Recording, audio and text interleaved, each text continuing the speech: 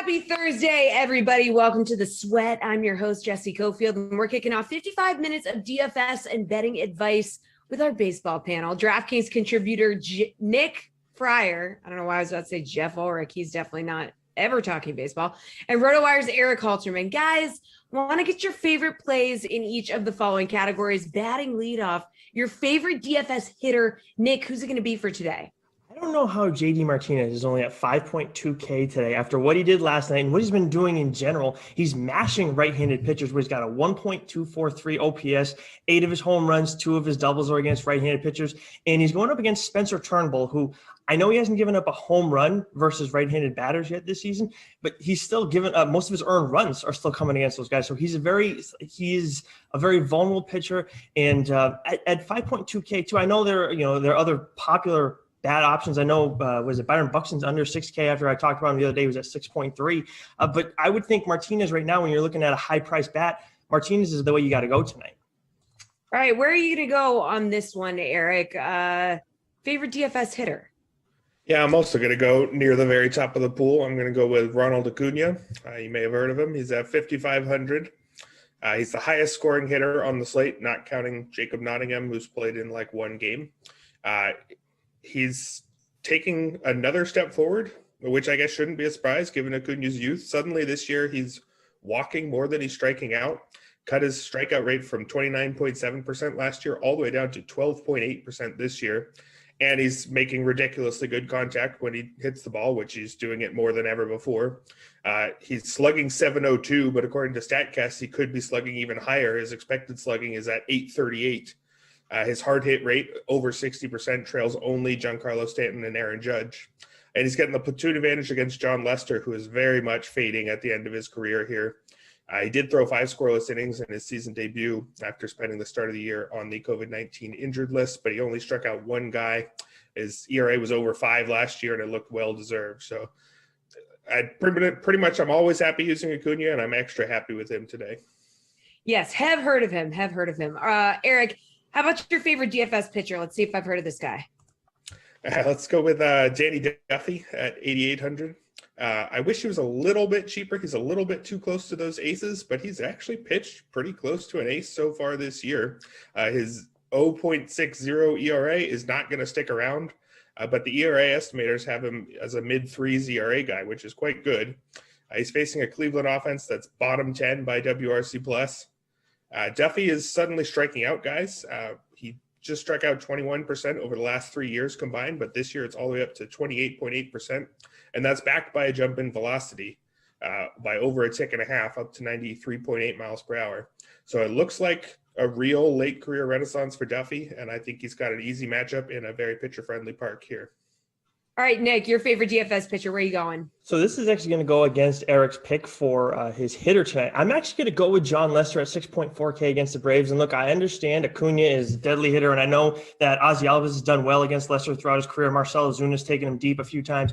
But this is a team that is not doing well against left-handed pitchers this year.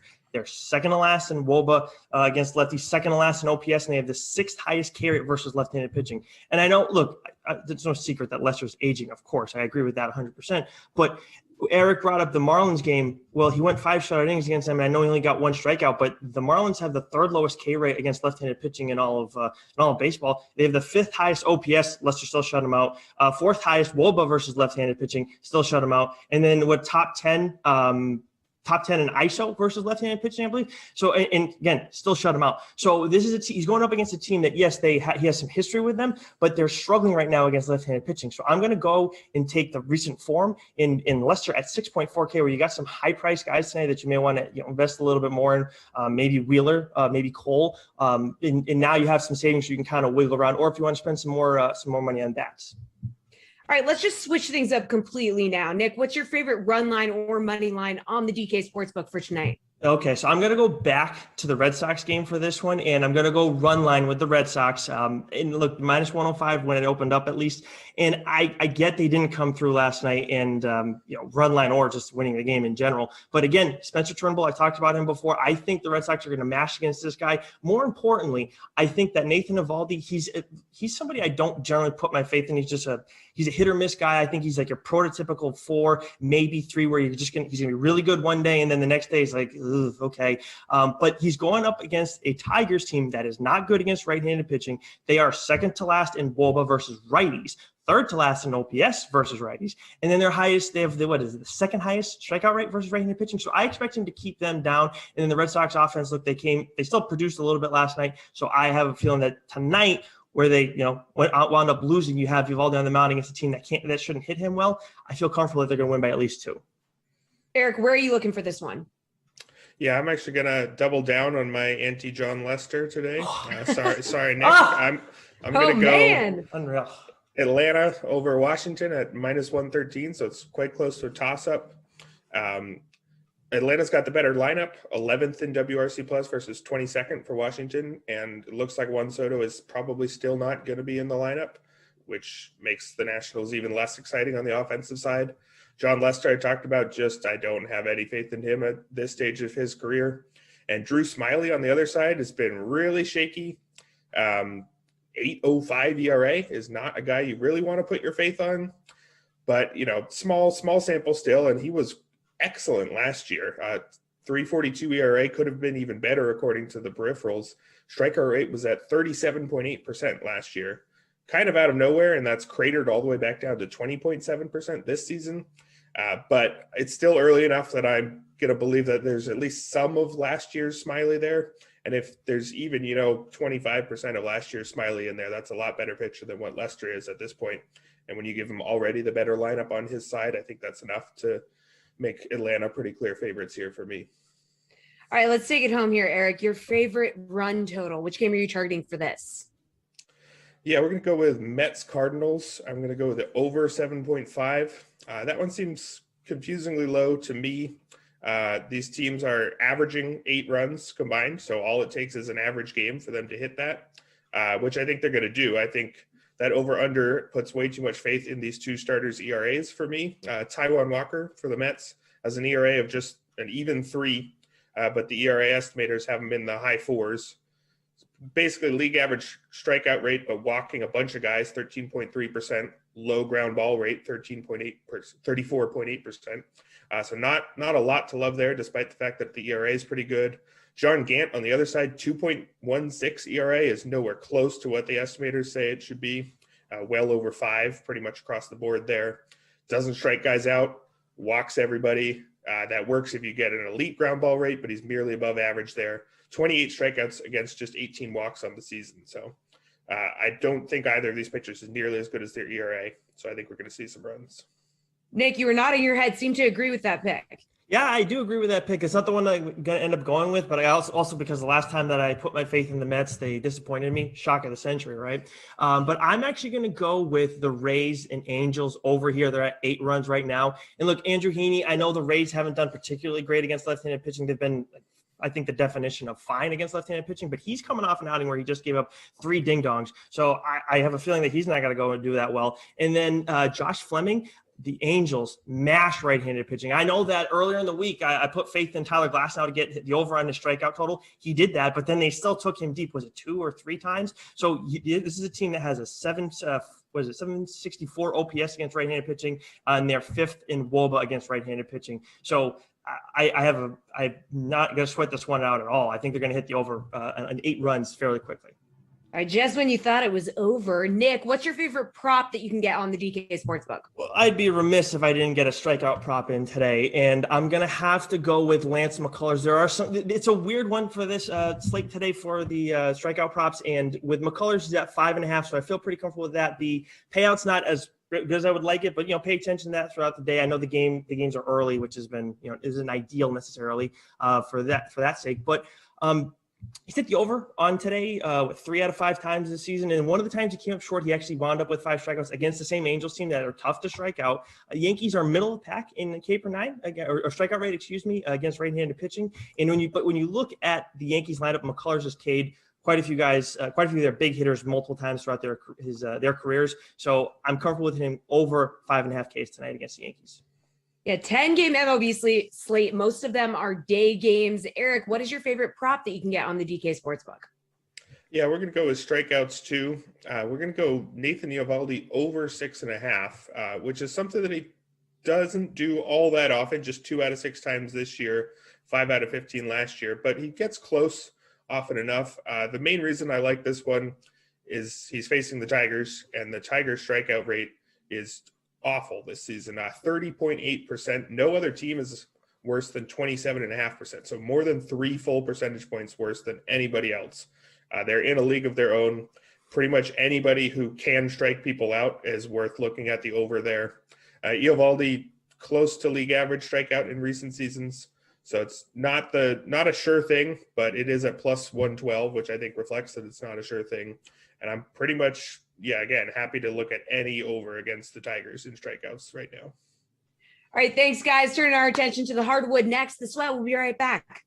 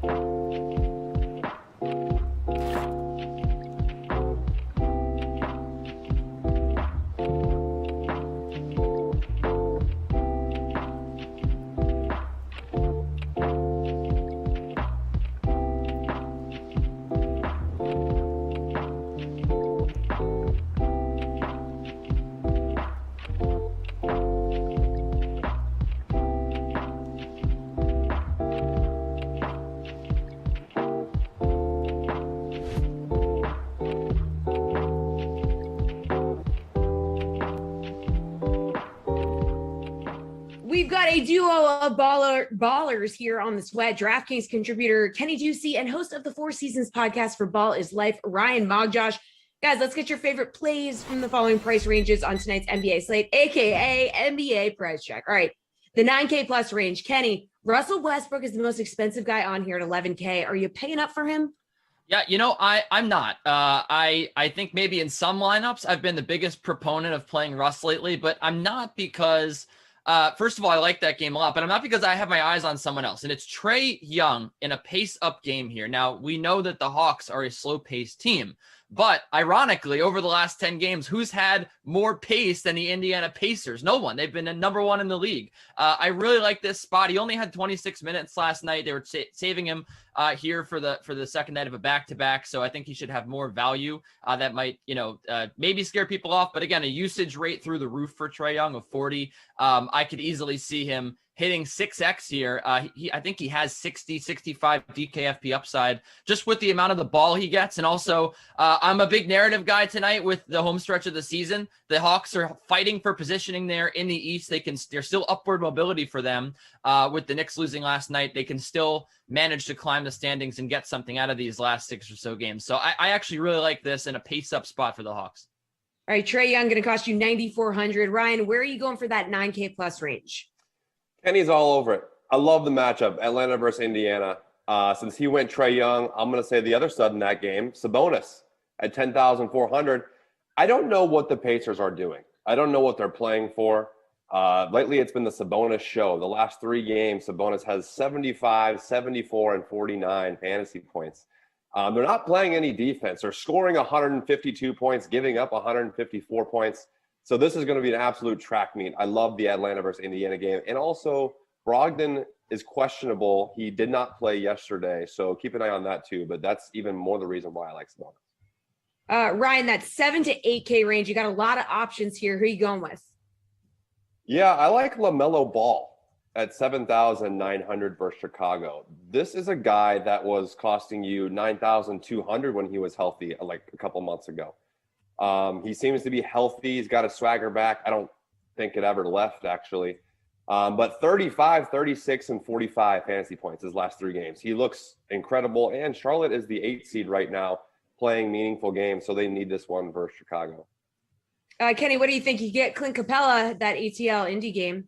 Yeah, I'm actually going to go to a game that I really like here, and I'm going to go to it twice. So the first guy I'm going to is Fred VanVleet at $8,000. Another pace-up game here. The Wizards are second to the Pacers in pace over the last 10 games. Their defense has faltered just a little bit. I think we're going to get some tired legs. It's really hard to ignore how well this entire Toronto team has shot the basketball, but especially VanVleet.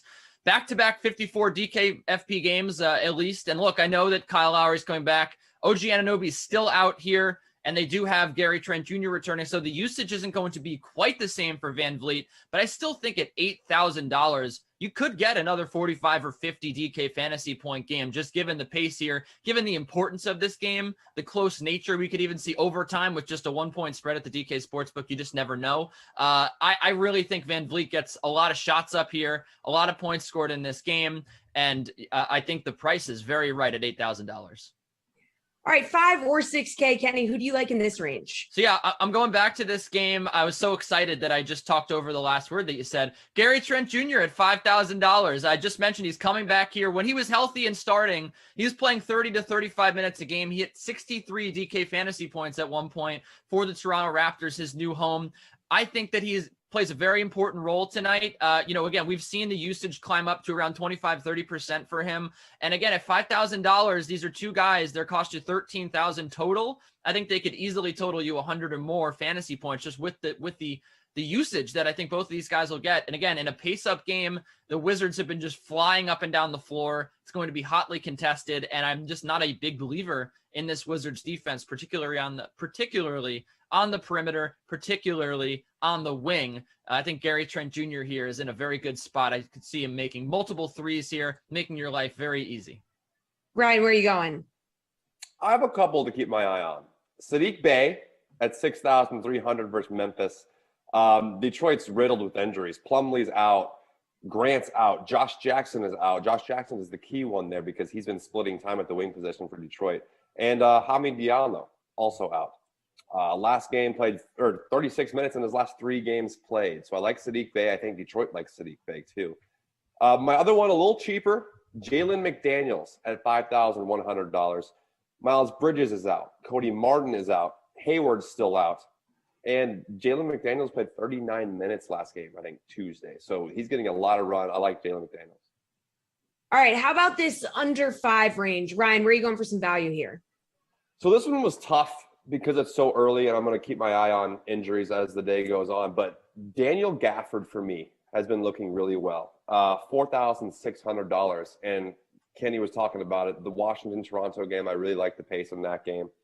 It looks like he likes playing with Russ. And in the limited minutes that he has gotten lately, he's produced a lot while he's on the court.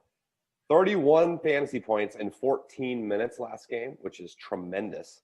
And then 25 fantasy points in 15 the game before. So not only do I think he gets more run because Rui is out, but also when he's out there, he produces at a very high level.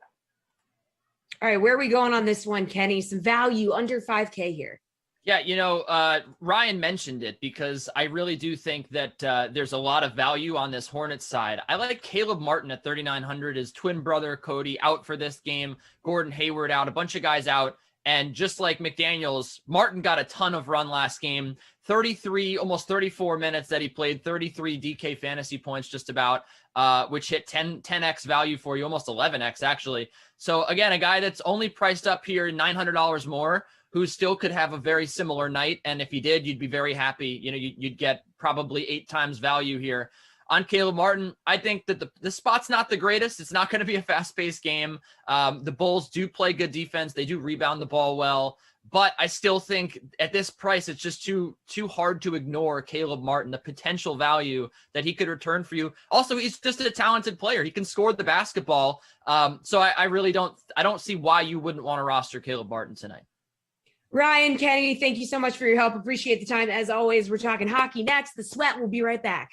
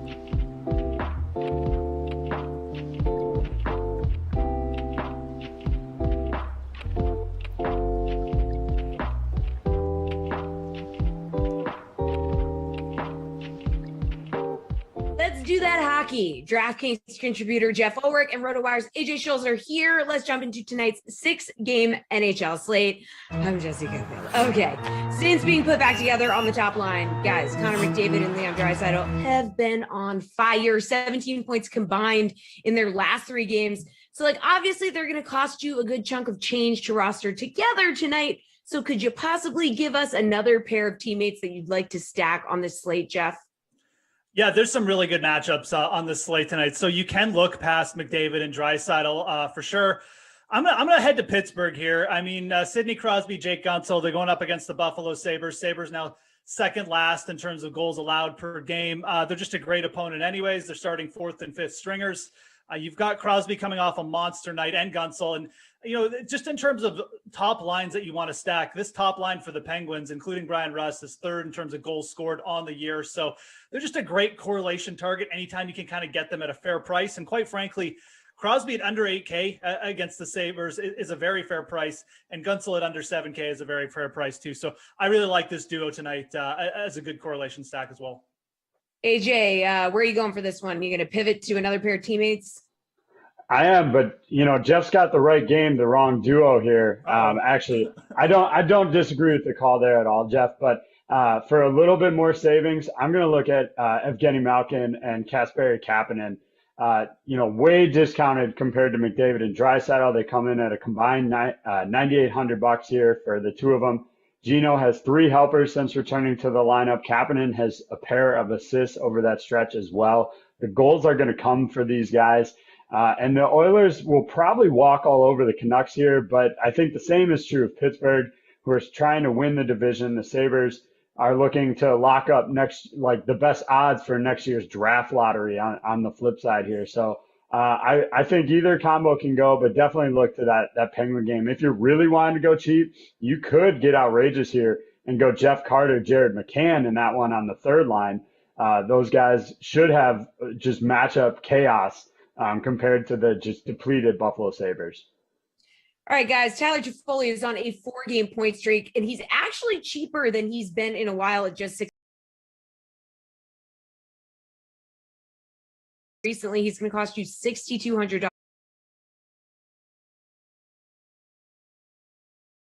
Goal advantage his.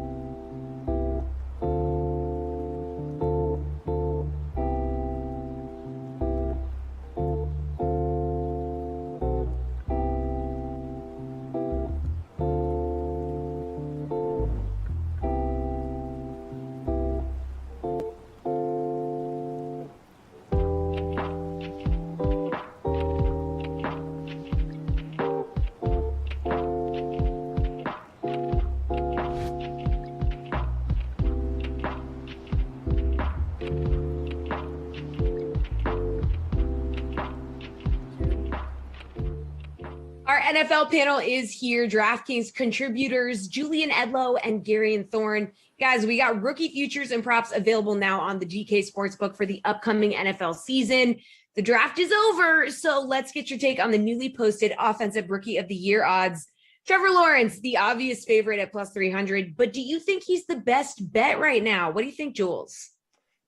I don't think he's the best bet. I think he's a very realistic option. And we've seen, a Herbert come through in recent years, a Kyler Murray come through in recent years, although Burrow was actually the first pick in that last draft. So any of these QBs at the top of the board are a fine bet. Like if they have a solid season and get a team to the postseason, like those are the ways that you would win it. But for me, I'm looking more at a guy in Najee Harris who has soared up the board. I think he was closer to plus 2,000 when these opened. He's now plus 1,000. I think he can have something close to a Saquon Barkley type of rookie year within that Pittsburgh offense. I think he's going to get the ball a lot. They didn't draft a workhorse running back in the first round not to do that. I think he's going to be very involved in the running game, very involved in the passing game, just as he was at Alabama. He's an absolute beast. If Harris can stay healthy for the whole season, I see no reason why he can't be that type of Saquon Rookie of the Year award winner over a guy like Baker Mayfield back in that season a couple of years ago.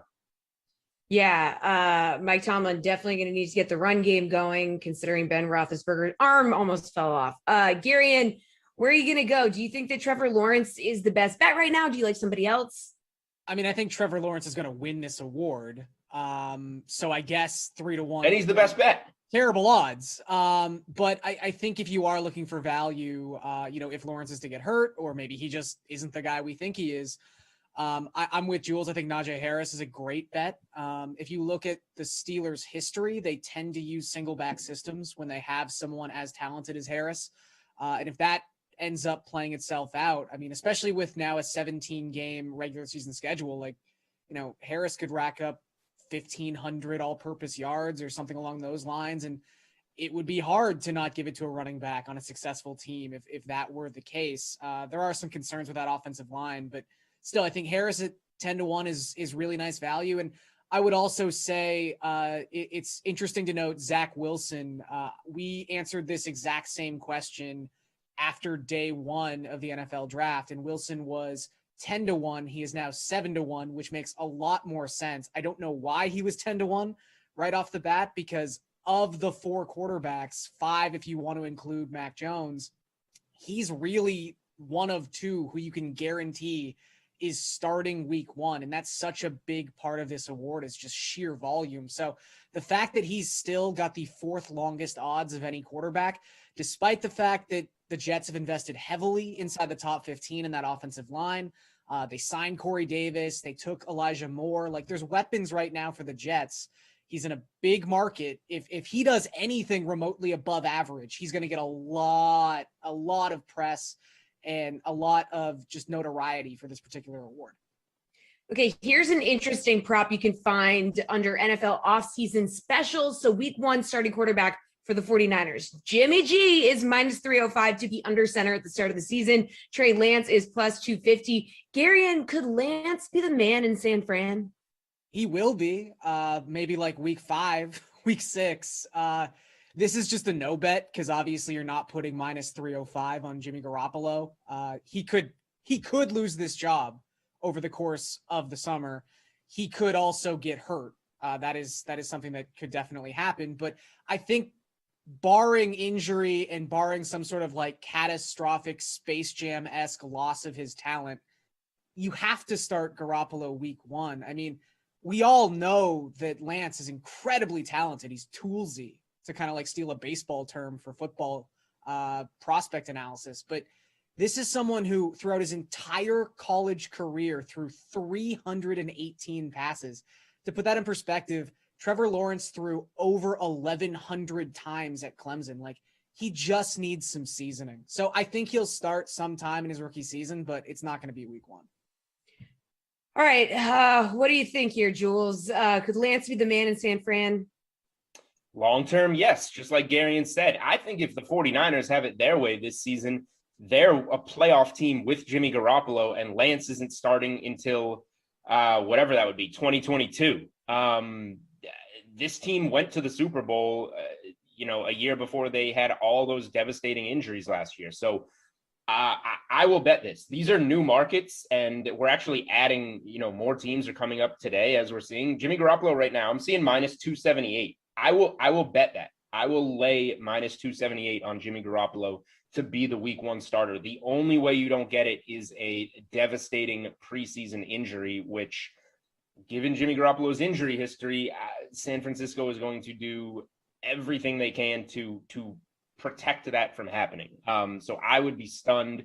Like, if you wanted to hedge it up, Lance is a great prospect, but he is long-term. He needs to learn. There's no way they start him week 1. So if you wanted to hedge up, Josh Rosen is plus 3,300. Nate Sudfeld is plus 4,000. You can put tiny splashes on those guys. They would start either one of those guys over Trey Lance in week 1. I'm 100% positive of that. If Garoppolo hurt a knee in preseason or anything, it's not going to be Lance week 1. It might not be Lance till 2022.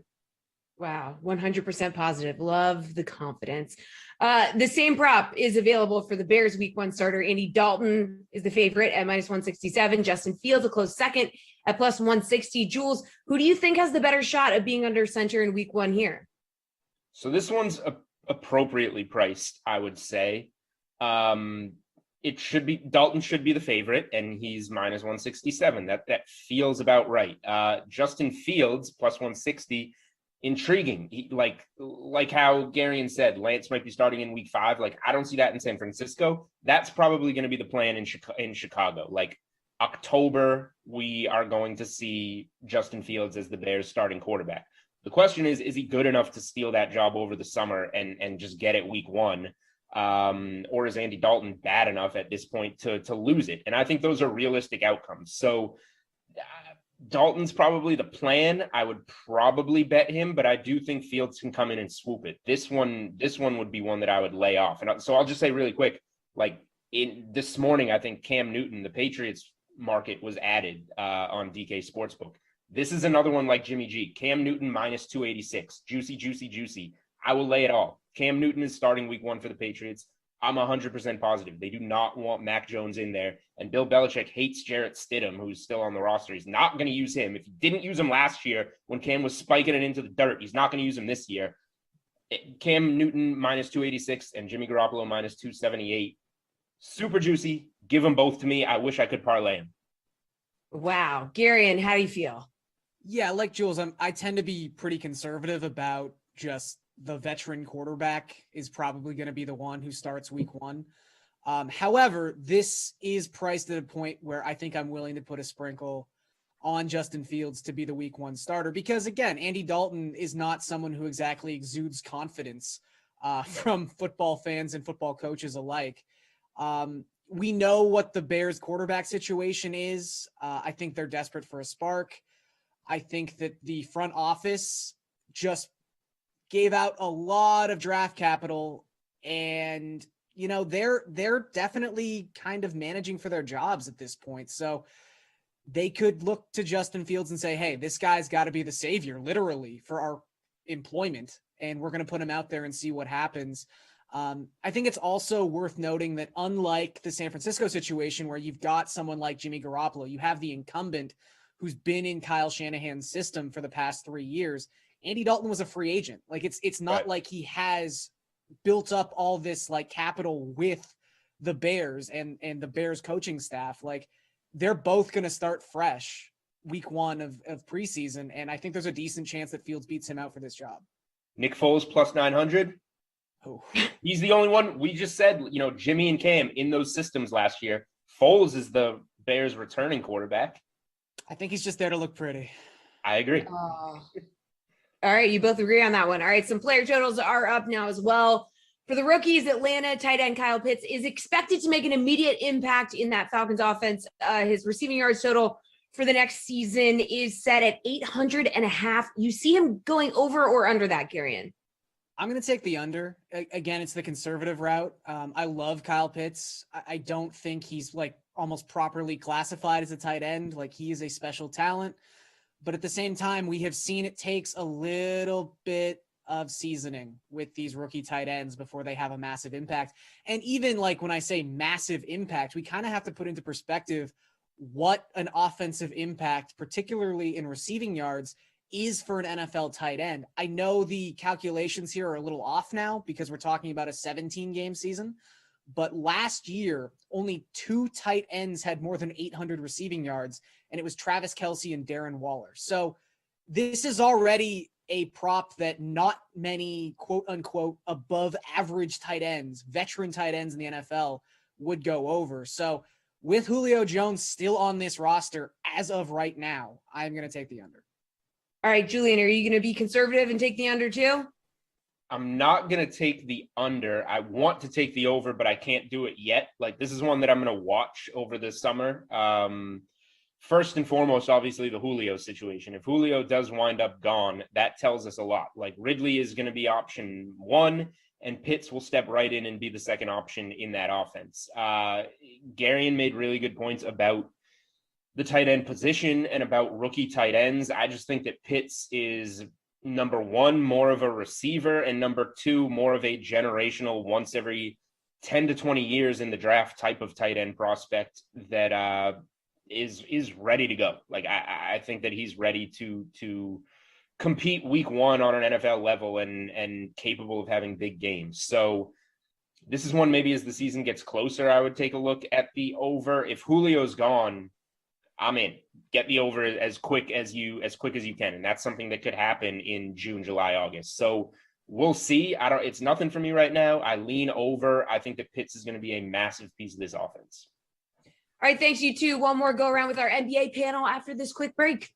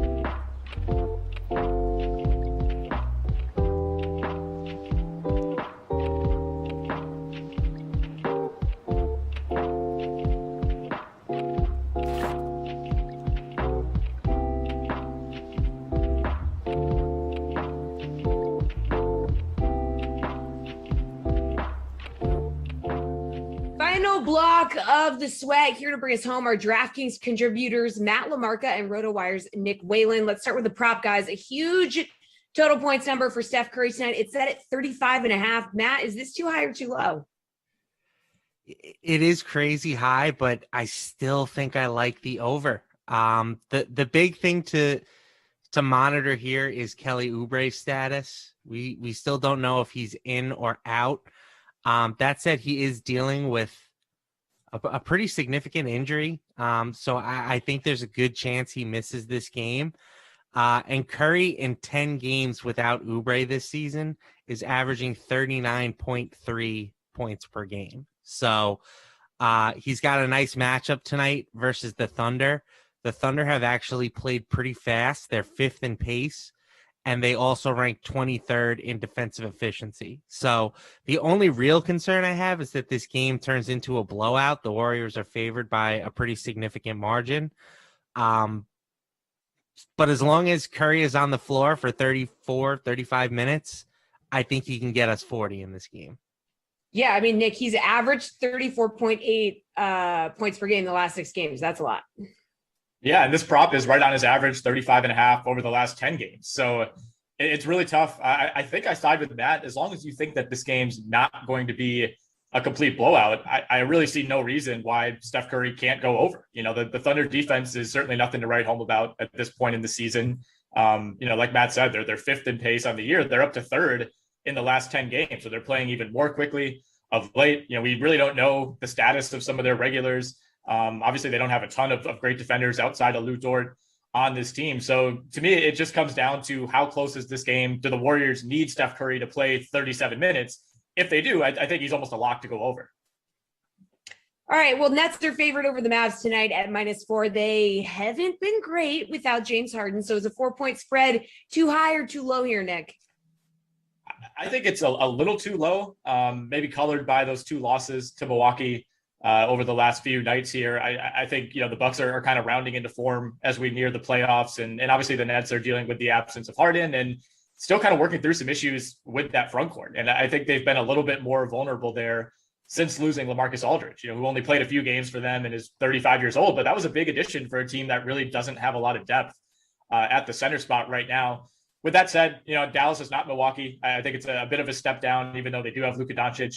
No Porzingis, no Maxi Kleber. There's not a ton of depth on this Dallas team. I mean, they have lost to the Sacramento Kings twice in the last 5 or 6 games here. So the floor is a bit lower for this Dallas team night to night. With healthy Kevin Durant, healthy Kyrie Irving, I think the Nets do bounce back tonight and cover the spread. Matt, what do you think? This one's really close for me. If you look at the Nets this season with Durant and Irving on the floor and Harden off the floor, their net rating is only about 2.9 points per 100 possessions. They're an offensive juggernaut. They're scoring 121 points essentially in that situation. So they don't necessarily need Harden from an offensive perspective to score the ball, but they are allowing 118.1 points. So Dallas is also playing really well recently. They're 7-3 over their last 10 games. Ironically enough, all 3 losses coming to the Sacramento Kings. So I'm not sure what to make of that because the Kings are not a particularly good team, but they've posted a net rating of closer to 7 or 8 in those contests. So I kind of like Dallas if I was forced to choose a side here. I think ultimately my favorite bet in this game is probably just taking the over, right? These are 2 teams that are scoring a ton of points at the moment. So I see no reason why they can't do it against each other. Okay, Pacers and Hawks both played last night. Matt, Indiana didn't break 100 against the Kings, while Atlanta put up 135 in a win over Phoenix. So where do you stand on the total of 240 points tonight for these two? Do you feel like it's too high or too low? Yeah, Indiana has just let me down all year. I'm just not sure why they aren't better, right? I mean, right now they're dealing with a bunch of injuries at least, but just all year I feel like this team has not played up to their potential. I do think that this game is probably an under for me.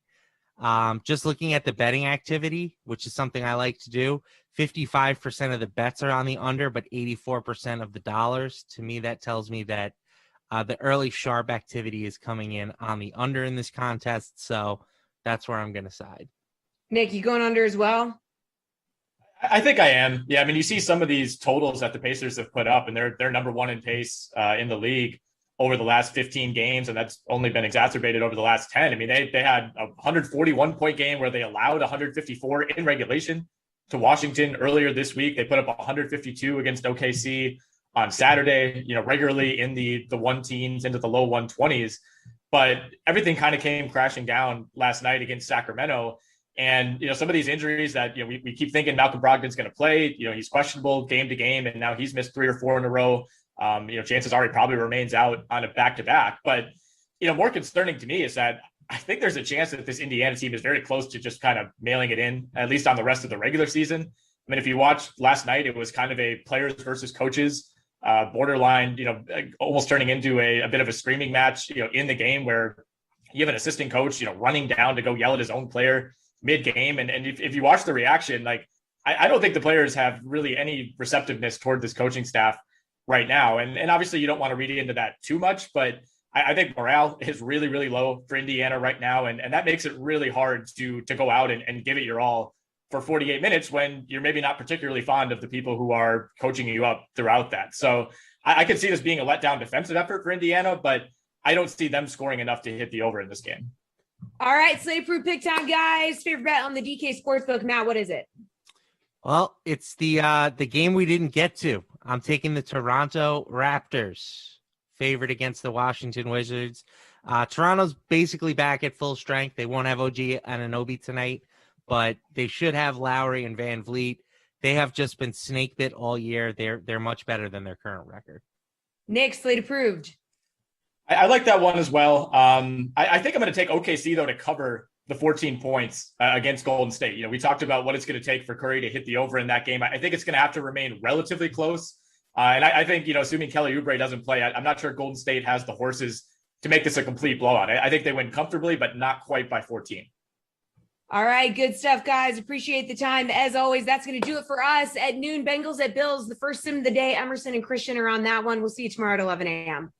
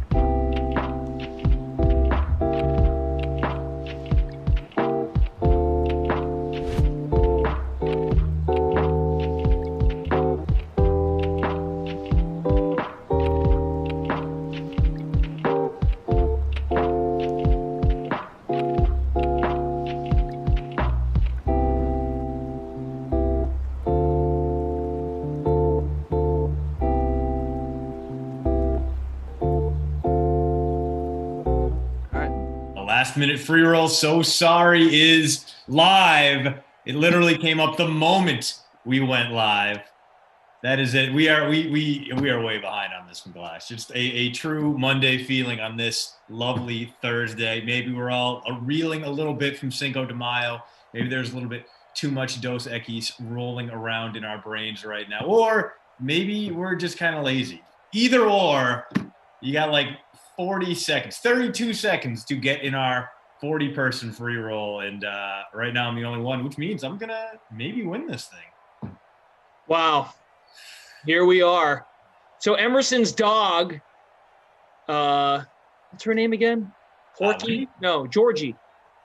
Georgia and Winnie, right? Yeah. No.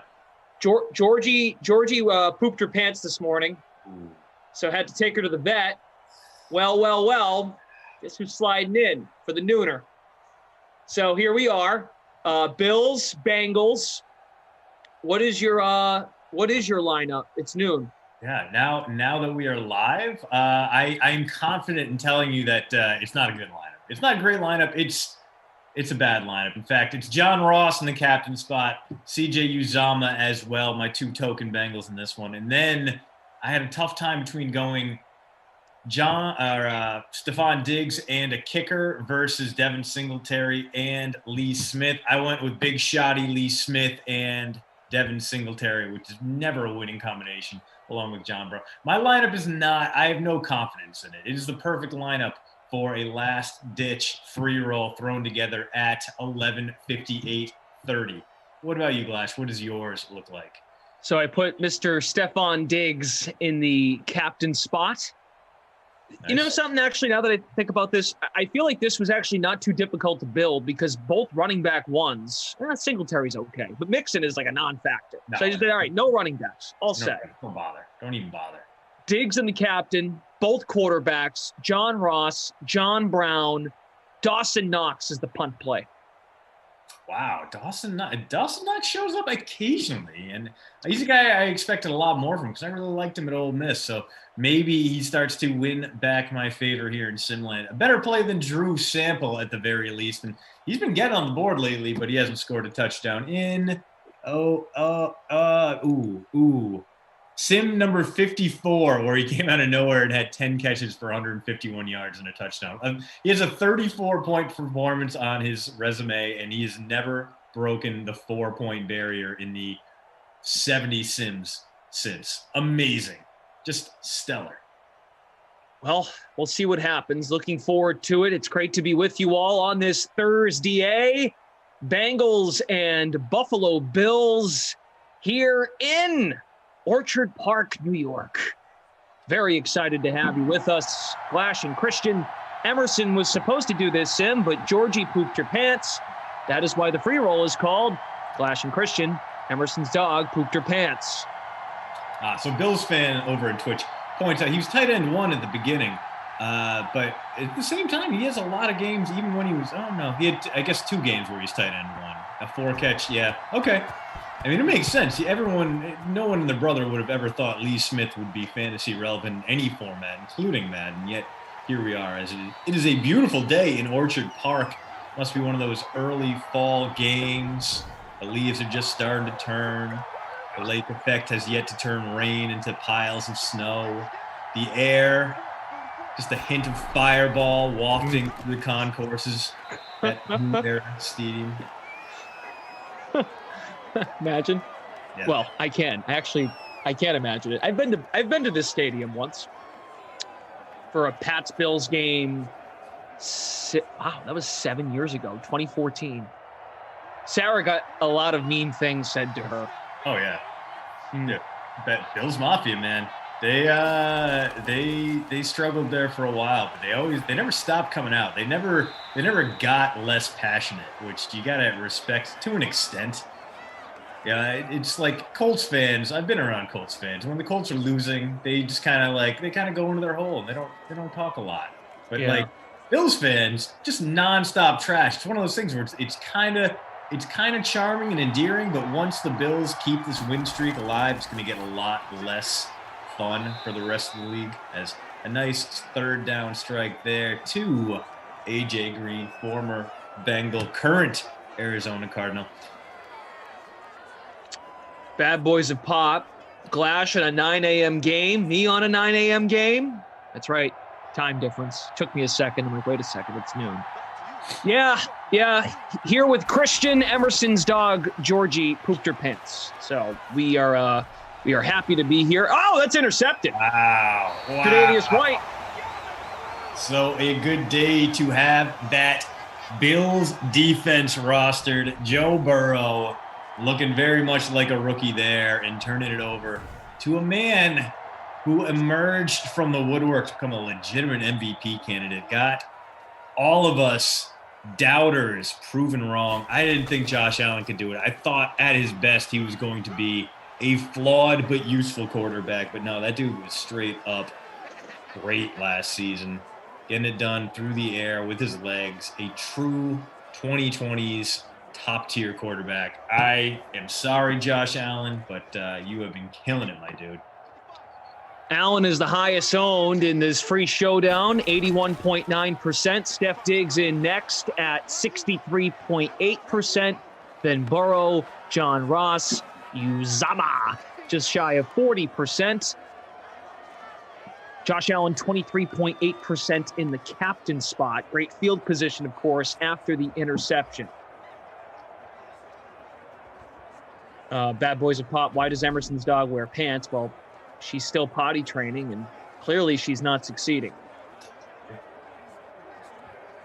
I mean, Emerson's text to me was, she keeps pooping everywhere. I need to take her to the vet.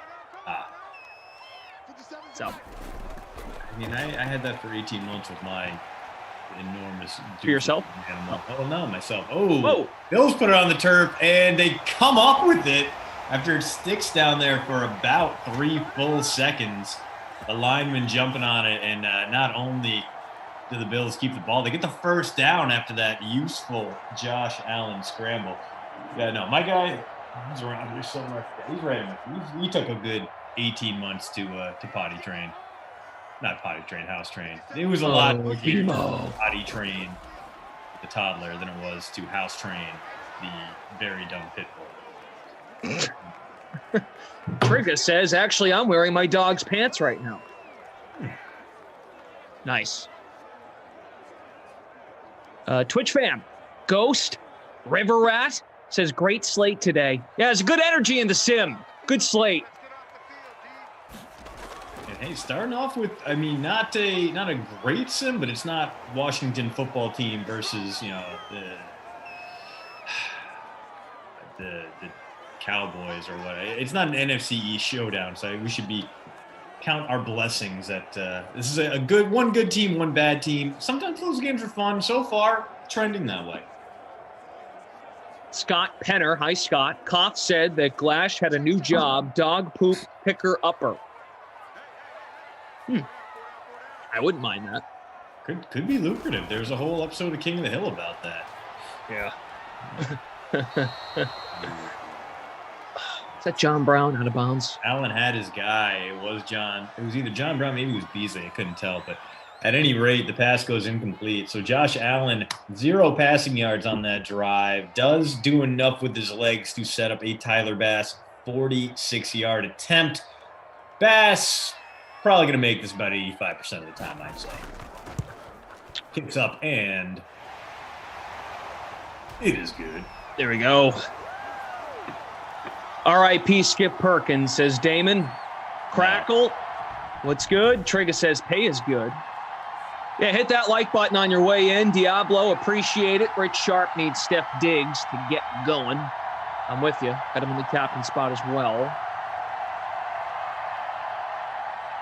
Piercy over on Twitch. Jermaine. Hope you guys are doing well. Good start to the day. As Moose said last night, we've made it to Thursday, so now the weekend is near. It's a gorgeous day here in New England. How's it in Wisconsin? You're not outside today.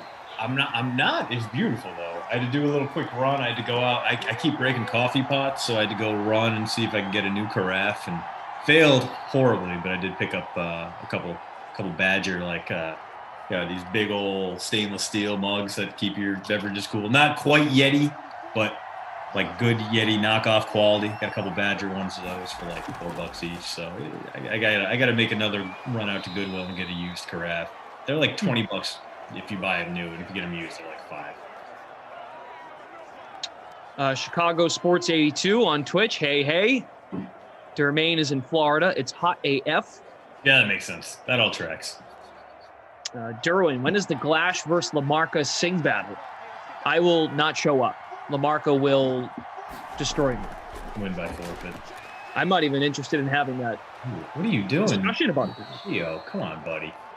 Bernard had all sorts of lanes and opportunities, and he danced too much, and he still got the first, but he didn't turn into much.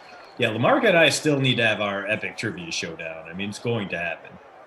We just got to get there. Got the Drew Stack today on production, and Frangelico from the Game Ops team. Burrow complete. Tre'Davious White has a pick, so his X Factor's lit. John Ross with the catch to the 45. There goes my captain getting on the board, so I feel a little bit better about it. I'm currently 12th of the 14 of you that signed up in that 90-second window for the free roll, which warms my heart to see, Glash. The DK Simfam, hashtag team always here, came up and showed out, just scouring that league page, waiting. There it is. Click, I'm in. And there's Gio Bernard for not enough for a first down. 3rd and short coming up here for the Bengals. Mamba Vision on Twitch saying hello. All right, what do you want to talk about? I checked out the postroute.substack.com, and I saw what you had to say about Justin Fields. You think he's in a very good spot to succeed in Chicago. Is there anything brewing from Christian DeAndrea coming up on the postroute.substack.com? Oh man, I mean, there's just stuff everywhere. I think that is going to be a very interesting thing to watch play out. What are his chances of success with that Bears team, with that average offensive line, with a receiving core that obviously has a superstar at the top in Allen Robinson, and God willing, Allen Robinson will finally get his first above-average quarterback, because he's never had one of those at any level of football beyond high school. So yeah, I think we're going to check out what the recipe for success is there, but also what the hell is Zach Wilson going to do with the Jets? What's his supporting cast going to look like? I don't know. Maybe we'll just go out there and rank the landing spots for our 8 day 1 and day 2 quarterbacks and who got the cushiest spot. We'll see. We'll get there. I missed Wednesdays because Sarah took that one solo, allowing me to drive back from St. Louis as a toddler. Threw up all over the back of my car. Wow, very great. Yeah, dude, it's been a bad week for body fluids here among sim hosts, whether it's been through toddler or German Spaniel or whatever it is Emerson owns. 2 converted there. Bernard again. So 5 carries on this drive for him. That'll take us to the first quarter break here. Buffalo 3, Cincinnati 0. Bengals are driving. From here, it would be about a 55-yarder for Fat Randy Bullock if they decide to attempt one there. Otherwise, they're clearly going to try to make things at least easier for their beleaguered kicker, if not finding a way to the end zone to take a lead here. Low-key first quarter there, Glash. A lot of rush yards, not much through the air from either side. Joe Burrow tried and got picked off. Josh Allen tried, once and did nothing with it. So a very, very low-key start to this one. I really like producer Drews. I really like how technical director Drew has got the painting in the frame. It matches my pillow. This is not a hotel. This is where I live. Back in the old location. There. Yeah, now we can see. That's what we needed. It had been so long since we had seen Leafy, so I'm very glad that we get to see that. Now, Leafy does not have pooping problems. So that's why you should all of you should just get oxygen all day, every day. All right. It's not a pooping problem. It is a pooping benefit for you. Just get plants. There's no need for dogs. There's no need for cats. You hearing this? No need for cats and no need for children. Just get plants. I mean, That's my wind up in the pitch. It would be good for our CO2 numbers out there. I mean, it would be nice to have a little bit more oxygen, sure, but I don't know. I like this terrible crap monster here. There he is. BMO. Hey, BMO. Oh, that's a good boy, BMO. Hey, BMO. Hi, BMO. Yeah. I want butt scratching, BMO. Hey, BMO. He's a good guy. How can you say a player's better than this guy? Terrible. I love saying hi to BMO. He's a good boy. He loves it too. Everyone gets something out of that. As AJ Green, the go-to target for Joe Burrow early here. Yeah. He likes football too. He mostly likes chasing down footballs and then tearing them apart. Got to pick up every yard sale season, pick up a few footballs for him just to shred with his giant pit bull jaws. Carbon says the dog kind of has a badger look to it. A little bit. Got that stripe right between the eyes. Yeah. Right between the eyes. Right between the eyes. Lee says, OMG, I'm going to die. Must be. Yep. Big old ears here on the Glash Man. Must be. I appreciate you talk about my ears because it's one of the first insults I ever got as a teenager from my older cousins. Big ears. On kind of a small head. Physically. Gio Bernard to the 6. All right. Again, a two-man show for this offense. Green has been the receiver, and Bernard has been the engine on the ground, although they're obviously catching a pass. So he's getting a little bit of everything done here. Bernard used to be that always play kind of guy. He'd be in like the 3-4K range. You couldn't say no. Now he's up to like 8K in the flex. It's tough to justify, especially as you see there, Joe Mixon getting, well, what aren't technically vulture carries here in the red zone, but they certainly feel like it the way things have gone today. Ernest. Hi, Ernest. How are you? Hope you're doing well. All right, Mixon again, the single back here, 6 on the line for the Bengals. Another handoff, and it's 6 points for Cincinnati. So you had to platoon those Bengal running backs. Bernard gets to do all the heavy lifting, and then Mixon gets the glory. We got ourselves a Bengals touchdown. Well, you joined us for the pregame show. It's like, why play these running backs? Joe Mixon, 12.4% owned. Yeah. 1% in the captain's.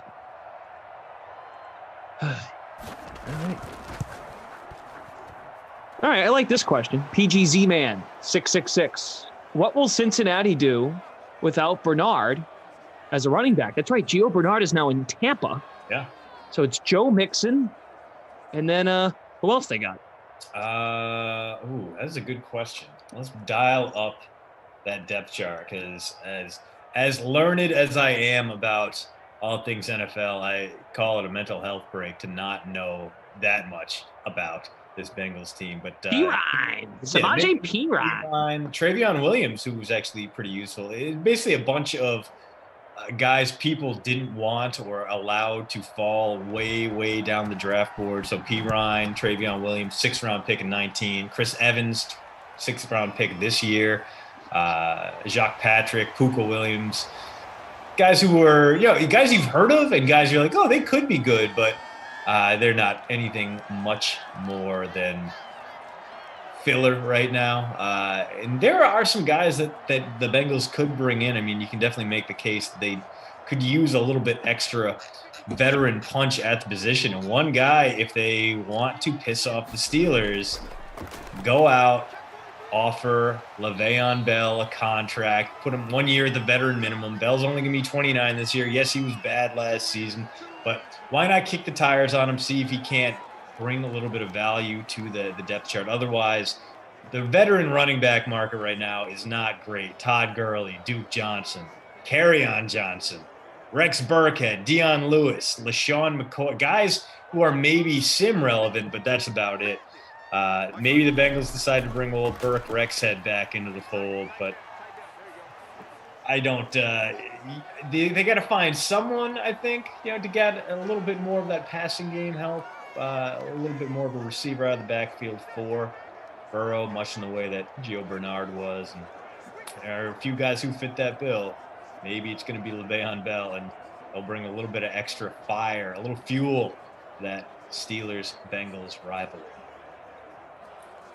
Carbon says, be careful saying Samaje Perine. We don't need another suspension, Glash. Very, very fair point.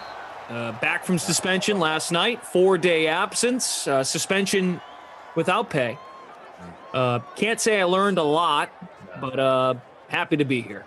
I heard about what had happened. I feel bad, but also No, you don't. no, I don't. Yeah, that's correct. Oh, well, I figured after the instant analysis after that draft pick by the Packers that Aaron Rodgers would take back his request to leave. I walked right into it. Rich agrees with you. Bell would be a good signing for them. Yeah. Just to help Mixon stay healthy. Yeah, give him some insurance. He can't carry the ball every single snap. Exactly. A veteran guy takes the pressure off his shoulders, and he knows what he's capable of, and we know Bell, even at his advanced age, he's not that advanced for being honest, but even in 29, is still a guy you can split out of the backfield, throw him in the slot, and see what he can do. So I think he's going to take his time, count his offers, and hey, Bengals meet his price, and it might not be expensive. It might just be like straight up like 1 year, $2 million. That might be all you need to get this version of Le'Veon Bell. As Bernard gets the carry there, turns it into negative yardage. 3rd and long coming up here for the visitors. EW Nasty, hello. The Guru. What's up, Mo? Glash, glad to hear about your voice. What does that mean? Okay. Choker. Hi, Choker. Team always here. If you missed it, everybody, Joe Mixon, meaningless because he's 12. Well, he's meaningful to 12% of the lineups, but he scored the touchdown in this sim. Bengals with the ball, 3rd and 8. Are they going to make the screen pass work? No, they are not. As the blocking disintegrates, it was a 2-on-3, 2 defenders, 3 blockers ahead of Bernard, and he still got lit up. Both Bills shed their blocks like they weren't even there. And the Cincinnati Swiss cheese blocking fails them. Look at that. Oh. That play should have worked. Just terrible execution. What a tremendous Bengals tradition.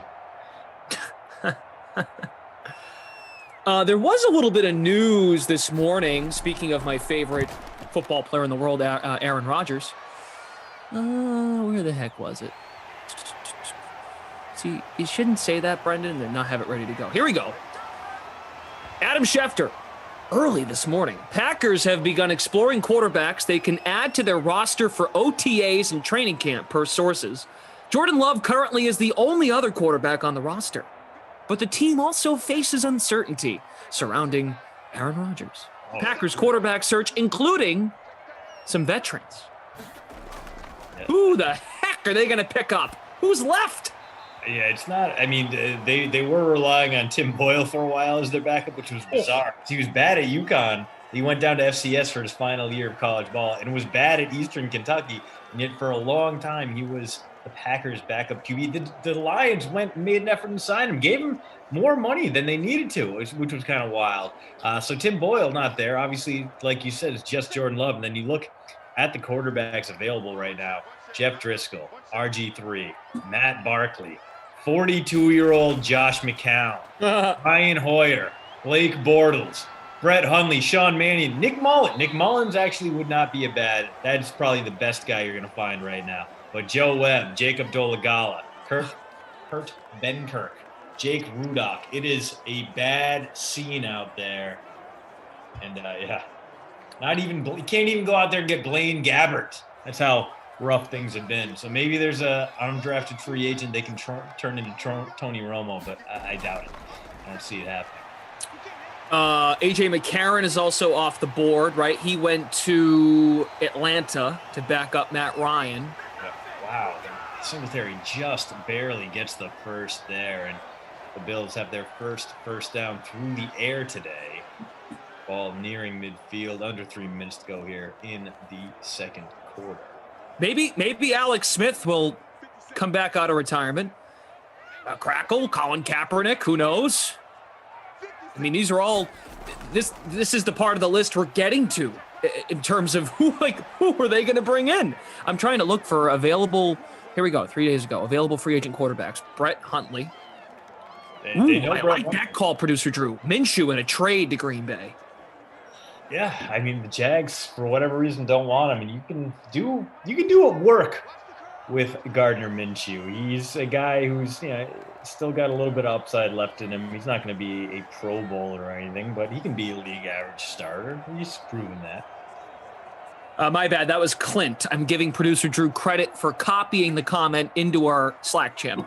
Clint suggesting Minshew to Green Bay for a 6th-round pick in 3, 2, 1.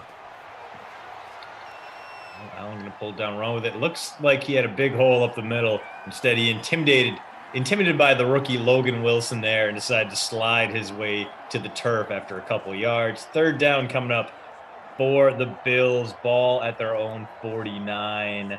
And kind of a big deal play here. If they have to punt it away, the Bengals are going to have a chance to extend this lead going into the half. Could be demoralizing.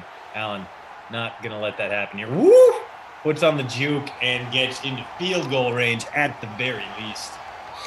I will say on Gardner Minshew, he absolutely deserves a shot to continue as a starting quarterback somewhere else. Like there's enough there. There was enough pizzazz and production where I'm like, you know what? This guy deserves to go. Now look, he might go somewhere, get a chance, stink, and then say, okay, Gardner, like now you're a backup. But I think he's done enough to me where I'm like, you know what? I want to see this guy somewhere else and give him a shot. I think Gardner Minshew deserves that. That's a nice candidate. And oh man, he would embrace Green Bay. I think he'd be great. Oh yeah, he would. Yeah, I mean he'd be a little bit cold walking around in his jockstrap and nothing else. But I feel like that's a guy. He looks like the kind of guy who wears shorts in cold weather anyway, and we are loaded up with those kind of doofuses here in Wisconsin to begin with. So would not be an issue. As a PGZ man, who will be the number 1 back in Tampa this year? Fournette or Jones? And is Jones 100%?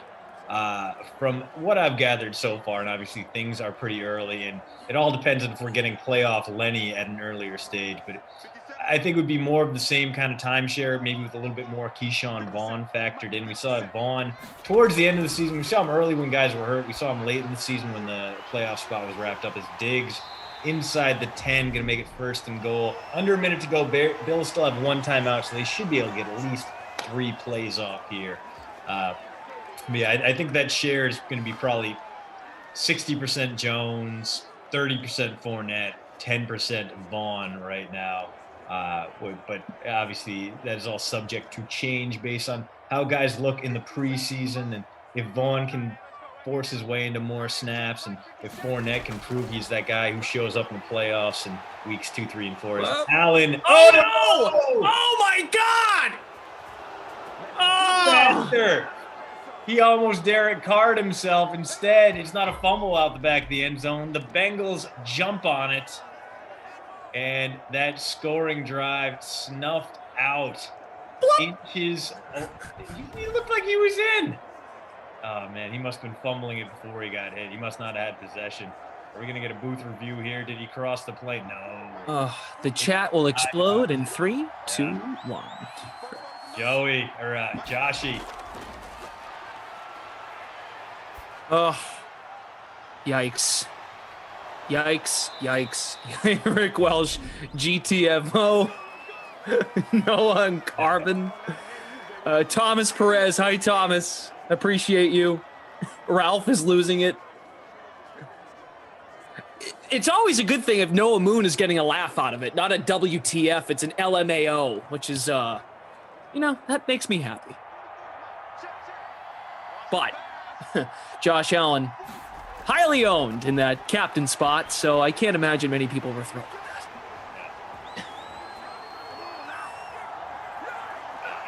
And I see Rick Welch, he'd already scored, reviewed. I thought so too. Would have helped out my team maybe. Currently 11th out of 14 in the last minute free roll. So sorry.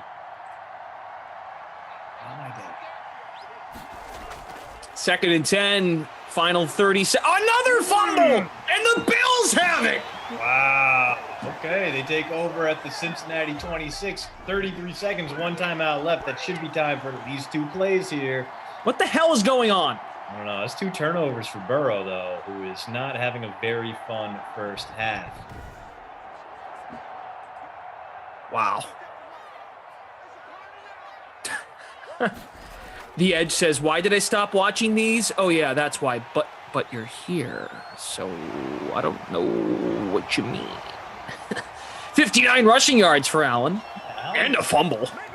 I think he may have more rush yards than pass yards when we get into halftime, although he's going to have to throw it here. 16 seconds.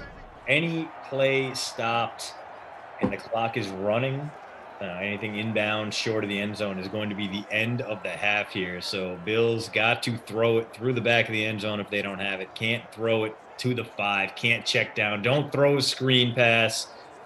Go to the end zone a couple times. If it doesn't work, bring out Tyler Bass. Do not Brian Hoyer yourself, Josh Allen. Not after I said all those nice things about you. Yeah! John Brown! Woohoo! Way to bounce back, Joshy. Nice play. Hug me, brother!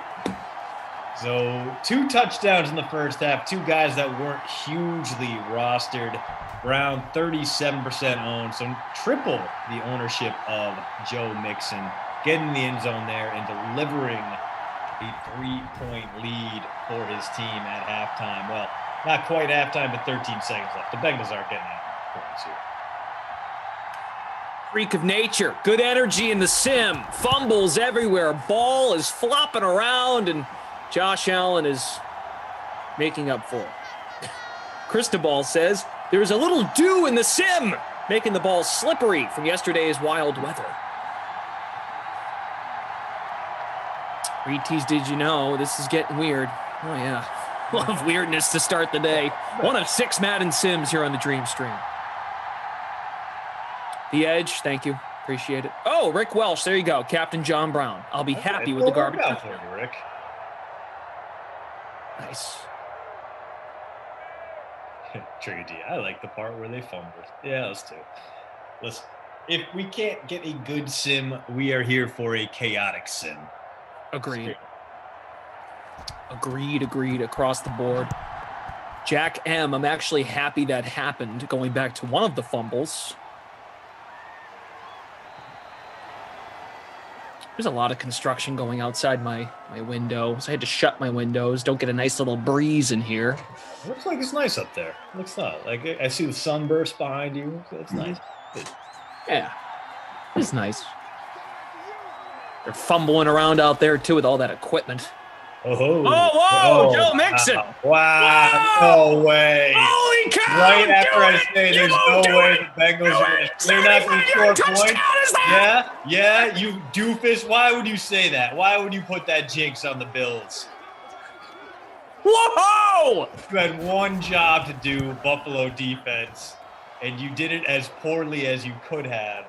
The Bengals can tend to run the ball once and get to the locker room. Instead, they let Joe Mixon go 75 yards to the end zone.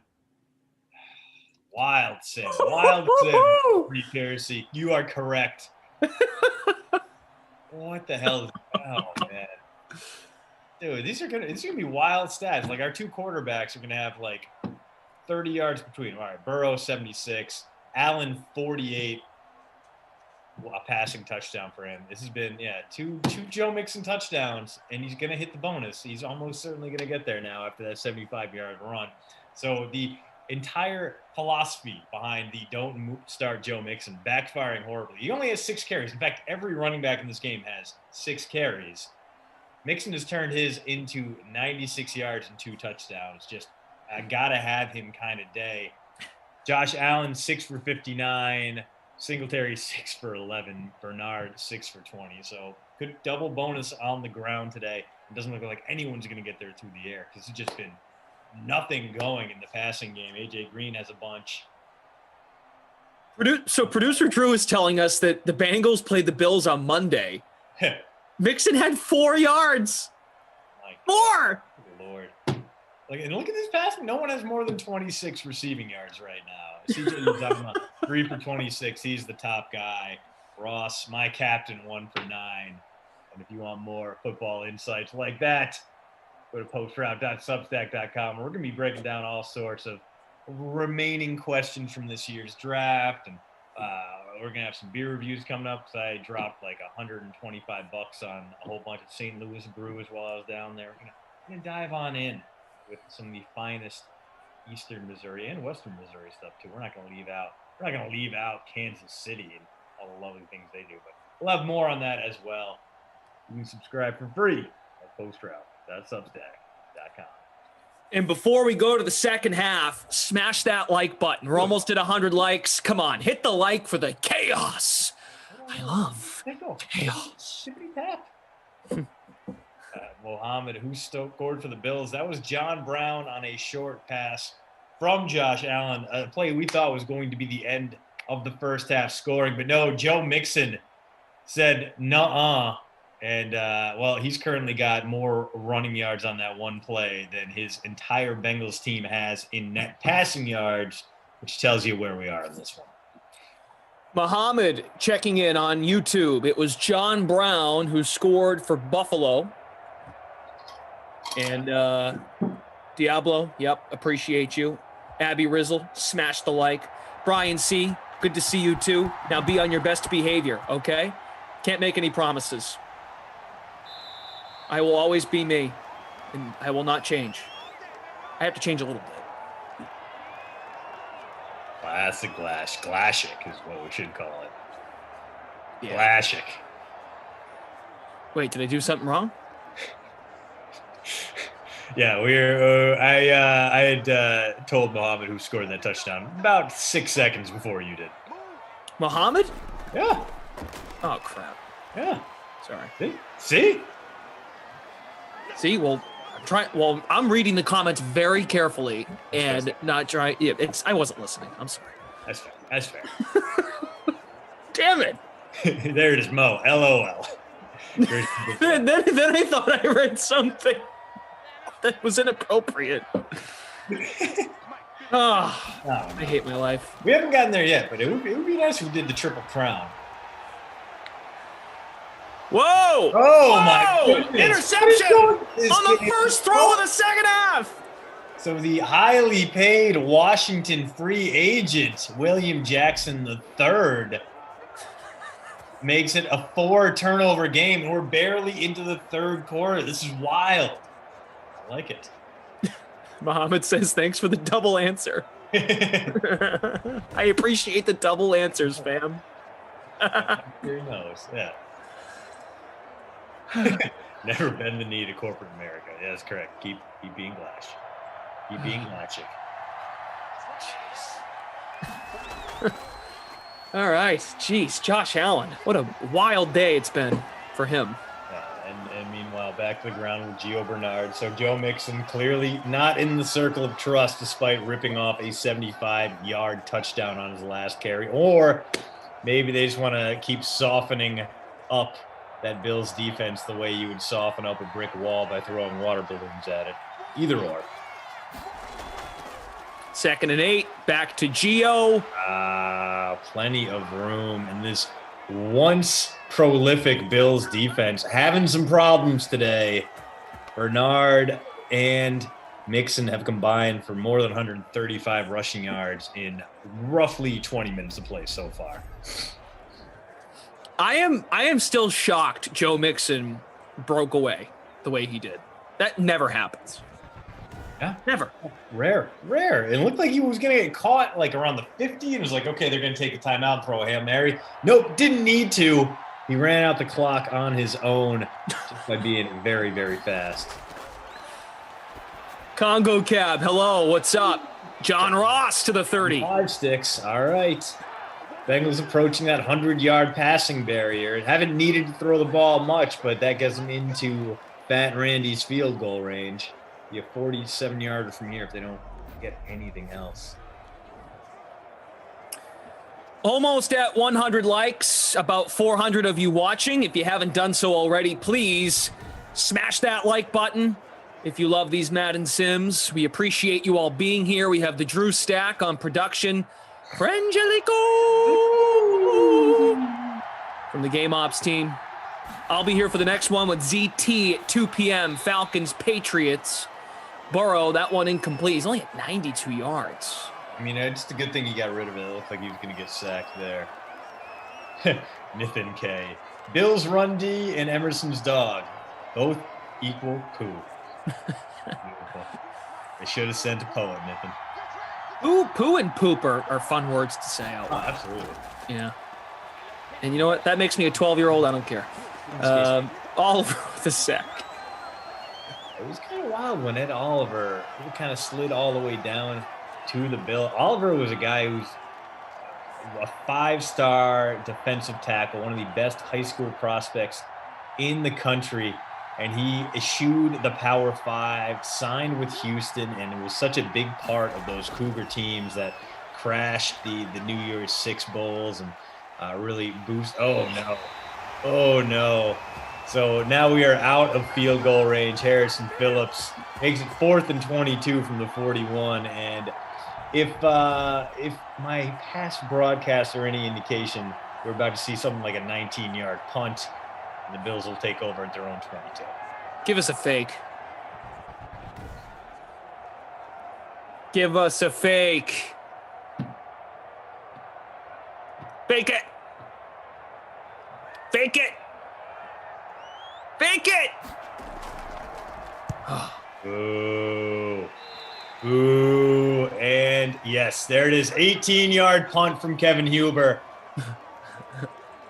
Wow. If they'd gone for it and only picked up, it landed 2 yards short of a yard to make, they would have gained more field position than they did with that punt. Outstanding. I get some coffee. I'll be right back. Okay. Well, now I won't repeat things Christian says because I'm by myself. David says, okay, Burrow, go sit down. Diablo, I know. I tried to speak the fake into existence. John Brown has the Buffalo touchdown, as we told Muhammad twice. Cincinnati touchdowns, Joe Mixon. And what happened again? Mixon twice, right. It's weird to say that out loud, that Joe Mixon scored twice. That guy breaking the slate today. 1% in the captain spot. 12% owned. Unbelievable. Wonder what kind of coffee Christian's making. She can make me a cup. Come on, Joshy. 3rd and 6. That's where you go on 3rd and 6? My God. Lee Smith. I think Christian played him. Let's look at the lineup for the rest of the day. That's typically what you're supposed to do at noon. You're supposed to set the tone, set the energy level for the day. I'll be here with Zach at 2, Falcons at Patriots. Then you'll have Colts, Panthers at 4 with Kaufman and Brandon Cristal. 6 o'clock, Kaufman and Rossi, Seahawks at Steelers. So just keep in mind, everybody, at like 6:45 till about 7 during that sim, Kaufman will not care about you. He is not going to pay attention to you. He will be adjusting his NBA lineup. So do not listen to him when he says, oh, yeah, smash that like button. Get involved in the NBA. Like he does not care about you at that moment. He cares about taking your money from 6:45 to 7 before lineups lock. Okay? So do not buy into any of his crap or nonsense at 6:45. At 8 o'clock, Niners at the Broncos with Freeze Pops and LaMarca. And Madden After Dark tonight, Jeff Ulrich, Moose, and LaMarca, Eagles at the Browns. I feel bad. I was unable to go visit Tommy Freeze Pop, but I was only in St. Louis for like 40 hours. So priorities. Yeah, I'm gonna be back down there this May, either for my nephew's graduation party or just because. Nice city. Like it a lot. Like it a lot. There's the bonus for Mixon. Derwin calls Kovacic as opposed to Belichick. What kind of coffee did you make? A little bit of Door County Roasters. It's like it's something caramel. It's one of those flavors.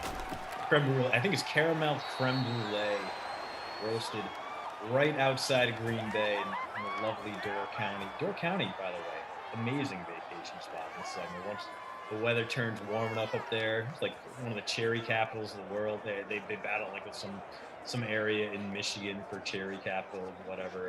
And it's nice. It's delightful. Go out to Washington Island. Right on Lake Michigan. I've already invited myself to Wisconsin, so me and Bimo will sleep together. We got the guest room. We'll set you up. All right. You're gonna have a cheat week instead of a cheat day with that diet. You're gonna come out like at least 10, 15 pounds heavier than when you started. And that's your 3 days, let's say. 10, 15 pounds.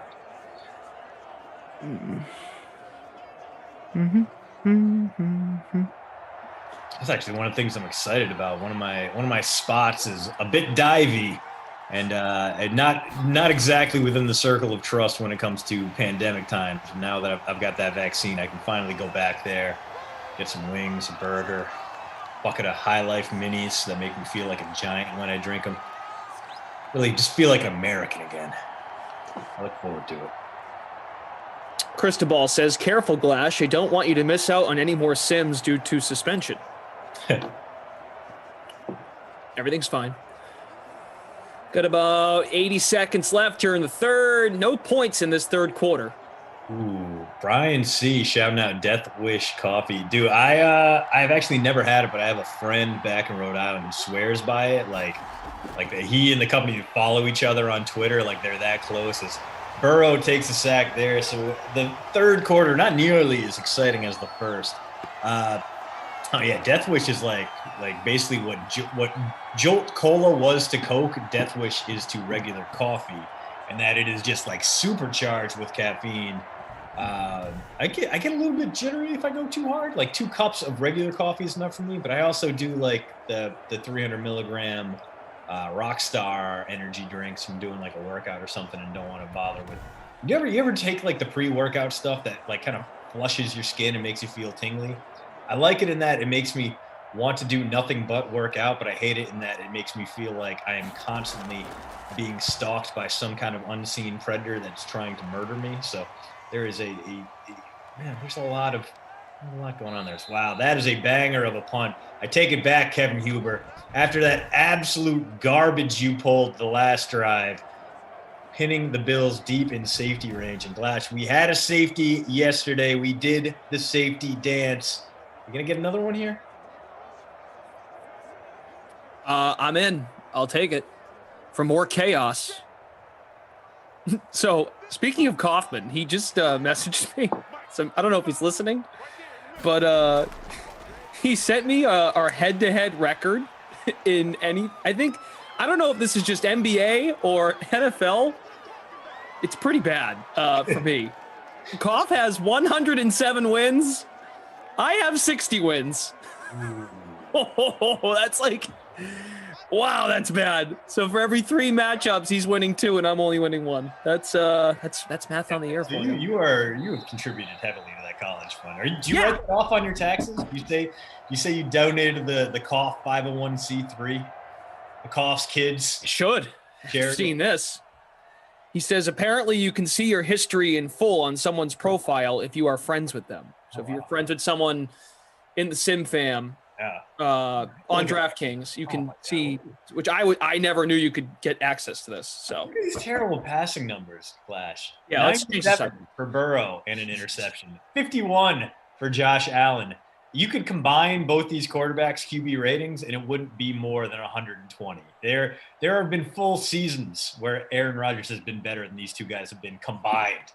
But hey, Joe Mixon in the bonus. Josh Allen only had 4 rush yards that quarter, so he is off the pace. He does have 2 fumbles, which is much more of a Danny Dimes thing than a Josh Allen thing, but maybe we're going off an older update. The Josh Allen who wanted to lateral everywhere.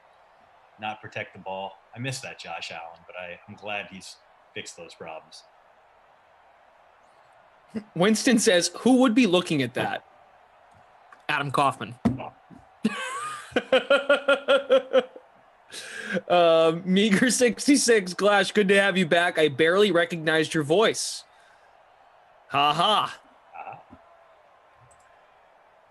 Yeah, no analytics in fantasy. I don't want it. Well, the actual sport itself, but not my stats on how I've done. We don't think about that.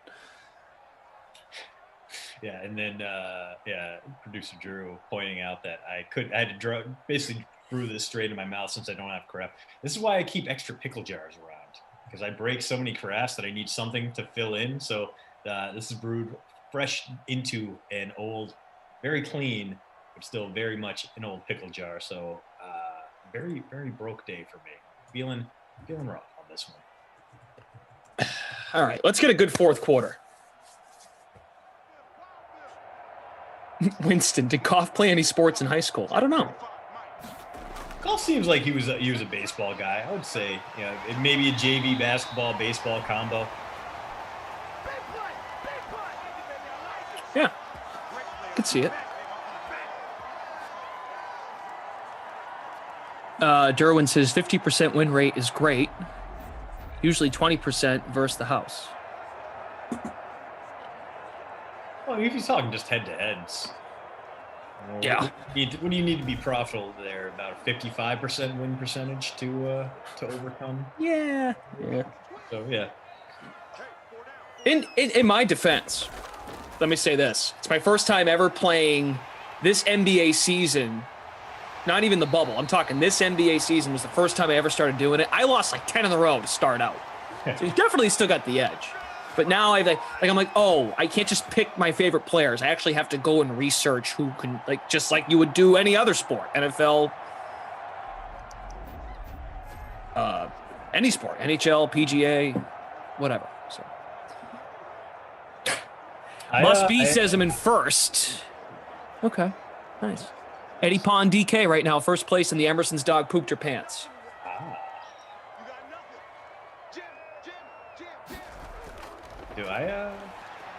How are you doing? I won 50 cents last night playing NBA thanks to the one of the free rolls that one of our lovely sponsors threw out there. Thanks to Onyeka Okongwu's breakout performance for the Hawks, pushed me into the money.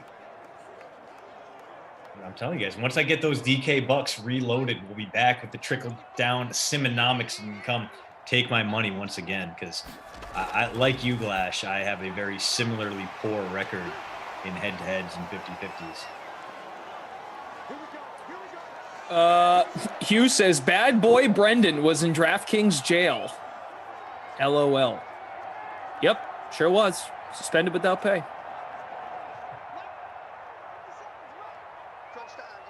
Yeah, David, you got to watch the late scratches. Absolutely true. You love the nights when you can just build something. You're like, oh, everything's fine. I built this lineup at 3 o'clock in the afternoon, and I just checked. I'm like, oh, everything, all the guys I want to play tonight they're in good shape, and they're not going to take the night off, or they're not a late scratch. It's kind of kind of a sigh of relief, but that rarely happens. We had a run that would have put Allen in bonus range, but it comes back thanks to a hold, and now this drive in danger of dying on the vine. Truffle shuffle. I hear you about good. Dude, I'm a Goodwill stan. I kind of hate Macklemore for making it trendy and jacking up all the prices there, although that's a good thing. It's all going to a good cause. But yeah, I would say the bulk of my t-shirts are all super soft cotton, real nice, gently caressing my incredible lats and back muscles, but B, were bought for $2 or less at a Goodwill or a St. Vincent thrift store. Almost at 100 likes, so if you have not already, just need a couple of you. Just hit that like button for us if you don't mind. We appreciate you. All right, big third down here. 3rd and 18. If the Bills can't get it and they punt it away and the Bengals score, this one's pretty much over. Third 18's a tough one. Allen taking way too much time and got him. Wow. Oh, so the drive continues. It is John Brown. He had the touchdown pass earlier, and now his second catch goes for 34 on 3rd and 18. Bills still alive, still going to have a chance to take the lead here late in the first quarter. The guru. Yeah, man, I saw that. There were some NBA lineups last night in Koff's last minute NBA that had over 440 points. Wild. Oh, almost on the deflection to John Brown. That's insane. So there were people that dropped 3-something, 320, 330 that did not cash last night. It's crazy. So some NBA, there was some wild NBA scores last night. No doubt. Which on nights like that is really annoying because you're like, oh, I hit 300, but you didn't win anything. Josh, way to be. And then he slides down at the end. All right, whatever. You know what? 87 yards. He's got one more good run in him. He'll hit that bonus, which he needs because he's done nothing through the air. He's not even going to get to 200 passing yards today unless we get overtime. And here we go. 3rd and 5. They don't pick up another yard here. It'd be about a 46-yarder from Bass. He's already hit from there today. Allen, is he going to pull it down and run with it? They got the linebacker spy up front. He doesn't have to. Diggs inside the 10, inside the 5. 1st and goal coming up from the 4. So I've got a good feeling here that Buffalo's going to score, and then it's going to be up to Randy Bullock to maybe tie this thing, and we're going to go to overtime. I'm already thinking about overtime. I'm going to get myself mentally prepared for it. That sounds right. And then we're gonna have something stupid like the Bills driving with the chance to score and then fumbling at the goal line again, and then the Bengals are gonna fumble it right back. And we're gonna have a field goal doink off the upright, and then we're gonna have a pick 6, but it's gonna be called back. I'm looking forward to chaos. Josh, go forward! Oh my God! No way! No way! Oh my goodness! Oh my God, Josh Allen working it. He's gonna have to. There's no way he can't be babysitter Billy. 3 fumbles today, 2 of which happened at the goal line and were recovered by the Bengals. Are you kidding me? There's no weather. I don't think there's any wind. It's a clear. We were talking about the weather at the top of the sim here in Orchard Park, New York. Oh, this is wild. Josh Allen, buddy, what is he doing? All right, well, let's still call him Buddy. He deserves that. All right, Deucey, we're going to call him Buddy. If that's okay with you. Josh Allen. If you play Josh Allen in early classic, I am sorry. Jaquan, don't. Jameson, I'm crying, laughing too hard. Well, the best part is, Reed teased, did you know, seconds before that happened, he's got 1 or 2 more good fumbles in him, that Josh guy. Correct. At least the one. We got a nice strike here. It's A.J. Green again. So Green remains a viable target despite the fact the Bengals don't have a passing touchdown. He's probably going to be in several of the leading lineups the way he's been playing today. Oh, man. City with an S, 717, first place now in the $250 free contest. Mixon in the captain spot. Wow. Allen, Burrow, Diggs, Brown, Bills D is the current winning lineup. To Mac Lion clash. It's like Allen is learning from Trubisky on how to fumble. I mean, how do you do that twice when you're so close? Tyler Boyd, jet sweep. Worked. How often does that work? Rarely, if ever. Now we're inside the 2-minute warning, or into the 2-minute warning, rather. So those of you in the chat that are using the R word, let me just remind you. See, I was off for a couple of days, so maybe you haven't got this message in a while. There will be someone will win money on this sim. Like, someone is happy with what's happening right now. Like, you all realize that, right? Like, someone who played Joe Mixon in the captain spot, someone who faded Josh Allen, they are fine with this result. They are not using the R word. See, it just so happens that it's not going your way, so you decide to go there. Just remember, there's a winner and there's a loser when we play these. That's why it's called a contest. Good to have you here. Just a reminder. 2nd and 6. This is not over yet. I don't trust Cincinnati.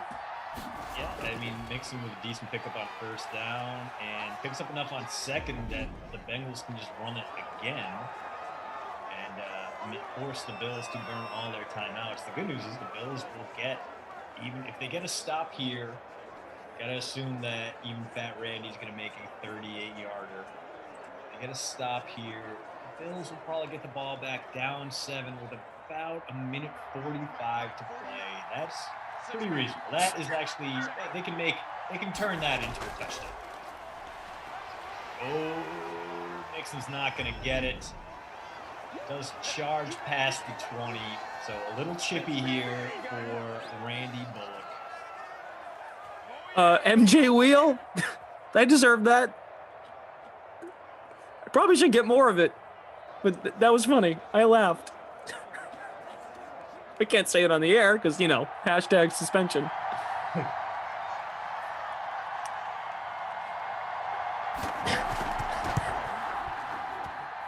MJ says it was a joke. Love the Sims. LMAO. Oh, man, that was good. That was funny. You know what, Clash? Shut up. All right?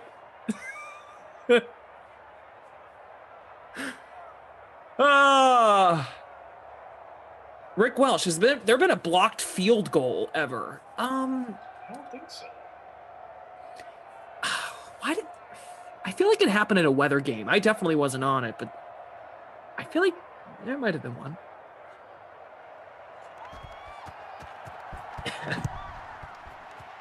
Oh, must be. That's you, Eddie P.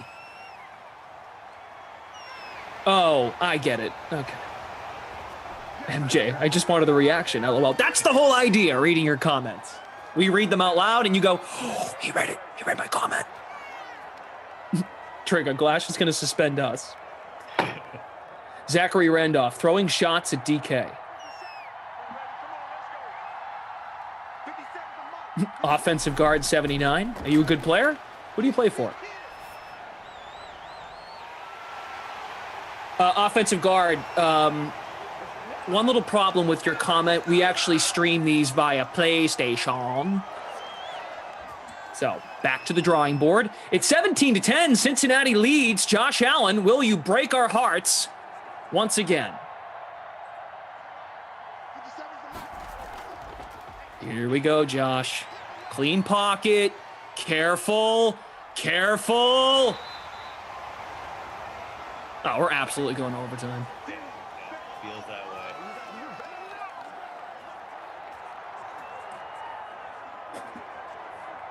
Noah Moon needs Diggs. All right, Noah, we're on the same page today. Buddy, old pal.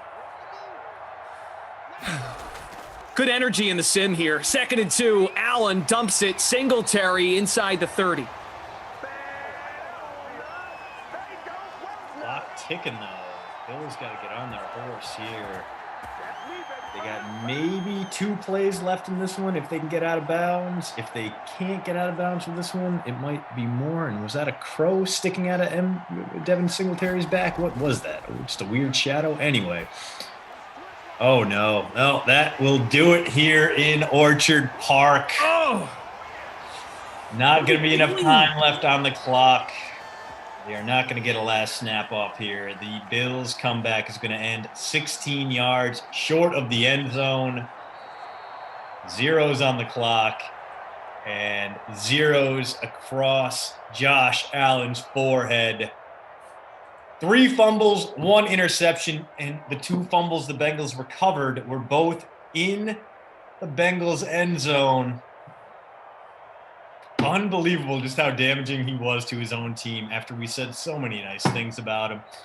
No doubt about it, Josh Allen is going to be the babysitter Billy, not my kid award winner today. And no doubt about it, the man who's going to be the Krusty Koff player of the game, the guy who scored every single touchdown for the Bengals. It's got to be Joe Mixon. Good job, 12 Joe. of his team's 17 points. The other 5 came via Fat Randy Bullock. So easy one to call. We know who the best player was. We know who the worst player was. It was 2 no-doubters. Mixon at the top, Josh Allen at the bottom. And the Bills leaving their home stadium with a devastating loss to one of the worst teams in the game. And the least he could do was hit the bonus, and he didn't. Oh, 99. Just 99. Unbelievable. I want to read this from Clint before we go and send it back to the sweat. He says, Glash, here's your new intro line to consider using in your intro. Hello, friends. You are looking live at a tradition like no other. Are you ready to rumble? I don't know, Jim, but it's time. Yeah. So that's it. Not must be. Oh, actually, we're not going to the sweat. Okay, must be. Thank you. Must be. Thank you for being here. A nice job. He won the contest. The Emerson's dog pooped her pants. That's cool. I finished 4th in our 14 person there. So, pretty good. Pretty good. Pretty good. Indeed, showed up, got an 89 points. So the drop off from first place to 4th place, Glash, was a solid 30 plus points. So I don't feel as good about that as I did before. But I did beat producer Drew. So there's that. Dagger. I don't know. This is where, again, I read the username and I'm like, I don't know if this is offensive or if this is inappropriate. So I'm just going to say Dagger. First place in the $250 free showdown. See, Drew, I'm learning. Both Drews. Kind of. Joe Mixon in the captain spot. Allen, Diggs, Singletary, AJ Green, and Bills D. The build. Kyle. Hi, Kyle. Stay in school. I think it was James that was in here. James says, my first place. James, if that is you, congratulations. Nice. Not bad. Not bad. Okay. When are you back here in Simland? I'm back tomorrow at 2. I'm actually not sure who I'm broadcasting with. Is it you? No, you are here tomorrow. I'm looking at it right now. You're with Jeff Ulrich.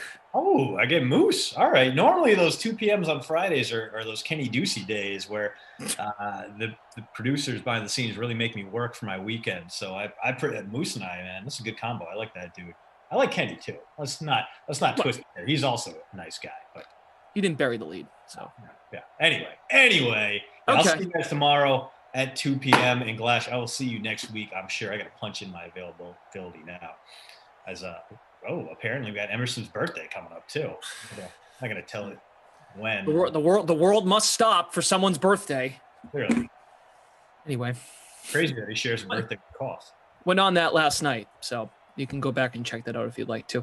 2:00. I'm back here with Zach Thompson. We'll have Falcons Patriots here on the Dream Stream. ZT brings a wealth of knowledge about these simulations, so if you want to pick his brain, go for it.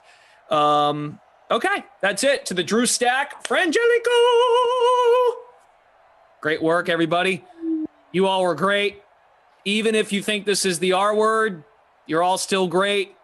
We're back at 2 here on the Dream Stream. We'll see you later.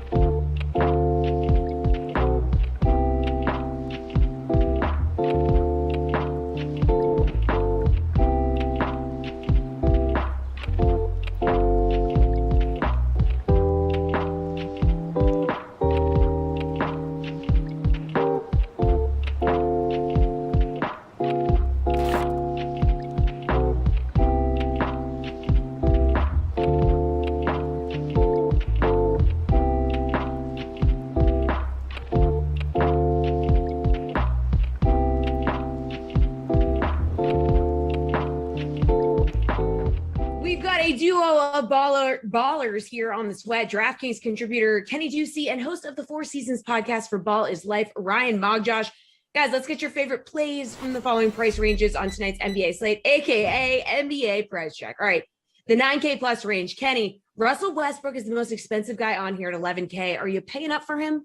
Yeah, I'm not. I think maybe in some lineups I've been the biggest proponent of playing Russ lately, but I'm not because first of all, I like that game a lot, but I'm not because I have my eyes on someone else. And it's Trae Young in a pace up game here. Now, we know that the Hawks are a slow paced team, but ironically, over the last 10 games, who's had more pace than the Indiana Pacers? No one. They've been number one in the league. I really like this spot. He only had 26 minutes last night. They were saving him here for the second night of a back-to-back. So I think he should have more value. That might, maybe scare people off. But again, a usage rate through the roof for Trae Young of 40. I could easily see him hitting 6X here. I think he has 60, 65 DKFP upside just with the amount of the ball he gets. And also, I'm a big narrative guy tonight with the home stretch of the season. The Hawks are fighting for positioning there in the East. There's still upward mobility for them. With the Knicks losing last night, they can still manage to climb the standings and get something out of these last 6 or so games. So I actually really like this in a pace up spot for the Hawks. All right, Trae Young going to cost you 9,400. Ryan, where are you going for that 9K plus range? Kenny's all over it. I love the matchup, Atlanta versus Indiana. Since he went Trae Young, I'm going to say the other stud in that game, Sabonis at 10,400. I don't know what the Pacers are doing. I don't know what they're playing for.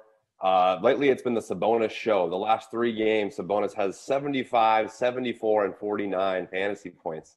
They're not playing any defense. They're scoring 152 points, giving up 154 points.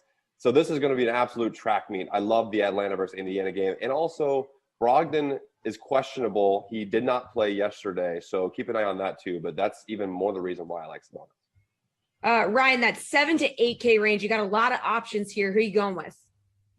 Yeah, I like LaMelo Ball at 7,900 versus Chicago. This is a guy that was costing you 9,200 when he was healthy, like a couple months ago.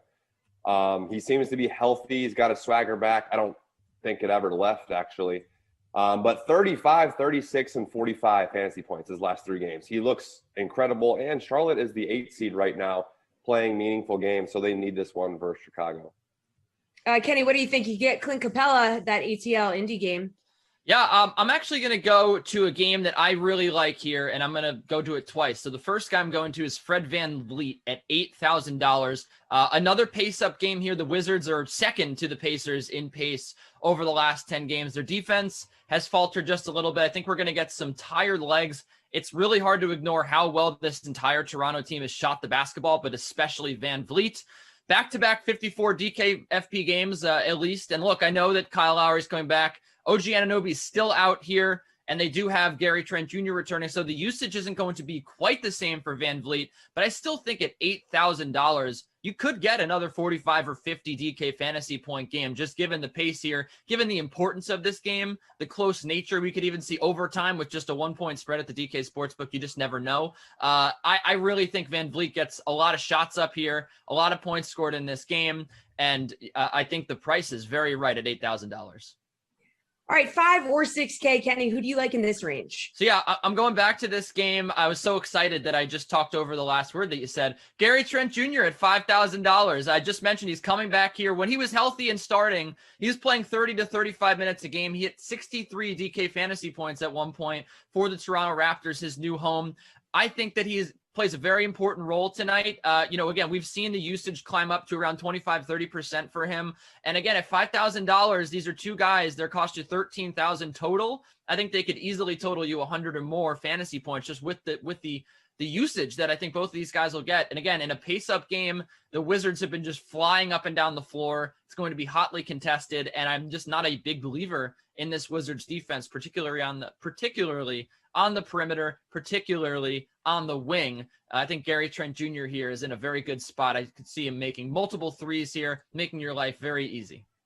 Ryan, where are you going? I have a couple to keep my eye on. Sadiq Bey at 6,300 versus Memphis. Detroit's riddled with injuries. Plumlee's out. Grant's out. Josh Jackson is out. Josh Jackson is the key one there because he's been splitting time at the wing position for Detroit. And Hamid Diallo also out. Last game played, or 36 minutes in his last 3 games played. So I like Sadiq Bey. I think Detroit likes Sadiq Bey too.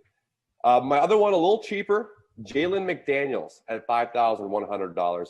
Miles Bridges is out. Cody Martin is out. Hayward's still out. And Jalen McDaniels played 39 minutes last game, I think, Tuesday. So he's getting a lot of run. I like Jalen McDaniels. All right. How about this under 5 range? Ryan, where are you going for some value here? So this one was tough because it's so early, and I'm going to keep my eye on injuries as the day goes on. But Daniel Gafford, for me, has been looking really well. $4,600. And Kenny was talking about it. The Washington-Toronto game, I really like the pace in that game. It looks like he likes playing with Russ. And in the limited minutes that he has gotten lately, he's produced a lot while he's on the court. 31 fantasy points in 14 minutes last game, which is tremendous. And then 25 fantasy points in 15 the game before. So not only do I think he gets more run because Rui is out, but also when he's out there, he produces at a very high level. All right, where are we going on this one, Kenny? Some value under 5K here. Yeah, Ryan mentioned it because I really do think that there's a lot of value on this Hornets side. I like Caleb Martin at 3,900. His twin brother, Cody, out for this game. Gordon Hayward out. A bunch of guys out. And just like McDaniels, Martin got a ton of run last game. 33, almost 34 minutes that he played. 33 DK fantasy points just about, which hit 10x value for you, almost 11x actually. So again, a guy that's only priced up here $900 more, who still could have a very similar night. And if he did, you'd be very happy. You'd get probably 8 times value here. On Caleb Martin, I think that the spot's not the greatest. It's not going to be a fast-paced game. The Bulls do play good defense. They do rebound the ball well. But I still think at this price, it's just too hard to ignore Caleb Martin, the potential value that he could return for you. Also, he's just a talented player. He can score the basketball. So I really don't see why you wouldn't want to roster Caleb Martin tonight. Ryan, Kenny, thank you. If you'd like to make your NFL games a little more interesting, you've come to the right place. It's the Even Money Podcast with Ross Tucker and Steve Fezzik. Yeah, Vegas, baby, Vegas. It is the Even Money Podcast, presented, of course, by DraftKings Sportsbook or the regular DraftKings app. Just use the code Ross when you take advantage of those 2 awesome applications, which, by the way, is the real name of app. You probably didn't know that. I'm Ross Tucker, former NFL offensive lineman, 5 teams, 7 years. Those of you that check us out on YouTube, youtube.com/Ross Tucker NFL, can see the helmets and game balls and stuff like that behind me. The YouTube page also, by the way, a really good way to see the highlight clips of the other shows. Ross Tucker Football Podcast, going to be joined by Dallas Cowboys first-round pick Micah Parsons later in the week. Tomorrow we'll have Andrew Brandt.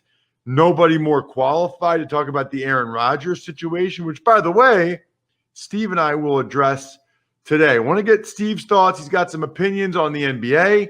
He's got some thoughts on some of the season win total numbers, getting a little iffy post-draft, Broncos, Packers, and Steve's reaction to that. And, of course, we're going to go through the NFL draft and all of our bets. We actually did quite well. We normally do. So we'll get to those as well. I'm at Ross Tucker NFL, Twitter and Instagram, Facebook.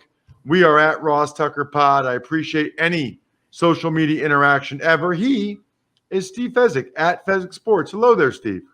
Hello, Ross. And sometimes we get so involved with all this sports betting and so much going on, things just slip through the cracks. Apparently, there was a Kentucky Derby this weekend. I didn't hear about it.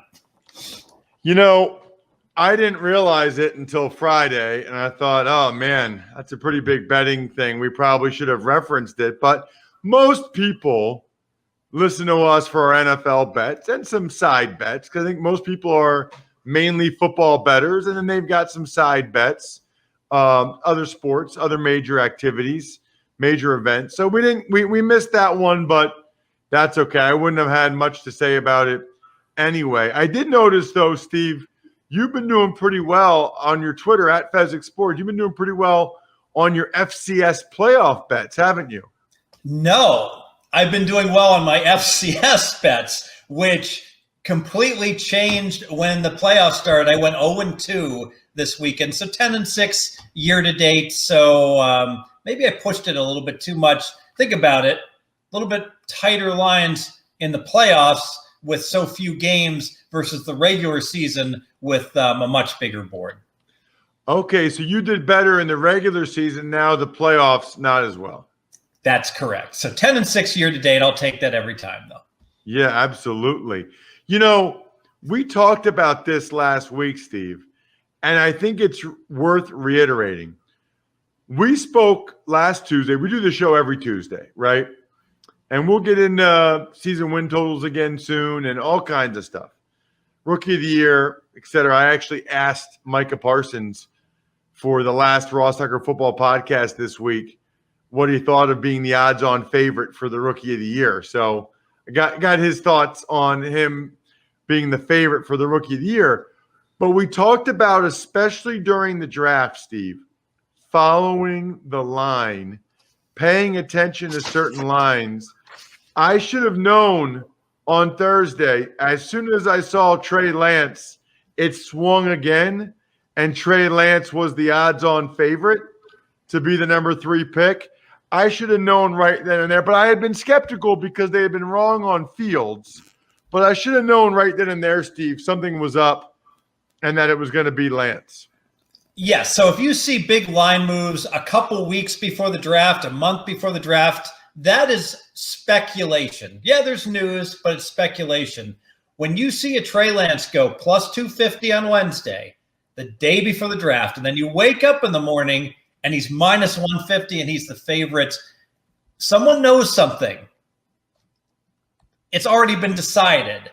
And that's why you're seeing such great line moves. That news has leaked out to the marketplace. It is rarely wrong to just bet on the huge line moves on predetermined events like this, as it turned out to be like the first 6 players taken in the draft. Huge steam on Pitts, closes under 5.5, late 250. Huge steam on Chase, Bengals to take him, under 5.5, late 250. Didn't matter, they're 100-cent line moves. You don't have to pay the vig, Ross, if all the bets win. It's a really, really good point. That was the one that jumped out to me. I didn't notice Pitts or Chase. Were there other ones like that, Steve? Sure. Waddle was 11.5 over under, and word got out that Waddle was the preferred wide receiver over Smith. He closed minus 280 to go before Smith, and over under 9.5. No surprise, Waddle wound up being taken 6th, and Horn, all the money on Horn. He was at 13.5 initially, dropped to 12.5, and then the vig under 12.5 closed like minus 200. Horn goes 8th. Yeah, I loved the under for Joe Horn. JC Horn, Joe Horn's son. Absolutely love that. So, yeah, so did you get a chance to get in on those, Steve? I did bet quite a few of those. I made numerous bets in the draft, wound up going 3-1 on widely available lines for my clients, 15-6 in my own bets. And I got to tell you, I got friends, Ross. They are telling me I massively underachieved. I know one guy that went 11-0. Another one of my friends went like 38-9, basically betting some of these openers. Look at where some of these quarterbacks open. Mond, like 105, Mills, 110. These are bets that literally people made going under 105 on these quarterbacks. They could not lose. They were like 98% bets to win by the close when both those quarterbacks were lined correctly in the mid-60s, and that's where they went. So, you mentioned you, and it seems like everybody did well in the draft, Steve. So what does that mean for Vegas? What does that mean for the sports books? I guess everybody we know and that's in the know did well, but I'm assuming there's a lot of people that don't really follow it that closely, recreational, that I guess didn't do well. Sure, but the recreational bettors don't bet that much, and the pro bettors make limit bets. I can tell you, having spoken to a few of the sportsbook directors around town, they were just shaking their heads saying, boy, the draft's going to be in Vegas next year. I don't know what I'm going to do. There's going to be pressure for me to put up lots of product, but we got buried. It's not, oftentimes sportsbooks cry and say it wasn't that good of a weekend. And what they're saying is they didn't meet their revenue projections. Because remember, they got expenses. They got to pay for, the space. They got to pay all their employees and the like. And when a sportsbook says they didn't do well, they're saying, I didn't meet my expectations in terms of what we won. No, this is the case where the sports books forget all their expenses. Just in terms of betting, the bettors beat them on the draft. Yeah, that seems pretty clear at this point that if you're losing on the draft, you're not paying attention to our show or other shows like it. Let's dive in, Steve, to some of our bets. And in fact, before we do that, I want to make sure people hear this as soon as possible so they act on it as soon as possible. Mother's Day is Sunday. Today is Tuesday. 1-800-Flowers has you covered with amazing deals, from bouquets and plants to gourmet treats and sweet surprises. Those of you that listen to the Ross Tucker Football Podcast, which is a lot of you, you know how I feel about getting flowers for the moms in your life on Mother's Day. It's huge. It should be mandatory. They love it. In fact, my mother-in-law, my mom, my wife's grandmother, Oma, they're all getting their 1-800-Flowers bouquets tomorrow. To order last minute's Mother's Day bouquets, arrangements, and gifts, go to 1-800-Flowers.com, click the radio icon, enter code football. That's 1-800-Flowers.com, code football. Lock in these amazing Mother's Day deals today. All right, so let's look at some of our bets, Steve. I had more than you did.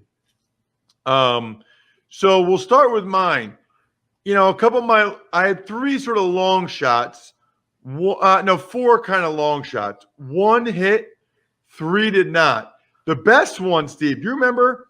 We talked this out together last Tuesday. J.C. Horn, first defensive player to be drafted, plus 300. Now, I thought it was about 50-50. No, I take that back. I thought it was about 33% chance that he'd be the first defensive player taken. I thought people like Surtain more, but I thought there might be one or two that like Horn more. Well, it happened, Steve. The Carolina Panthers took him at number 8, first defensive player drafted, a plus 300 score for our listeners who were very excited about that one. Yeah, absolutely. And Surtain was basically locked in the entire draft, likely to go to Dallas. And it was curious, that Dallas didn't even get him at 10 because he went 9. But basically, Surtain was projected to go way before Horn, and Surtain stayed the same, and Horn just kept gaining. And by the time of the actual draft, like I said, his over-under was very comparable to Surtain. My favorite top 32 pick on the DraftKings Sportsbook app was Eric Stokes at plus 130. You kind of heard that he was probably going to go late round 1 as a corner. That's exactly what happened. He went to the Green Bay Packers. So that was another one that hit with plus money, plus 130 for that. And then, the ones that were bad for me were first guy at a position to be drafted. Took a shot with Rashawn Slater. I loved it at plus 650. I gave it out anyway at plus 250. Didn't happen. Penei Sewell went first. Okay. And then the big long shots were Javonte Williams, the running back, plus 500, and the linebacker Jeremiah Owusu-Koramoah, plus 500 to be the first linebacker drafted. Williams, first running back drafted.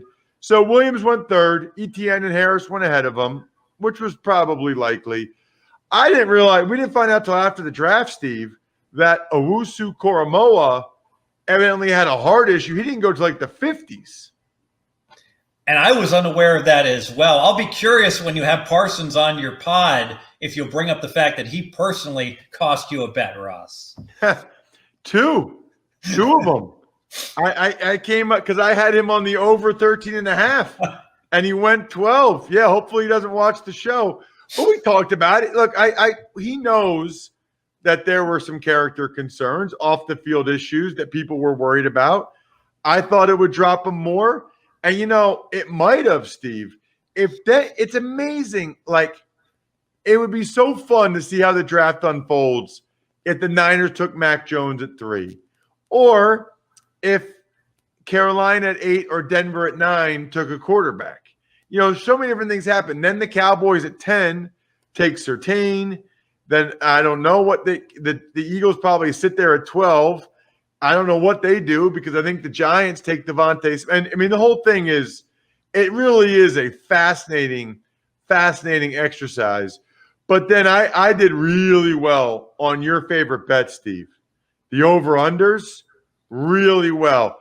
Justin Fields plus 120, over 7.5. Boom. And by the way, I don't know if grades are greater on the Even Money podcast. I don't know if he went through and graded all these, but I went back and listened. And you can do the same or watch it on YouTube, whatever. But I had Justin Fields plus 120 on the over 7.5. That hit. Kyle Pitts on the under 5.5. That hit. Caleb Farley over 21.5. That was close, Steve. 22. 22. I didn't think he was going to go 22. That one was close, but ultimately it came through to get Farley. He hit the over. The Tennessee Titans love guys like this with injuries or issues. Now, it's possible. Have you ever thought about this, Ross? When you came on and talked about how he didn't have feeling in two of his toes, that Ross Tucker personally could have sandbagged Caleb Farley in the draft if that information got out. So you cost Caleb Farley money, perhaps, but you won. No, because it was Rappaport and Pelissero who had tweeted that or had written about that. I just tweeted about it and talked about it. But, that would be pretty nice if that was the case. The only over-under I missed on was Micah Parsons, who I've known about since 9th grade. I met him when he was a junior in high school. I had over 13.5. He went 12 to Dallas.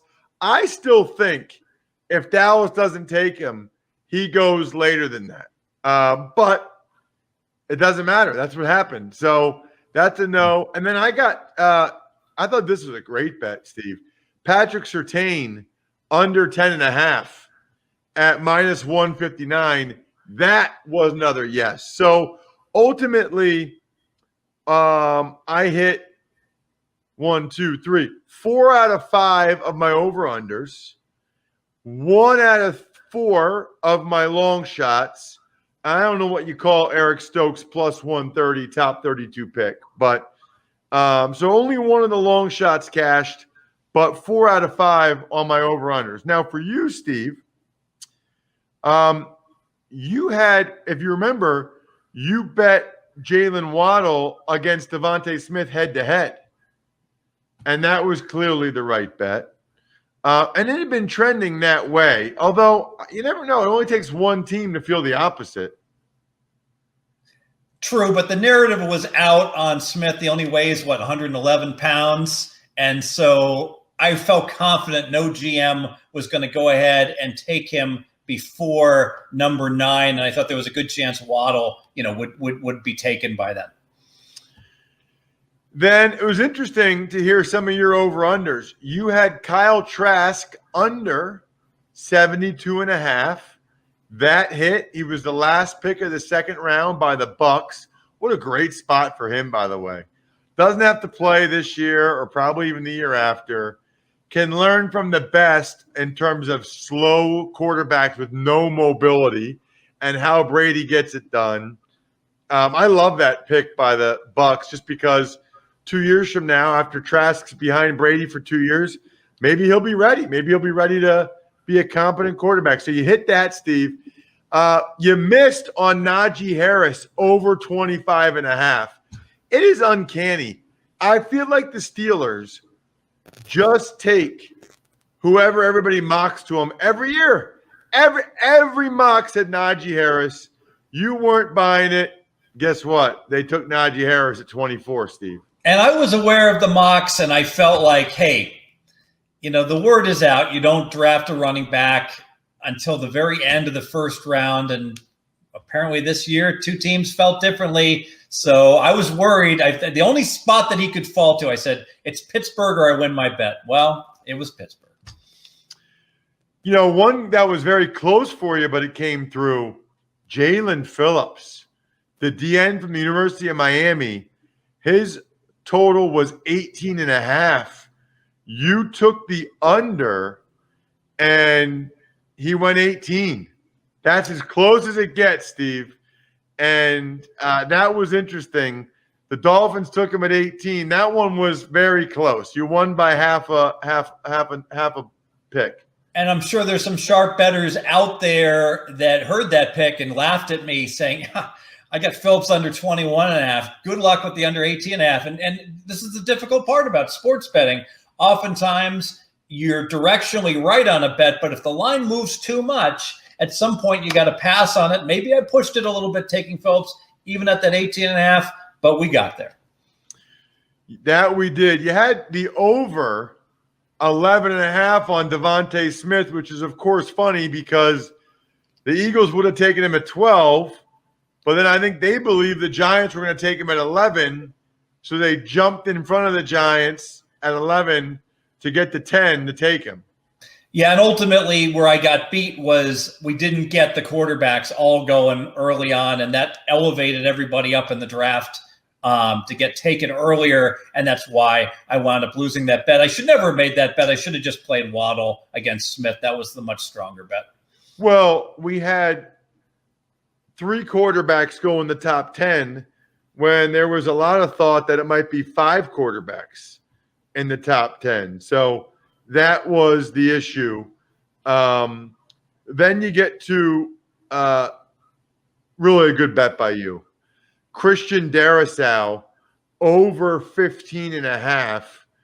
And he ended up going, 24, I think? He went 23 to the Minnesota Vikings. But you crushed that one. Although, they didn't trade down. There's talk that they would have taken him at 14. I don't know if I believe that or not, but there's talk of that. Yeah, basically what happened was that Vera Tucker and Darrisaw were evaluated early in the process as being approximately equal, but then come draft week, it was pretty clear that Vera Tucker was going to be the guy that was going to go before, and in most mocks, Darrisaw had fallen to the low 20s. Ultimately, that's where he wound up getting drafted. So I want to get your thoughts on something related to the NBA that I thought was interesting and some of the season win total movement we've seen. But first, I need to make sure people learn from my mistakes. And I'm not talking about betting. I'm talking about waiting too long to start to do something about my hair loss. I look back on my wedding now, Steve, and I can see I was starting to lose my hair at 26. I don't think I really started to do anything until my 30s. That was a mistake. 2 out of 3 men will experience some form of hair loss by the time they are 35. You can keep the hair you have if you use Keeps. That is the key, though. You need to do it. There are 2 FDA-approved medicines, right? A pill I take every morning, a topical solution I rub on my bald spot in the morning and at night. I have kept, Keeps is a great name for the business. I have kept my hair since then. The FDA doesn't approve stuff unless there are results, unless there's they know that it works for people. If you're ready to take action and prevent hair loss, go to keeps.com/evenmoney to receive your first month of treatment for free. That's KEEPS.com/evenmoney to get your first month free. Keeps.com/evenmoney. So nice to not have to go to the doctor or the drugstore. They just send it right to your house. So, Steve, we saw some line movement. And the line movement post-draft season win totals, people are getting nervous about the Packers with this Aaron Rodgers stuff. And the Broncos. People really seem to think he might go to the Broncos. I don't know if it was the report from Mark Schlereth or the fact that the Broncos didn't draft a quarterback, but it certainly seems like there are some people that think this trade to the Broncos might happen. Yeah, so what's interesting is that the draft itself, almost no movement in the futures and the season wins. A couple exceptions. The Atlanta Falcons went up from 7 wins to 7.5. Markets love the fact they went with the tight end. They're going to stick with Ryan, stability, bumped them up half a win. But most of the movement is not associated with the draft. It's associated with news, and you nailed it, the Aaron Rodgers news. So Green Bay off the board for all of their bets, but the dominoes are falling in terms of the implications of what could happen. So Aaron Rodgers right now, minus 125 to be on with the Packers to start the season. So he's only a small favorite. Where might he go? Well, Denver and the Raiders are two of the spots that have been discussed. Denver has been the one spot that has been favored in the lines, which is curious to me because Denver does not have a competent quarterback to trade to Green Bay. You'd think the Raiders would be the favorite. The bottom line is the Denver season win number was 7.5 just a week ago. Now it's 8 3/4, 9 juice to the under. So big movement, and it makes sense. If Denver should get Aaron Rodgers, how much is that upgrade worth? Well, then Denver's season win number probably should be 11 instead of 7.5. Vegas has split the difference and made it just a little bit less than 9. The Raiders are the most curious team. They were lined at 7.5. Now, if they can get Rodgers, their number is going to go up to probably 9 or so. However, the Raiders season win number, Ross, has dropped to 7. It has actually gone down despite what should be positive news with Rodgers. I'm kind of surprised by this. I don't think the markets like the Leatherwood pick in the first round, but the Raiders got a good pick in the second round in the TCU safety Morrig. So it doesn't seem like that news should be enough to lower the Raiders. I think the narrative is among the sharps is the Raiders have overachieved the last 2 years. You look at how many games they won versus how many points they were outscored by. The sharps do not like this Raider team. I don't think they like Gruden, and they're a team they want to bet against. Wow, that's interesting. Very interesting. You would think it would go up, and man, I guess you don't know, but I'm tempted to take that under on the Broncos. I'm tempted to think the Packers are not going to let Rodgers go and to take the under 9 with Drew Lock and Teddy Bridgewater at quarterback. Steve, what do you think? Yeah, really good roster for Denver, but Drew Lock, one of the 3 worst starting quarterbacks. Teddy Bridgewater should beat him out. I've got Bridgewater rated, I think, right around 22nd best. But I got to be honest, the fact that Bridgewater gets run out of town for Sam Darnold, who would know better than Carolina in terms of how good Bridgewater is? That is not a ringing endorsement. I know you also had one NBA observation, Steve, before we wrap up the show. It looks like Steve froze. Yeah. Well, maybe we'll just wrap up the show like that. You know what? It's not that important to get an NBA response from Steve. So I'll just wrap things up. Steve can tweet out his NBA observation. I can tell you what it was, okay? He had a power surge. He just texted me. Anyway, he said the number 6 seed in the NBA is very, very important. So that's what you need to know. Number 6 seed, NBA, very important when it comes to their futures and the betting. That doesn't happen very often where during the show, Steve gets a power surge. Anyway, other than that, next week, very likely a surprise guest. Looking forward to it. We'll get into season win total numbers again pretty soon as well. Check out Andrew Brandt tomorrow on the Ross Tucker Football Podcast. Best authority out there as it relates to this Aaron Rodgers stuff. So it'll be absolutely great to get his thoughts on what he thinks will happen there from a betting perspective for the Broncos and the Packers. Other than that, good luck, everybody. Hope you guys win some money. Thanks for listening to the Even Money Podcast. Make sure to also subscribe to the Ross Tucker Football Podcast, The Fantasy Feast, Business of Sports, and The College Draft. All available at Apple Podcasts, rosstucker.com, or wherever podcasts can be found. A lot of times on the show, I mentioned DraftKings. Here's what you need to know. You got to be 21 or older, New Jersey, Indiana, or Pennsylvania only. New customers only. Restrictions apply. See DraftKings.com/sportsbook for details. Gambling problem, call 1-800-GAMBLER, or in Indiana, 1-800-9-WITH-IT. By the way, if what I was talking about included a deposit bonus, doesn't always, sometimes it does. Deposit bonus requires 25 times playthrough, and deposit bonuses are paid out in site credit.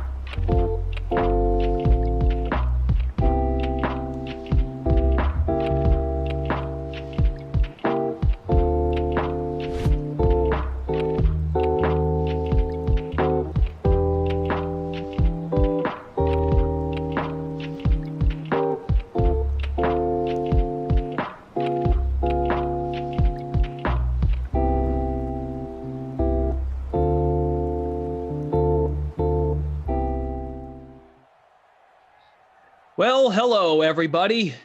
It is sim number 2 on this fine Thursday. The Falcons taking on the Patriots in virtual Foxborough at virtual Gillette Stadium. Zach Thompson, some of you might call him Albert Pujols, who has just been released by the Angels. It's really a sad day. Would you like to start with any opening comments on your release? My release. We'll see what happens, man. Like, I don't know. We'll see if I find another job or I've got a 10-year personal services contract with the Angels that starts as soon as I retire. So I'll be just fine. Don't worry about me. I'm not a machine.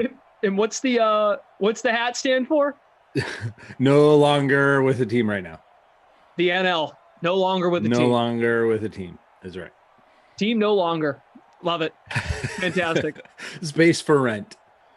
This is why I like you. See, because you get in the call early. I get in the call early, unlike other commentators. So we get to give you a 2-minute preview of this sim. 2 whole minutes. Yep. Which is better than a lot of other pregame shows here on the Dream Stream. I won't name names. Just I think you all can do the math.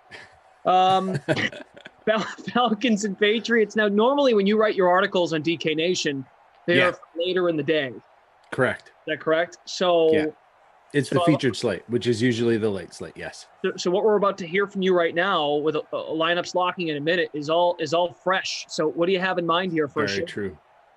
Yeah, so I like both tight ends quite a bit in this sim. Both defenses have been very generous to tight ends, Hayden Hurst and Devin Asiasi. And we could talk about Kyle Pitts. He doesn't do you any good for the showdown, but I think both of them are in a good spot to produce in this matchup. I actually have Asiasi as my captain, but I think you could go with Hurst too. They're both pretty affordable, and they allow you to fill up the rest of your roster with very solid plays across the board.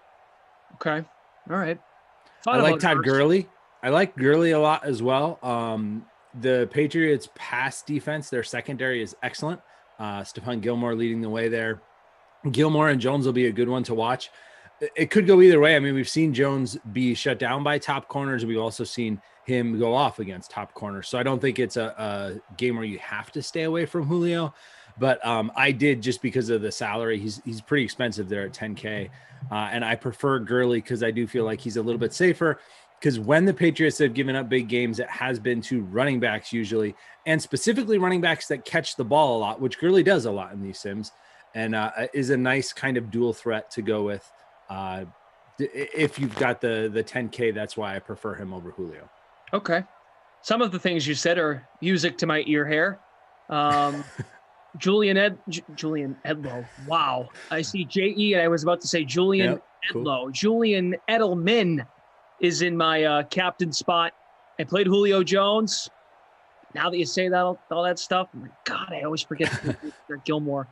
Gurley is in my lineup. Cam Newton, Russell Gage, and Younghoe Koo. So no Matt Ryan, no Ridley, no Asiasi or Hurst. I'll probably regret that, but gonna go with Edelman in the captain spot. I have both quarterbacks. I don't normally have both quarterbacks, but I do in this one. I have Gurley, Asiasi, Cam Newton, Hayden Hurst, and I have the Patriots defense as my cheaper play. I think that they usually get a lot of takeaways. They're one of the most productive as far as takeaways. They've got 49 interceptions in their 72 sims, which is the highest of any team. And they are one of just 2 teams that average more than 1 takeaway per game. The other one, of course, being the Seattle Seahawks. All right. Play tonight, by the way. What they got? Pittsburgh. Okay. Nice defensive matchup there. Those are 2 of the top defenses in Madden as well. Seattle and Pittsburgh. I think that's the early game, if I remember correctly. You're right. 6 o'clock. It's probably the Eagles-Browns might be decent. Eagles-Browns, I think, will have more points in it. I think that Patriots are this game.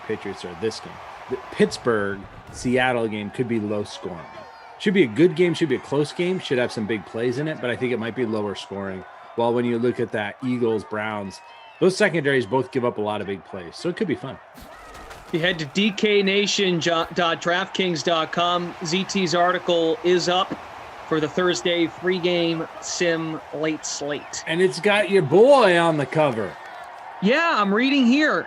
Madden targets. Will Raheem Mostert extend his streak of double-digit DK fantasy points to 10 against the Broncos? Wow.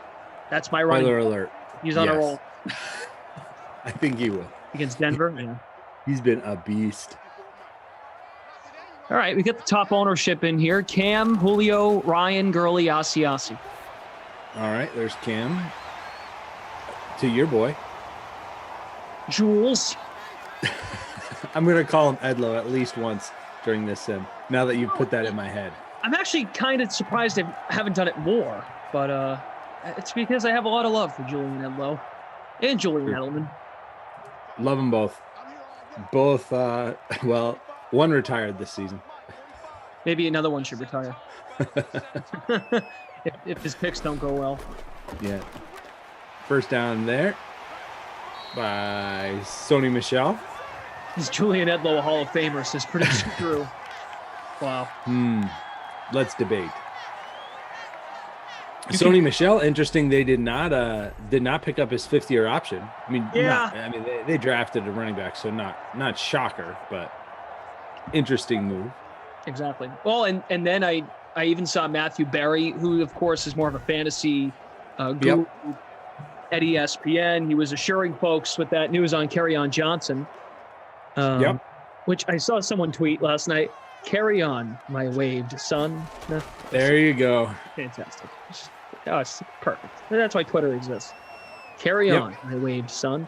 Kerryon Johnson's only 24, and he included New England as a team that could scoop him up to add to their running back room. Man, everybody who ever becomes a free agent gets I'm just telling you, Matthew Berry said it, not me.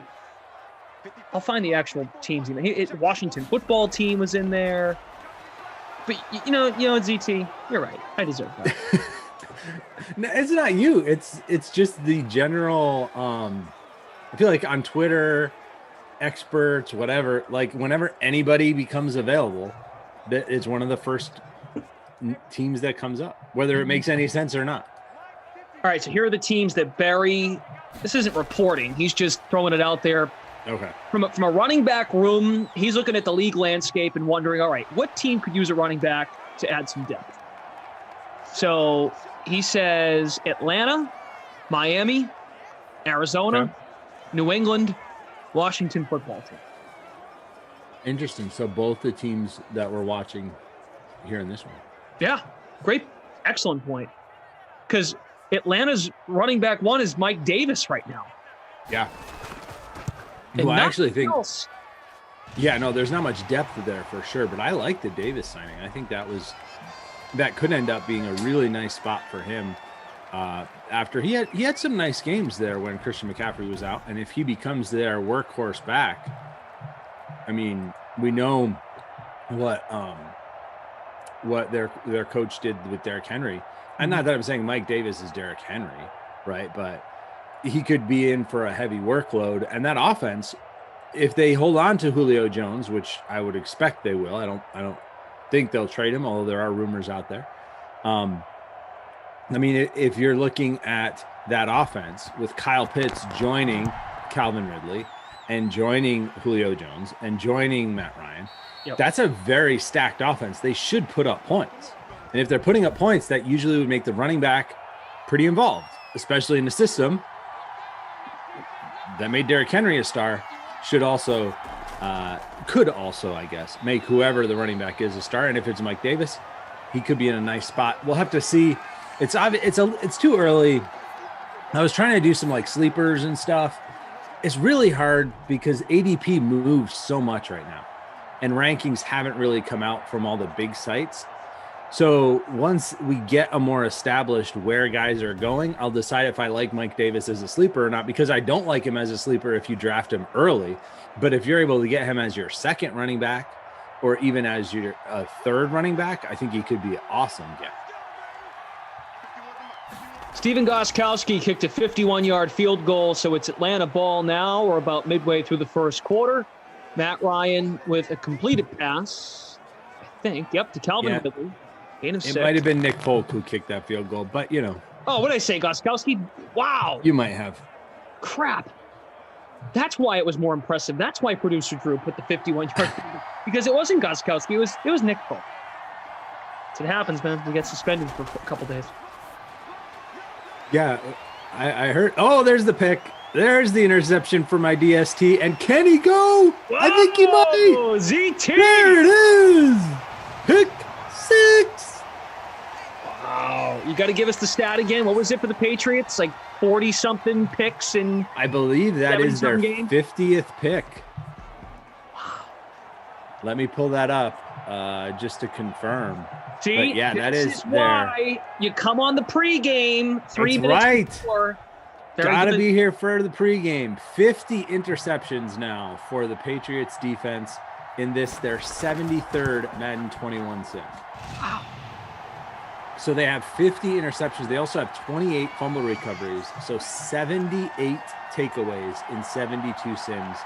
That touchdown was their 14th defensive touchdown. Wow. That's, you know something? See, what did you say, 70? How many sims in Madden 21 for the Patriots? 73. This is number 73. That feels low. Is that weird to say? That feels low. That's about where a lot of the teams that haven't gone on extended runs in one of our playoffs, in our playoff formats, right? Like the Chiefs have played a lot more, plus they had the extra Super Bowl rematch and Super Bowl preview.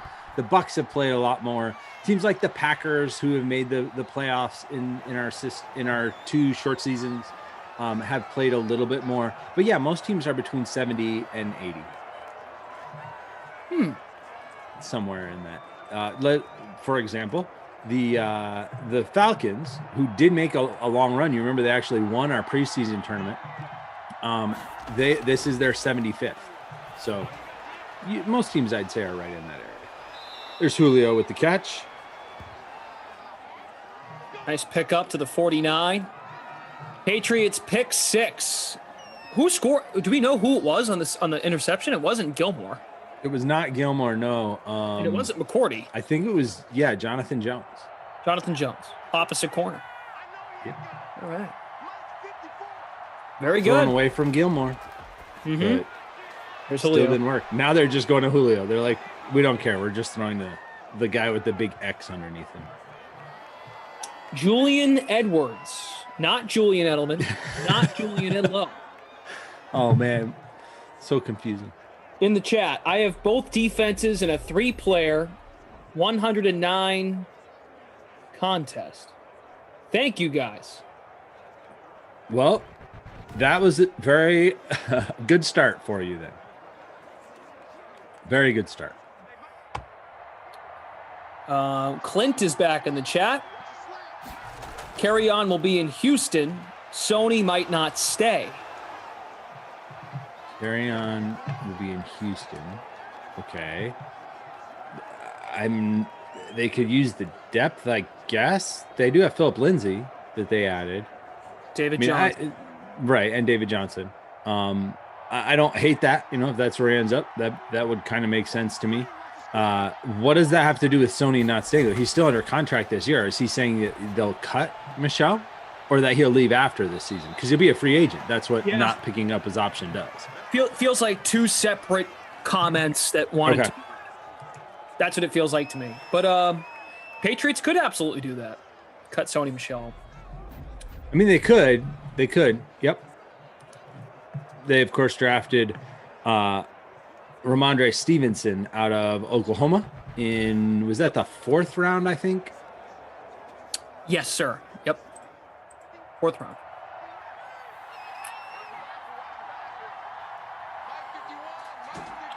Two minutes left, first quarter.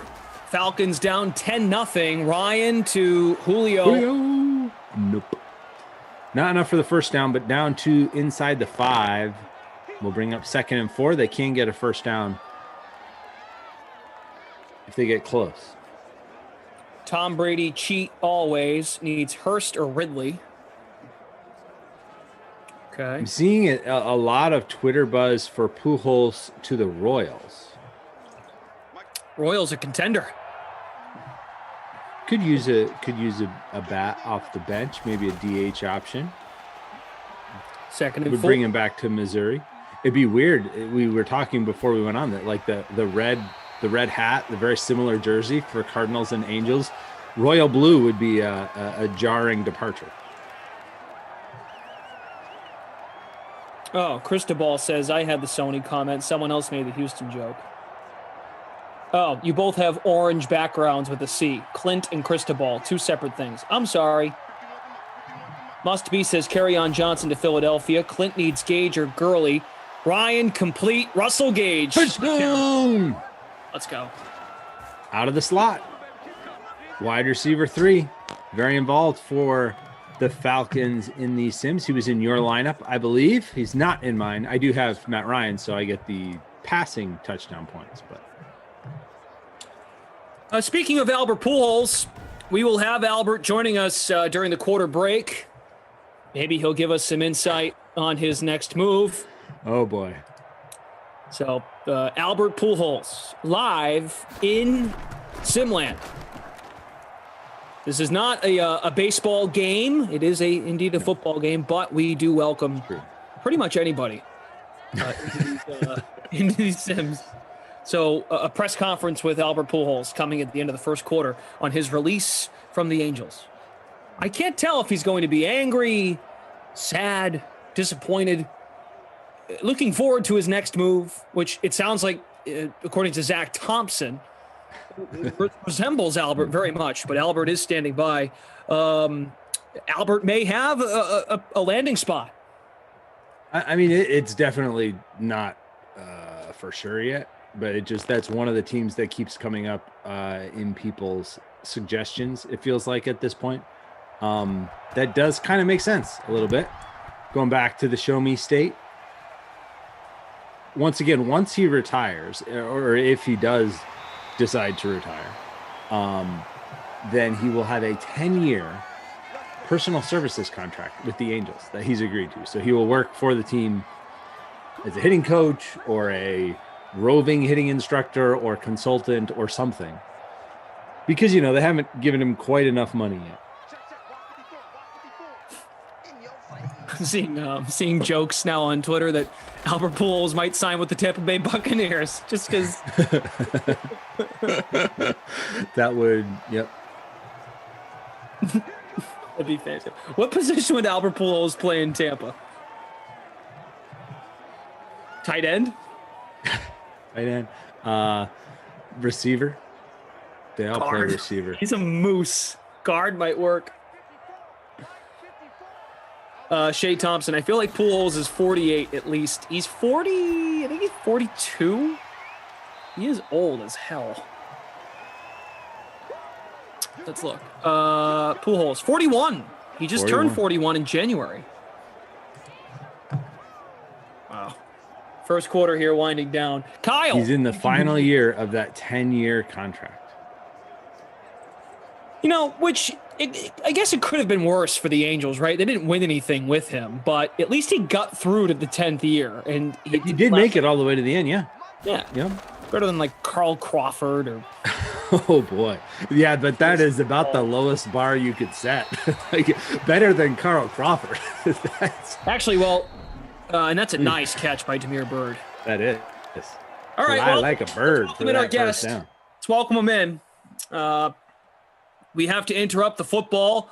We've got new free agent first baseman designated hitter Albert Pujols with us now on the Dream Stream. Albert, thanks for joining us here. What's going through your mind as you now become a free agent and you just were released by the Angels?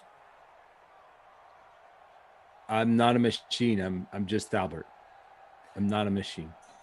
Just Albert. I'm gonna go and see what other teams want. A Hall of Fame hitter. Were you surprised by this? No, I'm hitting under 200. Not a surprise. But you stole a base 2 weeks ago. I'm not a machine. I'm just Albert. Not a machine. How much more do you have left in the tank? Not a machine.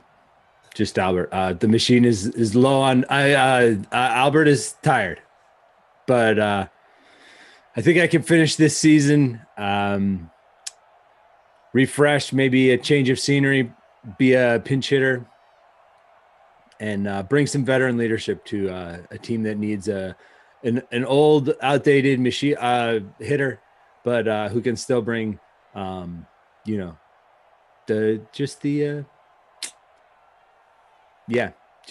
experience, right? Everybody needs some experience. Voice of, hitting coach, but take up a roster spot too.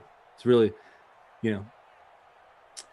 I've gotten a hit off of over 10% of all pitchers to ever throw a pitch. So, Albert, are you emotional? I'm not a machine. I'm just Albert. I'm not a machine. Albert Pujols, the newest member of. Okay, we can't do that anymore. I'm out of Albert quotes. Albert's hat says NL, which is no longer on a team. NL, no longer. He is no longer with us. No longer. NL, no longer. So, actually, very great timing. You were actually in Simland at 2:00 when this release happened. It's true. Yep.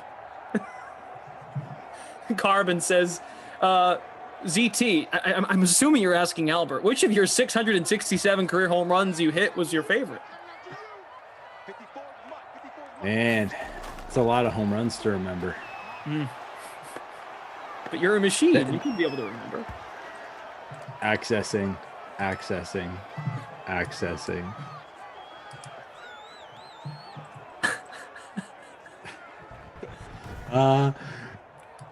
Probably the one in Houston, right? Like, didn't he hit one onto the train track? I want to say it was choo-choo. I think that would be the one. It was in the playoffs from what there it is. Brad Lidge hit it onto the train tracks. That's my most memorable Albert Pujols home run. I have no idea what Albert would say, but I would say that is the home run I remember the most. Okay. And the fact that he was still standing in the box when it hit the train tracks, I think. Was that That's right. It was Brad Lidge. Yeah. Yep. And just like to clarify, I think I may have said either on the air before we started that they were just going to cut him. They are designating him for assignment, which does mean they could trade him.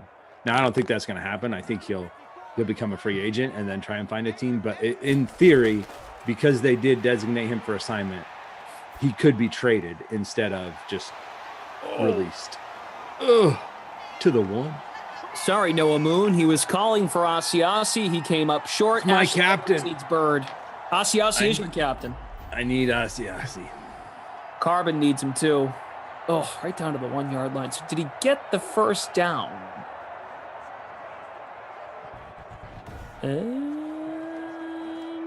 Yes, he did. Yep. First and goal from the 1. So we could see Sony Michel here. He's back there. Cam Newton could keep it himself. We know that in real life, this is Cam all day, right? This is Cam's play. The one where he goes up over the top. They're not going to give him the touchdown. Looked like he got in, but must have been after he was already down.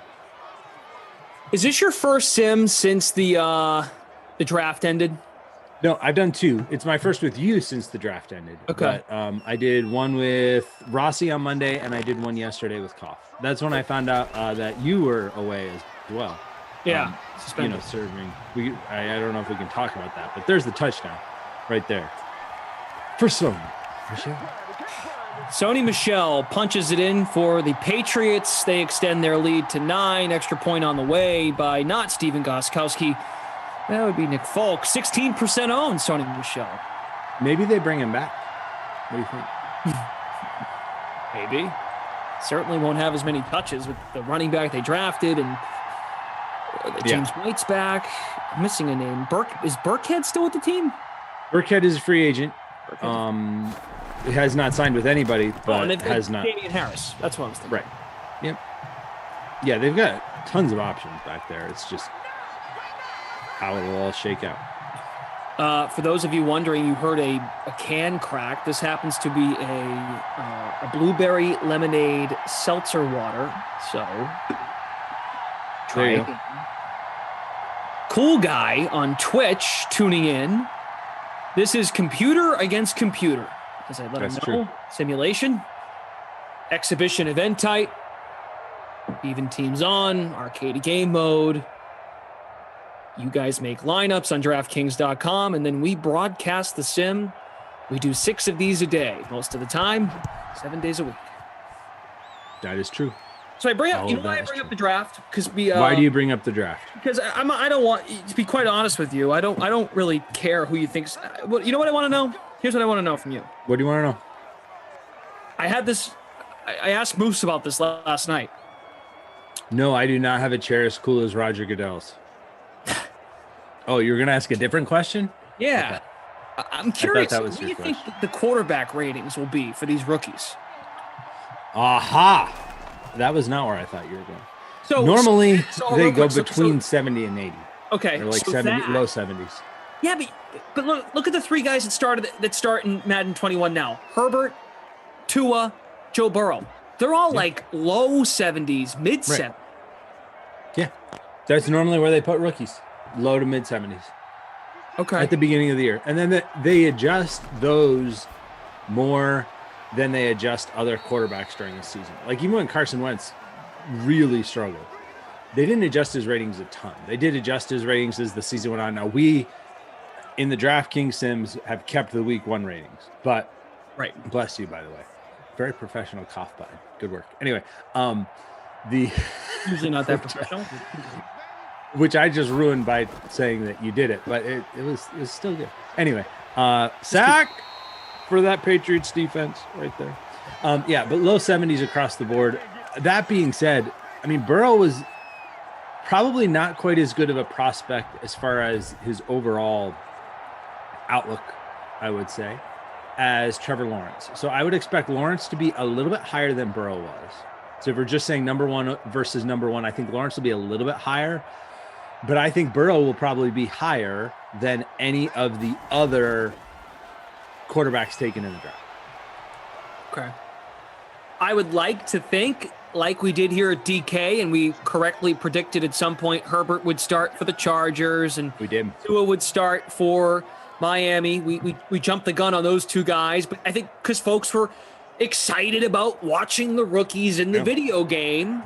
Like I hope it's Justin Fields for Chicago. Do we have to see Andy Dalton? I mean, we don't see Andy Dalton anymore in 21. The last time we saw him in this was Madden 20.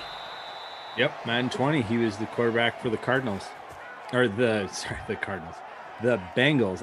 I said Cardinals because I was looking at Kyler Murray's ratings. My bad. So I was trying to pull up the ratings to see the adjustments throughout the season, right? So like Burrow for the Bengals and how much they adjusted his ratings as the season went on. So he started Madden 21 as a, let's see, scroll down 75? here. 73? Launch ratings was 76, actually. Okay. And then by the end of the season, he was a 77. He actually got up to a 79 before they knocked him down a few. So he went from 76 up to 79 and then settled in at 77. Okay. So it wouldn't surprise me to see Lawrence at like a 79, but I don't think they give him an 80. I would be very surprised if they give him an 80 to start with. Okay. And then Zach Wilson, I think, will be lower. I think Zach Wilson will be like low 70s. So here's what becomes a tough call. And of course, we're thinking Madden 22. This wouldn't be till the end of the summer. But just spitballing here. Just because, you get excited when the draft happens. You're like, oh, like it really starts to sink in. Like last night we're doing Saints and Jets. And we're like, well, the starting quarterbacks here, it's going to be different. So we know Lawrence and Wilson are going to be starters in this game next year. Yep. I feel like the next 3, it's kind of it's not an easy call. I think Fields sounds easy because, come on, Fields over Andy Dalton. But then I'm like, Jimmy G or Trey Lance? I don't know. It's a toss-up. And then Mac Jones and Cam is a toss-up. Yeah. Are you asking what I think will be week 1, what I think will be by the end of the season, and what I think we will do in these games? What do you think we'll do in these games? I think we put the rookies in because it's more fun to see that. I agree. Okay, good. I'm glad we feel the same. That's what I think makes the most Jimmy sense. Garoppolo is going to ride the pine, huh? Cam Newton riding the pine. I think so. I think it's more interesting to see what happens with the rookies in there than to see Jimmy G versus Cam Newton. Yeah. But that's me. That being said, week 1, I expect Jimmy G to start. I expect Cam Newton to start. And I expect Andy Dalton to start. Right? Like if you're saying in real life you're talking. Yeah. In real life. Yeah, I think that will be what happens. We'll have to see. And obviously injury can always play a part too. Just ask Tyrod Taylor. Injury, and even just like in training camp, if Mac Jones or Justin Fields and or Trey Lance blows doors and they just look amazing in camp. Right. And we'll actually have preseason. At least that's the plan right now. It's pretty amazing. I mean, here we've got 2 quarterbacks at least that are. I mean, there's a chance that they'll be on these teams. They'll start for these teams week 1 of the season. But so many of these sims, I feel like we go, yeah, these definitely aren't their 2 quarterbacks. There's just been so much turnover. Yeah. Definitely like you were more saying so about than when we. Jets When, and, sorry, go ahead. When we were doing Madden 20 this time last year. Yeah, there was like a handful. Yeah. But not nearly the turnover we've had this offseason. It'll be what I'm interested to see is if it is a pattern or if it is just a weird year where we just everything kind of lined up. Because you had the 5 quarterbacks that went early in the draft. You had Phillip Rivers, Drew Brees retiring. You had major trades with Stafford and Wentz. I mean, a lot of these things happen. Is it going to be nice one-handed grab for the touchdown? Whew. Nice catch. Julio. Let's go. All right, Julio Jones. 17, soon to be 14. Jones captained in 11% of lineups in that matchup with Stephon Gilmore. Look at that catch. Amazing. All right. Julio Jones, 11.4% captained, just shy of 60% owned overall. Yeah, high ownership for him. I would have thought with the matchup against Gilmore that people would have been a little bit more hesitant to go with him, but gets the touchdown there. Clint says Cam Newton's biggest problem is his hero complex. If Newton didn't get insecure over McCaffrey and hand off, pass the ball, he would have never gotten hurt. Well, I think he just got hurt. I think he's done all the right things, and I don't know that you can blame. Yeah, that seems he just like fell a stretch. apart. I wouldn't blame him. Yeah, well, he took so many hits physically. Physically, He fell apart. Yeah. Running around, he was a running quarterback. We see it so often with running quarterbacks like him, especially the more physical running quarterbacks like he is. And I know he's a lot bigger than guys like Robert Griffin III or players like that, but eventually the toll that those quarterbacks take, it ends up adding up. And I mean, that's one of the concerns with a guy like Josh Allen, right? Or Lamar Jackson. And Josh Allen obviously made the transition to more of a pocket passer this last year. Not totally. I mean, he was still running around out there, but that's why they wanted him to stay in the pocket and pass more, because otherwise you are taking those big hits. Yeah. Clash and ZT, 1 minute to go, second quarter. We have the Drew Stack with us, Frangelico from the Game Ops team. So I'm writing down some names. I'm up to 6. So when we were doing Madden 20 Sims a year ago now, we were calling games with quarterbacks that were not on their new teams yet. Okay. Right? So I've got, so far written down, I've got Brady, Rivers, and Bridgewater. These were quarterbacks this time last year. We knew they were going to a new team, but they were still playing for an old team. So you could put Andy Dalton on that list because he was for the Bengals. Good call, Dalton. I'm just trying to emphasize the point that when we do eventually do a new update, we're going to have a lot of different situations here. Rams had Goff, right? Yeah. Kyler was there. I'm just going division by division in my head. Yeah. I feel like that might be it. Is that it? Really? And then, of course, rookies. So right.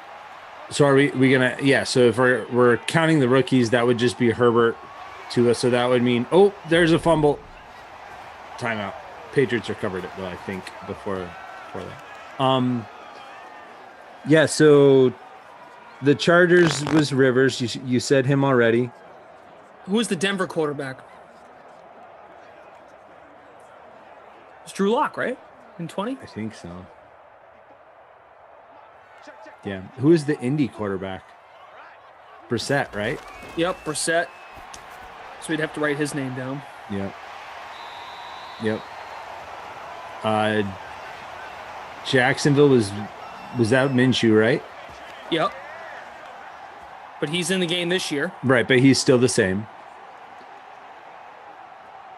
Quarterback in Washington is Dwayne Haskins. Haskins, yep.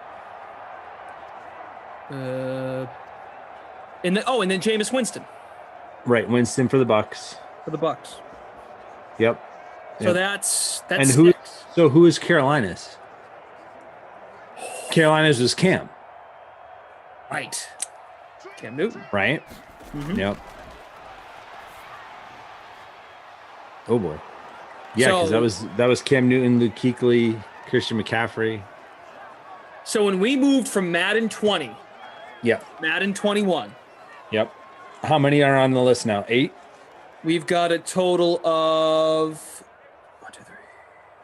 10. If you include the rookies. 7 without the rookies. Okay. Brady, Rivers. So Brady was with New England. Rivers with the Chargers. Bridgewater with no one. He wasn't. Bridgewater wasn't starting though. Yeah, Bridgewater was the backup for the Saints. Right. Good point. So he wouldn't be on the list actually. Yeah, you know what? Take Bridgewater off the list. Okay. Because we're talking about quarterbacks who were starting, but then weren't when we changed the new. Or if we're going to say that they were starting but weren't when we changed to the new game, I wouldn't actually put the rookies on the list. Because Fitzpatrick was still starting when we went to the new game. And so was Tyrod Taylor. Yeah. Right. So I think I'd put Tyrod on the list, actually. Okay. Or Rivers. I guess Rivers is already there. So we're putting the old quarterback on, right? Not the new one. Right. So Dalton, Rivers, Tyrod would be those 3 situations. Yep. Well, in Fitzpatrick. And Fitzpatrick. But that he was still starting. Yes. Okay. Yep. So we're putting Dalton on the list because he switched and then Bro started right away. Yep. We're putting Rivers on the list because he left the team. He was playing for the Chargers at that point. We don't need Tyrod on there because he wasn't playing for anybody. Okay. We're putting the name of the quarterback who was replaced in the new update. So the list is now only 6. Yeah. It was small. Next year is going to be a lot of change. With the draft and with... Yeah. I mean, we'll see what ends up happening with those rookies. But, yeah, there'll be a ton of turnover. I mean, you've got Goff with his new team. I mean, Goff and Stafford switching places is 2. I would assume both of them would start. 5 rookies. Yeah, we got the 5 rookies. I mean, does Kyle Trask start over Brady in Tampa? I mean, it's something they got to think about. I mean, we'll have to see what his ratings are when they come out. Appreciate you guys in the chat weighing in. Thank Maybe you. Not week 1. Alex Wilson, the guru, Tyler. Yeah, it's kind of a 20 to 14. It's actually here. I apologize. It's kind of fun to think about. Like, yeah. It'd be something to do, like, if we could get them all written down ahead of time and just, like, sort them all and then have a number, right? Like, if it is 6 and then compared to this year, it's going to be 20 when we switch games. And I'm making the number up. I don't know. Right. So the list I've got, we'll close on this. Brady, Rivers, Dalton, Brissett, Winston, Cam Newton. That was this time last year. We were doing Madden 20. Those quarterbacks were going to be on new teams. Or they were starters in the game. They were starters in the game, but weren't on that team, or weren't going to be starters on that team when we went to the next game. Yes. Yep. I kind of want to write the other ones down now. Sorry. I think I had a list at one point that had the whole everybody who's changing. Well, we know for sure Goff, Stafford, Darnold. Yep. I mean, what are you going to do with Aaron Rodgers? Yeah, I mean, no kidding. No kidding. Jackpot. But yeah, let's just go with the ones we know about for sure. Just want to update people on the leaderboard. Jackpot won his first place in the contest name was if both of these teams missed the playoffs in 2021, it's a fail. I'm not sure if you on both their parts. No, I mean a fail on of who? If Atlanta does not make the playoffs next year, it's a failed season. Yes. New England doesn't make the playoffs, it's a failed season. Yes. I would agree. The Falcons. New England, I think New England, depending on how, if early on they go to Mac Jones, let's say Cam gets hurt or Cam struggles, and by week 5 they go to Mac Jones, and by the end of the year he looks good, even if he starts a little slow, by the end of the year, if he's going in the right direction, it could be not a failed season for the Patriots, even if they miss the playoffs, if they're headed the right direction under Mac Jones for the future. But yeah, if the Falcons miss the playoffs, given the window, I think to me it's the window, right? Because you've got Julio, you've got Matt Ryan, you've got the new coach there. I mean, they've got to. I mean, they don't have to win now, but they've got to be at least going in the right direction now if they want to make this version of the Falcons work. If not, they've got to find a quarterback. All right, so you want to make the list of quarterbacks we expect to change this year? Yeah, so Death Pause has said he's already counted 15 on a new list. Okay. So I see Twitch is getting involved, and I see Trubisky. Okay. So Trubisky, the comp for Trubisky would be Fields, because Fields would be the new guy. Right, but I think the way we do it is let's just make a list of quarterbacks that are starting now who won't be when we do the update. Right, so we go like Darnold with the Jets. We go Rivers with the Colts. Minshew with the Jaguars. Fumble. You know what, ZT? I like that way. That's actually easier. I feel like it's cleaner. We don't even have to try and figure out. When you pre-pro this and you just try to do it on the fly, it's a bleep show. So, good idea. And I've got a list of all the teams now too, by the way, because that's going to be easier so we don't miss any. So this is the quarterbacks who, when we go to the new game in Madden 22, these quarterbacks will not be starters. They are now. Got it. Okay. All right. I'm least moving here. Yeah, this is based on our quiz, on our best guesses. Who knows? We can't say anything for sure. You never know. And we're not going to put like Aaron Rodgers. We're not going to try and guess what's going to happen with player movement. Yes, sir.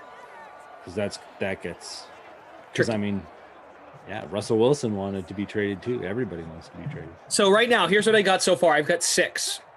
Yeah. Goff, Rams, Stafford, Lions. Okay, but yeah, okay, go ahead. Yep. Goff, Rams, Stafford, Lions, Darnold, Jets, Rivers, Colts, Minshew, Jags. Yep. Trubisky, Chicago. Yep. And then that's where I've stopped. Haskins, Washington.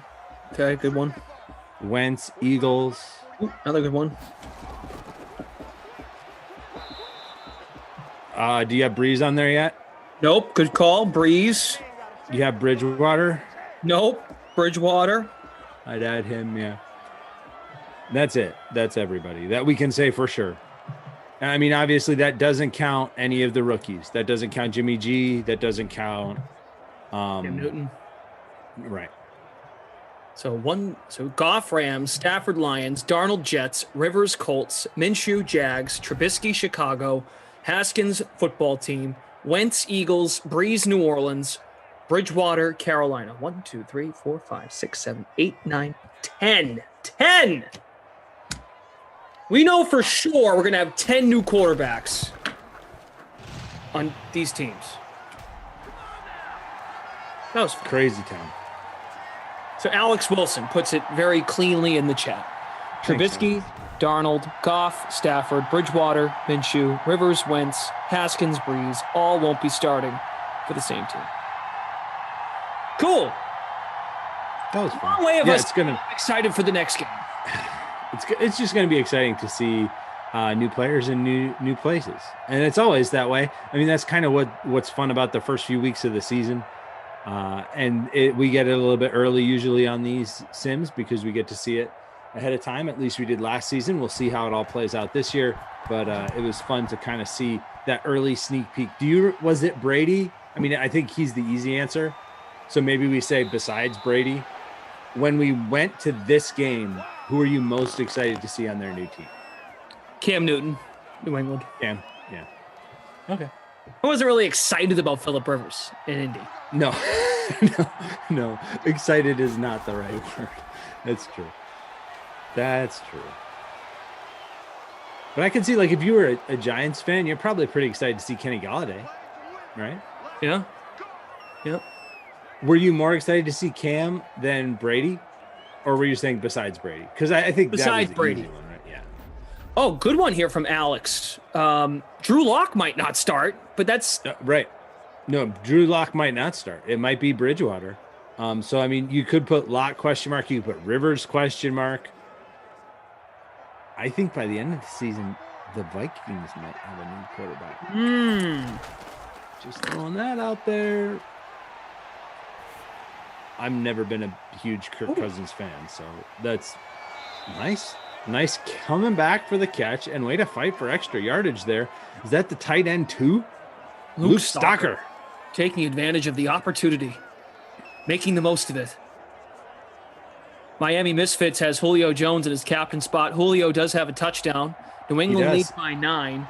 So Kyle here. Kyle is taking a humanities class this summer, and he'd like us to do a 259 buzzword for humanities. That would be the buzzword, humanities.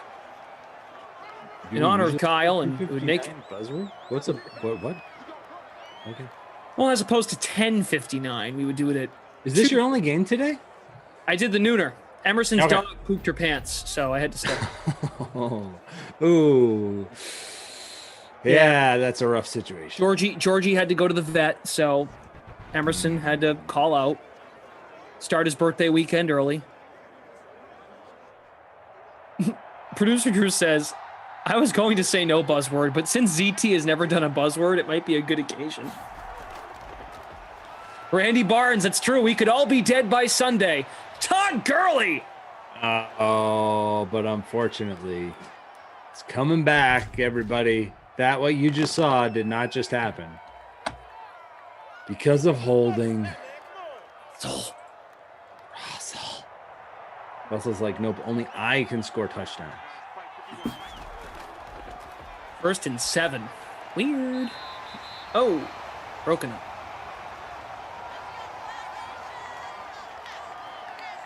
Clint says Cam would have made more money in Carolina for 2 games compared to his New England salary, so Carolina was smart to release him and the Patriots were smart to sign him.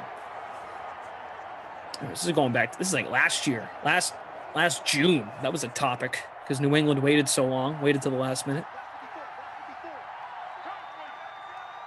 Yep.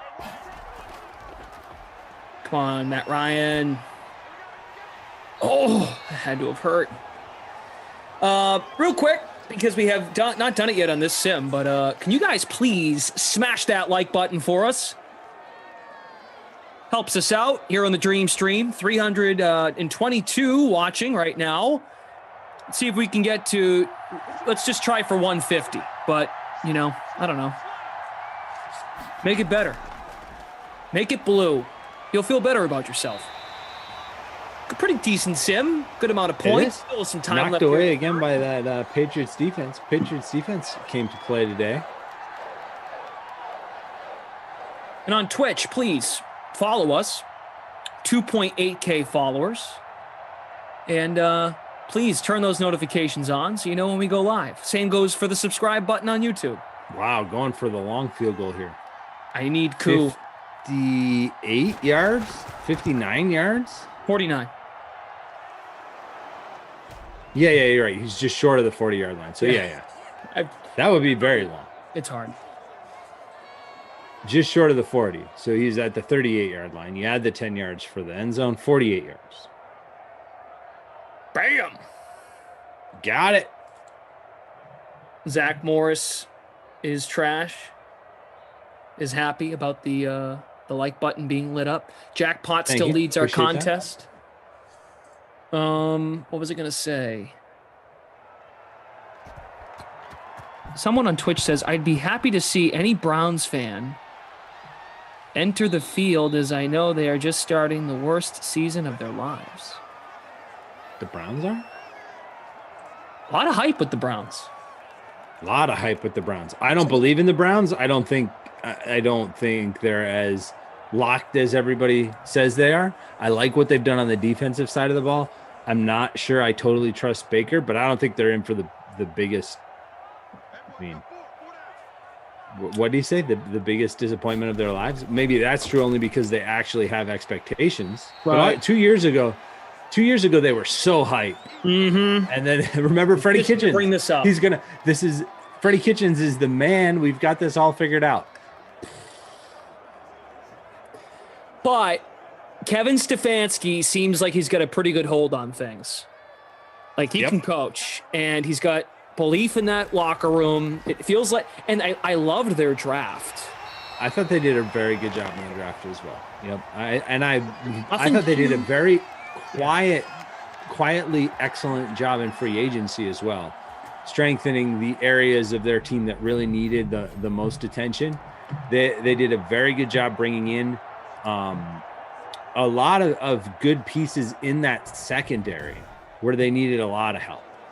And I really liked, it was the safety they signed, John Johnson from the Rams, who's really good with the Rams. And I thought that them adding him is went under the radar, but really huge pickup for that defense. Jadeveon Clowney is going to bring a nice presence to the other side. Myles Garrett is still awesome. And I mean, the Browns play tonight, so this is a preview for your Browns-Eagles tonight. But I really like what they did on the defensive side of the ball, specifically in free agency. And then they went out and they had a really good draft. I just feel like we're too reactionary on Baker either direction at this point in his career. The first year he did a little bit and everybody went crazy. Then he was awful and everybody was out on Baker and he was trash. And then he came back and he played pretty good. So I feel like he's kind of been back and forth. He's been inconsistent. If it's good Baker, then the Browns have everything else in place. So then they'll be really good. I think they could win the division. If Baker struggles like he did in that year with Kitchens and remember, Kitchens was his guy. Like that was supposed to be the reason Kitchens was the coach, was because he was Baker's guy. Yep. If Baker goes back to Kitchens' version of Baker, then they'll be in trouble. They'll be in trouble. And then I think the Ravens run away with that division. Mm-hmm. I think the Ravens had a quietly good offseason too. And a lot of people are out on them because they had a rough stretch in the middle of last year when they were battling all that COVID stuff. So I feel like they go a little under the radar right now. And then the Steelers are just a mess after their big 11-0 start. They fell apart so fast. It was ridiculous. Super Bowl baby, who will be the surprise teams next season? He says, he or she says the Browns. I don't think the Browns would be a surprise. I think people are aware that the Browns are good, but it's followed up with which teams have a chance to go deep in the playoffs that may have missed the playoffs this past season. So essentially, the question is whoa, Cam. Let's see what Cam does. Cam, whoa. He got it. What a catch. N'Keal Harry at the one with a one-handed catch, took it off the defender's helmet. Wow. Cam Newton, vertical passing game. Just threw a 55-yard pass. I don't even know if we can say it was a 55-yard strike because it actually was kind of off target. But N'Keal Harry goes up and catches it anyway. Very nice catch by N'Keal Harry. Sets the Patriots up to go back up by 2 scores here. See who gets this touchdown, and then I'll answer the question as far as who I think could be a surprise team. Oh, no, we'll get a quarter break first. Okay. What a throw and what a catch. The catch was more impressive. Cam got it there. Yep.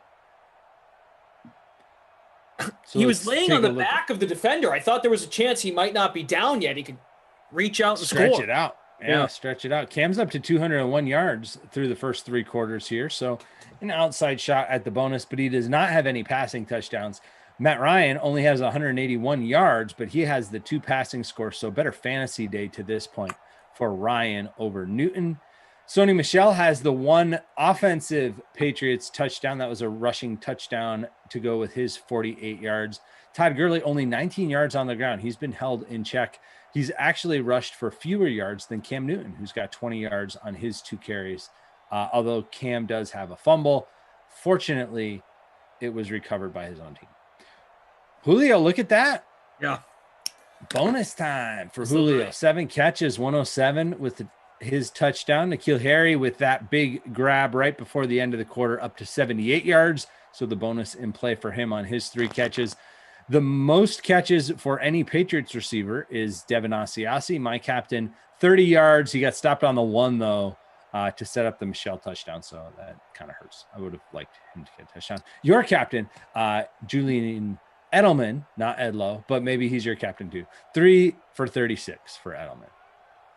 Frangelico doing a great job updating the scores. Jackpot 1 still remains in first by a wide margin, by about 6, almost 7 points. Julio and the captain, Ryan, Newton, Ridley, Younghoe Koo, and Nick Folk. So the kickers have been stacked. Where's Rossi? I mean, we've got 3 field goals for Folk and the long one there by Koo. So, yeah, it's been a kicker kind of day, but we've also got a good amount of points here. It's 23-17. Patriots knocking on the door to go back up multiple scores after the Falcons were able to cut it down. The 2 touchdowns, just to close that out, I didn't say who the 2 touchdowns on the Falcons were. One was Gage and one was Julio Jones. Jordan Lindenbaum says Asiasi has been Noah. Noah Moon wants him so bad. That's a touchdown for James White. James White. So both Patriots running back timeshare participants, James White, Sony Michel, with touchdowns in this sim of 1 year.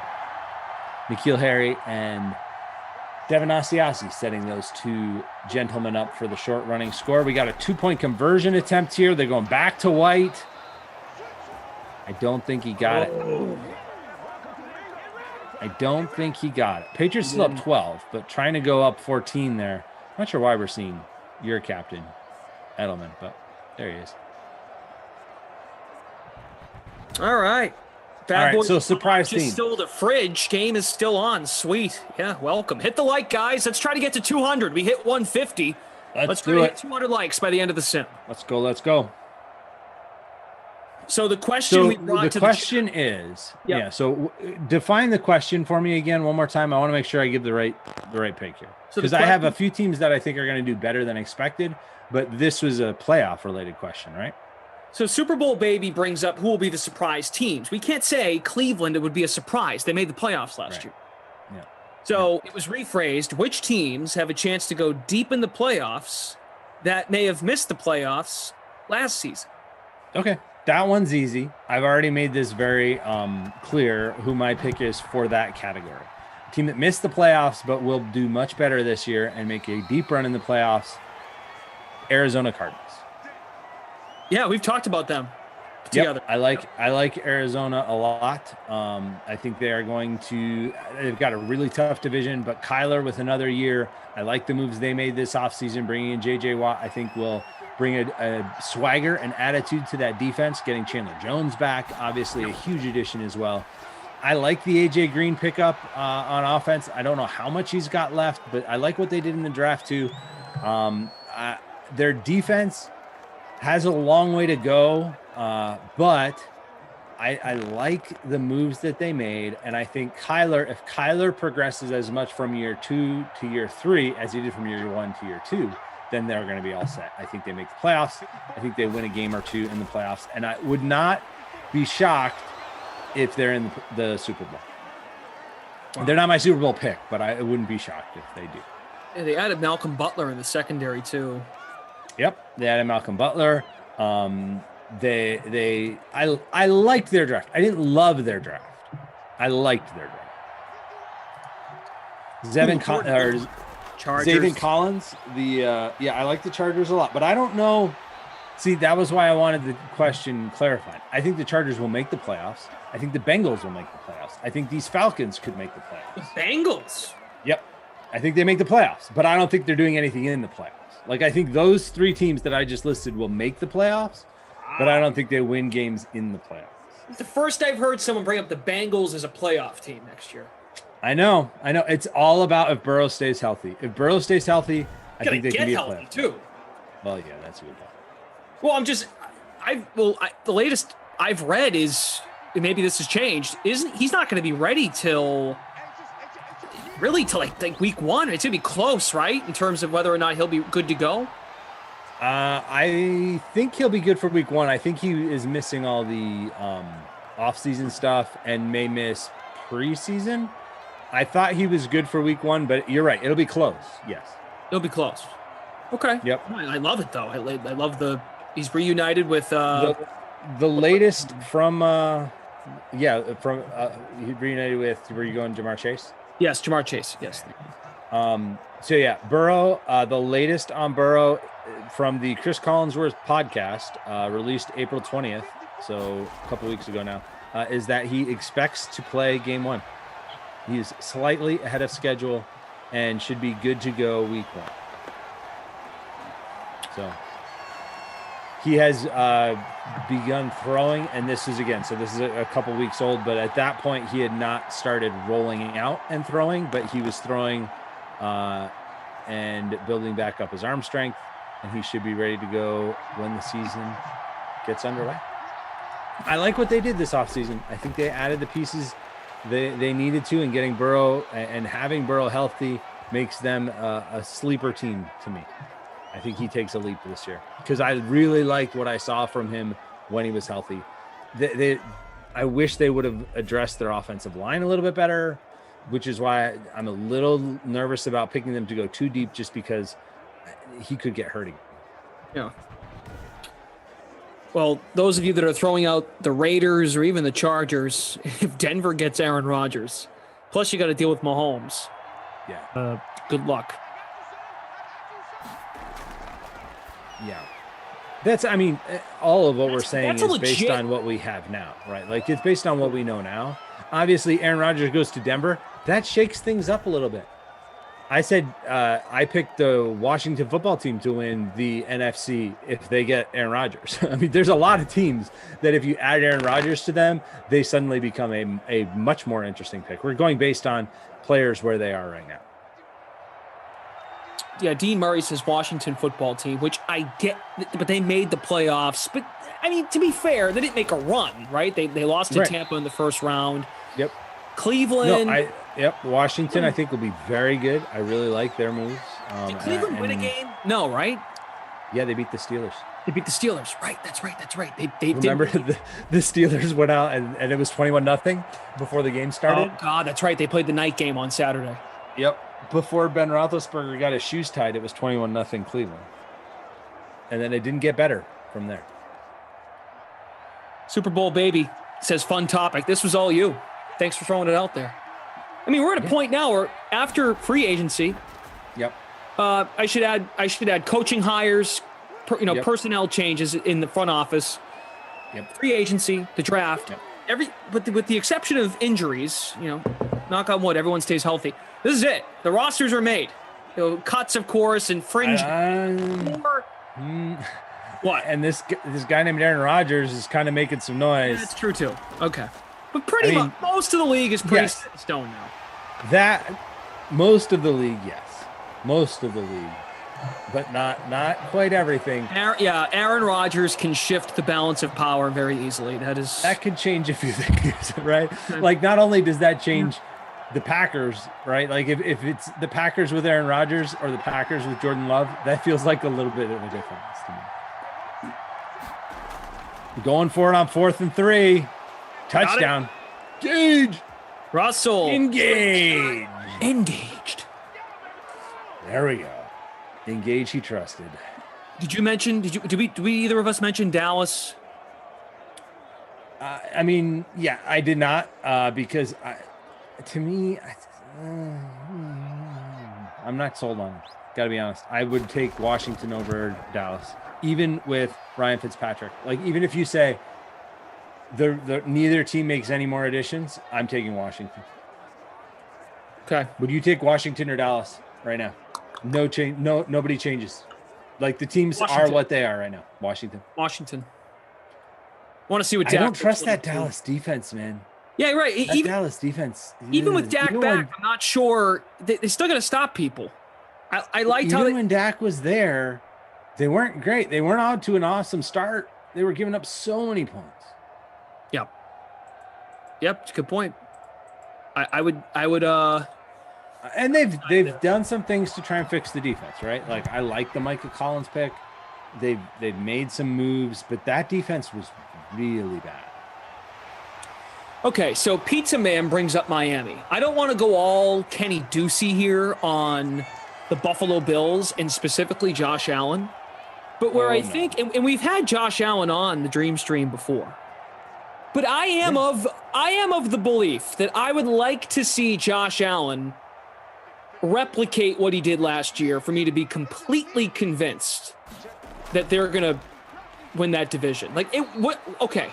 Would you be totally surprised if Miami was neck and neck with Buffalo next year for that division? Based on what they've done in the draft, what they've put around. Of course, Tua's health and Tua as a player is a huge question mark, but say Tua's a hit.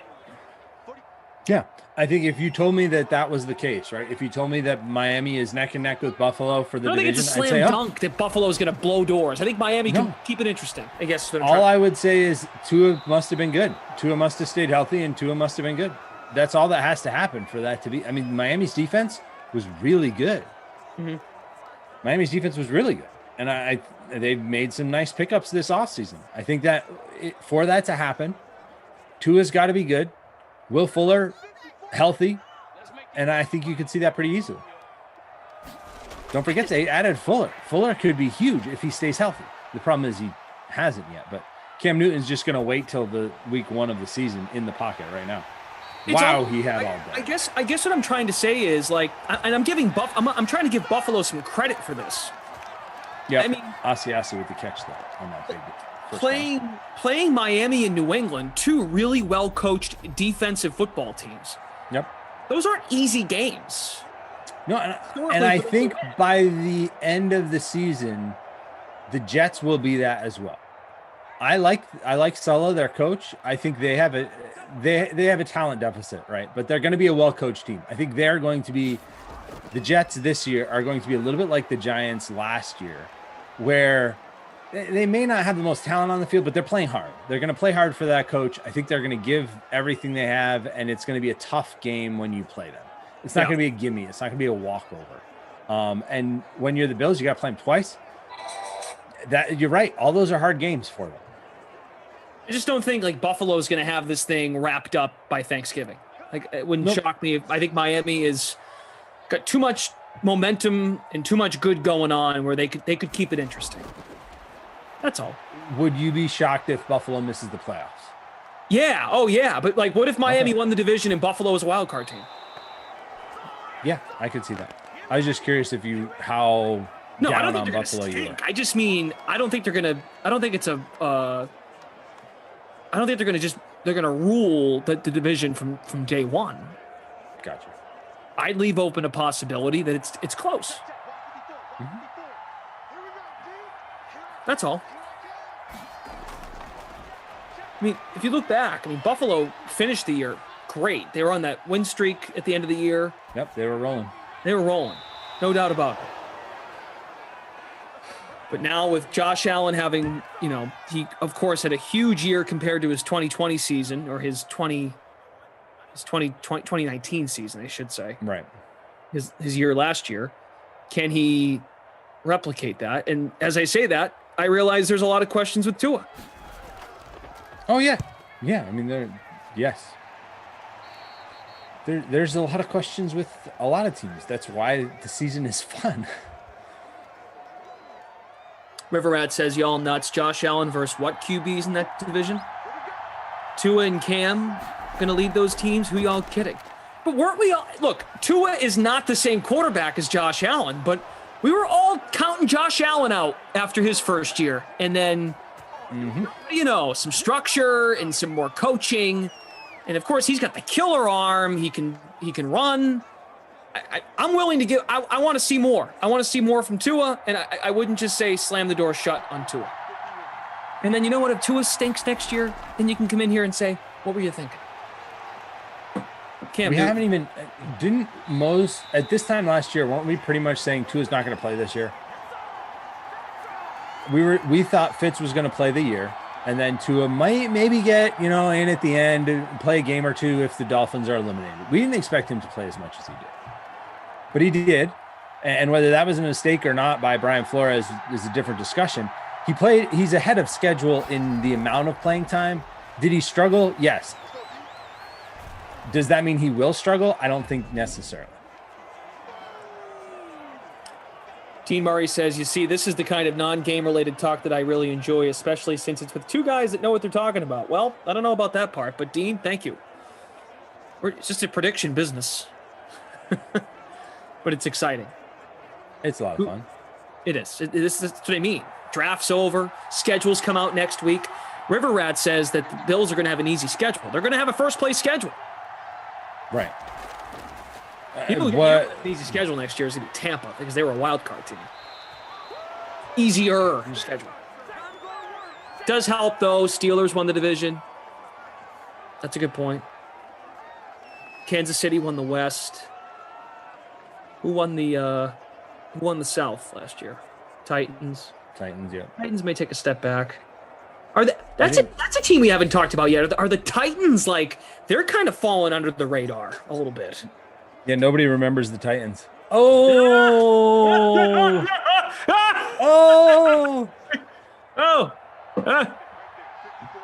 Wow. Yeah, I think they will take a step back. Producer Drew, so much for no movie talk. We're not going there. Don't even think about it. Julio. Nice catch. Big game for Julio. Victor says I take it all back, Julio. I like the Vikings too. Vikings could be interesting.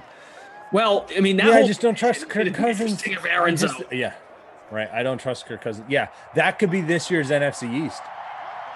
Oh my God. Jordan Love, Kirk Cousins, Jared Goff, and who am I forgetting? Justin Fields. Yeah, Fields or Dalton. Could be Dalton early. Mm-hmm. Not good. Not good. Angelico informing us Matt Ryan's hit the bonus, so the wideout won. And quarterback won. Yeah. And if they get a touchdown here, that missed 2-point conversion where they tripped him up at the 1-yard line. Come on, Atlanta. Tick, tick, tick, tick. Proved costly. Clint says Indianapolis. Yeah, we'll see. The Carson Wentz Frank Reich thing, I think, it's a really a cute story. Oh, look, they're back together again. Let's see if it works. Reunited, and it feels so good. Did you see this story? This is totally unrelated. Changing topics. Segue. Can't think of one, so I'm just going to say it's unrelated. Fine. The sim's over in 20 seconds. We think. DK Metcalf. The NBC just announced touchdown that DK Metcalf's preliminary 100-meter heats will be televised live on their Peacock streaming app as he tries to make the U.S. Olympic team. I just think that's a cool story. Look at the Falcons. It wasn't 28-3, but it was a nice comeback by these Atlanta Falcons. That's right. Now go for 2, right? Go for 2. New England could still tie this thing. Yeah. They do have all their timeouts.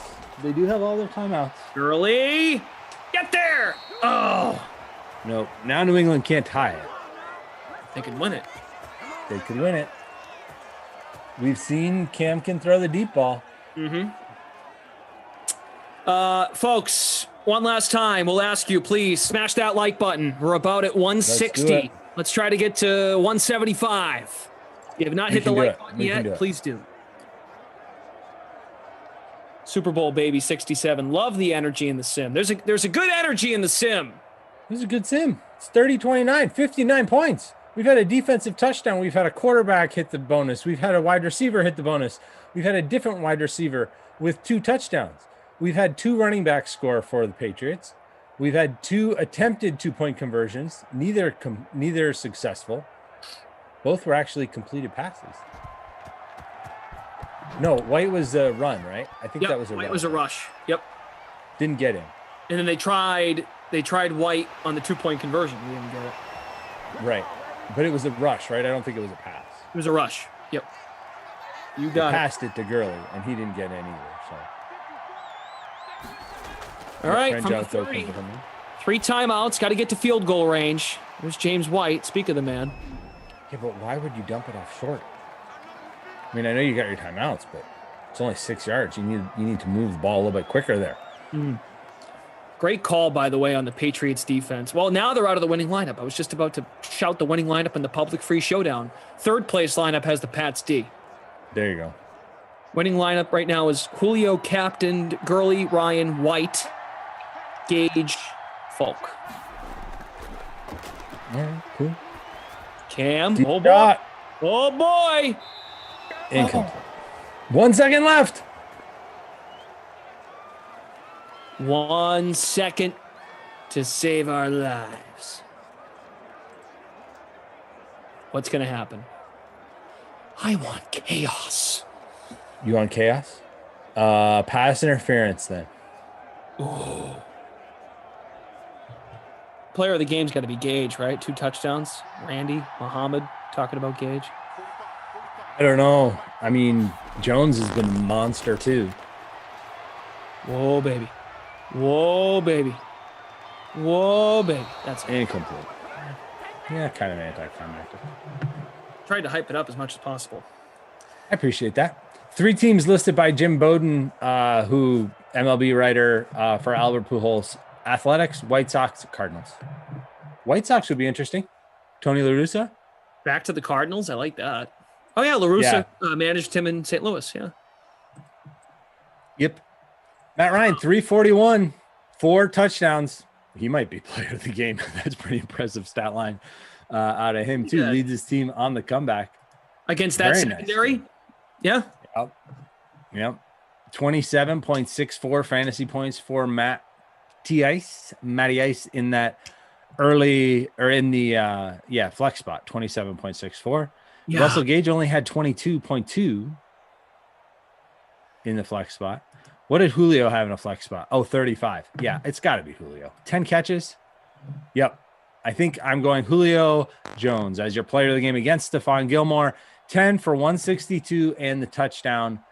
Player of the game. Julio! Yeah, Matt Ryan played at BC. It was a homecoming game for him.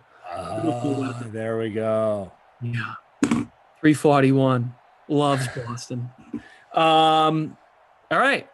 I think that's it. Cool. We got to do the Not My Kid, right? Who we do for the Not My Kid? Oh yeah, we got to do Not My Kid. How was your captain? Where's Ridley? How did Ridley do?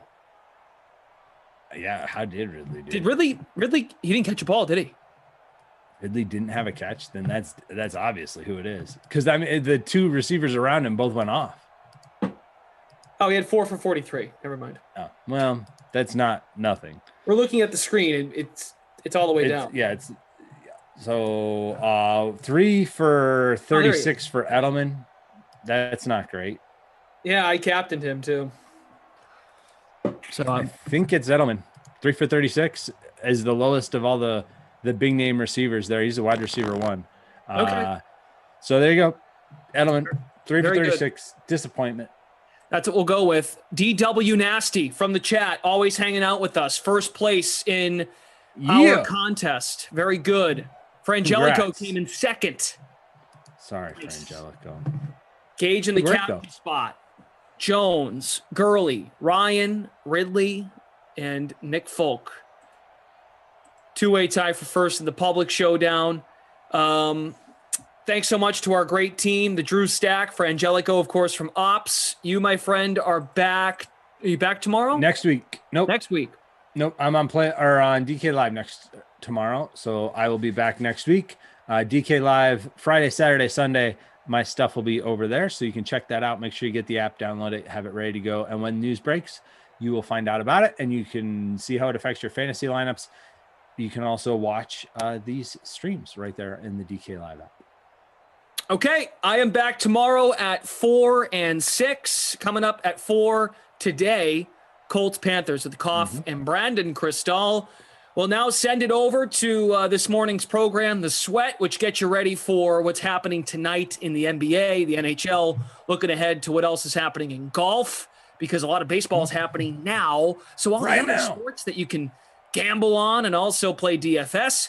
More info with Jesse Cofield and all of the gang coming right now. We've got a duo of ballers here on The Sweat. DraftKings contributor Kenny Ducey and host of the Four Seasons podcast for Ball is Life, Ryan Mogjosh. Guys, let's get your favorite plays from the following price ranges on tonight's NBA slate, aka NBA price check. All right, the 9K plus range. Kenny, Russell Westbrook is the most expensive guy on here at 11K. Are you paying up for him? Yeah, I'm not. I think maybe in some lineups I've been the biggest proponent of playing Russ lately, but I'm not because first of all, I like that game a lot, but I'm not because I have my eyes on someone else. And it's Trae Young in a pace-up game here. Now, we know that the Hawks are a slow-paced team, but ironically, over the last 10 games, who's had more pace than the Indiana Pacers? No one. They've been number one in the league. I really like this spot. He only had 26 minutes last night. They were saving him here for the second night of a back-to-back, so I think he should have more value. That might, maybe scare people off, but again, a usage rate through the roof for Trae Young of 40. I could easily see him hitting 6X here. I think he has 60, 65 DKFP upside just with the amount of the ball he gets. And also, I'm a big narrative guy tonight with the home stretch of the season. The Hawks are fighting for positioning there in the East. There's still upward mobility for them. With the Knicks losing last night, they can still manage to climb the standings and get something out of these last 6 or so games. So I actually really like this in a pace-up spot for the Hawks. All right, Trae Young going to cost you $9,400. Ryan, where are you going for that 9K plus range? Kenny's all over it. I love the matchup, Atlanta versus Indiana. Since he went Trae Young, I'm going to say the other stud in that game, Sabonis at 10,400. I don't know what the Pacers are doing. I don't know what they're playing for. Lately, it's been the Sabonis show. The last 3 games, Sabonis has 75, 74, and 49 fantasy points. They're not playing any defense. They're scoring 152 points, giving up 154 points. So this is going to be an absolute track meet. I love the Atlanta versus Indiana game. And also, Brogdon is questionable. He did not play yesterday, so keep an eye on that too. But that's even more the reason why I like Sabonis. Ryan, that 7 to 8K range, you got a lot of options here. Who are you going with? Yeah, I like LaMelo Ball at 7,900 versus Chicago. This is a guy that was costing you 9,200 when he was healthy, like a couple months ago. He seems to be healthy. He's got a swagger back. I don't think it ever left, actually. But 35, 36, and 45 fantasy points his last 3 games. He looks incredible. And Charlotte is the 8th seed right now, playing meaningful games, so they need this one versus Chicago. Kenny, what do you think? You get Clint Capella, that ATL Indy game. Yeah, I'm actually going to go to a game that I really like here, and I'm going to go to it twice. So the first guy I'm going to is Fred VanVleet at $8,000. Another pace-up game here. The Wizards are second to the Pacers in pace over the last 10 games. Their defense has faltered just a little bit. I think we're going to get some tired legs. It's really hard to ignore how well this entire Toronto team has shot the basketball, but especially VanVleet. Back-to-back 54 DKFP games, at least. And look, I know that Kyle Lowry's coming back. OG Anunoby's still out here, and they do have Gary Trent Jr. returning, so the usage isn't going to be quite the same for VanVleet, but I still think at $8,000, you could get another 45 or 50 DK fantasy point game, just given the pace here, given the importance of this game, the close nature. We could even see overtime with just a 1-point spread at the DK Sportsbook. You just never know. I really think Van Vliet gets a lot of shots up here, a lot of points scored in this game. And I think the price is very right at $8,000. All right, 5 or 6K, Kenny, who do you like in this range? So yeah, I'm going back to this game. I was so excited that I just talked over the last word that you said. Gary Trent Jr. at $5,000. I just mentioned he's coming back here. When he was healthy and starting, he was playing 30 to 35 minutes a game. He hit 63 DK fantasy points at one point for the Toronto Raptors, his new home. I think that plays a very important role tonight. Again, we've seen the usage climb up to around 25-30% for him. And again, at $5,000, these are two guys. They're cost you $13,000 total. I think they could easily total you 100 or more fantasy points just with the usage that I think both of these guys will get. And again, in a pace-up game, the Wizards have been just flying up and down the floor. It's going to be hotly contested, and I'm just not a big believer in this Wizards defense, particularly on the perimeter, particularly on the wing. I think Gary Trent Jr. here is in a very good spot. I could see him making multiple threes here, making your life very easy. Ryan, where are you going? I have a couple to keep my eye on. Sadiq Bey at 6,300 versus Memphis. Detroit's riddled with injuries. Plumlee's out. Grant's out. Josh Jackson is out. Josh Jackson is the key one there because he's been splitting time at the wing position for Detroit. And Hamid Diallo also out. Last game played, or 36 minutes in his last 3 games played. So I like Sadiq Bey. I think Detroit likes Sadiq Bey too. My other one, a little cheaper, Jalen McDaniels at $5,100. Miles Bridges is out. Cody Martin is out. Hayward's still out. And Jalen McDaniels played 39 minutes last game, I think, Tuesday. So he's getting a lot of run. I like Jalen McDaniels. All right, how about this under 5 range? Ryan, where are you going for some value here? So this one was tough because it's so early, and I'm going to keep my eye on injuries as the day goes on. But Daniel Gafford, for me, has been looking really well. $4,600. And Kenny was talking about it. The Washington-Toronto game, I really like the pace in that game. It looks like he likes playing with Russ. And in the limited minutes that he has gotten lately, he's produced a lot while he's on the court.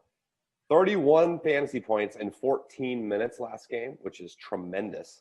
And then 25 fantasy points in 15 the game before. So not only do I think he gets more run because Rui is out, but also when he's out there, he produces at a very high level.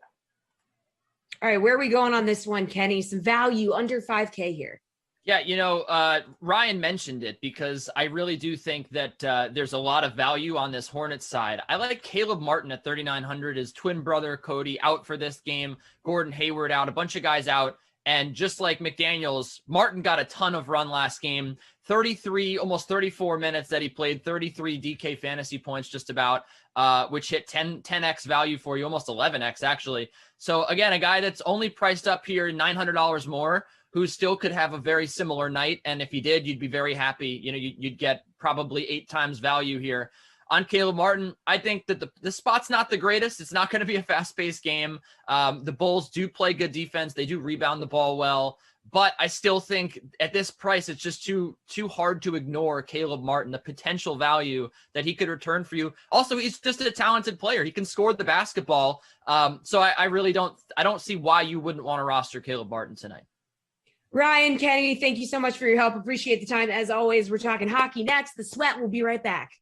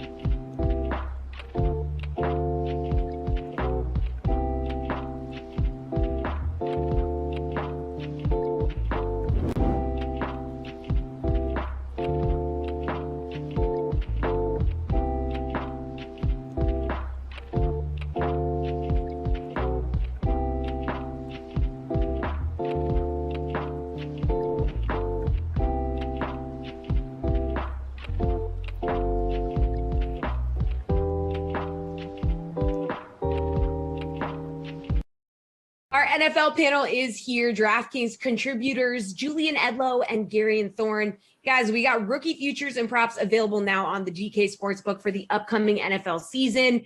The draft is over, so let's get your take on the newly posted Offensive Rookie of the Year odds. Trevor Lawrence, the obvious favorite at plus 300, but do you think he's the best bet right now? What do you think, Jules? I don't think he's the best bet. I think he's a very realistic option. And we've seen, a Herbert come through in recent years, a Kyler Murray come through in recent years, although Burrow was actually the first pick in that last draft. So any of these QBs at the top of the board are a fine bet. Like if they have a solid season and get a team to the postseason, like those are the ways that you would win it. But for me, I'm looking more at a guy in Najee Harris who has soared up the board. I think he was closer to plus 2,000 when these opened. He's now plus 1,000. I think he can have something close to a Saquon Barkley type of rookie year within that Pittsburgh offense. I think he's going to get the ball a lot. They didn't draft a workhorse running back in the first round not to do that. I think he's going to be very involved in the running game, very involved in the passing game, just as he was at Alabama. He's an absolute beast. If Harris can stay healthy for the whole season, I see no reason why he can't be that type of Saquon Rookie of the Year award winner over a guy like Baker Mayfield back in that season a couple of years ago. Yeah, Mike Tomlin definitely going to need to get the run game going, considering Ben Roethlisberger's arm almost fell off. Garion, where are you going to go? Do you think that Trevor Lawrence is the best bet right now? Do you like somebody else? I mean, I think Trevor Lawrence is going to win this award. So I guess 3-1. And he's the best bet. Terrible odds. But I think if you are looking for value, if Lawrence is to get hurt, or maybe he just isn't the guy we think he is, I'm with Jules. I think Najee Harris is a great bet. If you look at the Steelers' history, they tend to use single back systems when they have someone as talented as Harris. And if that ends up playing itself out, I mean, especially with now a 17-game regular season schedule, Harris could rack up 1,500 all-purpose yards or something along those lines, and it would be hard to not give it to a running back on a successful team if that were the case. There are some concerns with that offensive line, but still, I think Harris at 10-1 is really nice value. And I would also say it's interesting to note Zach Wilson. We answered this exact same question after day one of the NFL draft, and Wilson was 10-1. He is now 7-1, which makes a lot more sense. I don't know why he was 10-1 right off the bat, because of the 4 quarterbacks, 5 if you want to include Mac Jones, he's really one of 2 who you can guarantee is starting week 1. And that's such a big part of this award, is just sheer volume. So the fact that he's still got the 4th longest odds of any quarterback, despite the fact that the Jets have invested heavily inside the top 15 in that offensive line. They signed Corey Davis. They took Elijah Moore. Like, there's weapons right now for the Jets. He's in a big market. If he does anything remotely above average, he's going to get a lot of press and a lot of just notoriety for this particular award.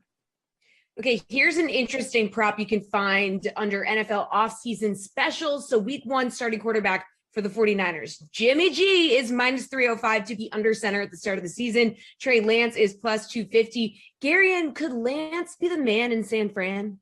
He will be, maybe like week 5, week 6. This is just a no bet, because obviously you're not putting minus 305 on Jimmy Garoppolo. He could lose this job over the course of the summer.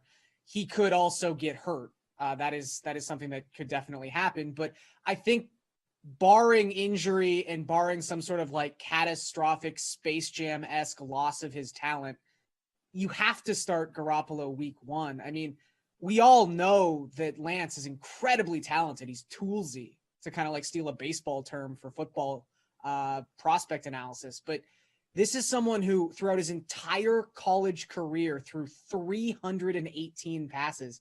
To put that in perspective, Trevor Lawrence threw over 1,100 times at Clemson. Like, he just needs some seasoning. So I think he'll start sometime in his rookie season, but it's not going to be week 1. All right. What do you think here, Jules? Could Lance be the man in San Fran? Long-term, yes. Just like Garion said, I think if the 49ers have it their way this season, they're a playoff team with Jimmy Garoppolo, and Lance isn't starting until whatever that would be, 2022. this team went to the Super Bowl, a year before they had all those devastating injuries last year. So I will bet this. These are new markets, and we're actually adding, more teams are coming up today as we're seeing. Jimmy Garoppolo right now, I'm seeing minus 278. I will bet that. I will lay minus 278 on Jimmy Garoppolo to be the week 1 starter. The only way you don't get it is a devastating preseason injury, which, given Jimmy Garoppolo's injury history, San Francisco is going to do everything they can to protect that from happening. So I would be stunned. Like, if you wanted to hedge it up, Lance is a great prospect, but he is long-term. He needs to learn. There's no way they start him week 1. So if you wanted to hedge up, Josh Rosen is plus 3,300. Nate Sudfeld is plus 4,000. You can put tiny splashes on those guys. They would start either one of those guys over Trey Lance in week 1. I'm 100% positive of that. If Garoppolo hurt a knee in preseason or anything, it's not going to be Lance week 1. It might not be Lance till 2022. Wow, 100% positive. Love the confidence. The same prop is available for the Bears week 1 starter. Andy Dalton is the favorite at minus 167. Justin Fields, a close second at plus 160. Jules, who do you think has the better shot of being under center in week 1 here? So this one's appropriately priced, I would say. Dalton should be the favorite, and he's minus 167. That feels about right. Justin Fields plus 160. Intriguing. Like how Garion said, Lance might be starting in week 5. Like, I don't see that in San Francisco. That's probably going to be the plan in Chicago. Like, October, we are going to see Justin Fields as the Bears starting quarterback. The question is he good enough to steal that job over the summer and just get it week 1? Or is Andy Dalton bad enough at this point to lose it? And I think those are realistic outcomes. So Dalton's probably the plan. I would probably bet him, but I do think Fields can come in and swoop it. This one would be one that I would lay off. And so I'll just say really quick, like this morning, I think Cam Newton, the Patriots market, was added on DK Sportsbook. This is another one like Jimmy G. Cam Newton minus 286. Juicy. I will lay it all. Cam Newton is starting week 1 for the Patriots. I'm 100% positive. They do not want Mac Jones in there. And Bill Belichick hates Jarrett Stidham, who's still on the roster. He's not going to use him. If he didn't use him last year when Cam was spiking it into the dirt, he's not going to use him this year. Cam Newton minus 286 and Jimmy Garoppolo minus 278. Super juicy. Give them both to me. I wish I could parlay them. Wow. Garion, how do you feel? Yeah, like Jules, I tend to be pretty conservative about just the veteran quarterback is probably going to be the one who starts week 1. However, this is priced at a point where I think I'm willing to put a sprinkle on Justin Fields to be the week 1 starter, because again, Andy Dalton is not someone who exactly exudes confidence from football fans and football coaches alike. We know what the Bears quarterback situation is. I think they're desperate for a spark. I think that the front office just gave out a lot of draft capital, and they're definitely kind of managing for their jobs at this point. So they could look to Justin Fields and say, hey, this guy's got to be the savior, literally, for our employment, and we're going to put him out there and see what happens. I think it's also worth noting that unlike the San Francisco situation where you've got someone like Jimmy Garoppolo, you have the incumbent who's been in Kyle Shanahan's system for the past 3 years. Andy Dalton was a free agent. Like, it's not like he has built up all this like capital with the Bears and the Bears coaching staff. Like, they're both going to start fresh week 1 of preseason. And I think there's a decent chance that Fields beats him out for this job. Nick Foles plus 900. Oh. He's the only one. We just said, Jimmy and Cam in those systems last year. Foles is the Bears returning quarterback. I think he's just there to look pretty. I agree. All right, you both agree on that one. All right, some player totals are up now as well. For the rookies, Atlanta tight end Kyle Pitts is expected to make an immediate impact in that Falcons offense. His receiving yards total for the next season is set at 800.5. You see him going over or under that, Garion? I'm going to take the under. Again, it's the conservative route. I love Kyle Pitts. I don't think he's like almost properly classified as a tight end. Like, he is a special talent. But at the same time, we have seen it takes a little bit of seasoning with these rookie tight ends before they have a massive impact. And even like when I say massive impact, we kind of have to put into perspective what an offensive impact, particularly in receiving yards, is for an NFL tight end. I know the calculations here are a little off now because we're talking about a 17-game season, but last year, only 2 tight ends had more than 800 receiving yards, and it was Travis Kelce and Darren Waller. So this is already a prop that not many quote unquote above average tight ends, veteran tight ends in the NFL would go over. So with Julio Jones still on this roster as of right now, I'm going to take the under. All right, Julian, are you going to be conservative and take the under too? I'm not going to take the under. I want to take the over, but I can't do it yet. Like, this is one that I'm going to watch over the summer. First and foremost, obviously, the Julio situation. If Julio does wind up gone, that tells us a lot. Like, Ridley is going to be option 1, and Pitts will step right in and be the second option in that offense. Garion made really good points about the tight end position and about rookie tight ends. I just think that Pitts is, number 1, more of a receiver, and number 2, more of a generational, once every 10 to 20 years in the draft type of tight end prospect that is ready to go. Like, I think that he's ready to compete week 1 on an NFL level and capable of having big games. So this is one, maybe as the season gets closer, I would take a look at the over. If Julio's gone, I'm in. Get the over as quick as you can. And that's something that could happen in June, July, August. So we'll see. It's nothing for me right now. I lean over. I think that Pitts is going to be a massive piece of this offense. All right, thanks you too. One more go around with our NBA panel after this quick break.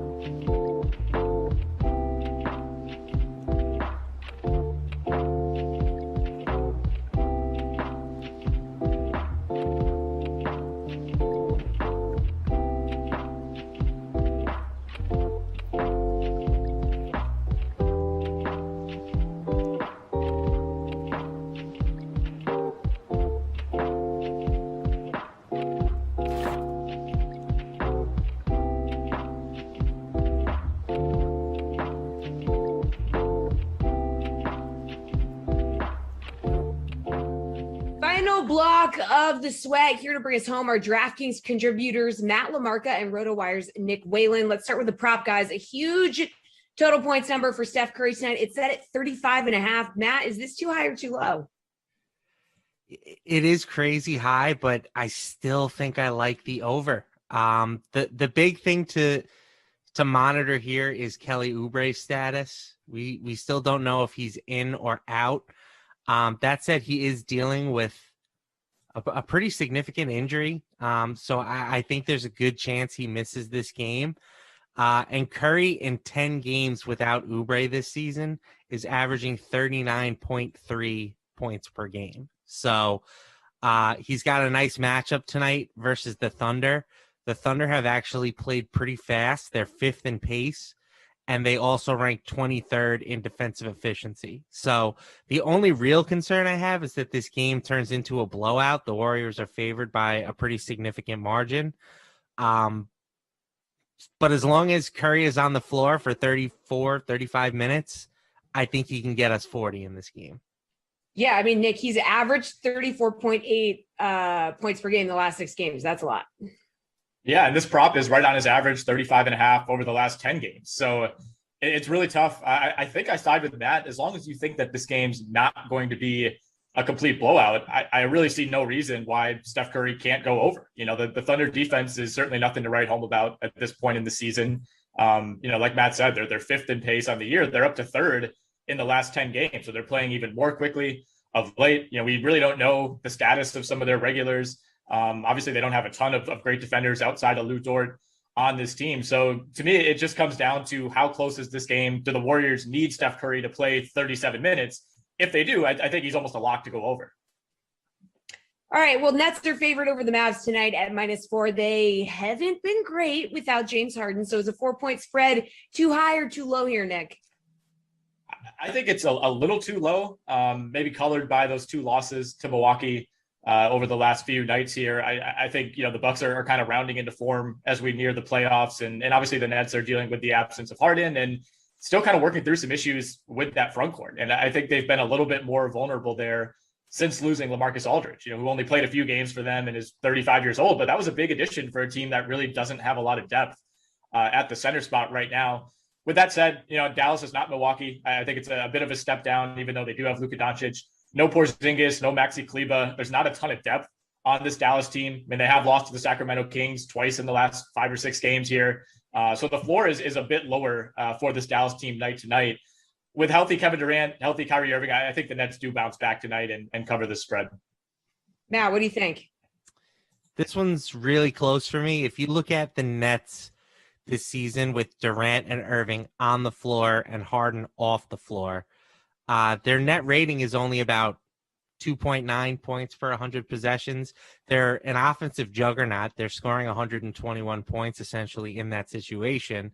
So they don't necessarily need Harden from an offensive perspective to score the ball, but they are allowing 118.1 points. So Dallas is also playing really well recently. They're 7-3 over their last 10 games. Ironically enough, all 3 losses coming to the Sacramento Kings. So I'm not sure what to make of that because the Kings are not a particularly good team, but they've posted a net rating of closer to 7 or 8 in those contests. So I kind of like Dallas if I was forced to choose a side here. I think ultimately my favorite bet in this game is probably just taking the over, right? These are 2 teams that are scoring a ton of points at the moment. So I see no reason why they can't do it against each other. Okay, Pacers and Hawks both played last night. Matt, Indiana didn't break 100 against the Kings, while Atlanta put up 135 in a win over Phoenix. So where do you stand on the total of 240 points tonight for these two? Do you feel like it's too high or too low? Yeah, Indiana has just let me down all year. I'm just not sure why they aren't better, right? I mean, right now they're dealing with a bunch of injuries at least, but just all year I feel like this team has not played up to their potential. I do think that this game is probably an under for me. Just looking at the betting activity, which is something I like to do, 55% of the bets are on the under, but 84% of the dollars. To me, that tells me that the early sharp activity is coming in on the under in this contest. So that's where I'm going to side. Nick, you going under as well? I think I am. Yeah, I mean, you see some of these totals that the Pacers have put up, and they're number one in pace in the league over the last 15 games, and that's only been exacerbated over the last 10. I mean, they had a 141-point game where they allowed 154 in regulation to Washington earlier this week. They put up 152 against OKC on Saturday, regularly in the one teens into the low 120s. But everything kind of came crashing down last night against Sacramento. And, some of these injuries that, we keep thinking Malcolm Brogdon's going to play, he's questionable game to game, and now he's missed 3 or 4 in a row. Chances are he probably remains out on a back-to-back. But, more concerning to me is that I think there's a chance that this Indiana team is very close to just kind of mailing it in, at least on the rest of the regular season. I mean, if you watched last night, it was kind of a players versus coaches borderline, almost turning into a bit of a screaming match, in the game where you have an assistant coach, running down to go yell at his own player mid-game. And if you watch the reaction, like, I don't think the players have really any receptiveness toward this coaching staff right now. And obviously you don't want to read into that too much, but I think morale is really, really low for Indiana right now. And that makes it really hard to go out and give it your all for 48 minutes when you're maybe not particularly fond of the people who are coaching you up throughout that. So I could see this being a letdown defensive effort for Indiana, but I don't see them scoring enough to hit the over in this game. All right, Slate Fruit Pick Time, guys. Favorite bet on the DK Sportsbook. Matt, what is it? Well, it's the game we didn't get to. I'm taking the Toronto Raptors, favored against the Washington Wizards. Toronto's basically back at full strength. They won't have OG Anunoby tonight, but they should have Lowry and Van Vliet. They have just been snake bit all year. They're much better than their current record. Nick, Slate approved. I like that one as well. I think I'm going to take OKC, though, to cover the 14 points against Golden State. We talked about what it's going to take for Curry to hit the over in that game. I think it's going to have to remain relatively close. And I think, assuming Kelly Oubre doesn't play, I'm not sure Golden State has the horses to make this a complete blowout. I think they win comfortably, but not quite by 14. We've got a duo of ballers.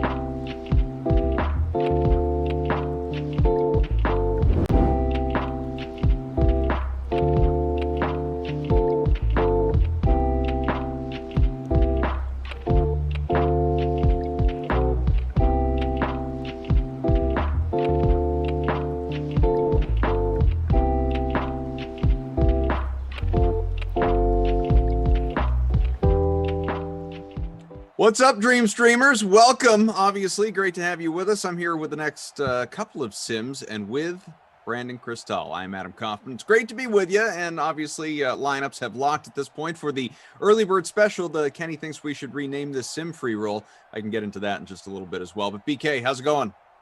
I totally screwed this up. So this is the lineup that I was building.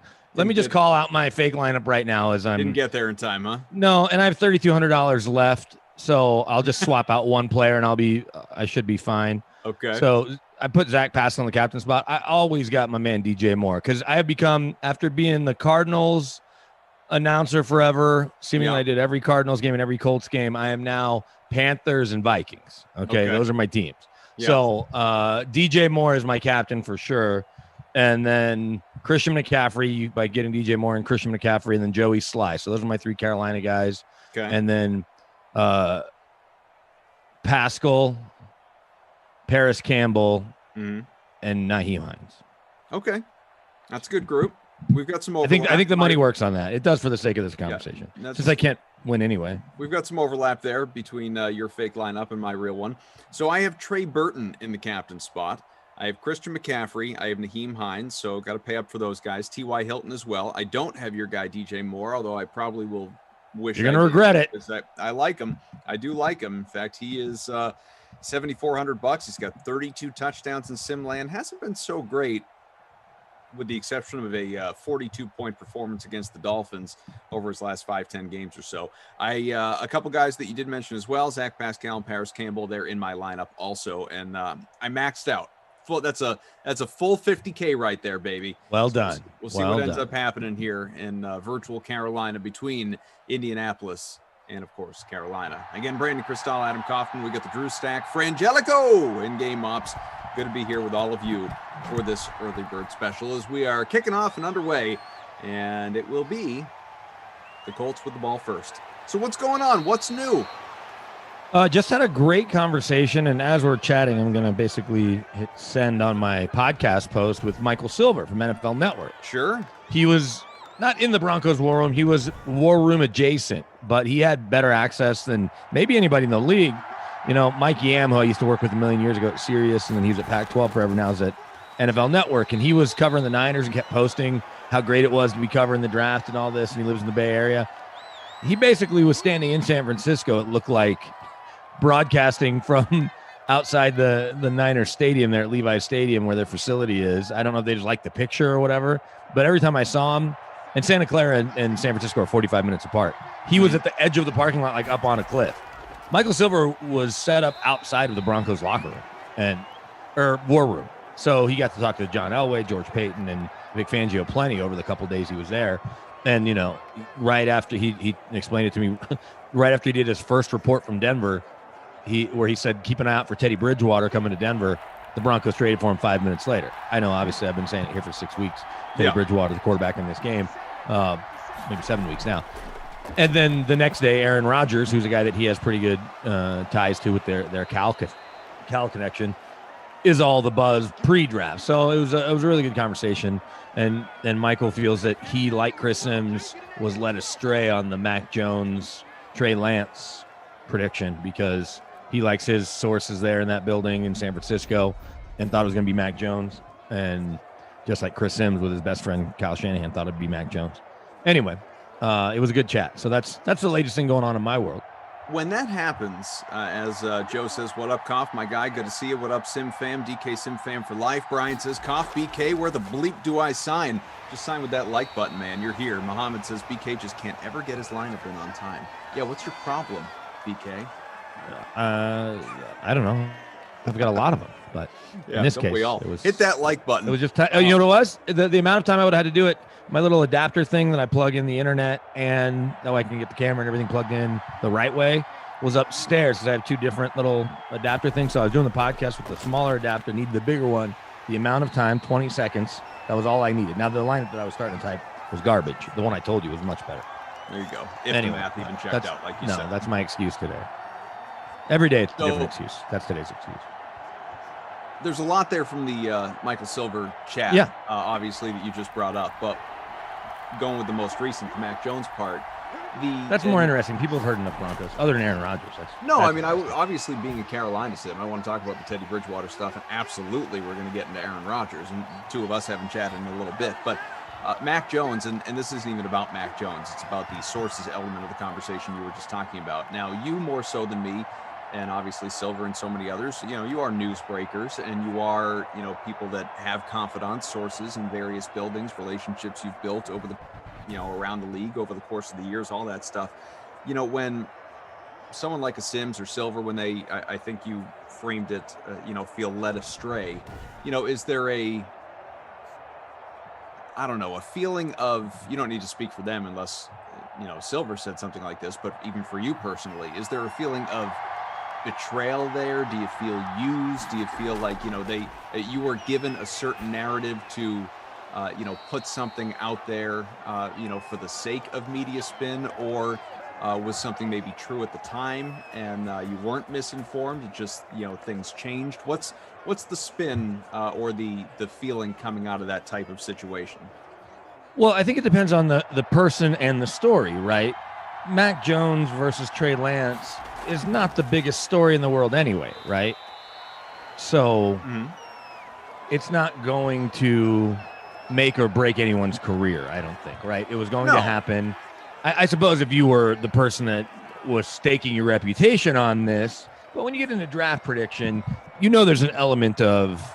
It's a crapshoot. It's a dark. Yeah, well, no, but not only that, I'm saying there's an element of, hey, this is the lying season. Is this person who I really trust telling me the truth, or are they using me, or are they telling me they're using me, which in the case of Chris Sims, Kyle Shanahan, may have actually happened. I'm not saying that it did. I don't have any information to that effect, but those dudes have matching tattoos and talk all the time. Now, Chris will be quick to say, we don't ever really talk about his team. We just kind of talk about players, but that's exactly what the draft is, right? Is talking about players.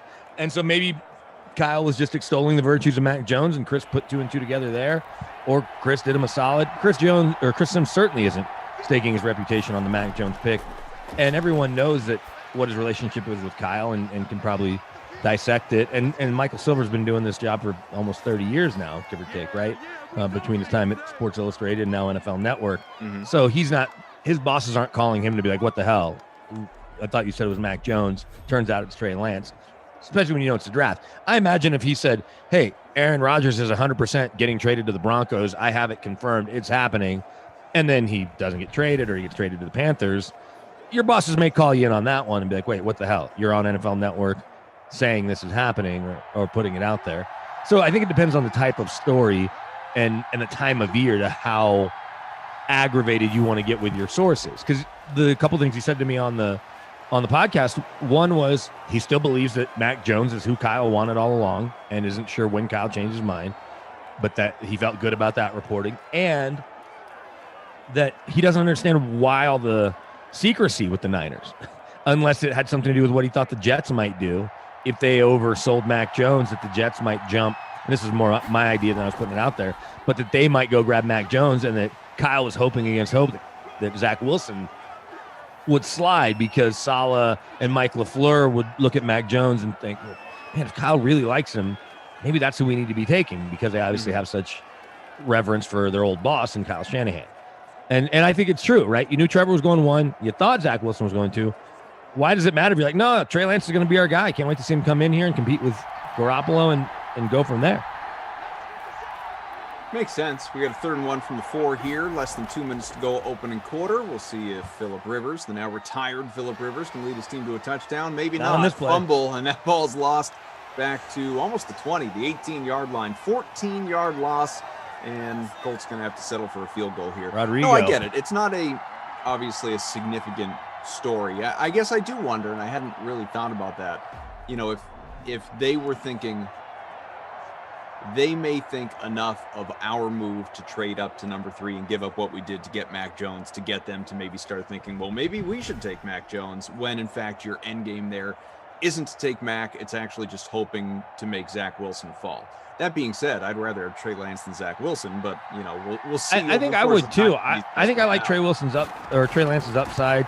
There's question marks with Zach Wilson that I'm gonna have a hard time getting over until he proves me wrong. And they're little things, but to me they can be big things. I'm talking with some football people; they aren't ignored. A quarterback who's not a captain is always a question mark, especially because he had been a quarterback the year before. He's not coming in as a true freshman. It does say something about the BYU coaches that they didn't force him down their throat saying, oh, Zach has to be one of our captains, right? They let their team vote, and whatever the vote was stood. I don't know who their team captains were. And then I heard something, another story that I think I told you about off the field, or maybe it happened on the field, but I got it third party or fourth party, so I certainly won't go with it. But it's a little concerning, and if it ever comes to light, I'll be like, well, I heard that. And he didn't beat anybody. And in the one game that he played somebody good, it was Coastal Carolina. He played like crap. So they didn't have a great normal BYU schedule. They were just piecing it together. So he wasn't doing what Justin Fields was doing in the Big Ten, or what Trevor Lawrence was doing even in a watered-down ACC, right? And you can make the same case for Trey Lance. He just intrigues me more.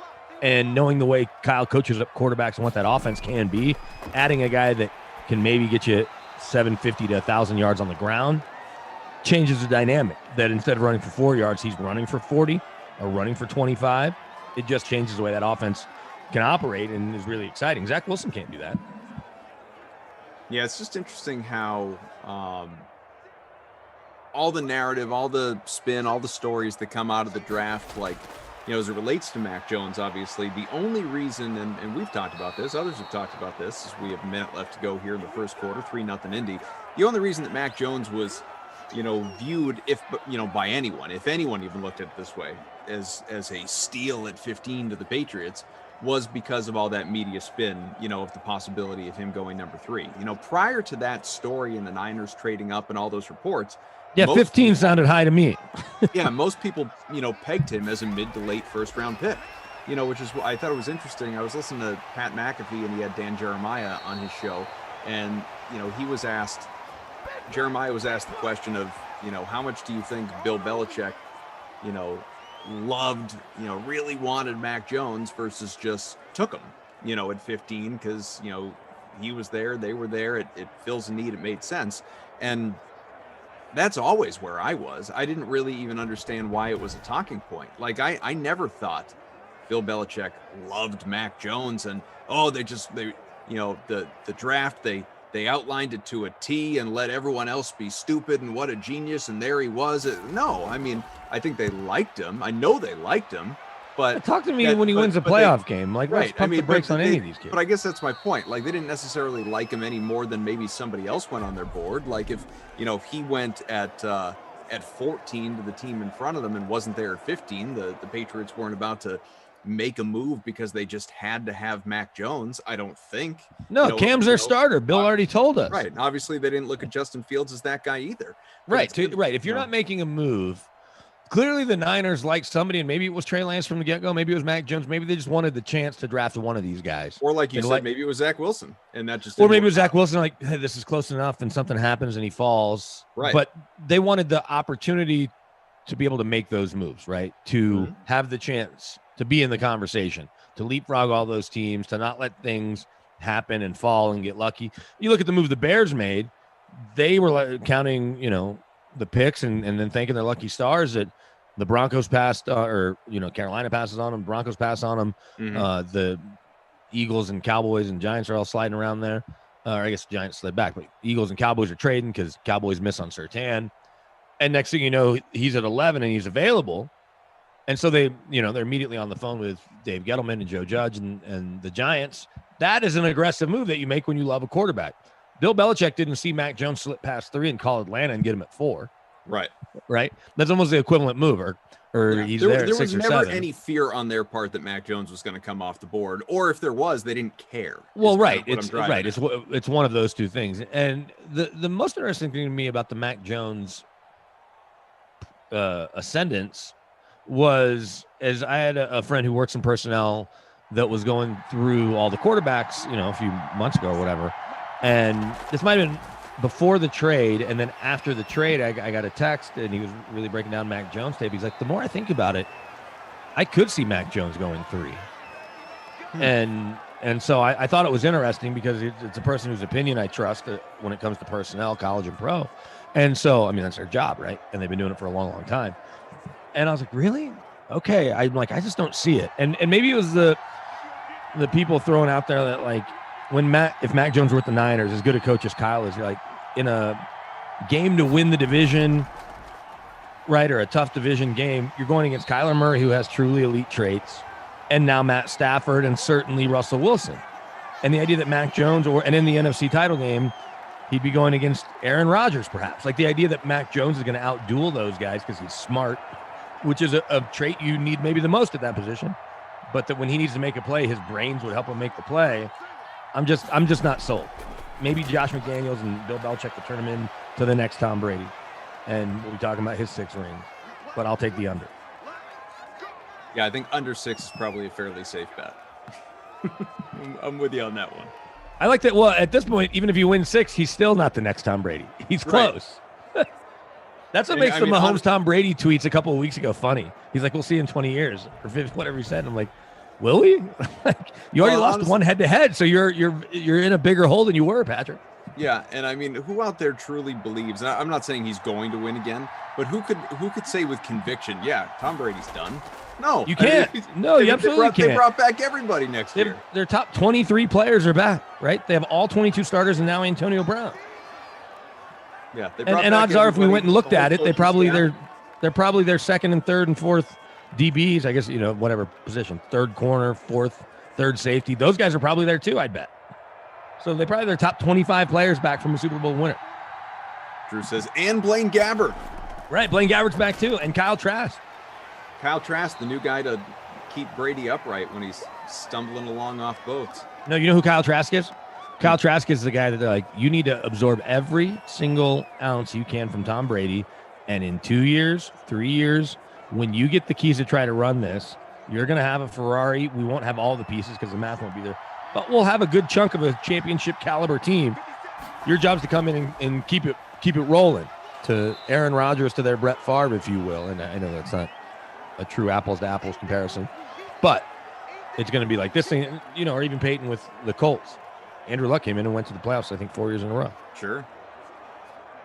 Robbie says, AK2, that BK all day, baby. Good to be here with you. Hey, I'm top 10. I just wanted to shout that out while it's relevant. Although I won one of these I'm top yesterday. 5. I'm top 5. Yeah, sure you are. 2nd and 6 from the 28. Well, I captain Rodrigo. I think I'm in on here in the second. First. I've got Rodrigo. I've got the Indy defense.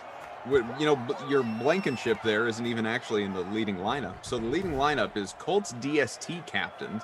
So that's 16.5 points right there out of the 26. No, I have them captain. I just said I had Rodrigo in my lineup. And everybody else. And then McCaffrey, Rivers, Hines, Hilton, and Samuel. So a whole lot of Colts action right there. And then Curtis Samuel is actually the only blemish in that lineup as a goose egg right now. See what comes here. Colts up 3-0. 4:20 left here in the opening half. Ball to 14. I think that was completed out of play. Either that or right back to the line of scrimmage. Doesn't matter. 2nd and 10.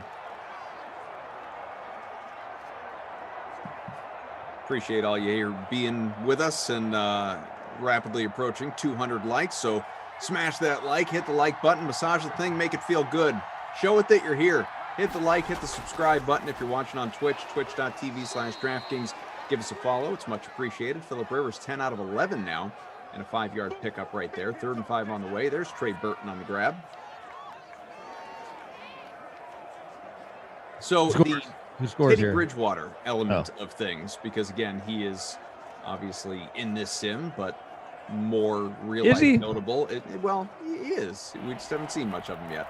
More notable in real life is a Broncos quarterback. I guess I shouldn't say the Broncos quarterback. I would say we assume there will be a training camp battle between he and Drew Lock, provided Aaron Rodgers doesn't land there in a trade. What are your thoughts on Bridgewater ultimately getting there? Because I know it was something you were speculating for a while, but ultimately getting there, and what the present day quarterback situation looks like for Denver. Yeah, we'll take Aaron Rodgers off the table for now, although it's much more fun to leave him on the table. And so it's funny because Mike Silver and I disagree on this. He thinks Teddy's the starter and Drew will have to prove that he can play better than him. I think it's the other way around. I think he's there to keep pressure on Drew to not turn it over because, hey, we have a guy who never turns it over sitting right here. Of course, he doesn't take chances. So Bridgewater's best year last year, touchdowns-wise, was 15 touchdowns, but it was his worst year interceptions-wise with 11. The 5 games he played for the Saints, he had 9 touchdowns and 2 picks. So You project that out. What's 9 times 3? 27. So say his best year ever would have been with the Saints and that Rolls Royce of an offense, 28 touchdowns and 6 picks. That's pretty good. But regardless, he's not a 50 touchdown guy, and he never will be. He's not a 40 touchdown guy, and I'm not sure he's even a 30 touchdown guy. But with the pieces they have, their thought is if Drew cannot get this figured out, we will not hesitate to yank him, hand the keys to Teddy Bridgewater and say, keep this thing on the track, let our defense go make plays, and we'll win the way the Bucs just won the Super Bowl. Not that the Bucs couldn't score, and that didn't Brady throw for 44 touchdown passes? Look at this. Christian's going to come back. I don't know if it's going to stand, but Christian McCaffrey off to the races. Nice tackle. 21 all the way down to about the other 15. Holding. Hold. Now, well. It was exciting while it lasted. And Curtis Samuel, that actually probably sprung him. So for once you have a penalty that it's involved with the big play. So I think that it's Locke's job to lose. Michael Silver thinks that it's Locke's job to win. If Locke gets more of the first team reps, I just don't see a scenario. And today the NFL put a memo out with OTA dates, assuming players actually do show up, right, in these coming weeks, starting towards the end of May and into June. But you add it up, it's like 12 or 15 total practices, including the mandatory minicamp. Maybe it's a couple more, give or take, but it's not many more. And you're just not going to throw enough interceptions to lose the job, right? It seems almost impossible. So then you get to training camp, kind of the same thing. The intensity's ratcheted up a little. But training camp practices are designed for the offense to move the ball a little bit. Even though you're going ones versus ones, you learn what they're doing, they learn what you're doing. And so I just don't think between that and then the preseason games, where Brett Rippon's going to play way more than those two guys, especially with only 3 games, right? You're going to see a lot more Brett Rippon. You'll see in the first game, you'll see a lot of Brett Rippon. You'll see Drew or Teddy take a series. You'll see the other one take another series. And then Brett Rippon play 3 quarters. Then in the second game, which used to be the third, I think, maybe the timing's wrong. Whatever game it is, they might split a half. So all you'll see from the two of them is 3-ish quarters of football in the preseason. That's not going to be enough to win or lose a job unless it's just god awful, like it was when Mark Sanchez came here and tried to win the job, and he fumbled and threw 2 interceptions against the Niners. So I think Drew Lock is going to be the week 1 starter. Doesn't mean he'll be the week 2, 3, 4, 5 starter. And a week from yesterday, we'll know the schedule, so we'll know exactly what that looks like. So independent of which way you think it tracks right now, which obviously you outlined in your belief versus Silver's, as a fan, as a football watcher, follower, which way do you think it should go? So again, not asking which way you think it does go, which way do you think it should go?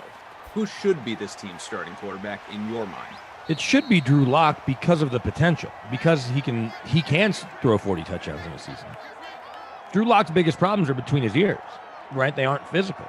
And I'm always going to side with the potential until they've proven they can't. That's why J.R. Smith was on a roster up until last year. In the bubble, J.R. Smith's on the roster. Right. And I'm not saying that Drew Lock's J.R. Smith, but it's that kind of deal. You're like, gosh, when he is dialed in. Drew Lock also throws soup bowls at people.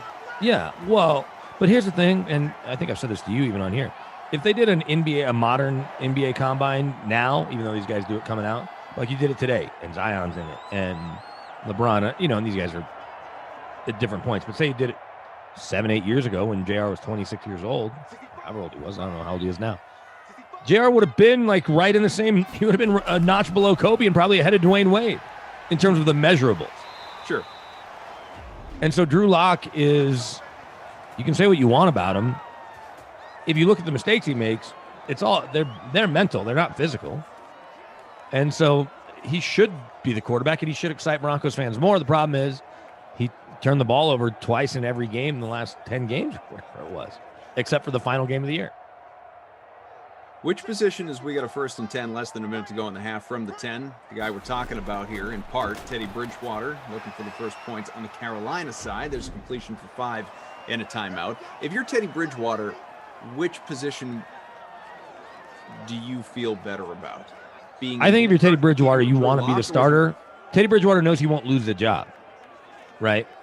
Like, he also probably knows he can't win the job. He just has to sit there and wait for Drew to make mistakes, right? Well, no. What I was gonna ask is, which position would you rather be in? Would you rather be in Denver competing with Drew Lock for that job, or would you rather be in Carolina still competing with Sam Darnold, or was it just so clear Sam Darnold's the guy, therefore you have a better shot in Denver? Yeah, I mean, that's exactly it. And I talked to folks in Carolina and then was able to piece together when David Tepper was out on on Teddy Bridgewater. It goes all the way back to December.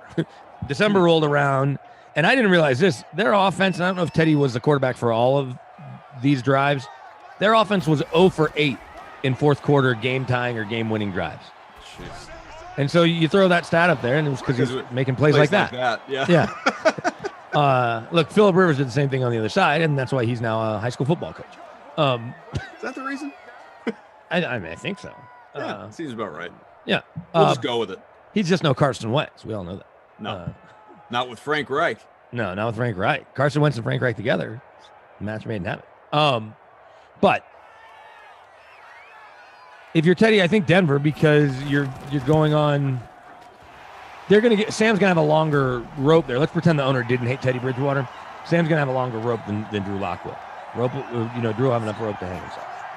And with Sam, you've got 2 different systems in 3 years, both dysfunctional for different reasons, I guess. And maybe they bailed on Todd Bowles a little too quickly, but certainly the Adam Gase era in New York was certainly dysfunctional. So I think that you'd rather be in Denver. 6-3 game here after the Joey Sly field goal, who was on your fake lineup. So yeah, absolutely. For you, congrats.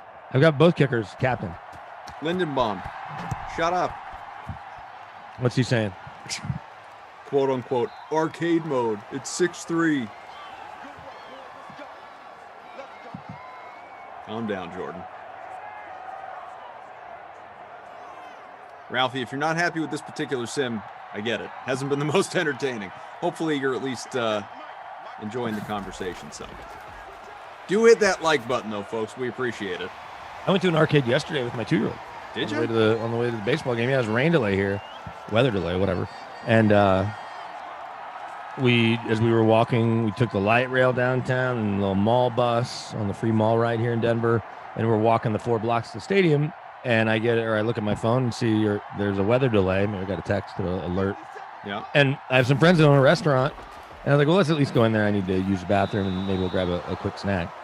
And I was going to take him to this little bar arcade that has all these old pinball machines or new pinball machines. It has NBA Jam. It has skee ball. And, but my friends were there. They were having a meeting. So I got the kiddo some French fries, got a strawberry margarita in honor of Cinco de Mayo. Sure. And then went to the little arcade. I'll say this, 2-year-old's not great at skee ball. He liked it. He just couldn't get it up over the hump. But he was having fun. He liked pinball a lot. More arm strength in there. And then the best part, because I used to go to that place all the time when I'd go to a Rockies game just to play NBA Jam, is by having NBA Jam in my basement, I didn't feel the need to make him sit there and watch me play NBA Jam. Rich says they ought to have a like you guys button and an unlike button for the damn game. LOL. Dart says Armageddon rules, coughed rules. Dan Russell. The only thing as bad as the score is listening to the host. You have an issue with the movie Armageddon? Or do you have an issue with the movie Armageddon? Yeah, I think it stinks. No, because you don't like happy endings and saving the world and love stories and heroes. Who doesn't love happy endings? And who doesn't like Owen Wilson's take on Jethro Tull and Steve Buscemi? The movie's just trash. All right. Even Ben Affleck acknowledged it. We'll agree to disagree. Drew says 1 hour of Armageddon talk coming up next on the slate with Koff and Kenny. That's true. You will have.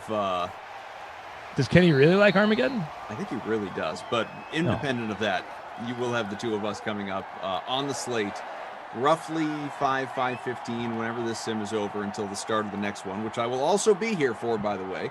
I will have Rossi with me. So in the span of just a few hours, a lot of time with BK, a lot of time with Kenny, a lot of time with Rossi, and a whole lot more of me than you guys in the chat are probably looking for. So decide how to spend your time, obviously. But yeah, I'll be hanging out. my next to last sim of the week. I got one tomorrow to kick the day off. Is that with you? I don't know who it's with. I haven't looked. I think I'm the 8 and 10 tomorrow. Okay, So I haven't so looked. nooner tomorrow. There you go. For me, 10 my time, and then the plan is we're heading to the mountains for Mother's Day, but we'll see.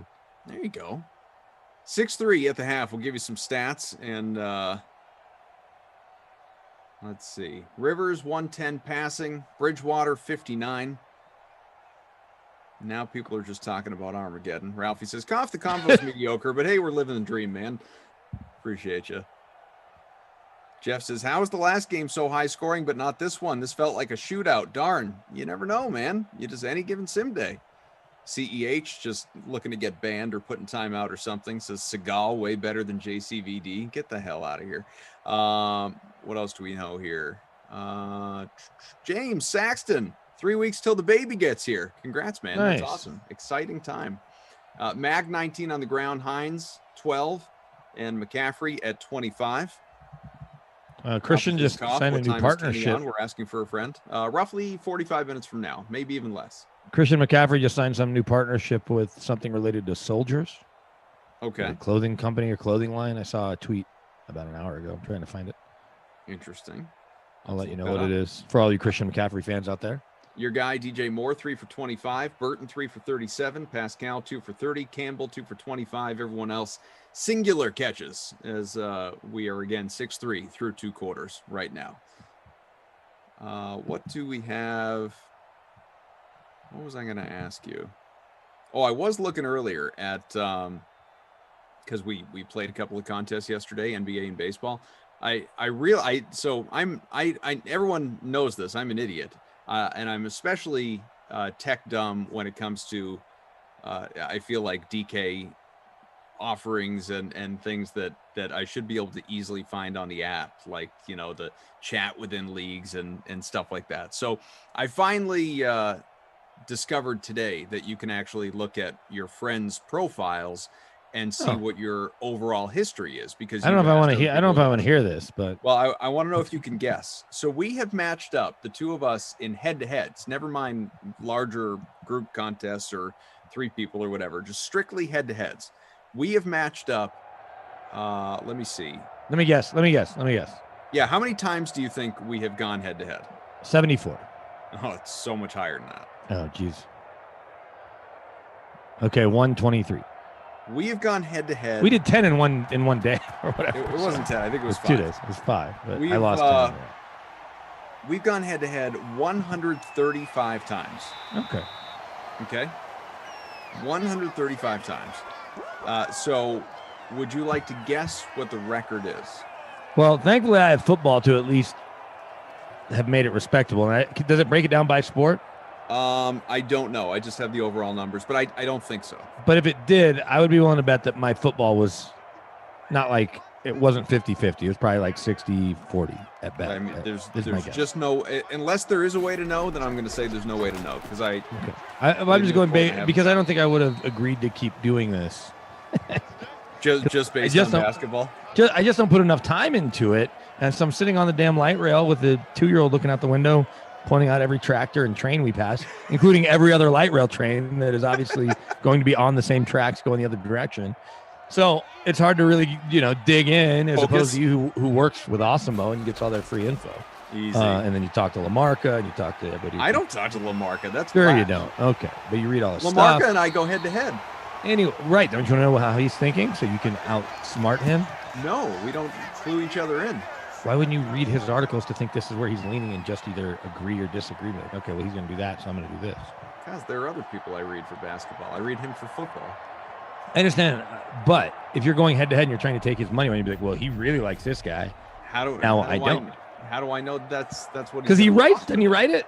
I don't know what he's going to roster. Maybe he likes a whole bunch of guys. Okay. You can only roster so many. So I think maybe talk about it. I think you should talk about this with LaMarca next time you all do a sim together and ask him, is he holding out on the DK readers? On the people, yeah. Maybe yeah, he because is. I would think that he's not, right? You want to be right, especially in print form. So when I say, hey, roster Shane Bieber tonight in baseball, and I write that on my blog, there's my guy, DJ Moore, touchdown. First touchdown of this game belongs to Carolina on a 43-yard score for your imaginary captain. So, with all that being said, 135 games, I'm going to bet that your record's at least 85 and 50, if not higher. Wow. I probably haven't won 50. I probably won 40. You're almost dead on. Oh, really? 84 and 51. Wow. All right. That doesn't sound that bad when you say it out loud. No, it really doesn't. I guess if we do it over the next 3 years and you extrapolate that out. Yeah, then it would be bad. Yeah, because then I'd have 204 and you'd have whatever, what's 85 times, I don't know, 370, 330, 40, I don't know. I'm not good at math. But 85 times 4 is probably 340. Sure, something like that. I was just having fun looking at people's profiles today to see. So, well, then, all right. I imagine you can't just have looked at mine and called it a day. So no, I did look at Glash. So Glash, producer Drew or Andrew, if you're going head-to-head with them. Well, so you need to be. What I noticed about it is to look at. You need to be DK friends with them. Are you not DK friends with everybody? Well, I would have to send, the Drews that you just mentioned, I would have to send them friend requests. They'd have to accept. Is that real tedious? Does that take a long time? No, I could do it. And then they'd have to look at their... Producer Drew, we're most certainly not DK friends. I don't know that Drew and I... Have Drew and I even ever gone head-to-head? Drew, our technical director, and I have. I don't know about our producer, Drew. We've been part of larger contests together within our team, our group. What you want to guess? Glash has gotten much better at NBA, I should mention. Congratulations, because of the TikToks. Probably. We've gone head to head 167 times. Okay, so that's what, 30 more than us. Yep. I would think it'd be a lot more. That basically makes it sound like I've only bailed on you for a month's worth of them if you add it up. Yeah, I think that's about right. Of course, we did 5 in one day. Yeah, you disappeared for a little while, but then you came back. 107 and 60 against Glash.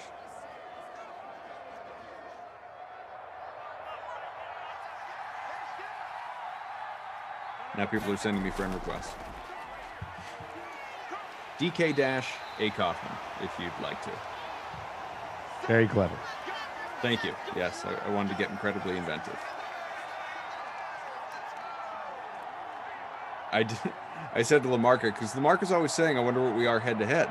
And so I said to him today, I sent you a friend request. If you accept it, we can see what the full head-to-head history is. And he writes back, I don't want to be your friend. Well, at least he's being honest. Yeah, it's fair. Totally fair. So can I told him that's not even in the top 5 of meanest things he's ever said to me.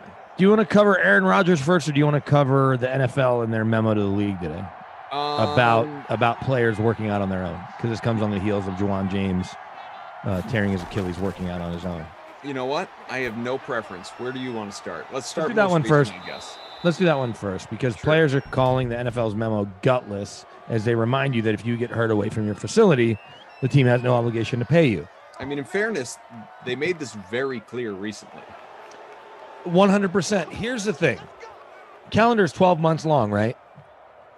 Presumably, a large percentage of the NFL Players Association don't spend all 365 days of a year and 366 on a leap year in the city that they play in, right? Even the guys who families, kids are in school, even those guys sneak off to Florida or Arizona or their college town for the week or the weekend to work out with, and do all that, right? It's just human nature, including the people on this stream. You probably work out at home a lot, but if you're on the road for a work trip, you might get a run in, or you might go to the hotel gym or whatever, right? And because OTAs, organized team activities, start April 19th and go till about June 15th if you include mandatory minicamps, June 17th. You've got, a 2-month window where they would like you to be around the team more because there's meetings, there's working out with the strength staff, and then working out with your teammates. Phase 1 is just workouts. And coaches can't even be on the field, and you can't be assembled as a team. Maybe a quarterback can throw to a receiver, but you can't get out there as an offense. Phase 2, which has kind of just disappeared now, is you can be out there with coaches no opposition. So offense against air, defense against air. Phase 3 is usually 4 weeks, 3 weeks of on-field OTAs, 1 week of mandatory minicamp. The practices look identical. With coaches, kind of looks like a watered-down training camp practice, right? You're in shorts and T-shirts, maybe shells, which is like that rubbery pad that goes under a lot of people's shoulder. That's it. So 2 months is all that we're talking about. Another Blankenship field goal, by the way. Good thing I captained him too. 3 of them, apparently. Jawan James is working out in this window now, but how many players have home gyms? And maybe they get some sort of workout with the team, but still do something else in the afternoon. Or Didn't everybody go out and buy a Peloton? I'm sure everyone has a Peloton. I know players that have home gyms that on days they don't feel like going over to the facility, or it's a lighter day and they just need to do like 3 or 4 things, will just do it in their home gym. So they're in town. They just don't feel like going to the team facility. Jawan James, his wife, is from Denver. That might have factored into why he signed here, and John Elway overpaid him. And so while he's been in Florida, which is where they met and where he played before with the Dolphins, George Payton said last week that 2 weeks ago, that Jawan's been in Denver. So he tears his Achilles on his own working out. I don't think he was playing basketball, although I've definitely known some players, including Demaryius Thomas, that finally came out, and Ryan Clady. Ryan Clady said he was playing basketball when he tore his knee draft weekend. And DT, it kind of finally got out years later that he partially tore his Achilles playing basketball. Anyway, guys do stuff away from the facility all the time. It's just this 2-month window where it gets silly because, like, oh, you should be here with your teammates for the 4 days a week they're here. What about the guy that wants to work out on Saturday or Sunday that isn't coming to the facility because they flew home to Texas or Wisconsin or whatever? They still are probably going to get a workout in. So I know it's a long rant on the scare tactics from the league and all. Like, the league's being a little disingenuous. The owners would like you there because the coaches would like you there. And the coaches would like you there so that you're a little farther ahead than when, training camp starts. You're not on day 1 of the playbook and day 1 of formations. But you can't come up with a real reason. Like, you're not mandating these guys are there 365, but if they do get hurt at a hotel, that's on them, right? How's this play out for him then with the Achilles? He's going to lose $10 million. Oh my goodness. Look, it's very clearly in the language, but it's not just in the window. I need to double check this, but they're not like, hey, is that DJ Moore again? Yep. As long as you're working out in this 2-month OTA period, right? They would like you there. But I don't think it says that. It probably says, hey, if you get hurt January 5th, right? Season ends January 1st, y'all don't make the playoffs and you're working out and you played at University of Tennessee and you're in Knoxville and you tear your knee working out there, you still void your guarantees because you were not in their building. So, and the gym is open, right? There is a Broncos trainer, a Patriots trainer, a Dolphins trainer. There's one of their 3 or 4 members of their strength staff there. Every day for the entire 365. Maybe, if they're all at the Super Bowl, maybe nobody's there. There's Christian McCaffrey. Bonus McCaffrey with the touchdown. Carolina. And here's what 17-9. Here's the Denver selling point, and I know I'm focused on Denver. This is where Jawan James got hurt. Denver hired a guy named Lauren Lando to be their strength coach a couple of years ago when their old strength coach left. Luke Richardson. Luke had been at API, and John Fox hired him. People thought because he was with Jack Del Rio for a couple of years, and they came in at the same time. He's like, no, I've been on Luke for 2 years trying to get him because my players were always going down to API, Athlete Performance, whatever it's called, in Arizona. And now there's one in California or Florida also. He's like, I want to know why guys were going there and not staying here. But you had old school strength coaches that just wanted you to push a sled. Like, maybe we should get a little more scientific with this. Anyway, Luke leaves. Lauren Lando's a guy that Christian McCaffrey just scored, has worked out with since he was in high school, and is a guy that is a big pre-draft. His Lando performance is a big pre-draft workout place for folks that want to come train a mile above sea level. So the Broncos just went ahead and hired him because that's where Von Miller would go in the offseason. That's where a lot of players would go.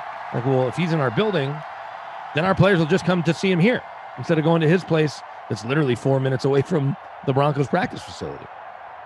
And it has helped. There's like 25 to 30 guys that have been around, since January.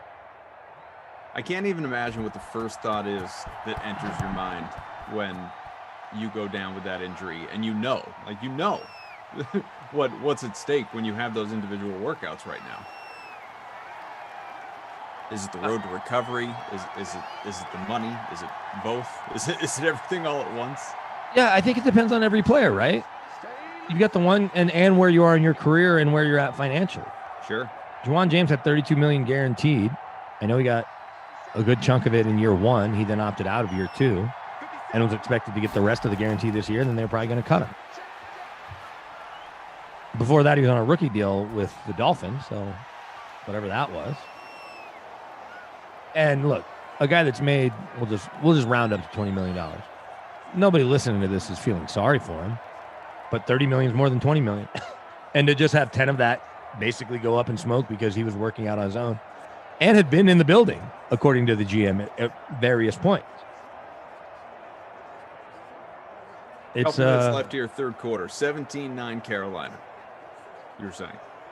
No, I imagine that those two things are going through simultaneously. Damn, Yeah. I just lost $10 million, and am I going to be able to make it back from this? This is a guy who had a really up and down career in the first place. He played 15 or 16 games as a rookie, started, then played 7, then played 15 or 16, then played 8, then played 15. Then the Broncos sign him. He plays 63 snaps, starts 3 games, doesn't finish any of them, then opts out. So this is not the same as, I don't know, give me a player that tore his ACL this year. When Saquon Barkley tears his ACL, there's no doubt that he's not thinking about anything other than how quickly can I get in the gym and how quickly can I get on the field. Or Cortland Sutton or Von Miller with his ankle, is chasing all-time sack record type things. So I think he's kind of unique. But human nature, I guess that's a good question for the chat. If you've got $10 million there and you're a pro football player and you're in year 7 or 8 and you tear an Achilles, tear a knee, what goes through your head first? The money or the recovery? It's hard to put yourself in those shoes, right? Because that's one thing that you can't we don't really have relate that to. kind of money. We don't have that kind of career. We No, don't like have you that can relate to Aaron Rodgers not liking his boss. Everyone doesn't, professional shelf plenty of life. people don't. My instinct says for me, the first thing to go into my mind is the money, because it's just such a, like, injuries happen, but something like that is so specifically avoidable. And I don't mean the injury, but I mean, I don't know, like, just go work out where you got to work out. Or if you're going to take the risk, you're accepting what potentially comes along with it. It would, maybe it's partially just the way that I'm wired too, but I feel like the money would very quickly enter into my mind first. Yeah, I would think that it is for him too, because even if he comes back, his next deal is a $1 million contract. So the big money deal is almost impossible to ever get again, Right. unless he comes out and just dominates, which is something he hasn't done. But so he dominates, shows that at age 29 or however old he's going to be, that he's over the Achilles, that he's going to be healthier. Like, he would have to come out, play 16 games, become all pro, and then maybe he sounds like a 3-year, $30 million deal. And how much was he out when he opted out last year? Well, it basically stays on hold. You don't get any money either way. But here, I'll pull up his contract. Either way, it's not good, but it's just funny that the league is like, hey, just a reminder, if you're working out at your facility, you're covered. The thing is, when you get hurt working out versus playing basketball versus riding a motorcycle versus skiing or snowboarding, it's kind of crappy because you're like, hey, I'm still trying to get better. There's nothing going on in the building other than me not working out with the trainers, right? I am working out. I'm working on my craft. It's like if you're a baseball player and you're in a batting cage, but you're not at the team facility, and let's say you tear your bicep swinging a bat in the off season. Right.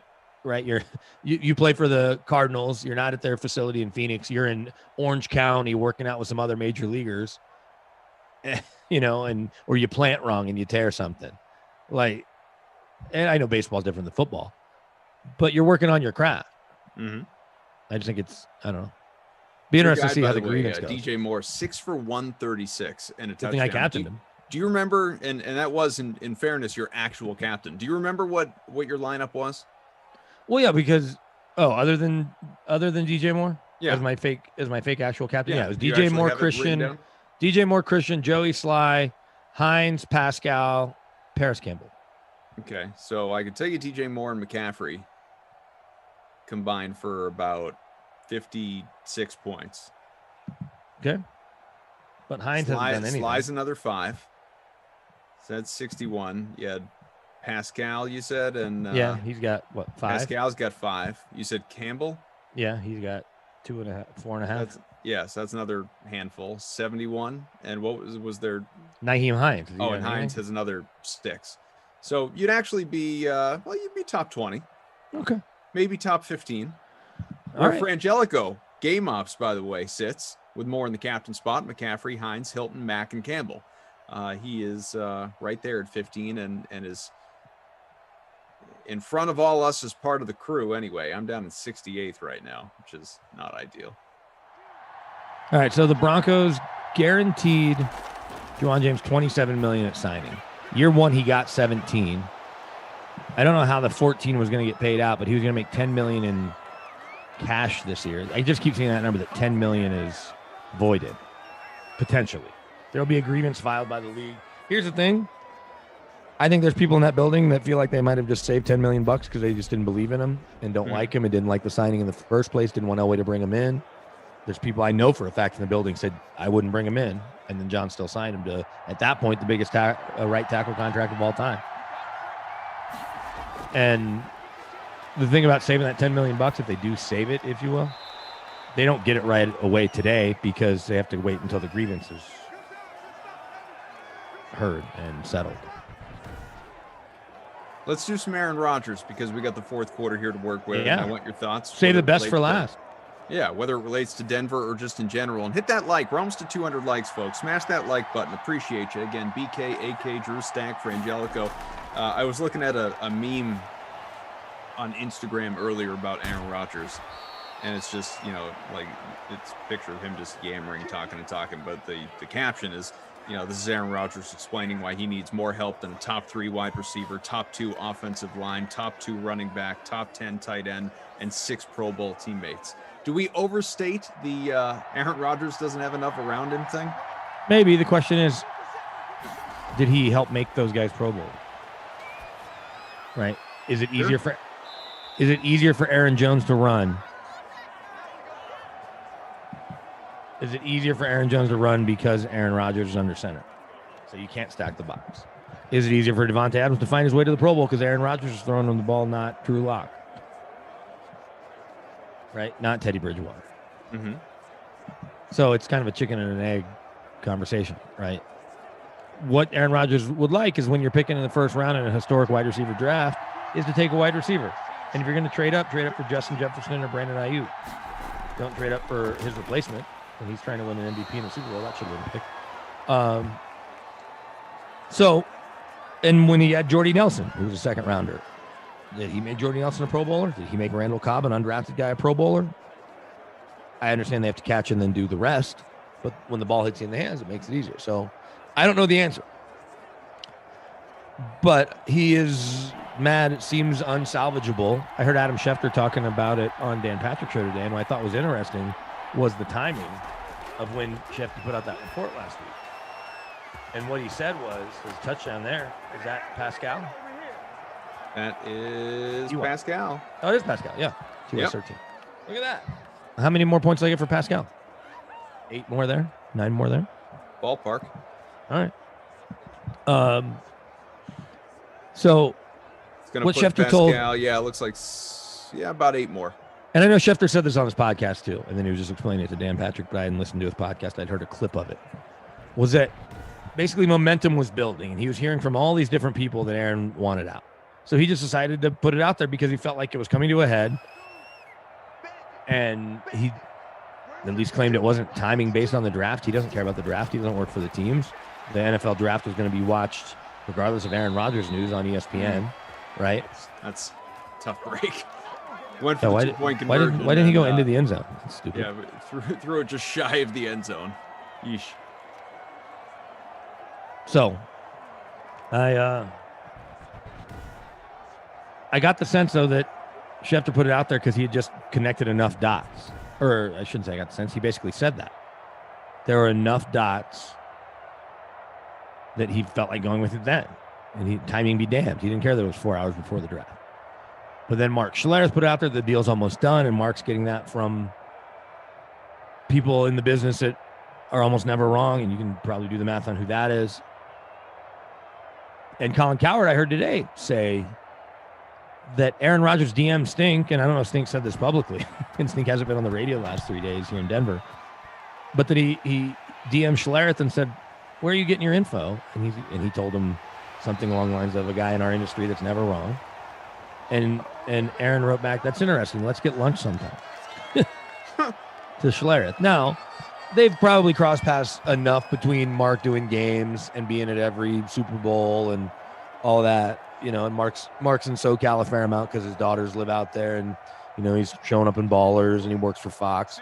So odds are he and Aaron Rodgers have been in the same room more than once. It's not the craziest thing. If Aaron Rodgers DM'd voice of the Broncos Dave Logan, that would be weird. You know, like, hey, let's have lunch.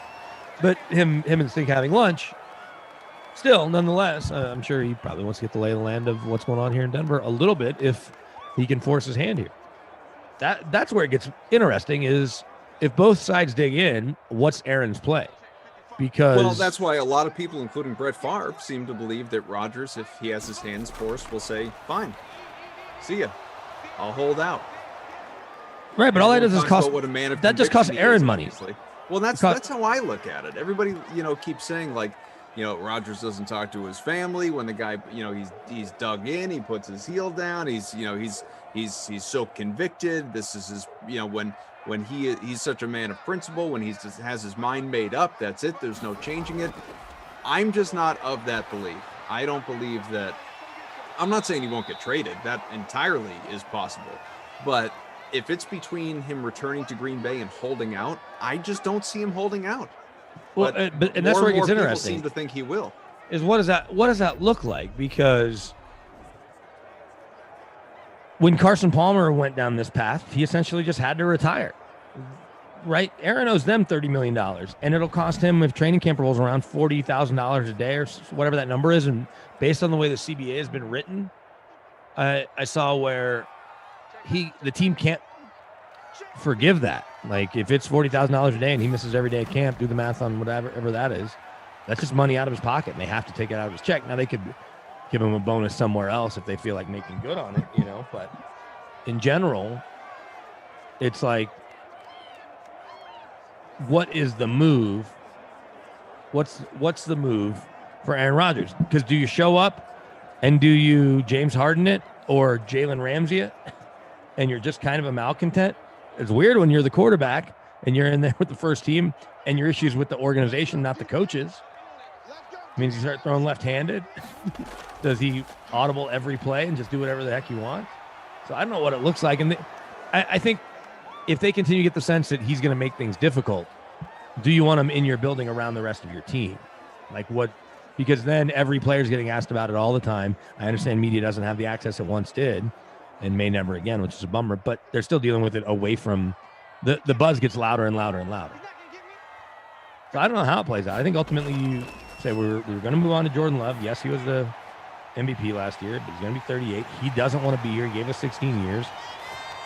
Let's take 2 1s, some 2s, and a player and be done with it from whatever team he says he wants to go to, because he can still create issues there if he doesn't show up to that team. I think they'll let him pick. They'll let him say, what AFC team do you want to go to? And now let's work out the deal. So what direction do you think this is going to go, even more specifically than that? Like, do you think this Denver thing is of other possible destinations inevitable? Do you think, he doesn't get traded? Where do you think this does wind up? Well, no, I think he does get traded. And that was, between talking to Mike Silver today, listening to Schefter, and then a little bit from Colin when I was listening to those 2 shows, I get the sense that eventually they're just going to trade him, and it becomes a question of who can put together the best package without overpaying. Because he's still going to be 38 in December, right? So you're getting a 37-and-a-half-year-old all year who will turn 38 on the playoff run. And then how long do you have him? I understand Tom Brady is skewing the length quarterbacks play at a super high level.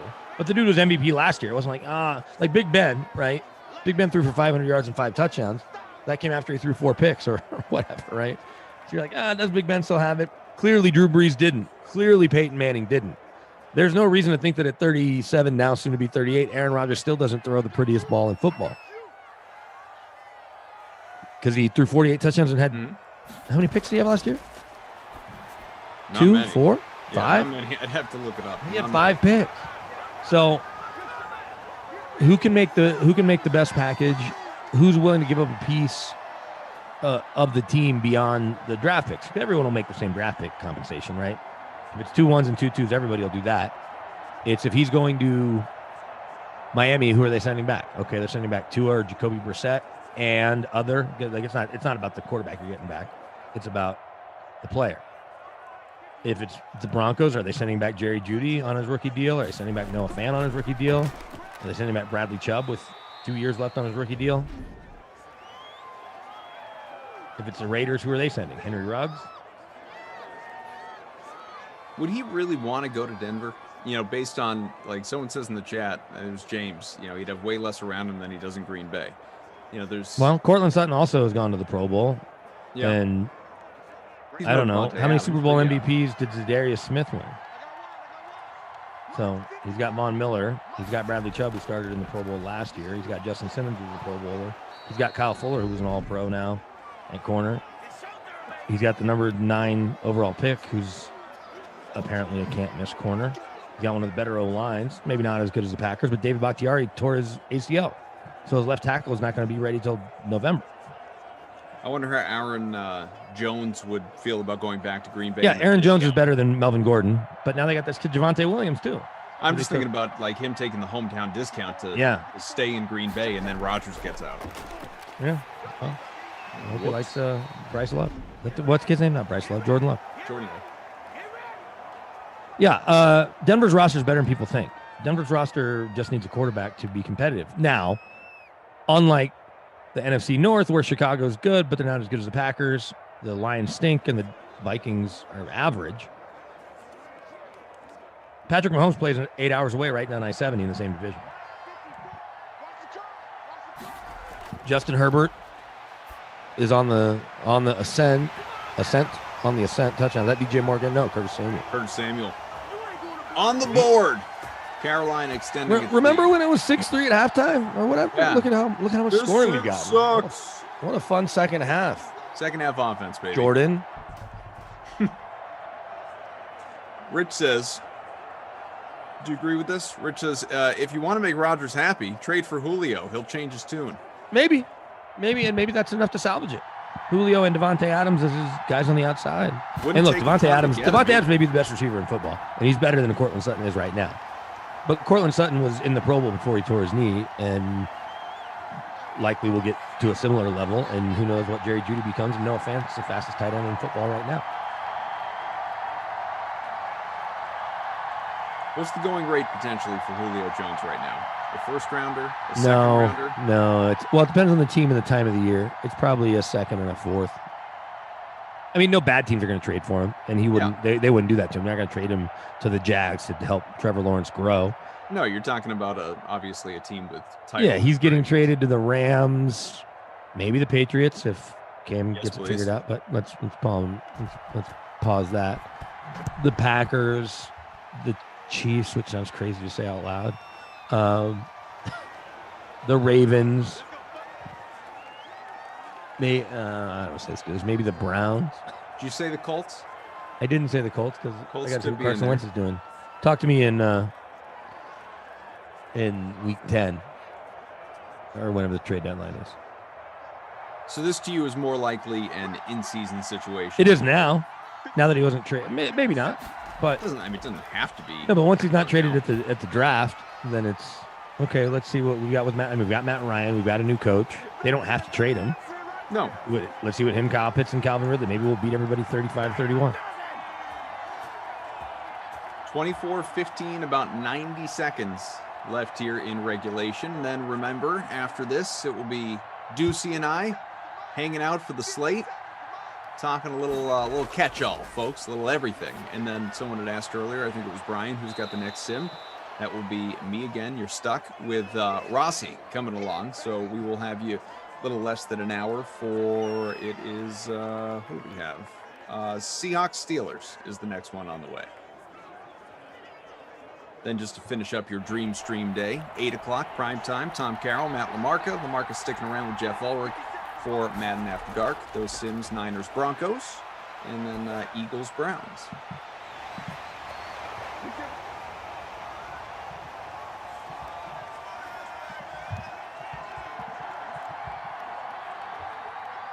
What makes the Rodgers thing, I guess, amusing, it's similar to Deshaun Watson and Russell Wilson while they were out there, is until there's finality to it, the speculation is the fun part. Mm-hmm. Then once he's on a team, whether that's staying in Green Bay, Denver, Vegas, Miami, then it's just matchup breakdowns. T.Y. Hilton with that grab. Rivers up to 234, 1st and 10 on the way, less than a minute left, fourth quarter. Again, the Colts are down by 9 points, so you can forget about them winning this game, but try and get you some garbage points here.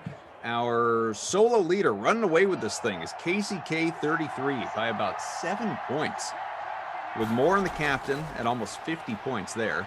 Bridgewater, Hines, Burton, Pascal, and Ian Thomas. Probably dive into some award winners. I assume your player of the game is none other than DJ Moore.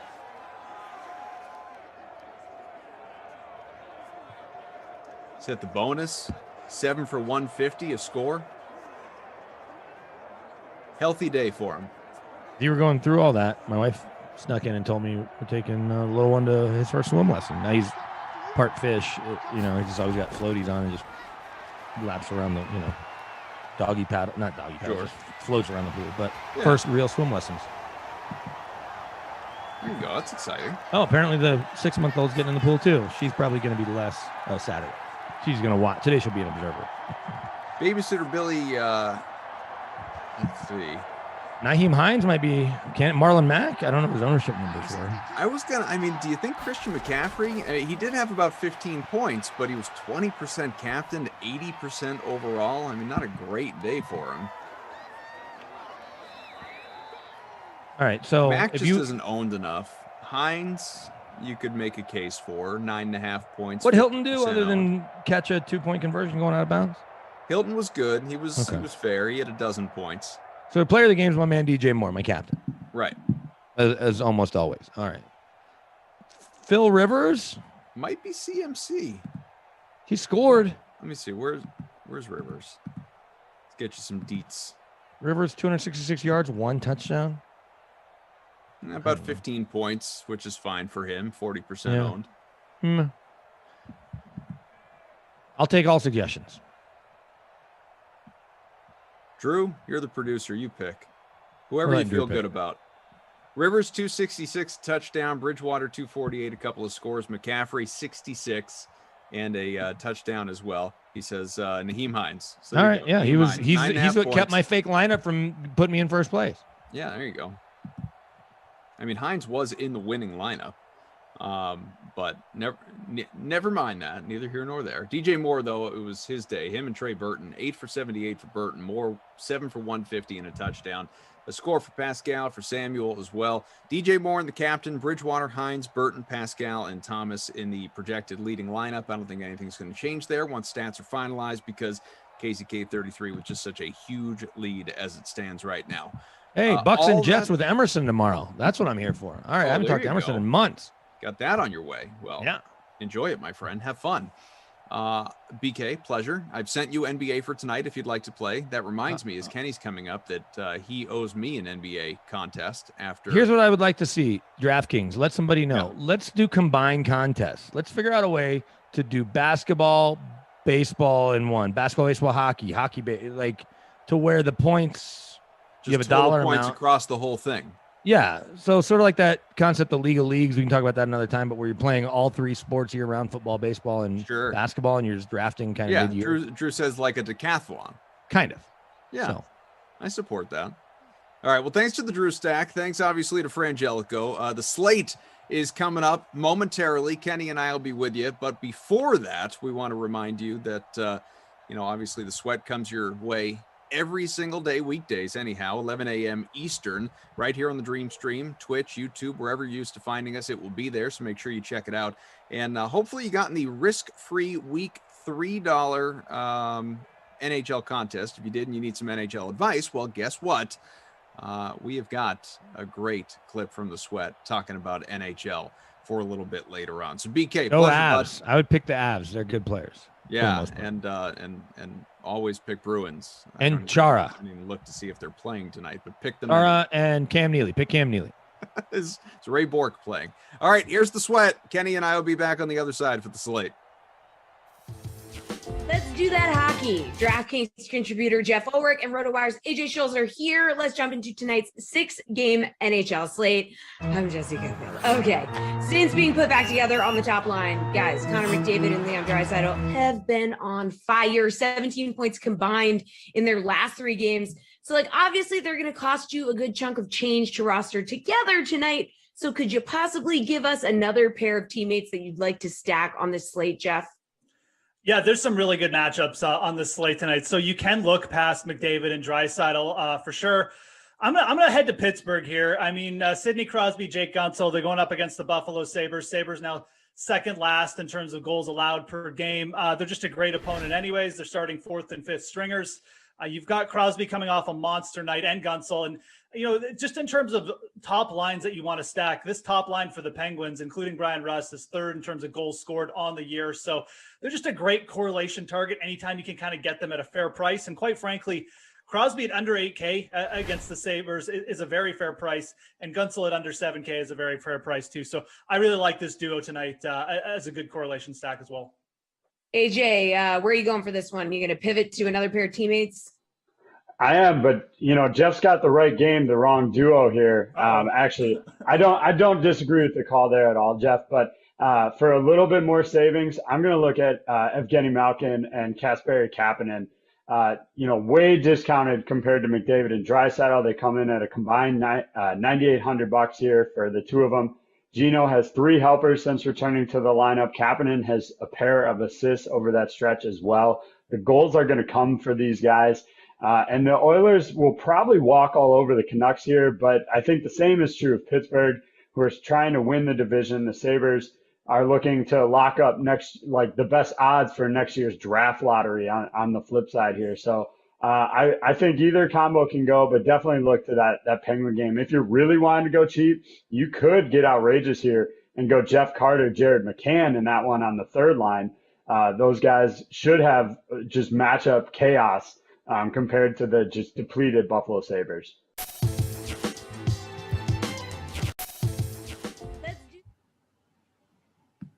What's up, everybody? Thank you for being here with us. We appreciate you joining us. This right here, it is the slate. Kenny Ducey, Adam Kaufman, and let's dive on in there. Kenneth, I see you get your haircut first and foremost, so congrats. I know that was a long time coming. Yeah, you always should congratulate people on haircuts. I think it's a big achievement. Yeah. Yeah. I'm not one of these people that can get their hair cut like every week. Like I've met people like that. They just are like, well, some people you would never know they even get their hair cut because their hair just stays the same.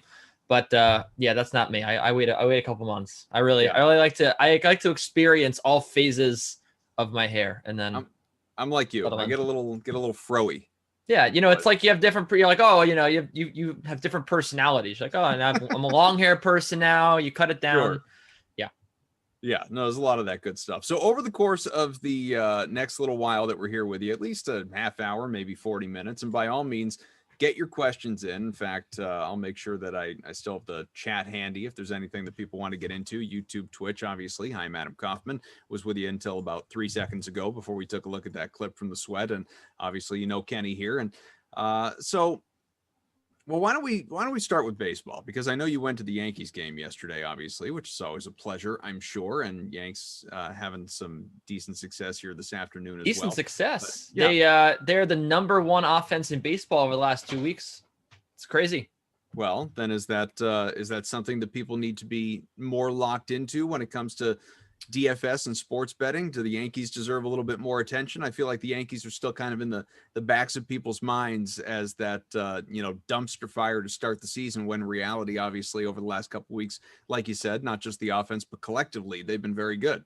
Yeah, I was leading the choir when I was during the beginning of the season. The Yankees were very bad, and everyone knows this, but I was the first one to call out, as someone who hates watching bad baseball, what they were doing wrong. I mean, they were just not making contact with the baseball. The one thing the Yankees have done all season long is walk. They're number 1 in walk rate for the entire season at almost 12%, which is insane how much they get on base. But the problem was they were like 23rd in home runs through the first month, at the bottom 5 of the league in that number at some point before then. And then basically what happened was their home run hitters started hitting home runs and some of their contact guys started making a little more contact. But I mean, what really happened was Giancarlo Stanton got hot, and everyone knows, especially people who have followed the Miami Marlins for years, that when Giancarlo Stanton's hot, he is the best player in baseball. And that's exactly what we've got right now going on in the Bronx. So whenever they have him, they're going to have a chance. But I mean, you look at the past 2 weeks, it's really just they've been league average in contact rate, which has been great. They're number one in WRC plus, which is huge. Drew behind the scenes pointing out you can get Stanton right now plus 2,500 for MVP. And honestly, I really like that. I would really take a good hard look at that because, again, we've seen this guy go on 2 month periods of just, hitting otherworldly hitting. And then he looks like one of the worst hitters you've ever seen for the next month. So, but I mean, if this guy, while he's hot, can rack up 30 home runs, over the next couple of months, I mean, you've got a great base there to which he can now build upon and build an MVP case. And again, it's he might get hurt. That's the risk you always run, but those are pretty good odds right now. But anyway, yeah, I think that you do need to take that into account. I wrote up at the DK playbook today, go take the Yankees first half, minus a half a run at the DK Sportsbook over the Astros. That hit, having some good success with the Yankees lately. Stanton DFS has been a big play for me for the last few days. So you just got to continue to ride that wave with Stanton. He's going to continue to be very good, but that's what I would say about the Yankees right now. And it's unbiased because, again, I was the first one to criticize them for really the better part of like the entire season until the last 2 weeks. They've just not hit the ball at all.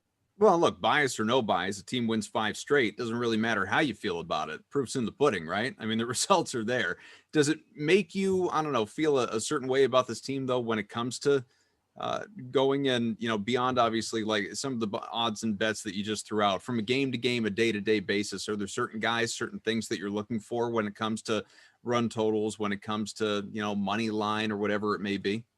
I mean, the team total for the Yankees has been pretty, it was the best bet for every night up until, again, about a week and a half ago. People were just hammering the under on the Yankees team total. And now they've gone over that quite a few times. I mean, they went over it today, even though they lost.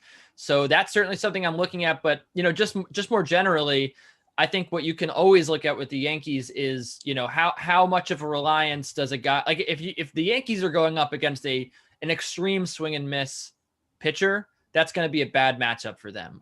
But if you have a guy, I'll just throw out an example, not a Danny, who pitched yesterday for the Royals, Mitch Keller, right? Or no, Danny Duffy's a good one because he's a big ground ball pitcher.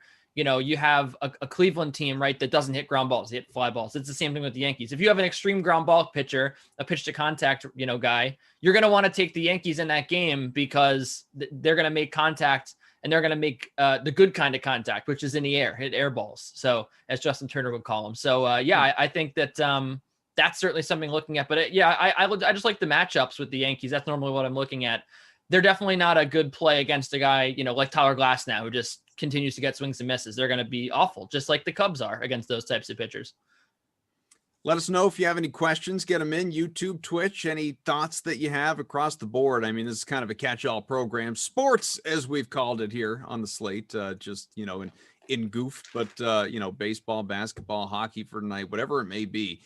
We can get into it here. Obviously, NFL, certainly there's a lot of storylines there, and we've got you for another, I don't know, almost 40 minutes, 35 minutes, whatever it is. So anything that you want to dive into, folks, sports betting, DFS, whatever it may be, general talking points, we're happy to get into it. Sticking with baseball, though, how about John Means? Obviously, he had the no-hitter in Seattle yesterday. I believe it was a 6-0 final. In fact, the only thing that prevented him from a perfect game was a wild pitch on a third strike. So that's, tough to swallow, but at least he got the no-no. So there's that.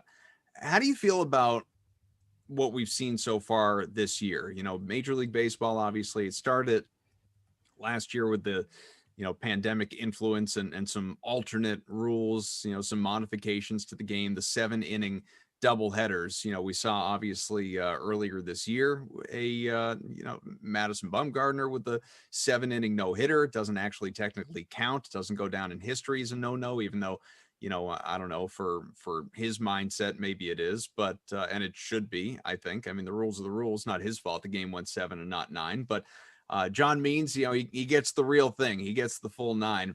When you're thinking about these 7-inning games in general and who to roster, who to stay away from, are you just automatically fading these games from a DFS perspective? No, absolutely not. I actually wrote up in the targets that I write on Wednesdays. I think 2 weeks ago, I took Colin Moran in a 7-inning game. I don't think that guys who are hitting in the bottom of the order in those games are viable at all. I think that let's get that straight, right? Because you have a guy that's hitting 8. Yeah, you're probably going to end up having a guy that has two at bats. I mean, that's the risk you're running, maybe 3. So I think that, normally you're comfortable playing a guy that that's like hitting 6th, right? Because he's going to have probably 4 at bats. So you could play a guy that's in the top of the order. I think that that's probably where I would make the cutoff. But also they're priced accordingly. So you could get a really good hitter at a decent price. And again, if he's hitting like top 3, you're still guaranteed to get him for probably 4 at bats. So that's normal. And that's, again, it makes it worth it for you. But yeah, I mean, in terms of like them calling a no hitter, not a no-hitter, like I think that's stupid. I think if they're going to really alter the games like this and make them 7 innings, then they should acknowledge that they're no-hitters, because Madison Bumgarner shouldn't get punished because he probably, who knows, he probably would have pitched a no-hitter if it weren't for the games being inexplicably shortened like this on doubleheaders again. And another thing that I want to talk about too, just out of left field, is this extra innings situation. Good baseball pun. I like it. There you go. I like the extra innings. I while we're on the subject of, do you want to talk about this because Tony La Russa doesn't know the rules?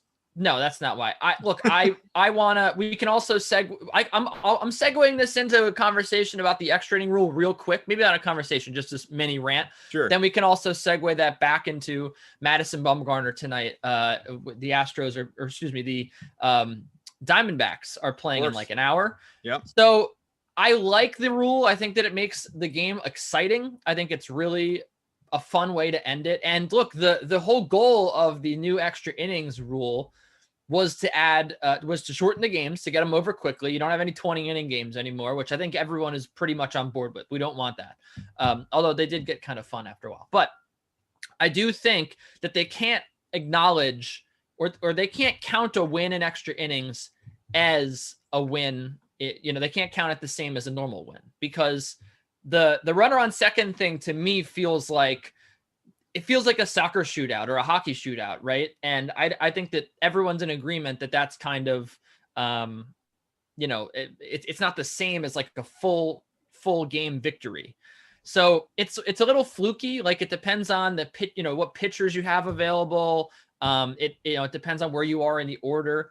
But I definitely think that it's not worth. I think that they got to go to a point system if they want to do this, like they have in hockey. I think that's the way to do it, because it just seems like very unnatural and fluky and almost lucky in a way when you start with the runner on second base. Again, it's like the 3-on-3 overtime in hockey and the shootout. Like, they just want to get the game over with. It makes sense. So, and they counted as such. It's 1/3 as much. Both teams got a point, and then you get another point for winning overtime. So I don't think that they should quite count it the same. And I think that eventually over time we'll start to feel out the process of, okay, maybe that wasn't quite the same as a real win. So, yeah, I mean, general strategy, I'm all for playing a pitcher when it comes to a 7-inning doubleheader as far as DFS goes, because what the heck? I mean, you're that much closer to a win or whatever may obviously happen, complete game, bonus stats coming your way. The batters, and you were talking about that before, regardless of where you're hitting in the order, I understand the mindset of wanting to fade those guys and just, open up the opportunity to have 9-inning games, obviously, and have those guys at least, lineup builder tools and things like that I jump into in the rare nights that I am playing a lot more baseball. That's tends to be what I look at, but I understand the general mindset, obviously, that you can go either way with it. If you really like the matchup, you really like the matchup, whether, you're a BVP person or somebody's hot or whatever it may be. Yeah. And that's what it comes down. I mean, I'm not a big BVP guy, but I also there's some guys that it works for. That's also a whole nother conversation that we could have, just because it's, it's been proven that over time, those things are not going to, even out all the way. But but that's like a personal strategy thing. I'm more of a guy of like, looking at a sinker ball pitcher against good sinker ball hitters, stuff like that. Yeah, I don't know. I'm looking right now at a lot of stuff that's going on tonight. So I think that we should dive into this slate. Maybe not the mini 2-game slate in baseball, although we could. Well, you mentioned Madison Bumgarner. Yeah. And obviously, Arizona, Miami, that game in Florida. Bumgarner, let's see, some of his individual props. You got him at 5.5 is the strikeout total. Let's see. That's obviously the notable one for him. Do you like the over or under on that? Probably the under. I don't think he's going to make it very far in this game. I know that everyone is talking him up right now because you've got he's got a couple good starts in a row, but I think in general, if you look at his season and you look at the last few seasons for Madison Bumgarner, they just have not gone according to plan. I think that we have to remember who this guy is. We have to remember that he has a whiff rate that's below league average. He allows a lot of hard contact, and he is he's just not the same guy that he was, Koff. He's got a 25% strikeout rate and a whiff rate that's below league average. I think that will eventually correct. It'll come back to the mean. And you look at last year, his strikeout rate was dangerously low last year. It was 15.8%. So this is not a big strikeout pitcher. And a game like this against the Marlins, a team that they're not the best hitting team, but they do make a lot of contact. I like a lot of those guys in that lineup, like Brian Anderson, who's getting hot right now. I don't love this. I don't love this prop at all for Madison Bumgarner. I think the Marlins win this game at home. And I don't think that Madison Bumgarner makes it out of the fourth inning. So Brian Anderson at over half a hit, you support that? Sure. It's minus 177. I don't know if I'd be so keen on that, but I support it. Let me give you a guy that's going to get a hit tonight in that game. Why don't we? First of all, I kind of like. I always like Jesus Aguilar for a home run, but let's do. Carson Kelly to get a hit is kind of nice at minus 150. He's been pretty. I would honestly take the under on Chad Wallach. I don't know if he's going to get a hit tonight. I kind of like that, but. Carson Kelly, he's been playing well, I think. So I wouldn't see any reason not to take that. He's like one of the Diamondbacks' best hitters. Sure. And I'm not a big Pablo Lopez guy. There's like a lot of big Pablo Lopez guys out there. I'm not one of them.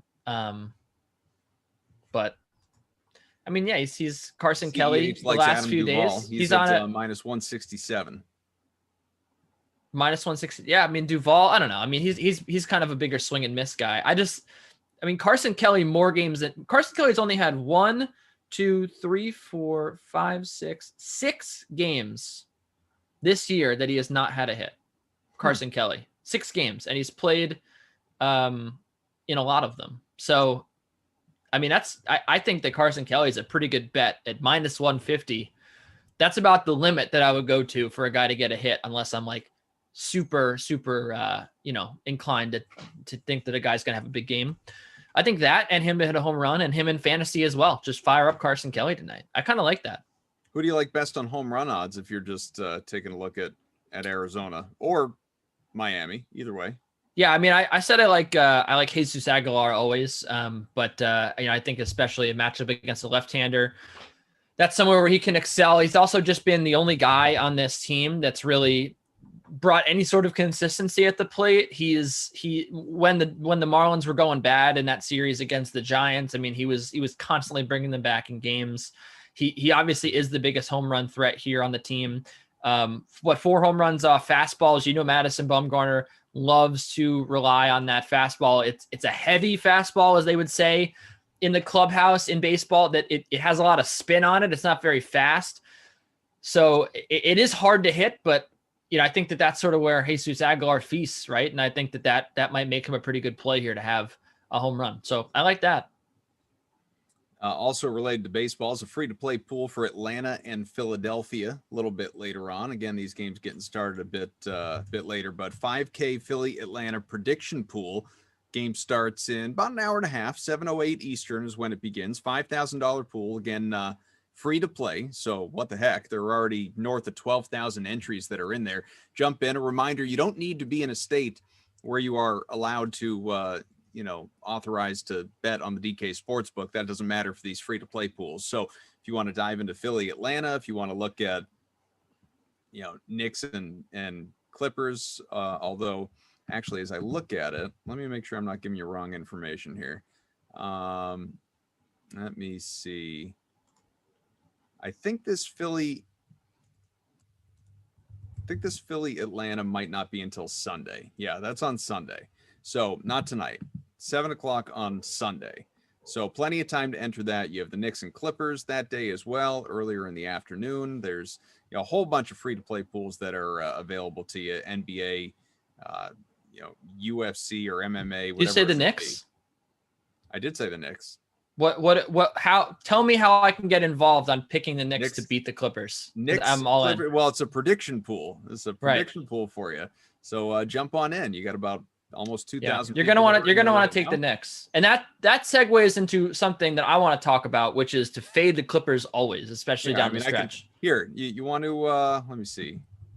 It's making me try to log in. Well, while you're doing that, we want to look at your password, so definitely log in. Well, no, I'm serious. I want to see how long it is. Yeah, that's not. Sorry, my password is just GlassSucks2 ! There you go. And the 2 is for also.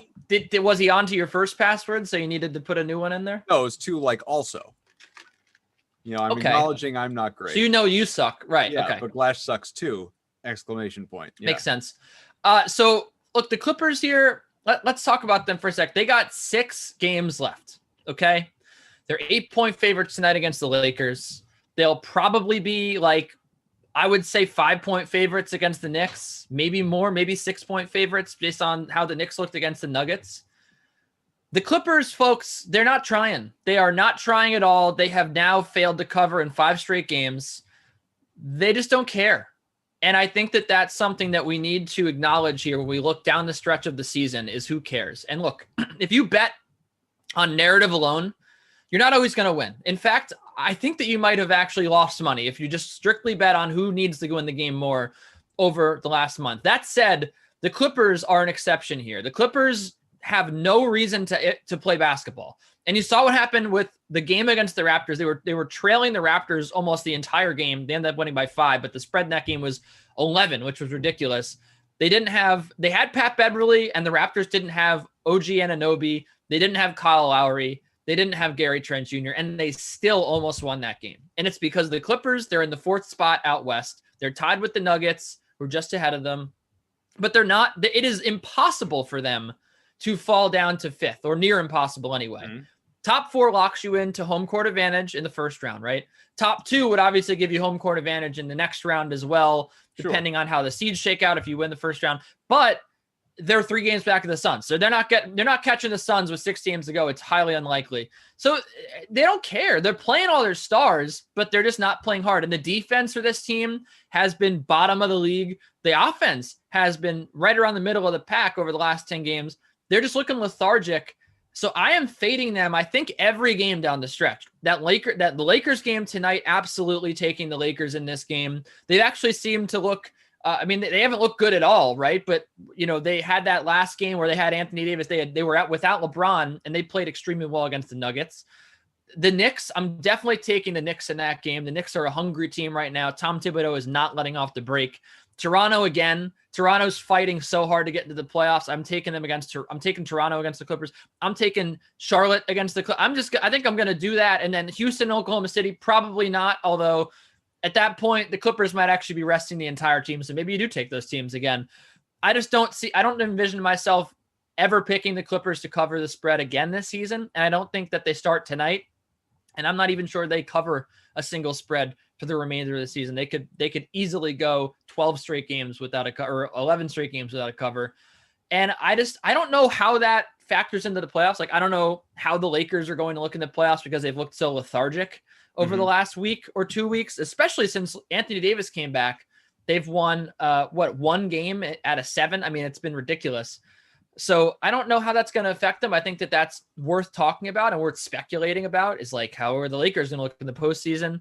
But I don't really understand the strategy for a lot of these teams, just kind of mailing it in.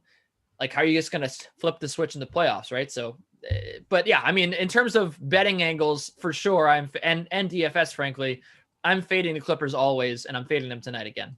Well, with Fantasy Hawk asking, or Mr. Hawk asking about, is asking us, is it time to give up on Kawhi Leonard? I think there are sort of multiple facets to that question, as I see it. Now, do you want to play him tonight? You don't. It's a terrible game. Well, in DFS, you don't want to play Kawhi Leonard like ever, right? Well, I mean, that's... I don't even agree with that, but you definitely don't want to play him tonight. It's a bad game. It's a bad matchup. Who knows how much he's going to play? His 2 games since he's come back from a long absence, he's only... topped out at 33 minutes. His fantasy production's been garbage. It was 24 last game. I mean, a major snowflake, obviously.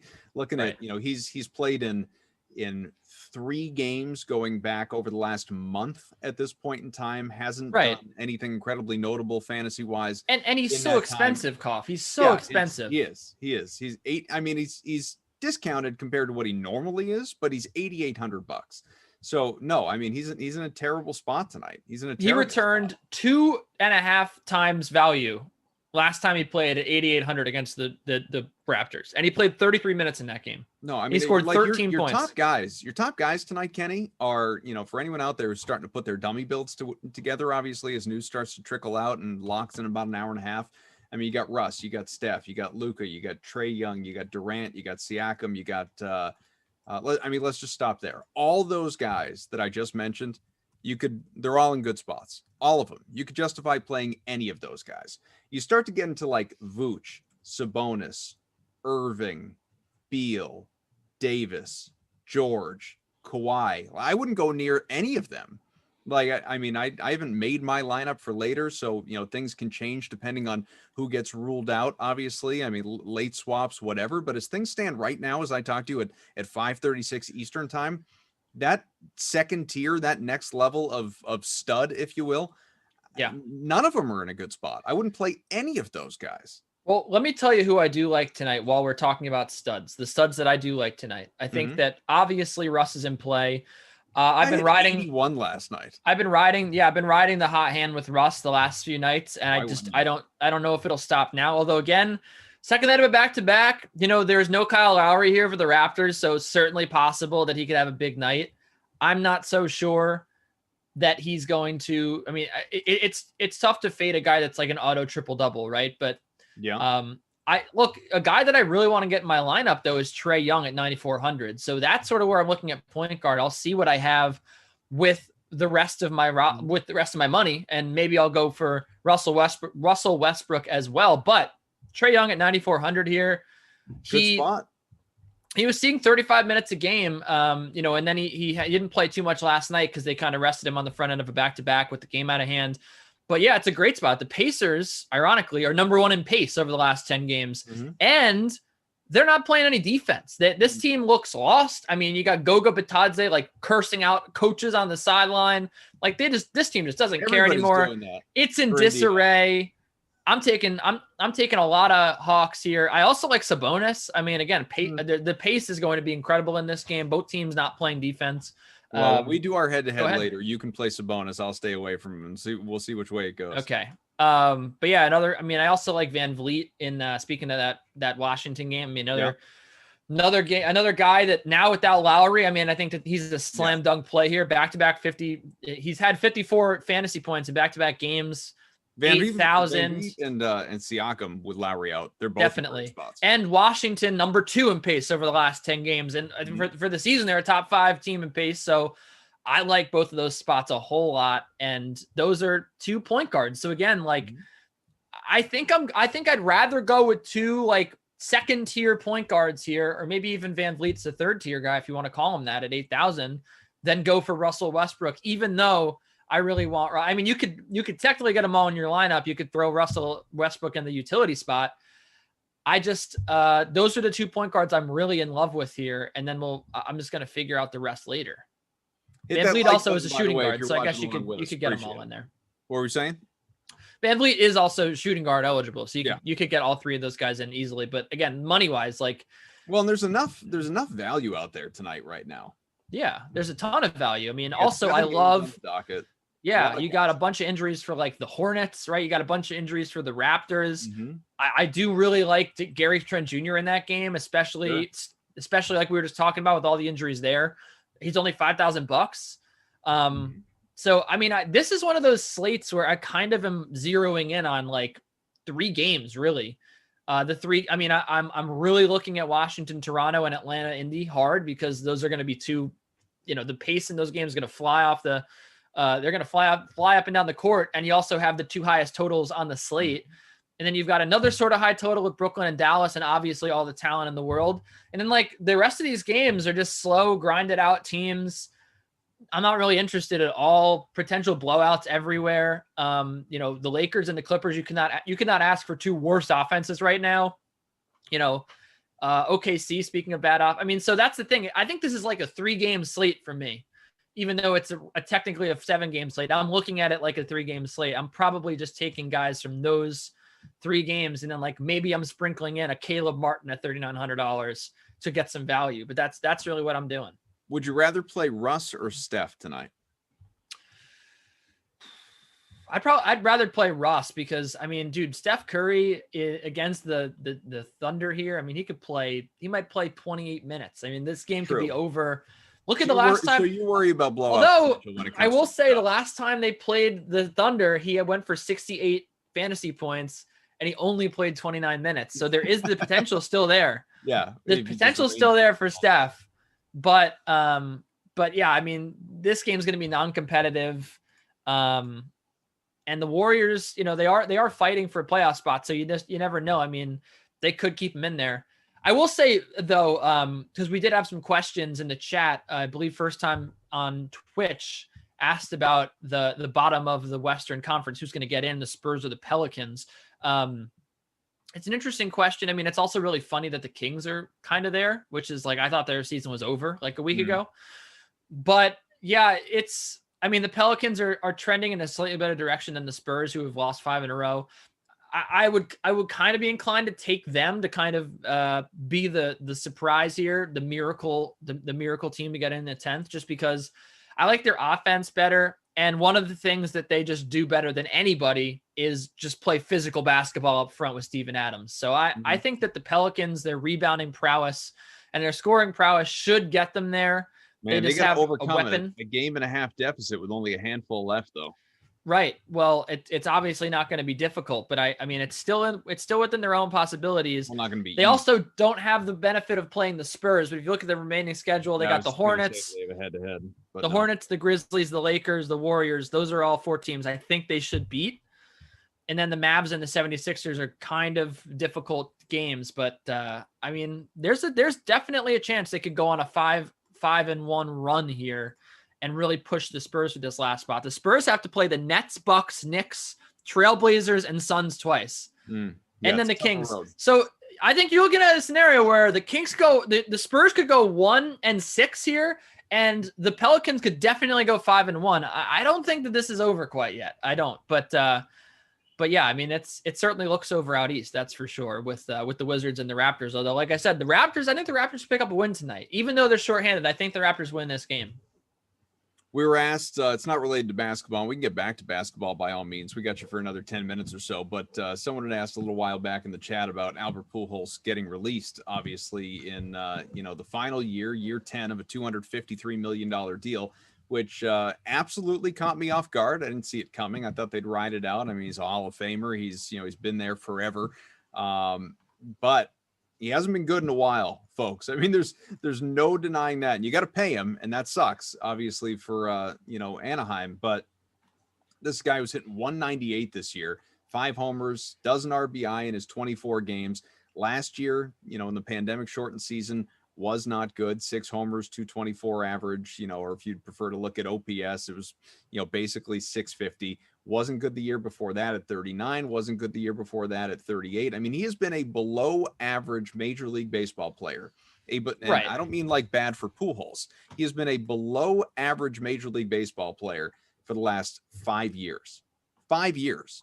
So, for people saying, like people were tweeting me earlier when I was reacting to this news, man, like these long-term deals, they never work out. Generally, they don't. I mean, the only one, I don't know about you, Kenny, the only one, and it's close to home for me, so it's easy to remember, but truly, I think it is the only one. The only one of these long-term deals. You're going to say Dustin Pedroia, right? No, yeah, of course, Dustin. No, that's been of course not. That didn't work out. The only one of these deals, long-term deals that I can think of in Major League Baseball that has ever worked out start to finish has been Manny Ramirez. That's the only one. All these other deals have gone south in the final, not just year, but few years or half contract, which is what makes me a skeptic about, whether it's Tatis or Betts or, Harper. I mean, I Trout just seems bulletproof to me, but maybe him too. Who knows? But I mean, Stanton, A-Rod, like these things, they don't work out long term. And organizations, right? Well, that's why teams don't sign guys past 30 anymore, and you started to see that more and more now with guys getting left out there in free agency. So you're right about that. I don't think it has to do with the longevity of the deal. It has to do with the age that you're going to be at the back end of your deal, like Manny Machado's contract, Bryce Harper's contract. Those are going to be okay. Yeah, 23 or whatever. Right, which is where those guys signed. They were around 25 or 26, I believe, when they signed. Yeah, I mean, no, obviously the Jeter one, I think is one that definitely worked out. I mean, I think he signed a 10-year deal pretty late in his career. And I don't know if I was recently looking at this because I forget, I think we were comparing him to maybe Aaron Rodgers on a sim. I mean, this guy finished 7th in MVP voting, the third to last year he was in the league in 2012. I mean, all the way through, even his last year, he hit 256. I mean, this guy just can always hit. So his contract was definitely worth this deal for sure. I mean, he hit till the very end of his career. Honorary All-Star that final year too. That's right. I mean, I don't know if he was even that honorary, to be honest. He didn't play a lot, but he was good. He hit 256. He had a bad year. I mean, for his standards, but for Major League Baseball standards, like Pujols, slightly below average. He's 76 OPS plus. Right. Well below average. Slightly below average is like 90, 95. 76 is he shouldn't have been out there on the field.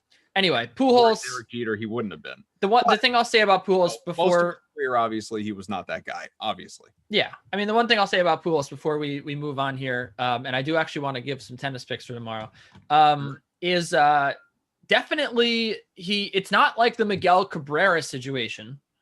Miguel Cabrera can't get a hit right now. It's kind of weird and scary and sad with the Tigers right now. He just cannot hit. And that's weird because he was hitting, he's been hitting the last few years. And just battling injuries. So Pujols is still a viable player. There's talk he might go to the White Sox. Like, I don't know. He's the type of guy, he's a very prideful guy. I think he's going to want to keep playing. There's a reason why he keeps playing. There's a reason why he takes the field at first base. So I would suspect that he gets there. Yeah. But yeah, we should talk about the country club sports now. Phil Mickelson in the lead here.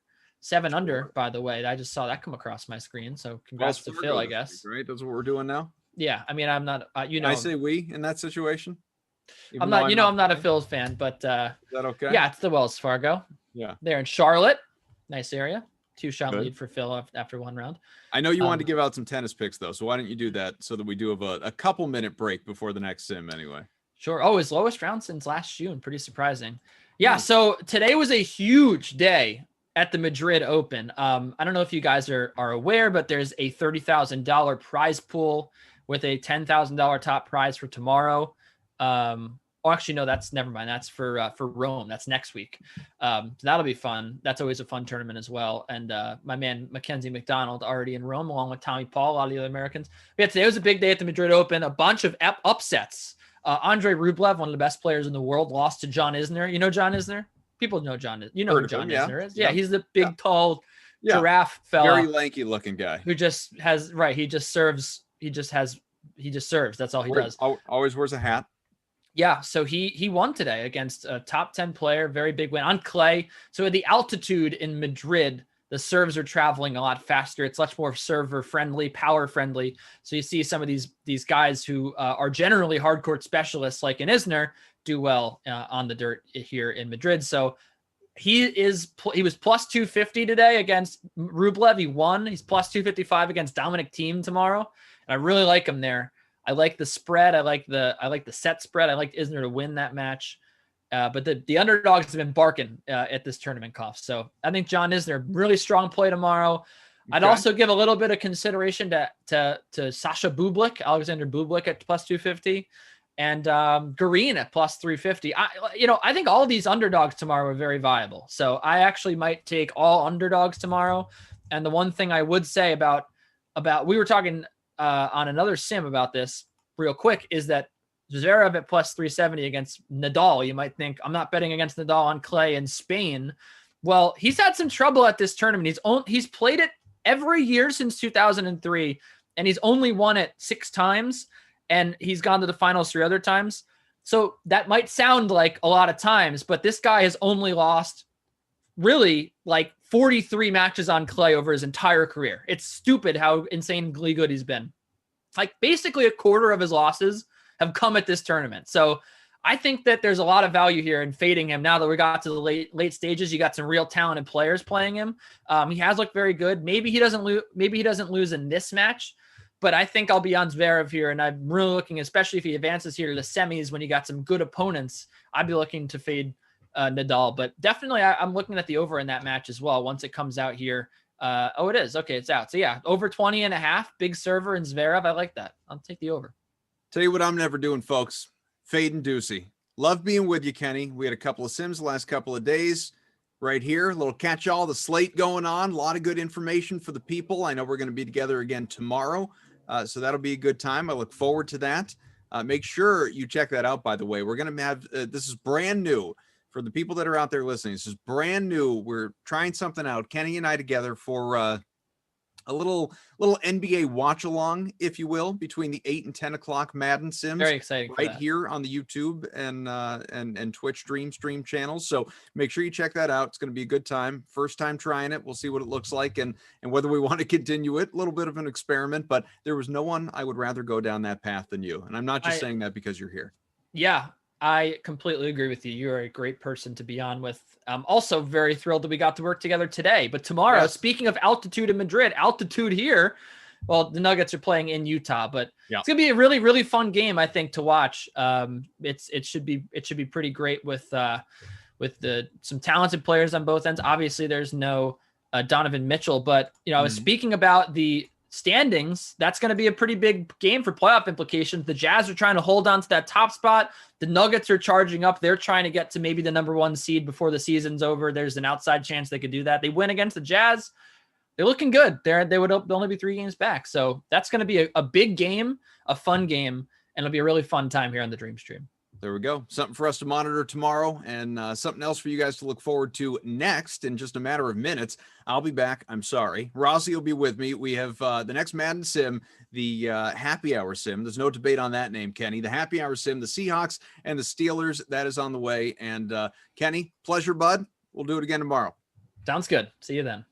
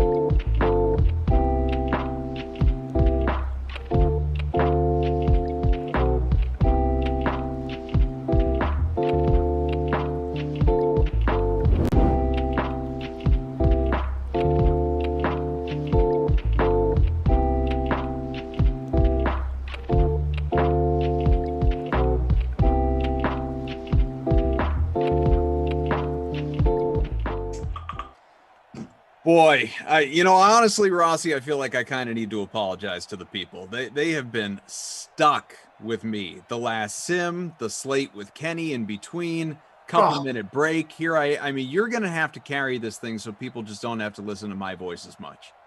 No, problem solved, baby. You know me, motor mouth over here. So I got just let me ride. Let me ride. Set me up. I'll be your Christian D'Andrea. I'll be your BK if you need to. Just set me up with something and let me just roll on some sort of non sequitur college stat. Somebody, a Jayhawk. I went to college with some guy I know. I texted the other day. Whatever you need, bro. I'm here for you. So we can get really, really deep, really spiritual. Rossi, just curious. Cheers. What do you think there's an afterlife? All right, I'll see you guys later. one of those. No, then you just do no. No. That backfired. That did not work out. That's like what I would do to, especially I don't do many of these 6 o'clock sims, and I know a lot of people think it's because, heaven forbid something interfere with my lineup building, come lock, which I think is a totally fair criticism. But when I do them and I'm with Kenny or with Christian, I will like 5 up, just tee them up with something really open-ended so that I know I've got a couple minutes to tweak. We're underway. Steelers, Seahawks, virtual Pittsburgh, Jason Rossi, Adam Kaufman. We got Mike, our producer, undercover boss Tom, who's really the one in charge. And I don't mean of Mike, I mean of the company. He's really just here keeping us in line. And then Joe is our game ops man. This right here, it is the I think aptly put, and I don't just say that because I named it, the happy hour. The Cough Zone's out right before NBA lock free roll. What's your lineup look like, my friend?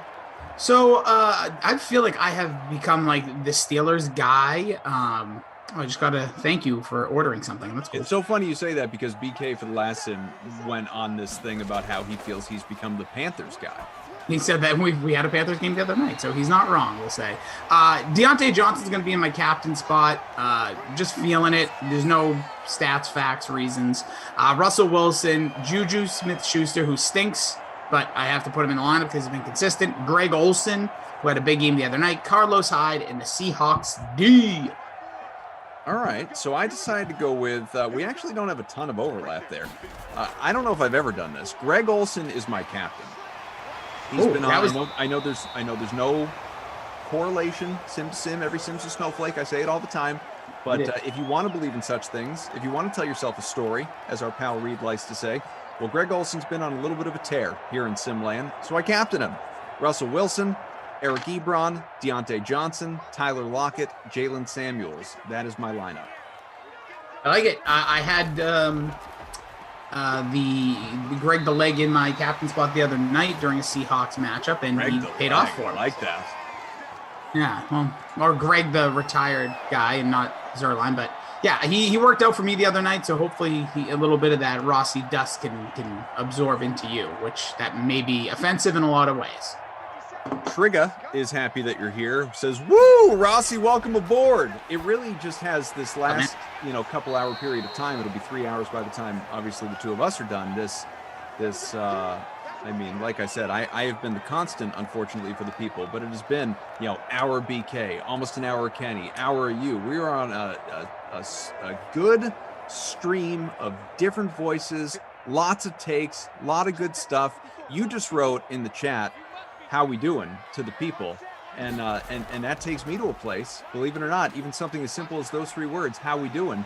Kenny and I did a sim yesterday and spent easily a half hour, easily half the sim on how he hates, does he hate the "we" thing in sports, referring to your teams. You know what's funny?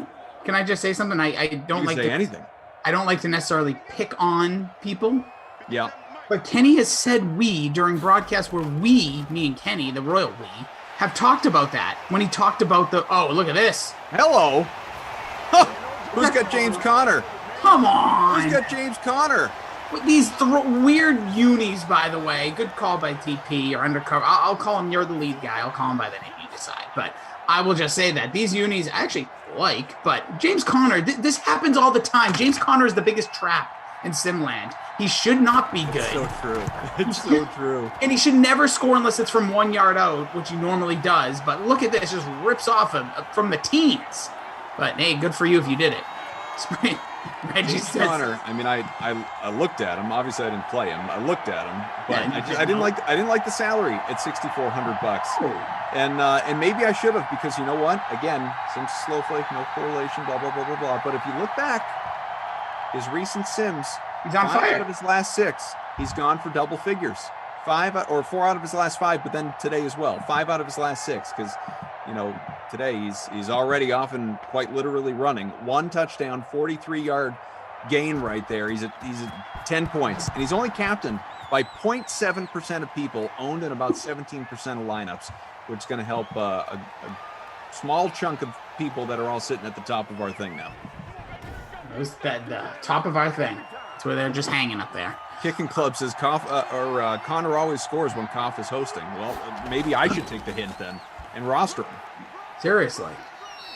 Reggie Love says, sprinkle that Rossi dust everywhere. I try every day, my friend. Just go around like Salt Bay, just sprinkling that Rossi dust. Mostly Danbury. But just quickly to what you said about the we thing, like you can say that like as a like quote unquote broadcasting professional, but realistically, no matter what, at some point, somewhere, somehow, we are all fans. So like the we thing is still part of like being a fan, I believe. So I never. Well, that's what I was trying to explain to him, because his argument. This was such a Kenny thing too. His argument was, do you go to a concert and say, man, we tore it up tonight when or like he's like, do you go see Lin-Manuel Miranda on Broadway and say, I put up, I killed it in Hamilton tonight. We were awesome today. I'm like, no, Kenny, because what I was trying to convey to him, and you just hit on it, was the emotional, the visceral connection that we have as sports fans, to where, if you go see, he even went so far as, going to see a movie and oh man, we killed it. Well, yeah. Did you write the screenplay? And you don't go see a movie. You don't go see a movie, and it was so bad it keeps you up at night. When your team, when Aaron Boone walks off Tim Wakefield in Game 7 of the 03, ALCS, I didn't sleep for a week because I cared. And I'm pretty good about not doing the we thing, but I don't get down on people who do, because I get it. We are emotionally and mentally and spiritually and everything pretty much other than physically, because we really don't have control, obviously. But in every other way, we are connected. We are connected to our sports teams, and I don't have a problem with it. Yeah, he said that to me once. He's like, who's your favorite bands? I'm like, when you go to that show, and I'm like, it's apples and oranges. Being a fan is an involvement. It is you sit down to watch a game. You might throw on a shirt. You might, or you go to the games. You're cheering when they do something good. As music, it's just it's like you said, TV, all these things. You'll talk about it, but it's never in that same aspect. Not the same. No, it's not even close. About 2 minutes to go here, opening quarter. 7-0 Pittsburgh. Again, Rossi, Koff, Mike, Tom, Joe, all here hanging out with you. What are you going to do? Boy, I do not. I'm not coming at you here, Tom. This has nothing to do with you as the selector, and I wouldn't want to upset a figurehead of the company or anything. But I hate these uniforms. I really do. I am just, both of them, both sides. I'm looking at Seattle's. I'm looking at Pitt's. I don't like either one. These are gross.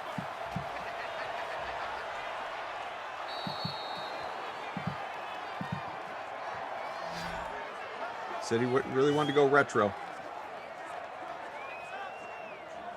Tom had also written, I really appreciate Kenny and what he brings to the table, but he strikes me as a guy who puts milk in the bowl before the cereal. That's what a what a comparison. I'd never really thought about like one of those. Well, there are two types of people in this world, and yeah, that might be all right. Well, it's all for the oddball running back scoring touchdowns in this one, apparently. Chris Carson after James Conner. Congrats if you happen to roster them both. Look at this. This is just wild. Just wild. I like it. I like it. I like that it's getting weird up in here.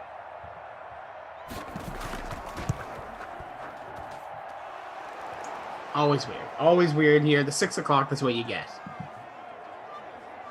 What you've signed up for. Seriously.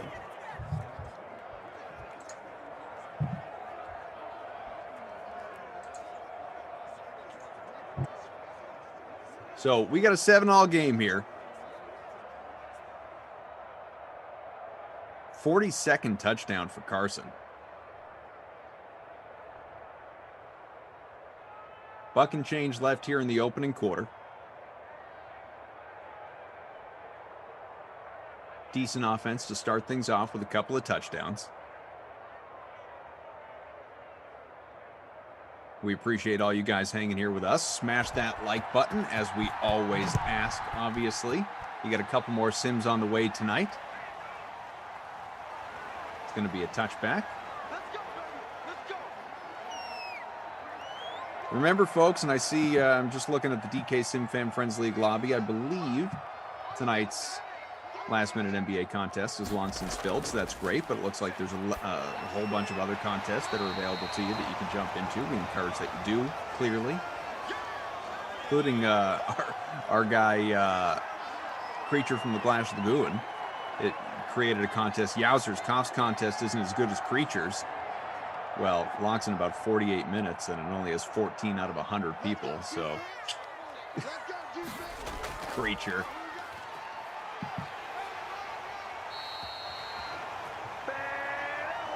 So, with that, again, we near the end of the first. So, folks,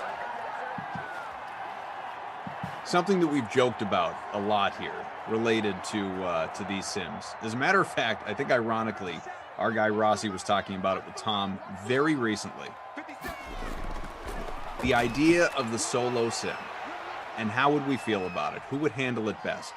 Well, unfortunately, as you may have noticed, because I've been rambling, is that ball's caught taken down to the 30. As producer Mike says, the time has come. Our guy Rossi, who you just heard from moments ago, something has come up. He had to bounce. But I'm here with you. Talking and talking and talking. So you've got me for the next little bit. So here's what we're going to do. And obviously, not to worry. Rossi's good. He's not suspended. That's a Glash thing. Only Glash gets suspended around here, but Rossi did have to jump. So I'm going to read very quickly some of the notable stats for you. We'll look at our leaderboard, and then we'll just dive back into it. We'll all have some fun together here. As the Freak of Nature says, great energy in the sim. Well, you got Roethlisberger at 72 passing. He's perfect. 5 out of 5. 4 for 4 for Wilson. He has 35. So not a single incompletion thus far through one quarter. 4 for 44 for Connor, a touchdown. Carson, 3 for 28. He has a score. Samuels, 3 yards. Wilson, he has a 10 at this point in time. We'll look at the pass catchers as well. 2 for 25 for Washington, who I did consider rostering. Lockett, 2 for 17, who I believe I did. I'd have to double check my lineup. Johnson, 2 for 14.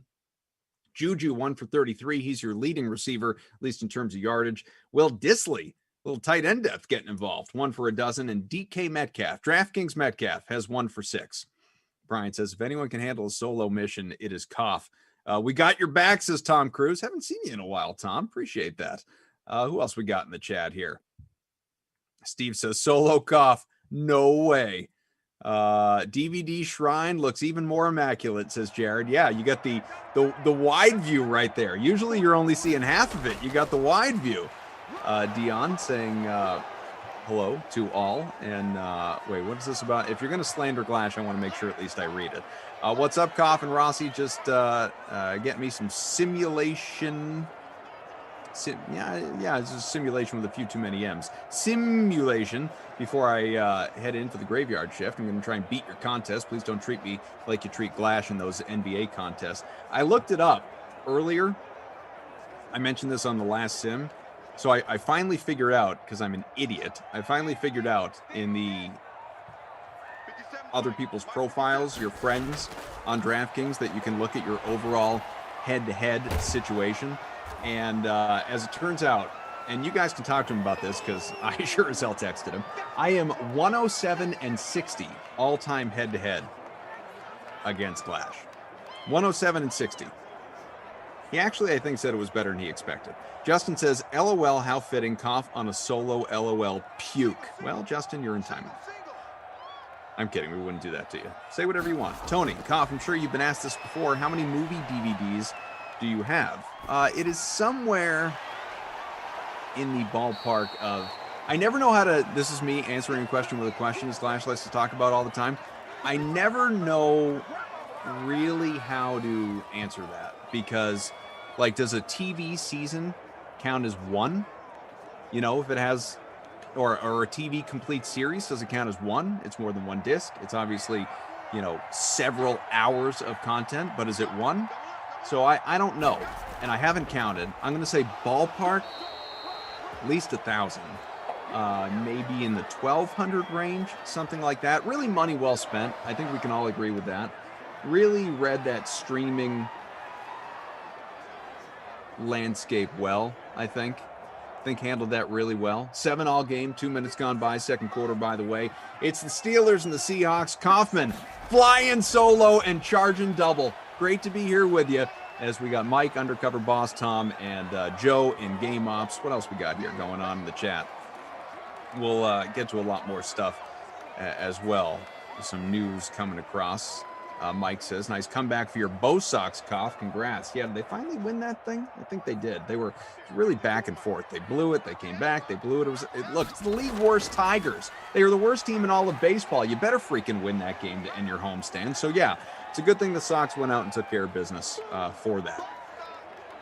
Alana, wife of Jared, much as Jared is husband of Alana, says, cough, cough, Boboff, banana fana, fofoff, fee-fi, momoff, caw off. That's what it's come to here in Simland, folks, where I will read that. That's where we've arrived here in Simland. Jared adds, by the way, that what does he have? Something about chili. The chili's cooking. Yeah, you're right. Not really a chili guy. Hey, I'm going to need some help from the people, though, because here's where Rossi got away with something. I now can't just like pitch a random question at 6:57 and make sure I like my NBA lineup. So you guys need to make sure, I mean, get aggressive in the chat. Make sure I see it. You need to make sure that as we get close to lock, I've got myself a little tweaking time. I'm just going to have to talk at the same time. First and goal from the 6, halfway through the second. Big Ben, pass to the left side, completes it, shy of the end zone. It's Deontay Johnson, stuck at the 1. Roethlisberger still perfect, 9 for 9. And Johnson's second catch, second goal on the way. See if this winds up being maybe a Samuels vulture. That'd be great for me. Probably another James Conner touchdown, which would just be brutal. But I'll wait for it. Brian says, love you, cough, 100%, but the two-man booth is unbeatable. Brian, I couldn't agree more. It's you know, it gets monotonous. People listening to just one voice all that time. That's what happens, Big Ben. Retire, Ben. That's what happens when you try and take it in by yourself, sir. Can't do it. You're not that guy. You're not Russ on the other side. You're not Kyler. You're not even Danny Dimes with regard to mobility. You're not Josh. You're not Lamar. Don't do it. All alone in the backfield, passes it way too long and far, almost into the crowd. Congo Cap says Rossi spilled tea on the camera. Not what happened. Ivan says, what's your all-time favorite movie? That is Field of Dreams. I've talked about that before, although very close, Old School. That would be my favorite comedy. I want to know if Justin weighed in again. I got to catch up in the chat after the puke comment before. Kicks away. Field goal is good. 10-7. Pittsburgh in front. Seattle will get an opportunity here. Let's see what else we got going on. Jordan says, I think Koff would love flying solo and guarantee he thinks he should have a solo sim at least once a week. First of all, I don't mind it. I was about to say, I wouldn't mind it as much if I don't mind it at all. I'm perfectly fine with it. And yeah, I mean, you should all be so lucky that I have a solo sim once a week, maybe twice a week. But I'm not that narcissistic. I'm narcissistic to a point. Not that narcissistic. I don't mean that. But the solo sim thing wouldn't be so bad today if not for coming straight off another sim and then the slate. That's a lot of talking in the last couple hours. Fortunately, at least, you know, Kenny carried a lot of the slate. Jordan says, no pressure, Koff. I'm not worried. We're all still here. We're hanging out. Urban legend. Koff solo. I got a bad feeling about this. Executive sessions. Damn, Koff dropping the people's elbow on glass. Yeah, it's been ugly for him. But you know what I respect is that he keeps on playing. He takes his lumps and he keeps coming back for more. Just keeps on taking it. And I respect it. The Guru says Glash actually scores high in NBA. Watch out. He has gotten a lot better. No doubt. Getting all that advice from Lamarca. Trigger. Koff is so excited right now. LOL. Not upset. I'll tell you that. Good to hang out here with the people. Always all about it. Bosworth off the field goal, by the way, about 13% owned. Jordan says, Koff, should I stack Washington, Toronto, Atlanta, Indy, or BK Dallas? I have lineups templated with all three. Not sure which one to use for the main game. So, Jordan, obviously, as we know, things can change in the next 40 minutes before lock. I would say you're going to see a lot of Toronto, Golden State. You're going to see Toronto and Golden State are going to be real popular plays tonight. Whether you want to fall in with the crowd or go with differentiation, go in another direction. I think a lot of people are going to be stacking those two teams in particular, to answer your question. I don't know what I'm going to do yet, which again comes back to lineup building in about 40 minutes. But, undercover boss here, Tom, is just going to lean on that X button so that we're not here forever for you. 10-7 Pitt. Wilson with a rush up to 26 as we are just past the 2-minute warning. A few timeouts available on either side. Out to the 40, 1st and 10. Buy stream trash with the Zoom faux pas, says Alana. Shares too much of screen. Share too close to camera. Accidental unmuted toilet flush.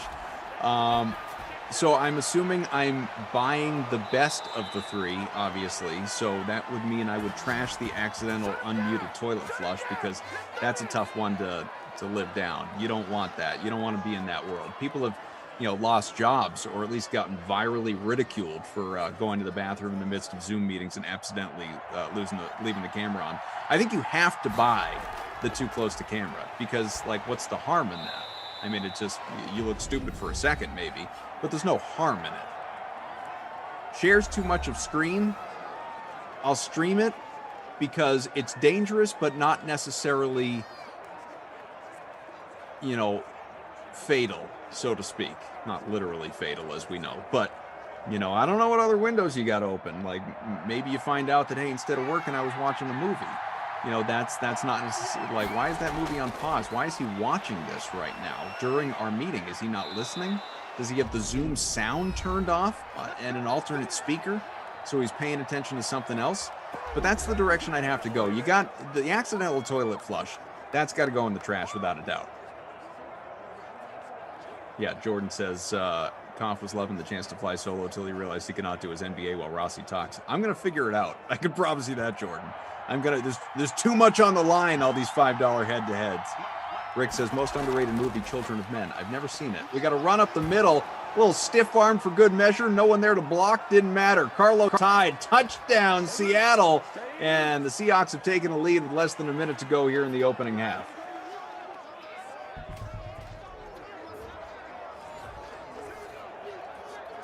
Very good. Stephen says, I got a fever. And the only prescription is more Olsen. Varder says Rossi had a Lamar Jackson moment. No, the bathroom had nothing to do with it because he'd be back. Not to worry.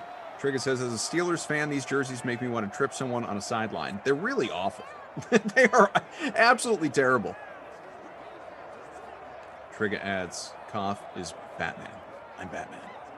Speaking of Batman, Ben Affleck, not the first Batman that comes to mind, but this with Ben. Did everybody see the thing that apparently celebrity dating app where it's for people that can afford to be on this dating app, which is why I'd never heard of it.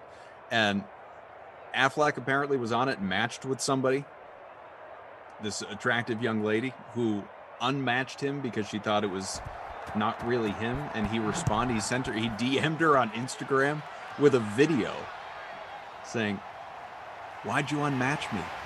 It's me." And you got to pull it up. The delivery of this, like it should be memed forever. It's me. Oh, it was just a tough look for Ben. Tough look for Ben. That's some real page 6 stuff for you New Yorkers out there. First down pickup and a timeout. 20-second touchdown for Carlos Hyde, by the way. Now my wife is texting me as if there's more that I can handle right now. No, we're just going to we're going to deal with that later.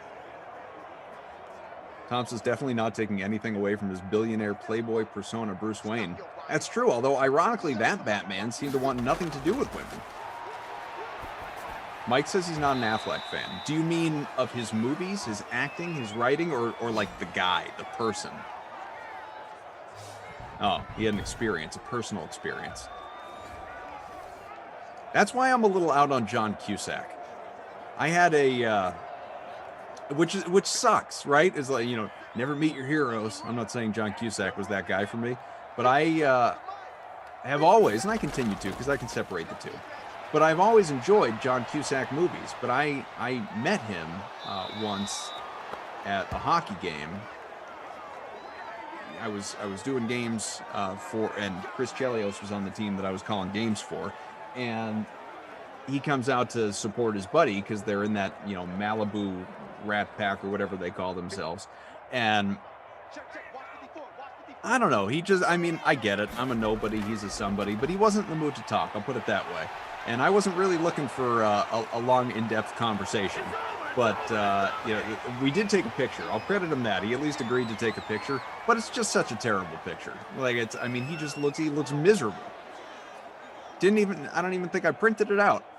To put in a frame or whatever. He was not in the mood. And ever since, I've been scorned by John Cusack. Hit the like button, folks. We got a few hundred people watching along on the Dream Stream. I'm going to assume the numbers are not reflective of there being one person here as opposed to two, even if that's what it is. 106 passing for Roethlisberger. He has the game's only incompletion. He's 11 out of 12. 77 for Wilson. 7 for 7 for him. 14-7 game in favor of Seattle. Connor, 8 for 67, a touchdown. Carson, 5 for 40, a score. Wilson, 3 for 30 on the ground. Hyde, 1 for 1 with that vulture score that he had. Jared had mentioned, by the way, before that you can get a wider scope of the DVD wall, all the action here. You can. Washington, 3 for 31, 3 for 24 for Lockett, 3 for 49 for Juju. Let me give you even a little bit more. Let me give you a little more here. Let's see. You can go this way. My cord's not cooperating, so I can't see what you're seeing, which is annoying. All right, there we go. You can go this way a little bit. We can go down. I won't show you that, but just assume there are lower levels. See? We got some films here. Or you want to get crazy? We've talked about it all the time. There's the NBA Jam. There's the NBA Jam. Who wants to battle? Who's into it, folks? All right, I'd say we're ready for quarter number 3, but I wanted to give you guys a tour. Just a quick little tour. Tom says I'm still convinced that's wallpaper. It's the most elaborate, 3D zoom background that anybody has ever had. You're welcome. You are welcome. Jordan says, taking a look. I'm way behind in the chat, guys, but taking a look. Jordan says, Westbrook is something about tonight. I'm going to throw caution in the wind, fade him completely. I don't know what you meant there, but he's a dude I'd play, man. It's hard to fade Russ the way he's going right now. Jordan talking about Kawhi, different Jordan. Jordan Warren talking about Kawhi. I wouldn't play Kawhi tonight. You guys are digging your own grave if you want to do that, but that's up to you. He won't be popularly owned if you're looking for differentiation in the DK SimFam Friends League last minute NBA hashtag Philip Fast free roll or $1 contest. I had momentum there. I kept going with it. Keep hitting that like, by the way, as I catch up in the chat. Kareem says, Koff, I'd wash you with Malone and Stockton. I like that. Probably would. Oh! Incomplete.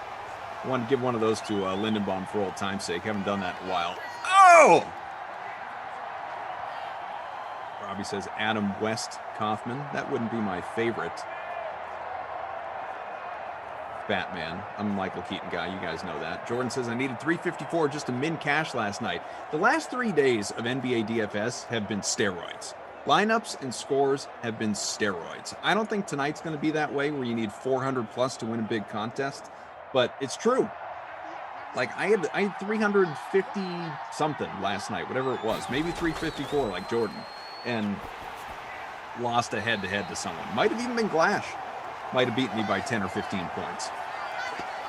350's a pretty good night. Trigger said that Ben Affleck's at the who the heck is Ben Affleck stage of his career. I don't agree with that. He's still very much an A-lister.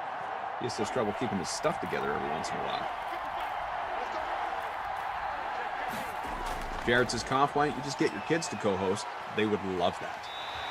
They would love that. I don't think the company would, but they would. PhD says, who needs a co-host when you got Kaufman? That's what I always tell them, and yet they keep partnering me up with people. Mark says Ben Affleck's a great tipper. Jordan says Affleck was great and Dazed and Confused. Pretty much everyone in that movie did great. Lindenbaum, not an Affleck fan. Tom Cruise, I've been an Aerosmith fan since I was a kid. The Steven Tyler yelled at me because he thought I was cheating at bar trivia at a bar in Maui. Haven't intentionally listened to Aerosmith since. I'm saying that stuff can stick with you, man. Alana says, text your wife back that you can't talk, you're simming for two. She wouldn't even know what that means. I'm convinced she doesn't know that these things exist. She just thinks I disappear in the middle of the day for a few hours. Yeah, I'll be back. I'm just going to go talk to the world on the internet. Bad Boys of Pop says, Koff, that happened with me to Chris Rock. He was a meanie. Never acted that way to fans. In fact, I recall one day we signed autographs for a total of 9 hours in one day. Executive sessions, hitting all the fire emojis.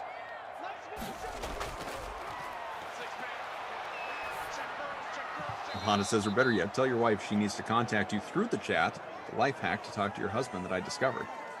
Again, like she wouldn't even know where to find one of these. Ships passing in the night. Ralphie, Koff, he's heating up. J.E., Commissioner Kaufman, thank you, appreciate that. Speaking of commissioners, I have been binging The League, which is, I don't quite know how I never watched that when it was on, but I didn't, not more than a couple episodes. We got a fumble here. Seattle with the takeaway. It's what they do, folks. Seahawks DST. And I'm having a time, man. Connor with the fumble, so offsets the touchdown ever so slightly. Really enjoying The League. Obviously, Taco, Rafi, forget it. I mean, that dude is incredible. I'm not a huge Nick Kroll fan in general, but kills it as Ruxin. I mean, I think we can all agree that while Kevin and Pete aren't insufferable, they are the worst characters on the show. Jared says, Koff, does your family even know about us? Am I cheating on my sim fam with my real family? Is that the question here? River Rat says, Koff looking for an Emmy for today's show. Tom says, Taco might be my favorite character of all time. He's really incredible. He is. He's great. Dirty Randy, obviously, in his very bit roles, excellent as well.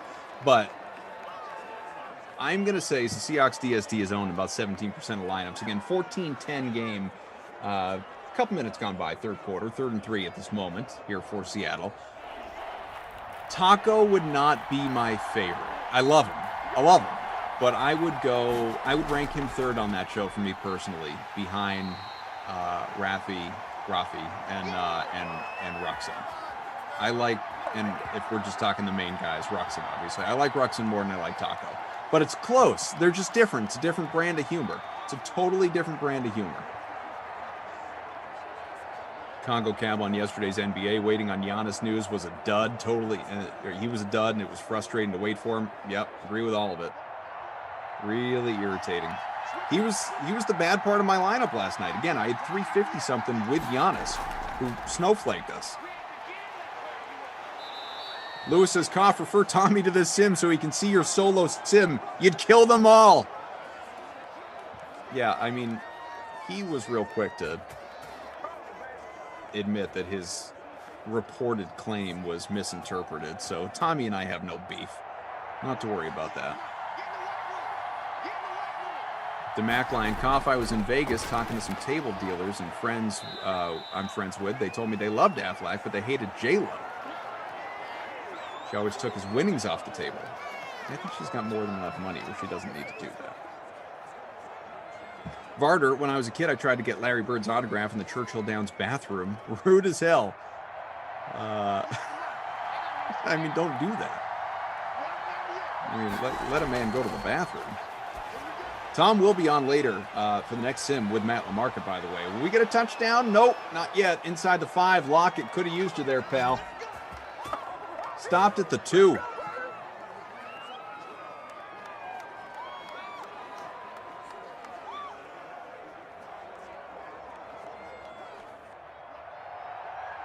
You guys are pretty funny.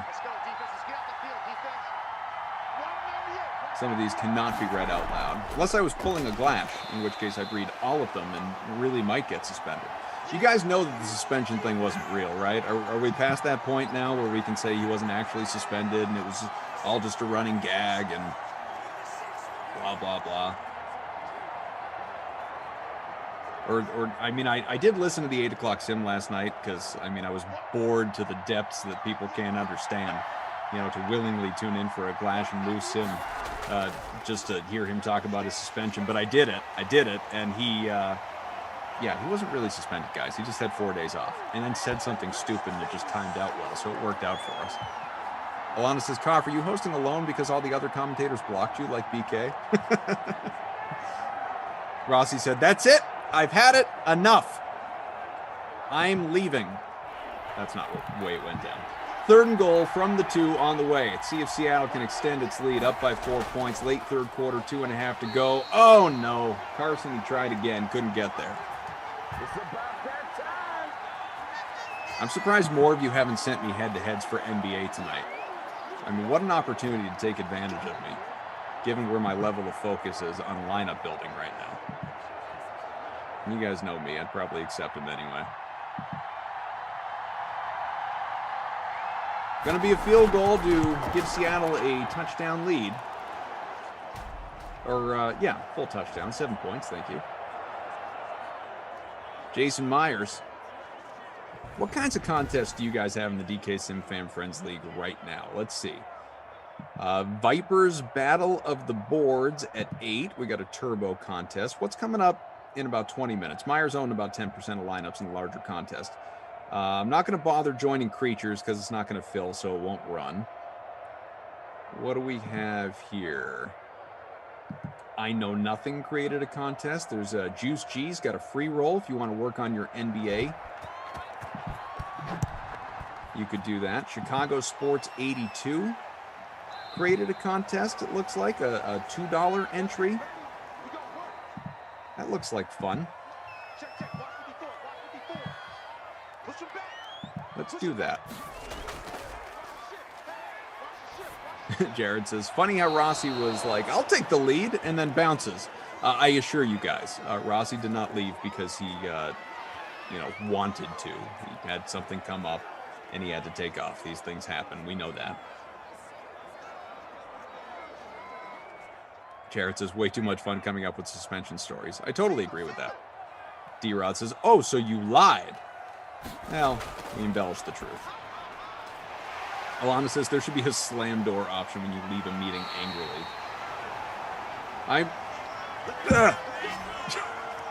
How hard can you click a button on your keyboard? Pitt first down, less than 2 minutes to go here in this 3rd quarter. Johnson. Truthfully, gang, we may be out of here before 7 o'clock even rolls around. I might actually be able to take a look and build my lineup before lock. Pace we're going right now. Tom's just killing it. Solomon says, start Detlef Schrempf in NBA tonight. Sean Kemp says, Trigger. Bad Boys of Pop says, I totally called it being fake, but Glash and Jeff denied it and kept the story going. Hashtag liars. Hashtag pants on fire. Yeah, I mean, I appreciate commitment to the gag. I'm all about that. Oof. Benji. Sacked. Lost 7.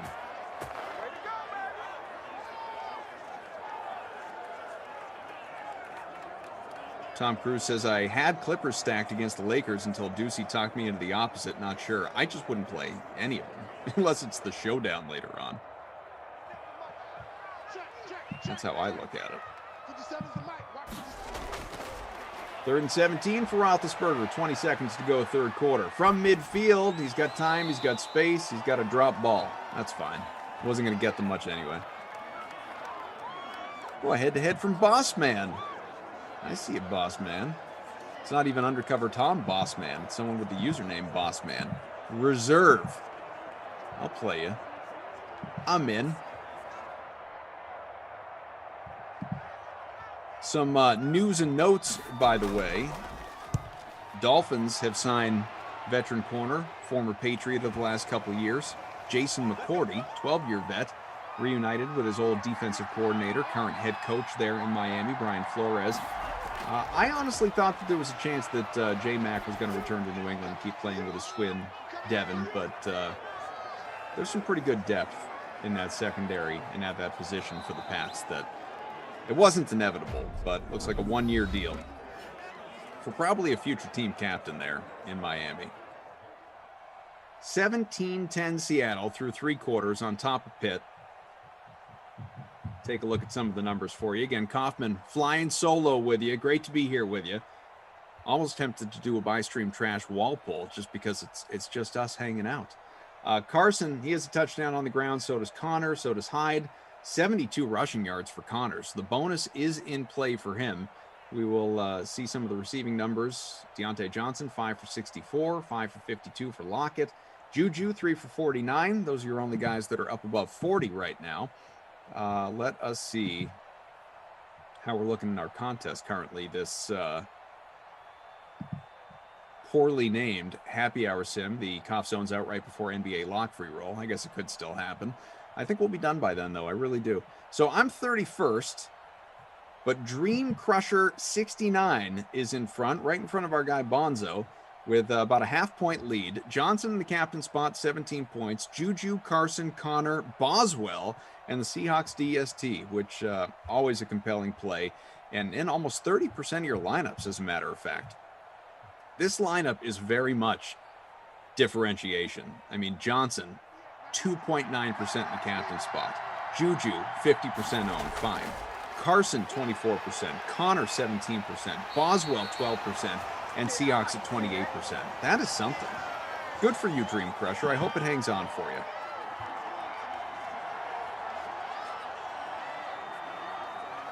Guru says, I tend to do the opposite of Kenny in NBA, and it works. Yeah, we always say it. Fade Kenny. Choker says, technical question. Why lose the headphones, Cough? You playing Bachelor tonight? Yeah, I want to make sure I look good so you guys can see my ears. No, I haven't worn the headphones in a while. I got to the point where I realized I don't need to. It's just me alone in the basement. I don't have to worry about the volume, the sound coming out of the computer. So what the heck am I wearing noise-canceling headphones for? Till the dog goes crazy upstairs, and then there are times that I wish I had him. Oh boy, what a punt. Down to the 2. If there's a God, if there is a higher power, we're going to get a safety here, folks. That's what we need. That is what we need. Especially with Roethlisberger. A handoff, gross. 7-yard pickup for Connor. We're out of safety range. There goes that pipe dream. Coffee are with you. Mike, our producer, undercover boss, Tom, our technical director, and again, just the guy in charge. All due respect to Jason Robbins and, Paul and Matt. It's all about undercover boss, Tom. They know it. They know. They understand.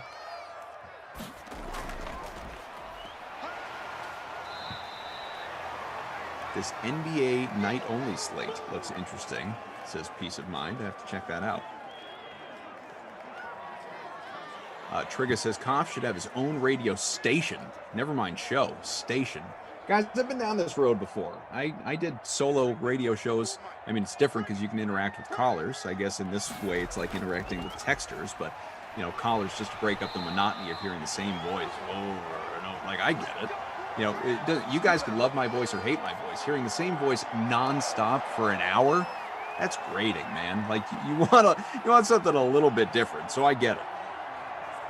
Or at least you should want something a little bit different, but hopefully this hasn't been too painful for you. We still have a few hundred people watching along YouTube and Twitch and many more across our other platforms, and we appreciate you being here. As Pitt looking for a tie, Roethlisberger completes it from the 16 all the way up to the 33. Oh, Noah Moon sending along a challenge. I see a Moon. I'll give you a lineup. Peace of mind, Koff's YOLO has him riding solo. Ralphie Koff, you're probably the only one that can do a sim solo. Hashtag Koff solo. Not the only one, just the only one to do it well. I just say that for you guys to maybe chuckle a little bit. Barter, I love how Kaufman can call the game, talk to the chat, stay on top of everything. You're the man, bro. That's why you're number one. Look, if you guys want to be mean to me, I'll read those too. I will. Scotty Too Hottie, Koff killing it solo. Eat your heart out, Freeze Pops. He's too busy eating Freeze Pops. Leet Largo, and just like that, Koff killed God. Joker says, makes sense on the headphones. All of us working on Zoom these days, having questioning the need for headphones, seemed needed for some reason. It did feel needed. You know what it was, though? Once you discovered that you were just, like, alone in the room, and you weren't worried about the other noise, like, why am I doing this? It doesn't look as good wearing headphones versus not. It's just, I mean, what's the point? Jared says, Koff, does your Celtics bias help or hurt you in NBA contests? I remove any and all bias when I'm lineup building. When I'm doing anything related to fantasy, biases are out the window. Have to. You got to ignore all of that stuff. Alana says, I want a setting on the white noise machine that's just Koff rambling. Jared says, Koff gonna play this until I fall asleep. It's a good thing that you guys share a house. I don't want to presume that you share a room, but you definitely share a house. Well, there we go. Your solo is magnificent. Thank you. My wife is still texting, guys. What is this? And she's like, could you respond? No, I'm a little tied up right now. I cannot. I will respond in 15 minutes. Should I just voice text her back? Is that the move right now? PhD, Kyle Lowry is out. Evan says, LOL, Koff, your biases still hurt you. They hurt us all. They don't. I'm truly, Evans, I don't even consider who I like or don't like when I'm doing fantasy. Like, I will not, I mean, I really have to, like, believe with everything in my being that, like, oh, Jason Tatum's in a great spot tonight. All right, Noah Moon, I'm coming to accept your challenge. Looks like Kilgore sent me one too. Jared, not Alana. I don't think I've ever played Alana in DFS. I don't know if Alana does play DFS. Alana, do you make lineups to go against Jared, or are you just, like, here to hang out? And there's no judgment. In fact, I prefer that you said you're here to hang out. Would make me feel like we're even a little bit better about our jobs. But now I sort of feel like I need to know.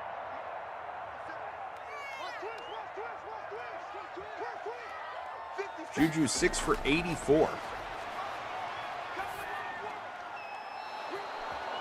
Quickly, Cotton stepped out of bounds, but second and goal. I'm going to say it's probably an incompletion. 2:06 left. Quarter number 4. I like that. 10 of. Yeah, we'll have time to tweak, folks. We'll have time to tweak. The Guru says, you fade in Westbrook? So, Guru, I don't want to give away everything, obviously, because I'll be competing against some of you, but I don't think so. Truly, I don't think so. I'd be very surprised. But I'm not, obviously, married to a lineup yet. How fitting would it be if we get flipping overtime? 3rd and goal is that ball caught out of bounds. That would happen. The Guru says I beat Koff directly with Tatum. He definitely doesn't just play Celtics.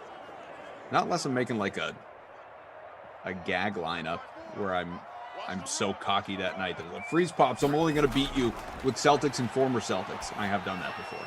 You can ask him about it, naturally. Touchdown as we hit the 2-minute warning. Great, we're about to be tied. Deontay Johnson with the score.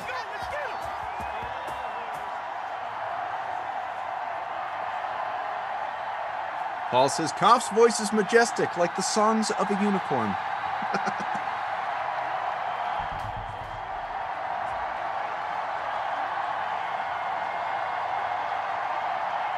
Roper says, Jared is skinning chickens in the kitchen. Alana is in the mom cave. Alana says, I do not make lineups. Wouldn't even know where to start.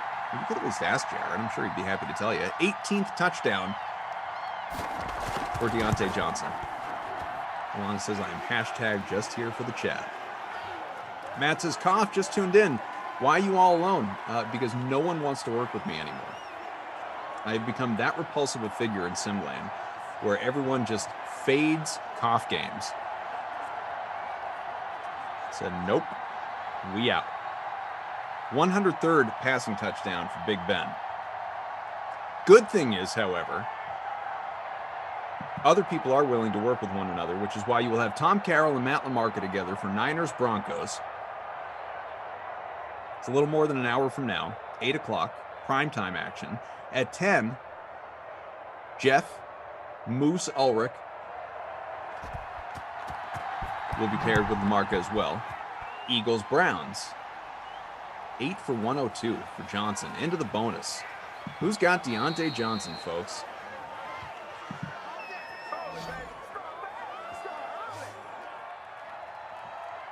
Take a look at our lineup. I'm sitting 27th.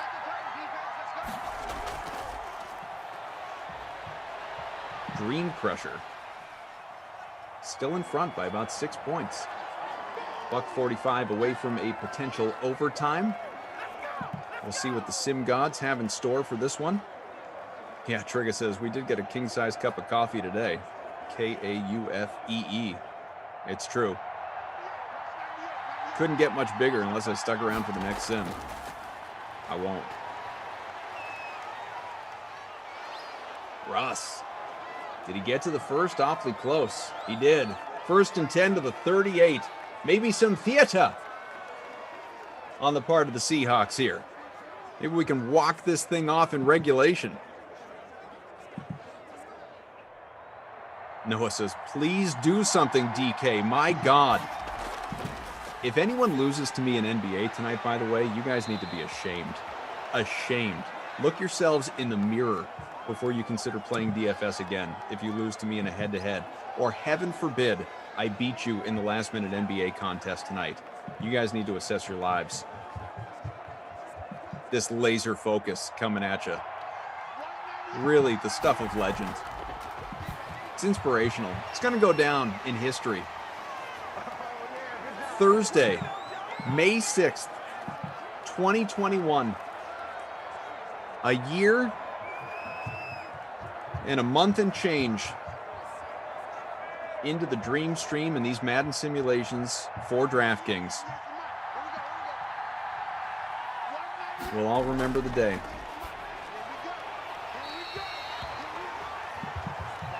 $17 all, 30 seconds left here. 4th quarter, 3rd and 10 from midfield. Seahawks have all their timeouts available, but they need a gain here.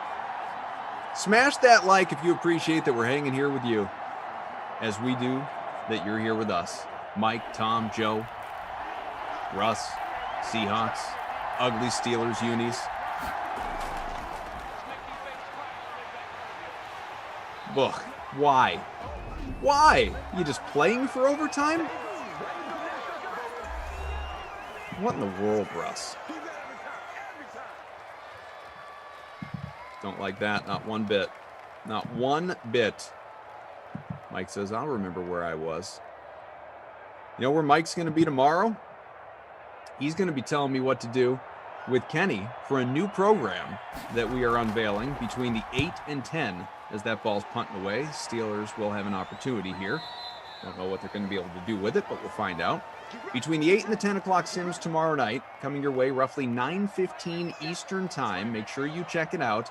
An NBA watch-along. A lot of monitoring of what's happening in the NBA, DFS, and sports betting world will be available to you on the Dream Stream. We will be checking it out, Kenny and I, so hang with us. That will be between the 8 and the 10 tomorrow night. Boswell, he's getting warmed up just in case, as he should.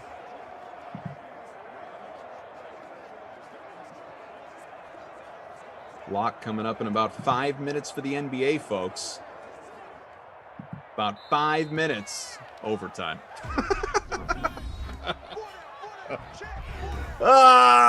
You jerks. As Mike says, OT is only fitting for the first solo sim. It really is. I mean, the sim gods are unbelievable. They are just unbelievable. You almost couldn't make it up, folks.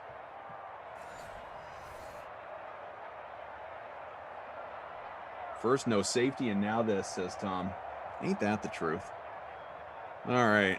What do we want to do with the lineup here?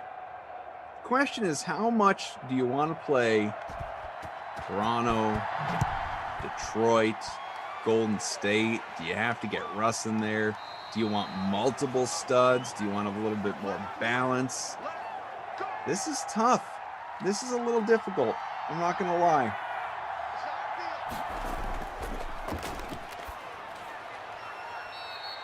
But I think I know what I'm going to do. And I better figure it out because I don't have a whole lot of time anyway. Here's how it works in overtime, folks, just in case anyone didn't know. Seahawks with the ball first. If they score a touchdown, game over. Field goal, Pitt has an opportunity to tie or take a lead. If we remain tied after each team has had one possession, be it 17 all or 20 all. Sudden death. There are no ties in Simland. What do you guys want to bet we go to 3 overtimes? Doesn't that just feel like something that would happen today, right now? Just me? Lineups locked for the NBA in approximately 2 minutes. Mike says, in the award of the DK Simland Ironman Award. Man, I've had that thing locked up since we began. By a lot.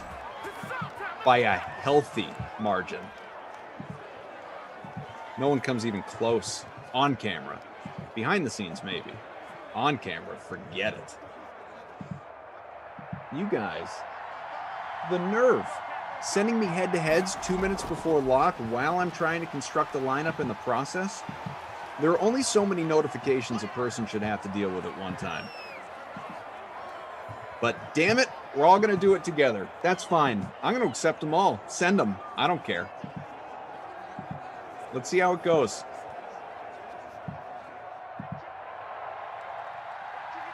Got to catch up in the chat now. 2nd and 8. That's completed. Oh, boy. Don't fumble it. Field goal range for Seattle. There he is. There he is, my captain. Oh, wait, was that Disley? Never mind, that was Disley. I thought it was Olsen for a second. Gross. That doesn't help anybody. Who wants Will Disley right now? Get the heck out of here. It's a handoff. Carson.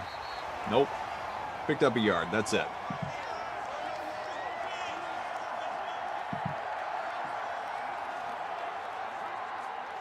Again, 17 all here. You guys have 60 seconds to finalize your NBA lineups. 60 ticks on the clock.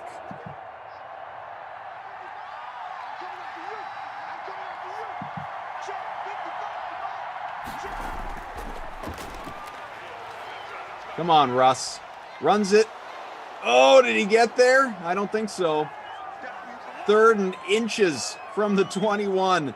You better be bold, man. Now's the time to be bold.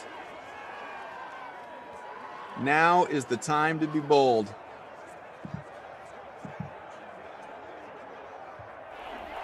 Someone say Rossi's in 2nd place in this contest? I got to pull it up now. How fitting would that be? Guy's not even around to enjoy how well he's doing. He's back by a point. He is. He's in 2nd place. I'm 21st. Carson with the rushing first. He's up to 69 on the ground. 17 all. And Rossi might... Imagine Rossi... I'm going to have to text him. Rossi ends up winning this thing. Unbelievable. Justin says, Koff, we appreciate all that you do. Justin, I appreciate all that you do. All of you. Matt says, Koff, buy stream trash, Westbrook, Durant, LaMelo. Well, if it's fantasy, it's Westbrook, Durant, LaMelo. Ooh, lock it. We got a flag, though. Hold, naturally. Peace of mind. Koff, are you getting holiday pay? I'll just charge double. 1st and 20 from the 24. Mo, Koff, don't forget about your lineups. They blocked. I know the comment was from before. Fumble! Oh, Pitts got it! Pitts got the fumble! Heaven forbid Seattle walk this thing off with a touchdown. We are playing forever. Forever.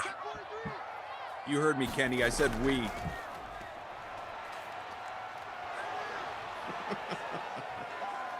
This is, what a thing. Well, as Mike says, though, next score wins, which is very true. Very true, very important. It is really funny that this has come along in the wake of talking. Like Justin says, this Koff solo has been planned, LOL. It's great that we did spend so much time talking about this in the last couple of days, and then it really did fall into our laps. Here's what I appreciate about producer Mike, though. A lot of the time, I guarantee a producer would say, you know what?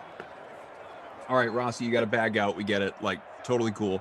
We're going to start to, like, feverishly fire. Like, maybe Glash can hop in, or Emerson, or Jeff, or LaMarca, or Tom early, or what. Like, we'll find someone to hop in with you. Like, it'll be fine. And Mike was like, nope. We're here. It's come. This is the time. You've wanted this. You've got it. Let's see if you can rock a solo sim. Enough talking about it. Let's have the moment. This was meant to be. And here we are. Punt.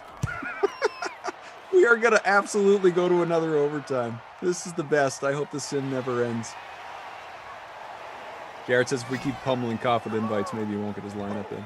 Paul says, always wondered, Koff, what is your job title for DK? Swiss Army knife.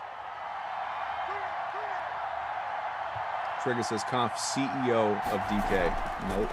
There are more important, much wealthier people who hold such titles. Nice run. All the way out to the 42 for Russ. He could have the rushing bonus. He's up to 88, averaging 8.8.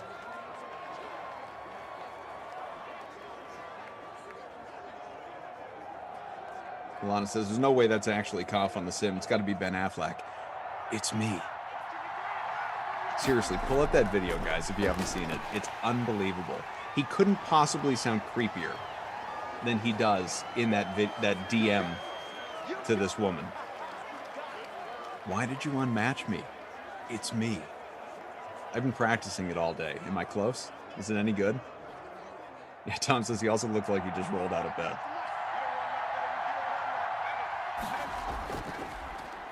Handoff, because the Seahawks don't want to win. Carson gets to the 50, though. 3rd and 3. Is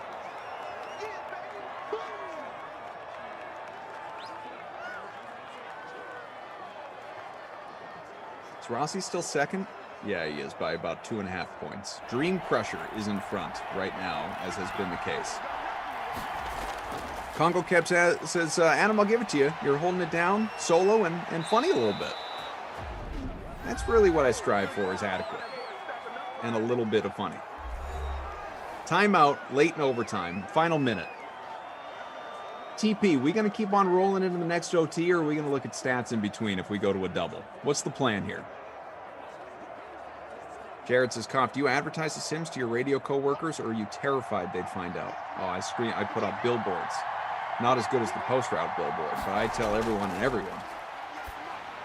Make sure you watch and listen. Is that ball caught? It is. Out to the 23. Field goal range, folks. Tyler Lockett. That's going to help me out a little bit. Maybe we prevent double overtime. We'll find out.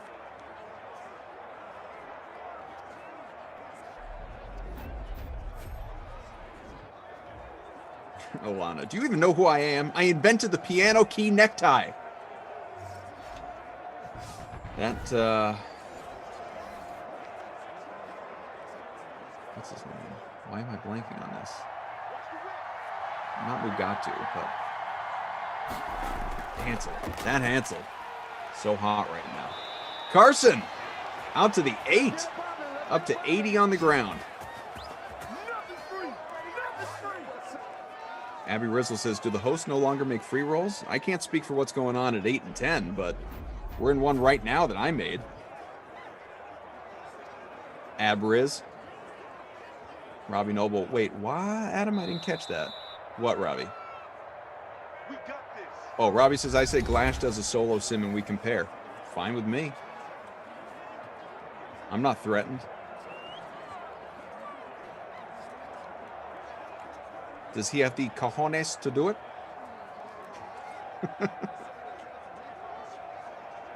He would. It would be crazy.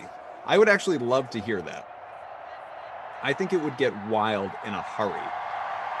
It might break him. But you got to make sure it goes to overtime, right? I mean, it's got to be equal playing field. How early is this game's over? Seattle wins 2017, game-winning field goal from Myers. How early did we lose Rossi? Couple minutes in? Glash would have to be put in the same environment. It's got to be very comparable. Rico called for a fake. Trigger says Glash going to Ron Artest us in the chat. I don't even entirely know what that means. Will he meta world peace you? Keep hitting that like button, by the way. Jared says the thought of Glash solo gives me anxiety. Oh, I'm going to text him just to say hi. Maybe I should have FaceTimed him during this broadcast and all the other commentators just to see who likes me enough to pick up. Could have gotten depressing in a hurry. 236 and a touchdown for Roethlisberger. Wilson 175. Did real well on the ground. Obviously no passing bonuses here. No rushing bonus either. Wilson stopped at 98. Touchdown for Connor, who went 13 for 88. Carson had a score, 17 for 80 as well. Carlos Hyde, the one run for a yard and a touchdown.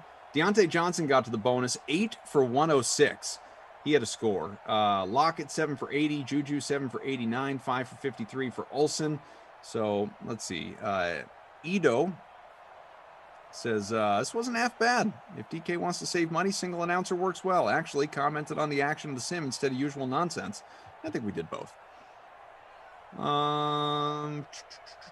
Oh, yeah, Malice in the Palace. Yeah, I don't think anyone's going to beat you up, though, Trigger. You can't really do that through the chat. Awards. Let's give out our awards. Dream Crusher, congrats on the eventual victory. Looks like Rossi's going to fall into third here, provided any changes by Joe, obviously, with the manual scoring. So Deontay Johnson very clearly is your Krusty Koff player of the game. 40 points in the captain. He hit the bonus, scored a touchdown. He was exceptional. As far as the babysitter Billy, not my kid and probably never going to have any award. Let's see. Oh, Eric Ebron. Absolutely Eric Ebron. Eric Ebron, 2 for 9, 2.9 points. He was 21% owned in the captain spot, 74% overall. Just egregious, this performance. Eric Ebron, I'm just looking back now. Let me see. Has he ever been worse? Other than, I mean, maybe he had a goose egg. 1 for 6 in a game. He had 1.6 points in a game in Cincinnati. That's got to be, yeah. I mean, this is his next worst. Really bad. And who knows what his ownership was in that contest, obviously. But, man. So let's see. Yeah, no, it's got to be Ebron. I know DK Metcalf was terrible, but got to be Ebron. Awful. Metcalf's ownership was like half of what Ebron's was. Appreciate all the kind words. All the great stuff going on in the chat. Alana says, Koff, I can't text my wife back right now. I'm too busy. Kaufman, that's who I am.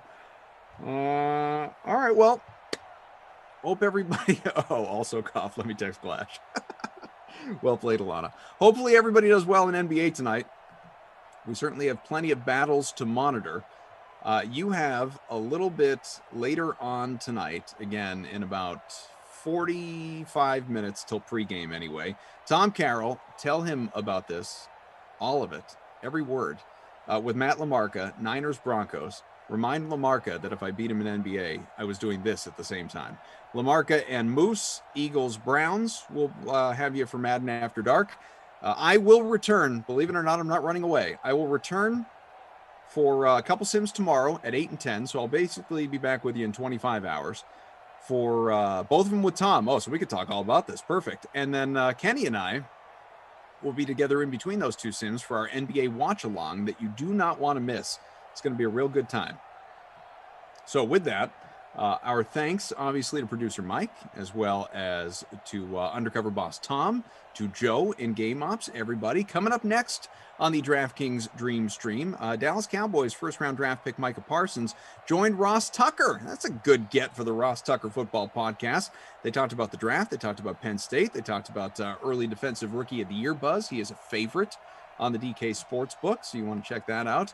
And I'm certain a good interview that we can all listen in on just a little bit right now. Thanks all for being with us. Catch you again tomorrow, and I need water.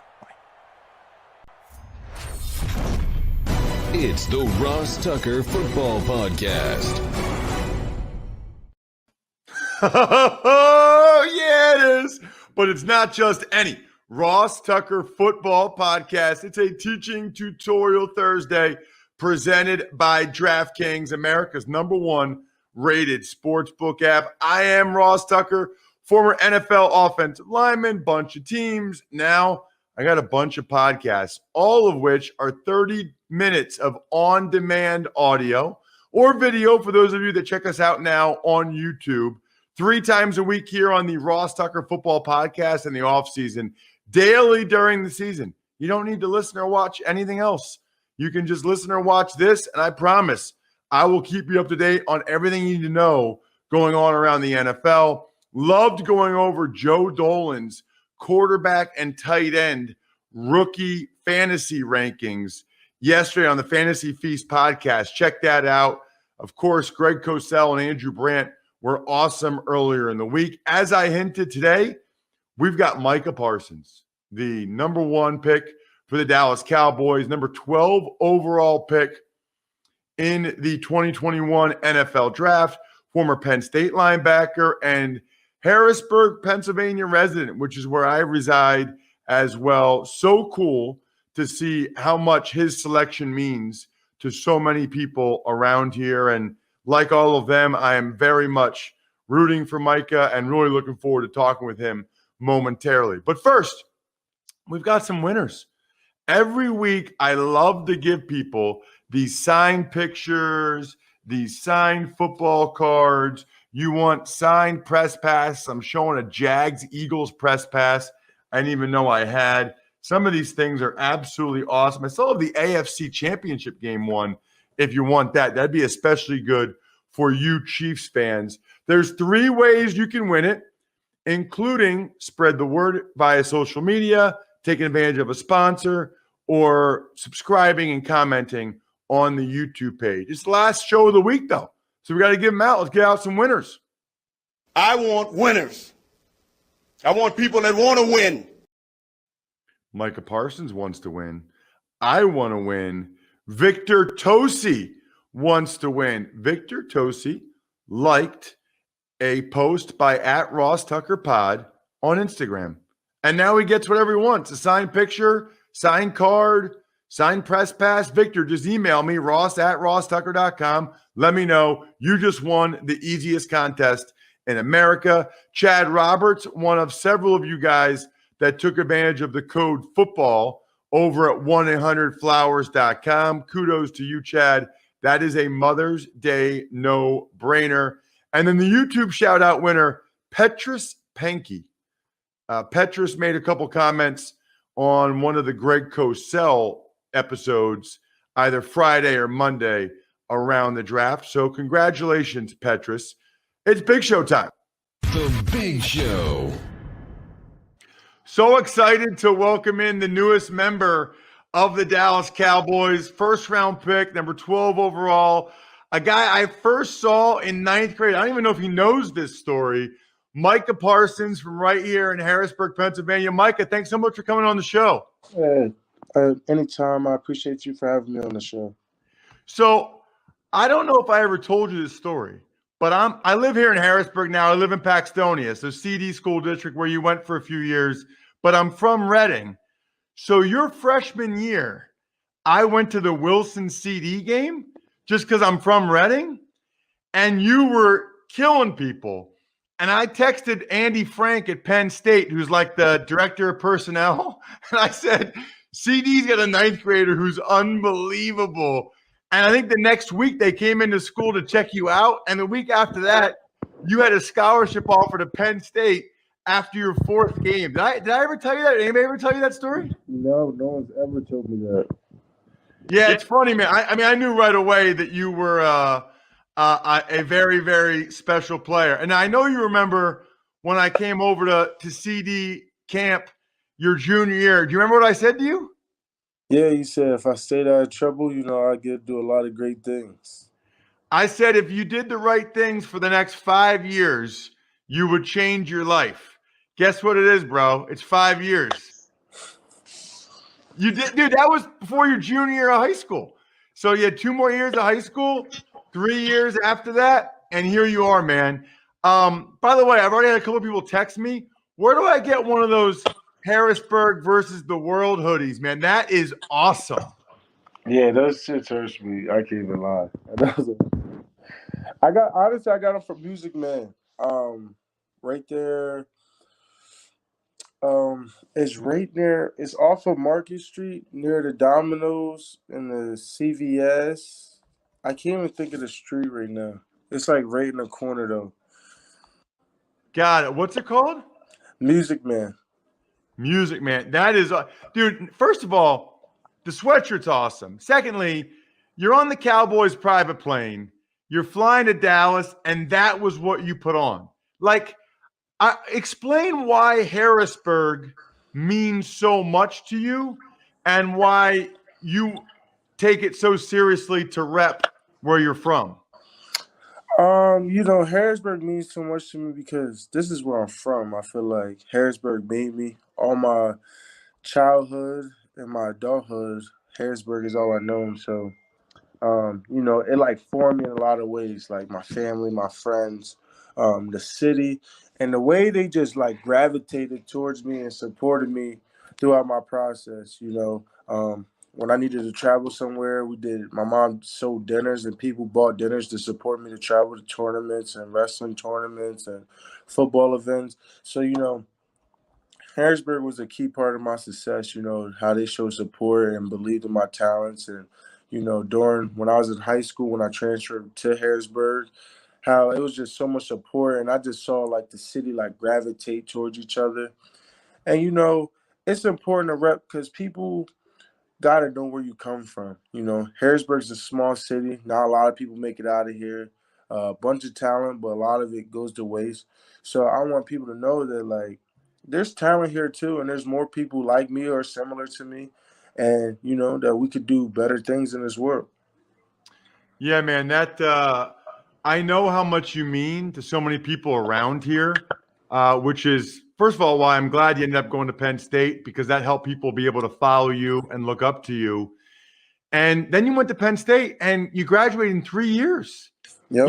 Why was that so important to you? Because people always think it's just about football. Like, I felt like a lot of times people like, well, he's talented, but he never really will get the school thing. He's not smart enough. I don't think he could do both. So my goal was like, okay, well, I can do both. So I was like, I got to get my degree before I leave. And that's exactly what I did, because it's really not just about football. It's bigger than football. And now I can change, the generational curse of, my family not getting degrees in college and leave that hope onto my son. That is awesome, man.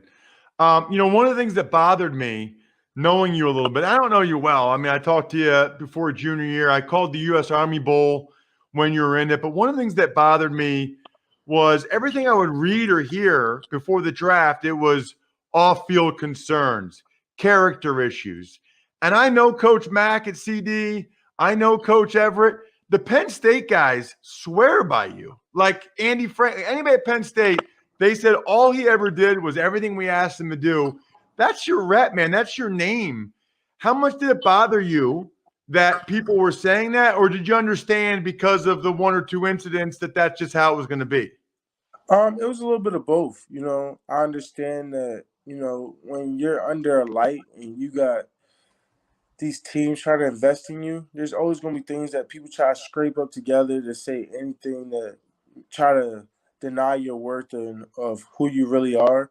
And, I try not to feed into it too much, I see it, but I'm like, these GMs and coaches are going to do their due diligence, they're going to find out the truth. And that's why I really wasn't scared, because I know what type of person and team player I was, and how much I was involved in Penn State's program, Harrisburg's program, trying to get players there, trying to develop a winning culture. So I never really thought like it would hurt me too much. And those two incidents, once they did their due diligence and I was cleared of what I was accused of, it made a lot of things easier. But, from the outside in, you got scouts and you got random fans who the scouts are feeding to look into the trash they put online just for clickbait.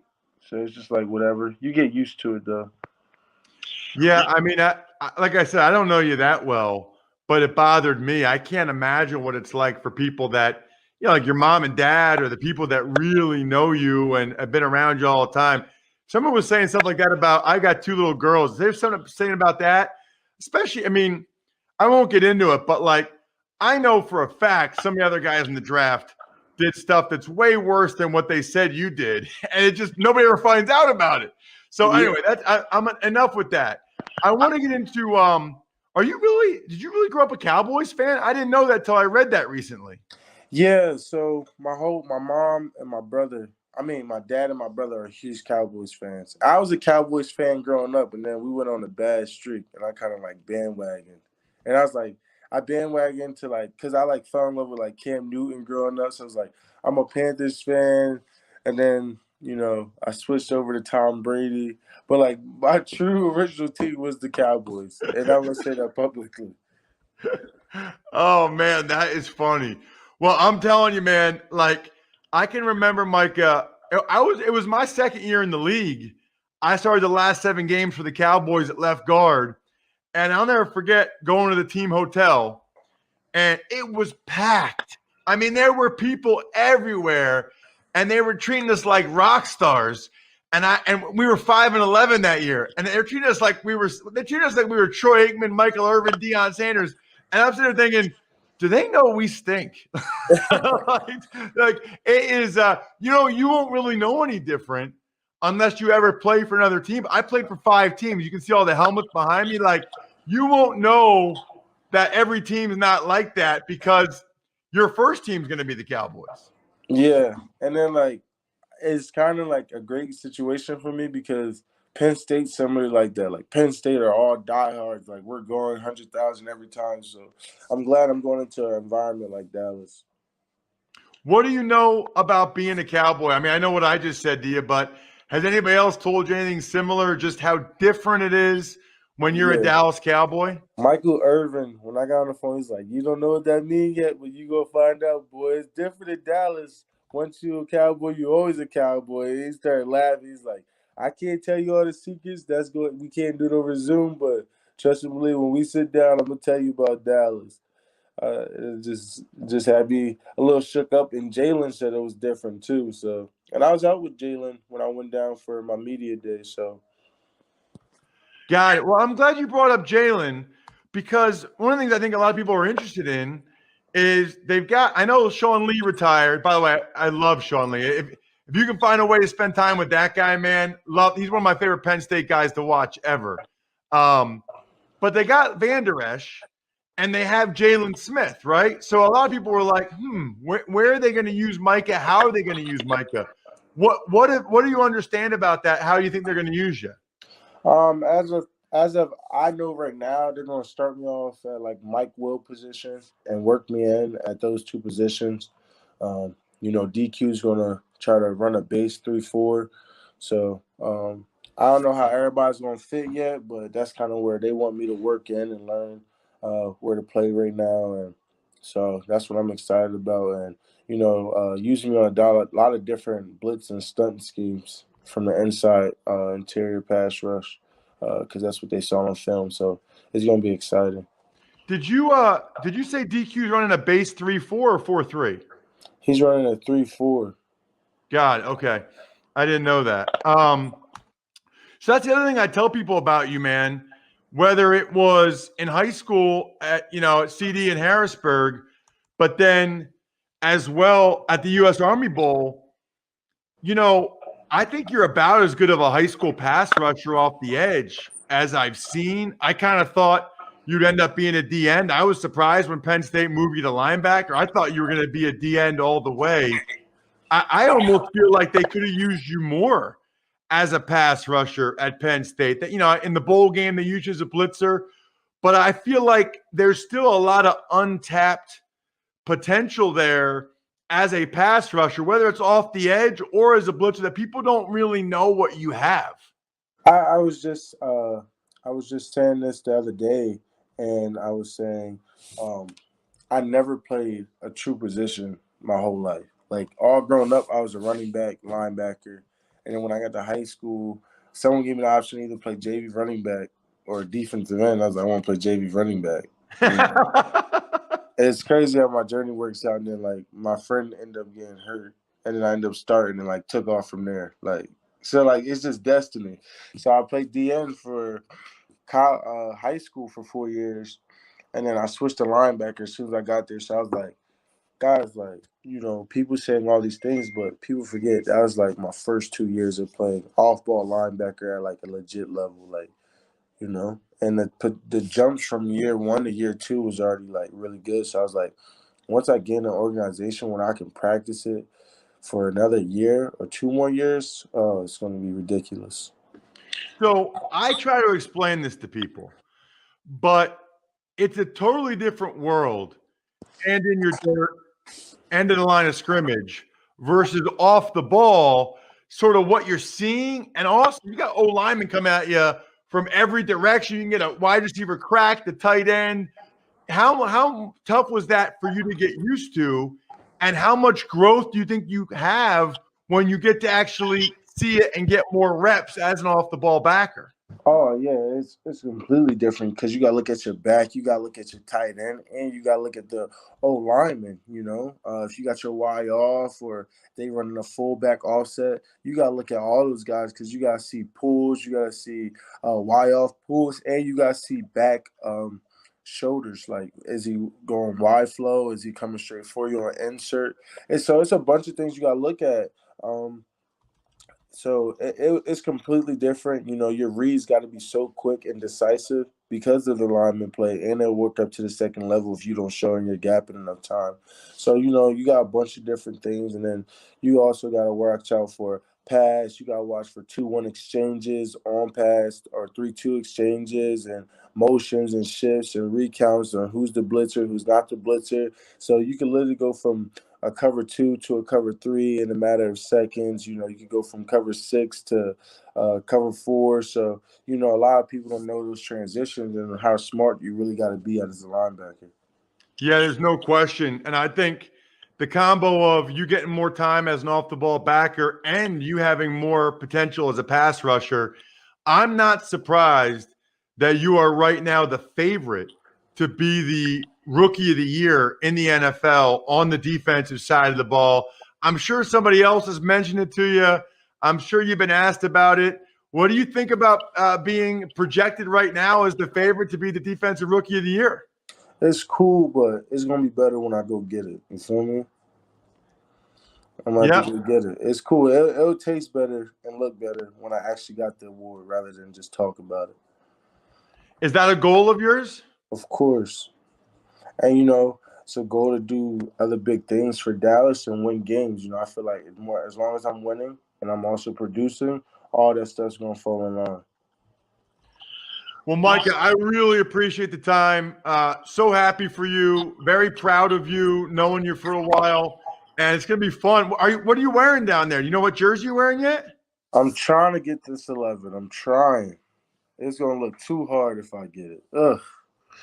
I'm I trying. love it. So I think I texted you this, but I played with LeVar my first 2 years in Washington. Mm-hmm. And we actually one time we got in a fight, but we got in a couple fights. But one time, Micah, he got my helmet off and swung it at me as hard as he could. Thank God he missed. But then when they broke up the fight, they pinned our arms down. Like they pin your arms down, you can't move.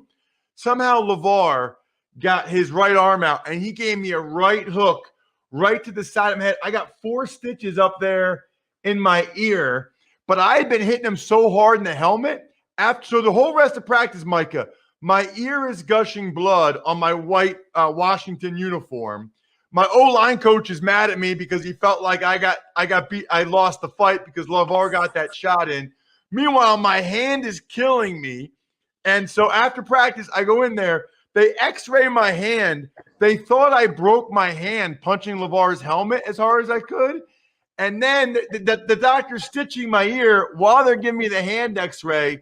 I'm 23. I call my girlfriend, who's my wife now.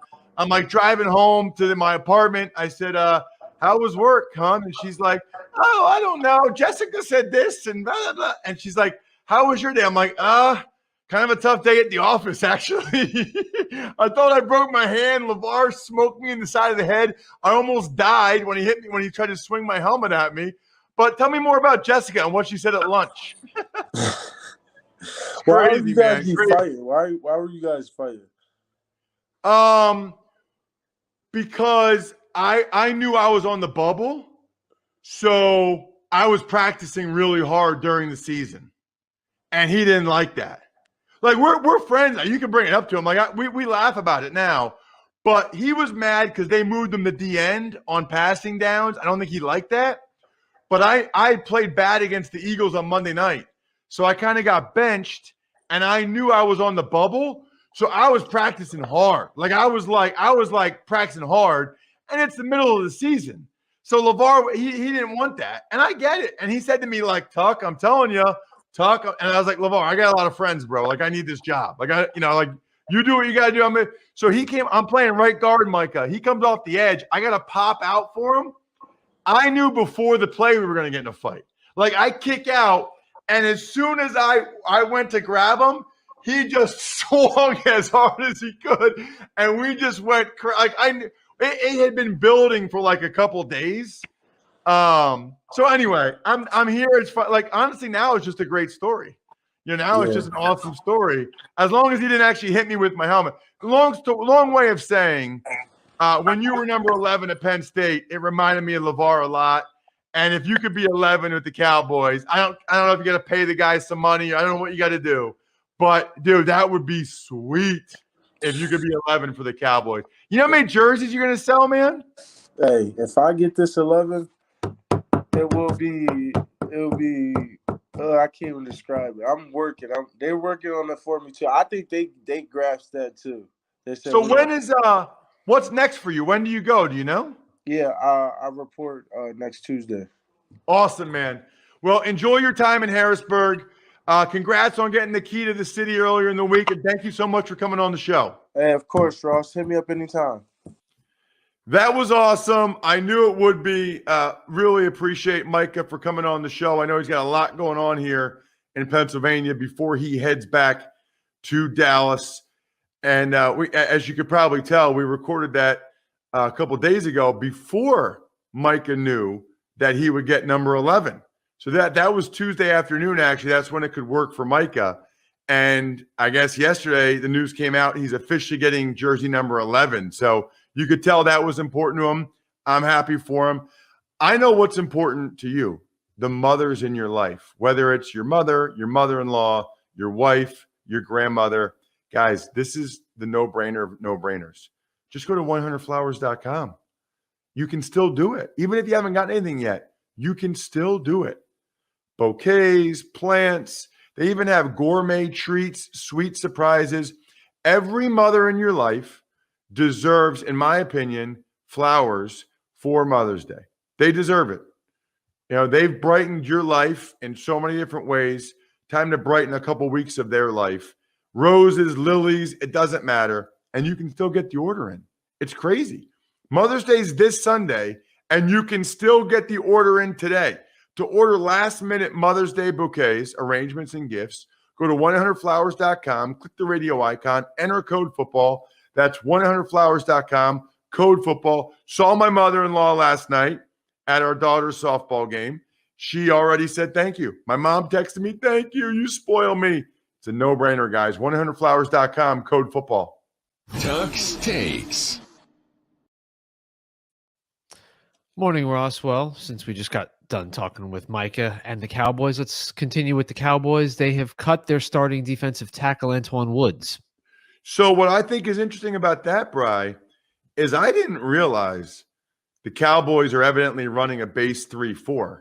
Like Micah said, I think most people thought that they'd be running a 4-3 because that's Dan Quinn's background. But according to Micah, they're going to be running a base 3-4. And so I think that in their mind, Antoine Woods perhaps doesn't really fit that anymore. They really only need one guy to be the nose tackle. I mean, they need DNs as well. But my guess is they don't think Antoine Woods fits that defense. Tuck's Takes. Meanwhile, the Detroit Lions cut former starting running back Kerryon Johnson. So I haven't looked up. Kerryon Johnson's still on his rookie contract. And I'm assuming the Lions tried to trade him and they were not able to. I'm a little surprised nobody would give like a conditional 7th-round pick for Kerryon. I thought he did some positive things in the NFL. And then I don't know what Antoine Woods' salary was. They say it was a salary cap move. But again, I mean, he's a solid D tackle in the NFL. There are teams that still need a solid D tackle. Little surprised these teams aren't able to get conditional 7th-round picks, the highest honor that can be bestowed upon an NFL football player that yours truly once received. However, maybe these teams just know that they're going to cut them and they don't need to do it. Tuck's Takes. On the other side of the transaction spectrum, the Raiders signed former Chargers DB Casey Hayward. You know, it's funny, Bri. Like, I knew Villanueva was still out there. I don't think I even realized Casey Hayward was still a free agent.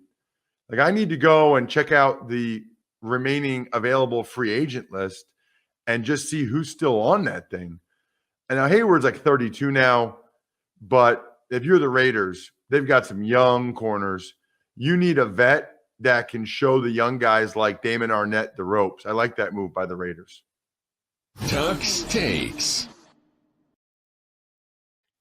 And finally, more Aaron Rodgers news coming out, including him referring to Packers GM Brian Gutekunst as Jerry Krause with teammates, and the Packers believing the Niners and Broncos tampered with Rodgers. So a couple things. On the Jerry Krause thing, that obviously became a big deal after the Michael Jordan documentary.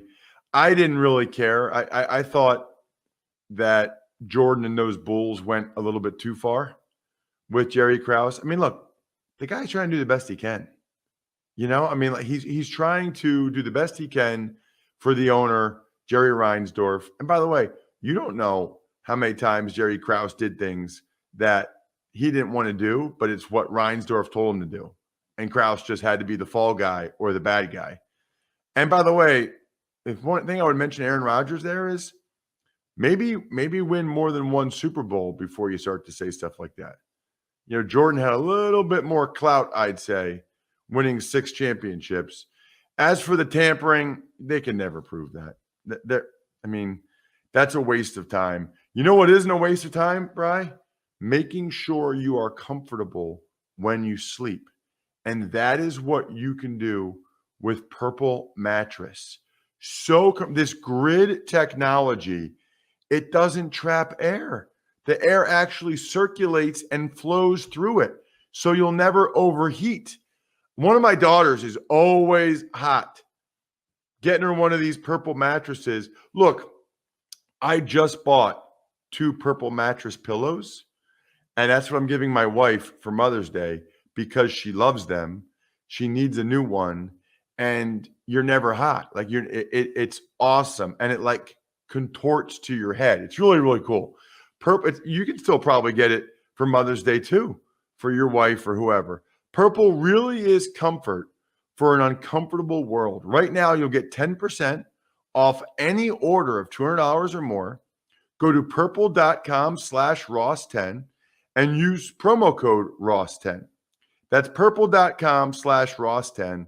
Promo code Ross10 for 10% off any order of $200 or more. Purple.com/Ross10. Promo code Ross10. Terms apply. Let's get to an email, Bri. Ever wanted to ask an NFL player a question? Well, here's your chance. It's time to Ask Ross. So the email address for me is always ross@rosstucker.com. Whether you've got an email question, a sponsor, maybe you want to sponsor the show, maybe you want me for an appearance, whatever it is, ross@rosstucker.com is where you hit me up. It's one of my favorite things that we do because I know a lot of people have never met an NFL player, a former NFL player, and they've always had a question they wanted to ask them. That's what I'm here for. Any question you've ever wanted to ask a current or former NFL guy, ask me. Go for it. ross@rosstucker.com. What do you got, Bri? Today's question from Graham. Hey, Ross, just made a comment on YouTube, one of your YouTube videos with Greg breaking down the Super Bowl. I wrote a review on the podcast, even did a Facebook like on my wife's iPad, even though she wasn't looking. My question, why do some teams stick with zone coverage in critical situations over man coverage? The amount of times I've watched Tom Brady make first downs, keeping a drive alive, and then score. There's a couple reasons for that, Graham. Number one, you want to change it up. If all you ever do is man coverage, there are certain route combinations, bunch sets, etc., things you can do that make it really hard to play man-to-man coverage. Picks, they call them rub routes, whatever. If they know it's man, there are things they can do to make it pretty easy to get a guy open.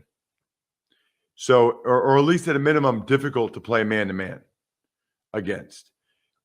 The idea, the goal is as much as possible to have the quarterback not be able to identify whether it's zone or man before the snap, because that changes a lot if he knows whether or not it's zone or man and makes it a lot easier for him.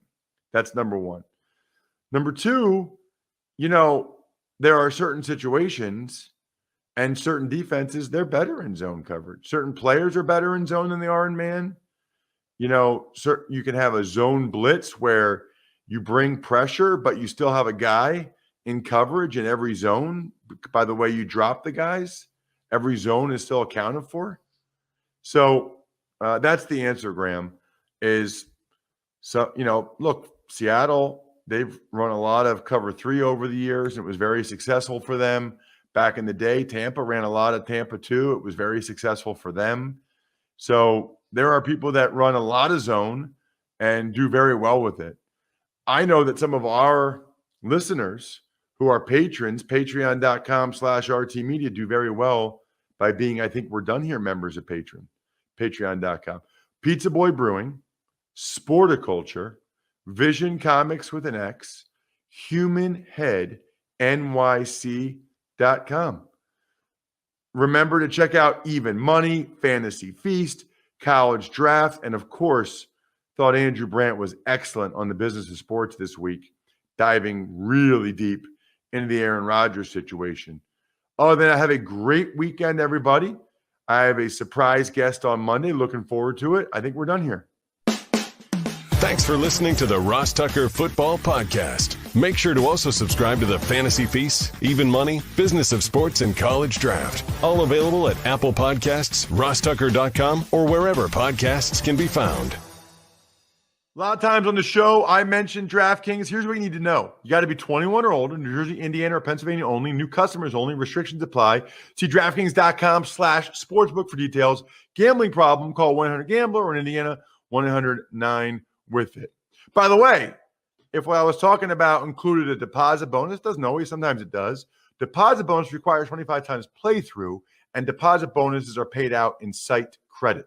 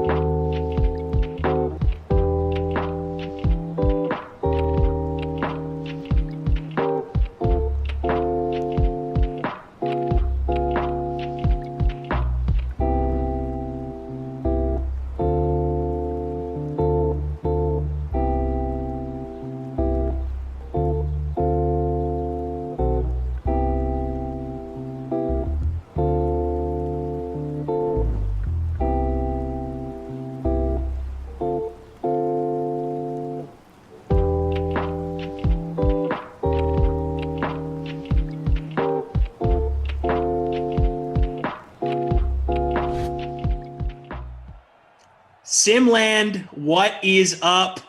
I am here with my friend Matt LaMarca. We are here for primetime action. We got the Niners. They're in Denver playing the Broncos. How's it going, buddy? Yeah, man, I'm doing well. Mets got a big W for me today, so I'm happy. As I've said on this many times, my mood is directly correlated to the Mets' most recent result. And the Mets won here in St. Louis, so you should be saying thank you. My city provided you with happiness today. Well, I mean, it was a split. Let's not get ahead of ourselves here, Tom. We won 2, we lost 2. If we swept you guys, then I would accept the hospitality. As a Mets fan, you should take a split at this point in your life. Like, let's be real. Don't you dare start slandering the 2021 New York Metropolitans. It's, you know what? I take it all back. I'll be looking down at your team from the top of the leaderboard like this in August. How's it going down there, Tom? You know what? You're right. You're right. Hey, look, Cardinals have been hot lately, but I'm skeptical still. But you know what? I have to address this off the top. My man, Adam Kaufman, was talking a massive game the other day about how he would be the guy to host a solo sim. Doesn't need a color commentator, doesn't need the producers. Just give him the mic, and he's ready to roll. And in fact, I backed him on this. You did. Tara Lynn, she gave him a false message saying, I think he'd be horrible at it. That wasn't the case. Adam Kaufman, I believed in him, and he pulled through. In the 6 o'clock sim, Adam Kaufman took the ball solo the entire sim outside of the first quarter and went all the way to overtime by himself, and he killed it. So I would like to give a preemptive, honorary wooden nickel to Adam Kaufman for hosting a sim by himself and killing it. So congratulations, Adam Kaufman. You have proved me right. That's the announcement?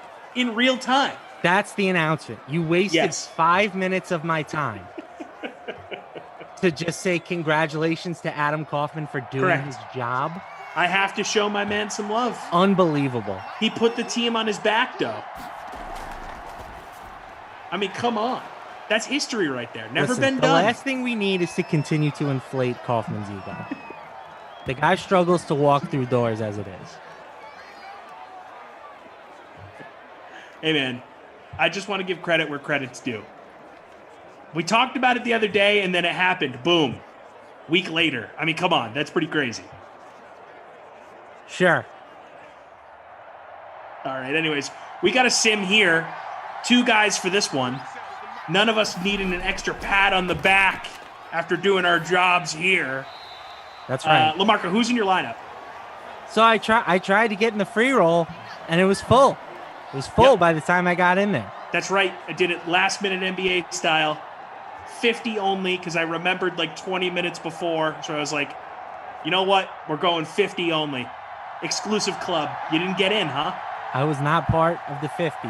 You didn't get in, man. And I didn't want to play with the riffraff in the public contest. So. Makes sense. Makes sense. Okay, so I'll let you know who I had since I did create the contest. You know, when you create the exclusive club, you can put yourself in there without having to worry about it. It's kind of the loser's way to get into the cool club. That's what I did tonight. I have Raheem Mostert in the captain spot. Dude's a beast in Simland. Come on. I mean, gotta have him. George Kittle, Kendrick Bourne, Noah Fant, Jerry Jeudy, and the Hamler down there is my punt play. So I like it. I like it. And again, look, only 50 people to compete with here, so less competition. That helps me. This is probably it for the Mighty Most. You know, he's in a very crowded backfield now in San Francisco. They used a 3rd-round pick, I believe, on Trey Sermon out of Ohio State. They used another draft pick on a different running back. Oh, he doesn't play for the 49ers anymore. What am I doing? I was just going to let you finish. No, he does. Or did he sign with the Bills? Raheem Mostert. is an American football running back for the San Francisco 49ers. Yeah. Okay. I don't know. I thought he where was a I got free agent personally. I don't know where I got confused.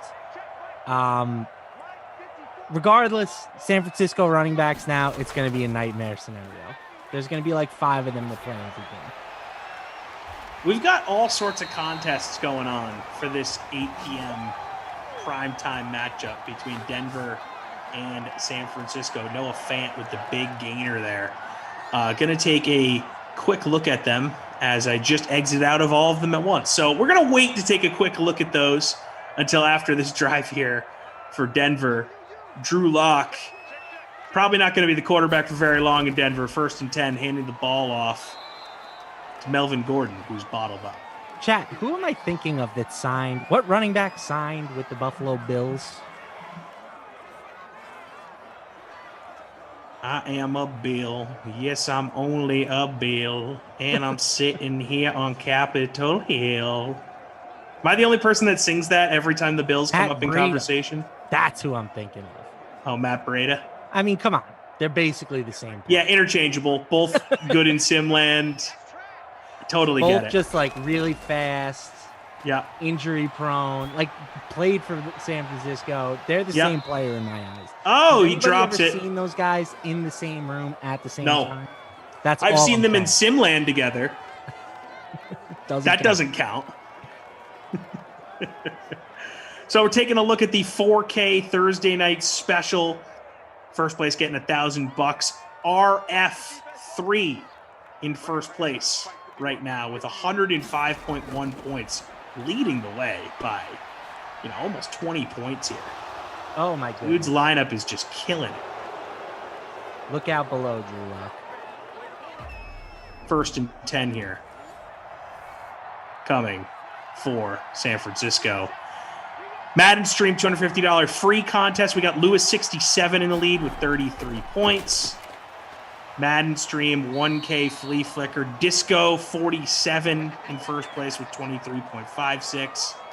They actually entered 2 lineups of the exact same, so they've got double the chance, I think. No, I guess it's the equal amount of chance. They just would win first place twice. I don't know. It's the exact same lineup. You tell me how that goes. And then taking a look at the Madden Stream $250 free contest. PS2 Best Player 76 in first place. I love that username at 117.5 points. Isn't that a great name? PS2 Best Player 76. Yeah, it's not bad. Mark says, what about Tevin Coleman to the Jets? That's a Tevin 49ers. Coleman is another guy that you could throw in the mix as being one of the same 3 running backs. Yes, but the difference is I still think of him primarily from his time with the Falcons. Atlanta, yep. And furthermore, he just signed with my team. So I'm not going to get him mixed up with the other guys. But So now you're all in. No. I love this guy, Michael Carter, that they drafted. I'm not sure where Michael Carter is going in your rookie drafts, where he's going to be drafted in redraft leagues. That guy is a baller. You're going to take like a 15-round flyer on him? He's the rookie sleeper of the year, in my opinion. Oh, he's going to go much earlier than that. I think he's going to be like a 10th round pick all said and done. Oh, okay. I'm always weary about drafting rookies outside of like the last 4 rounds. Rookies historically unless they're like provide- beastly, They provide some of the best value at the running back position long term. And I mean, look at last But year. that's tough to predict, With Justin Jefferson and Chase Claypool. For sure, there's a degree of randomness involved, but that's why they typically go take later. swings. That's why I take my swings late, though. Yeah, well, they typically go later than they should. There will be some, like Najee Harris might end up being like, he'll be a high pick, a 3rd or 4th round pick, maybe even higher. Who knows? He shouldn't be either. Steelers So offensive line fade not those feeling guys, good about it. And Yep. I like targeting the rookie running backs in that, round 8 to round 12 type range. Okay. There you go. A little Lamarca knowledge getting dropped on you here.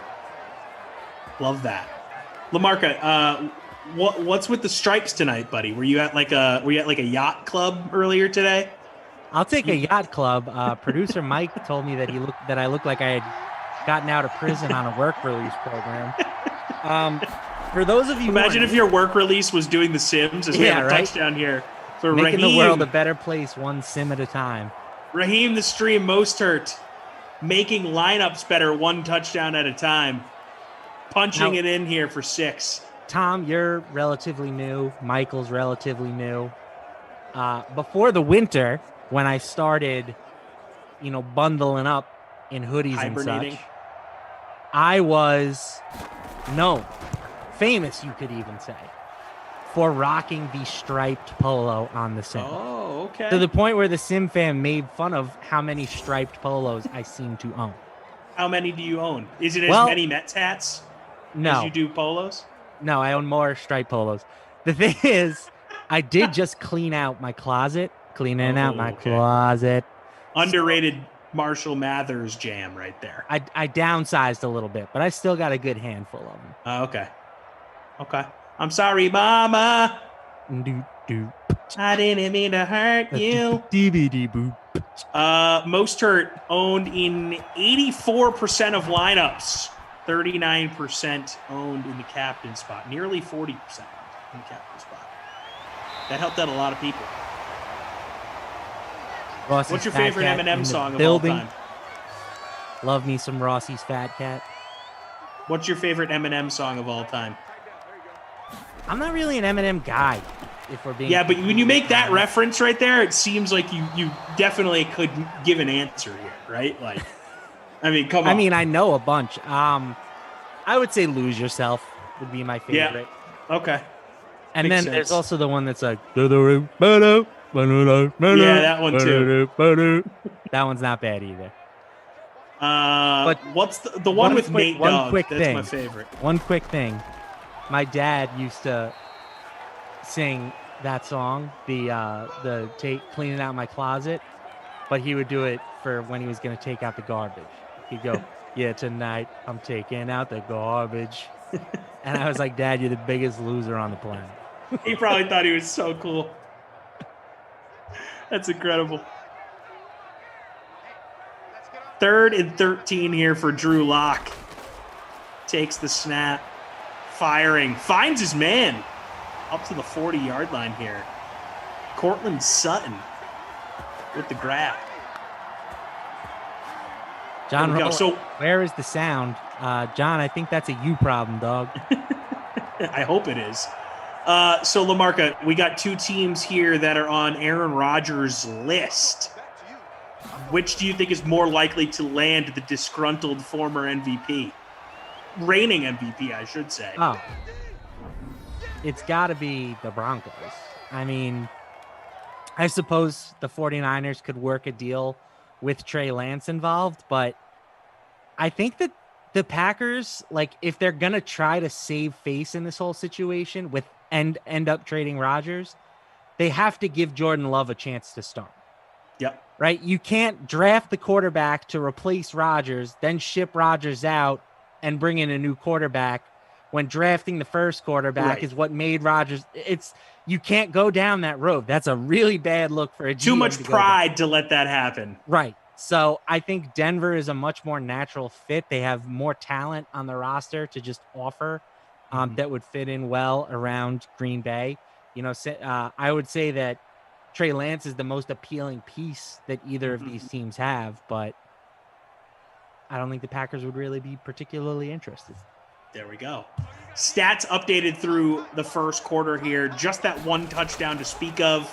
Most hurt with the score. He's in a lot of your lineups. So congratulations to you with the early leads. You got me, Tommy Freeze Pops. You got him, Matt LaMarca here on the Dream Stream on this lovely Thursday evening. Taking a look at the contests here. RF3.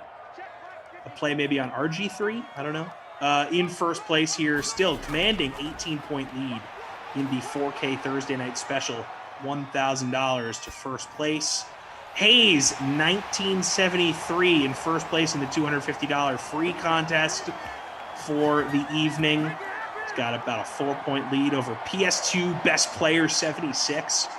Madden Stream, 1K Flea Flicker for this game. Disco 47 in first place, 41.2.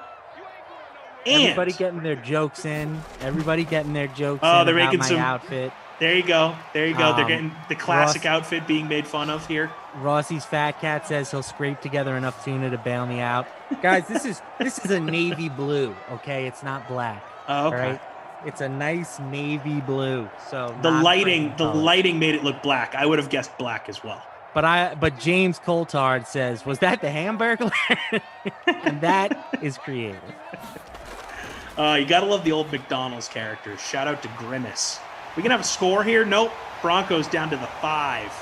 Drew Lock finding Sutton in stride there. 13-yard gain. And Kathy Splace in first place here, tied with J Man by Rule. Jambi Rule, maybe? I don't know. They're tied at 44 points. Are you going to continue to update the scores every time a play happens? At the end of every quarter, for sure. Oh, my goodness. People need to know. People need to know. The people, we know that the people are on their computers with full access to these contents, correct? People want to know. All right. No doubt. Possible vulture situation here. Second and goal. Doesn't look like it. Personnel favorable we got the for backup the tight lineups. ends on the field. But it's going to be Melvin. Melvin. So there we go. Your running back scores, their running back scores. 6-7. Gonna probably tie it up here after this extra point attempt. Yeah, I did not realize the striped polo look was like a classic throwback look for you. It is. I had no idea. I know we don't have all the same chat members from last year, but I'm sure that some of them will at least remember this. Yeah, remember we me get getting emojis in here. Rocking the striped polos and just catching crap from everybody. And you know what? I don't care because you're never going to change me. You can't change me.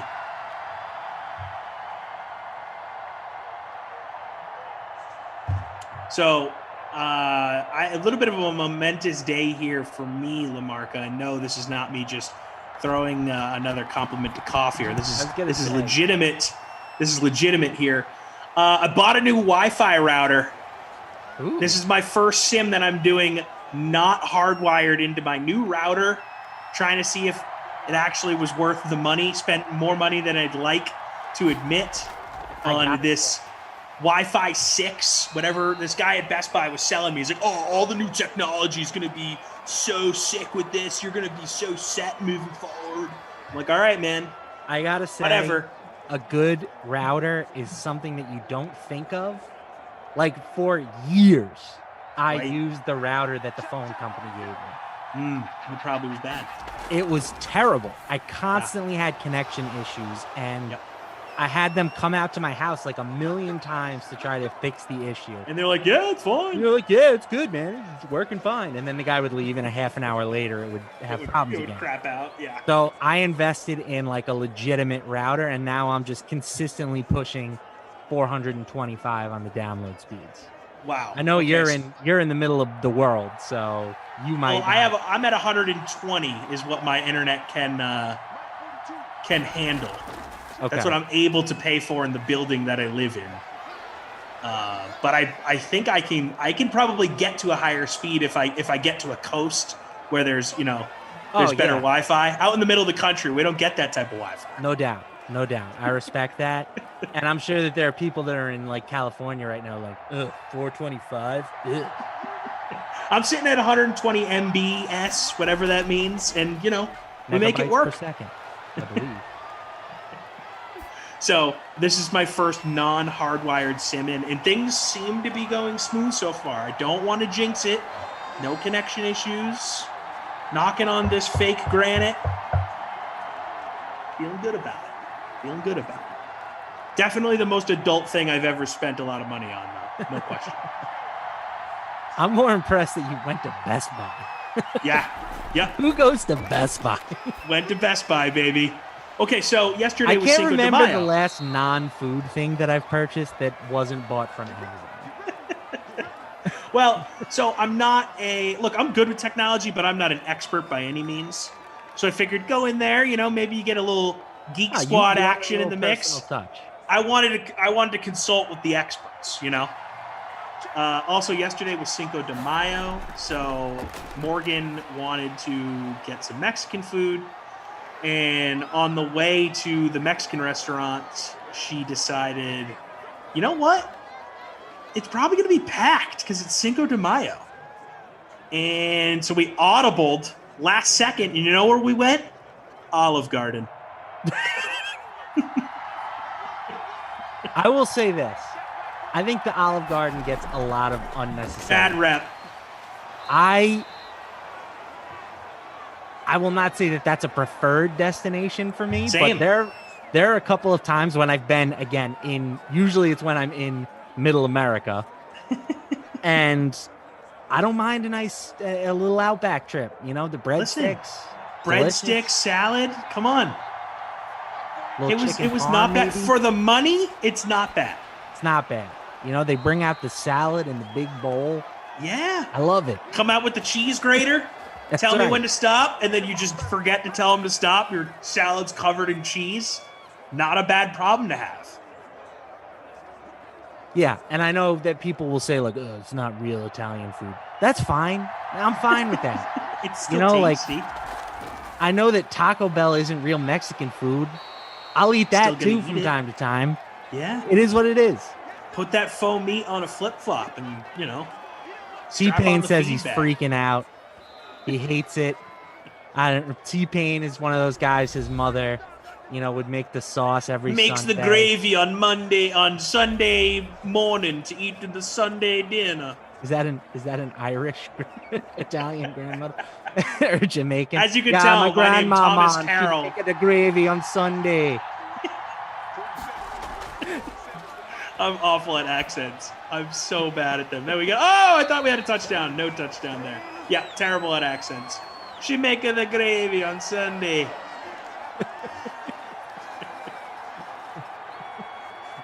Look, I'm not sitting here telling you Olive Garden is the best Italian food you've ever had. Of course. And I'm from Rhode Island, one of the best places for Italian food in the country. Providence, Rhode Island, Federal Hill. I grew up with that stuff. All right, so I think this is a good question. I'll let you finish your story. All I was going to say is, you know, in the moment, quick audible. You don't want to wait 2 hours for some mediocre tacos. Go to Olive Garden, in and out of there in an hour. Then you can go to Best Buy and buy your router for too much money. Great evening. Right. Okay. So Chip says Red Lobster or Olive Garden. Because I think that they both kind of fit the same niche.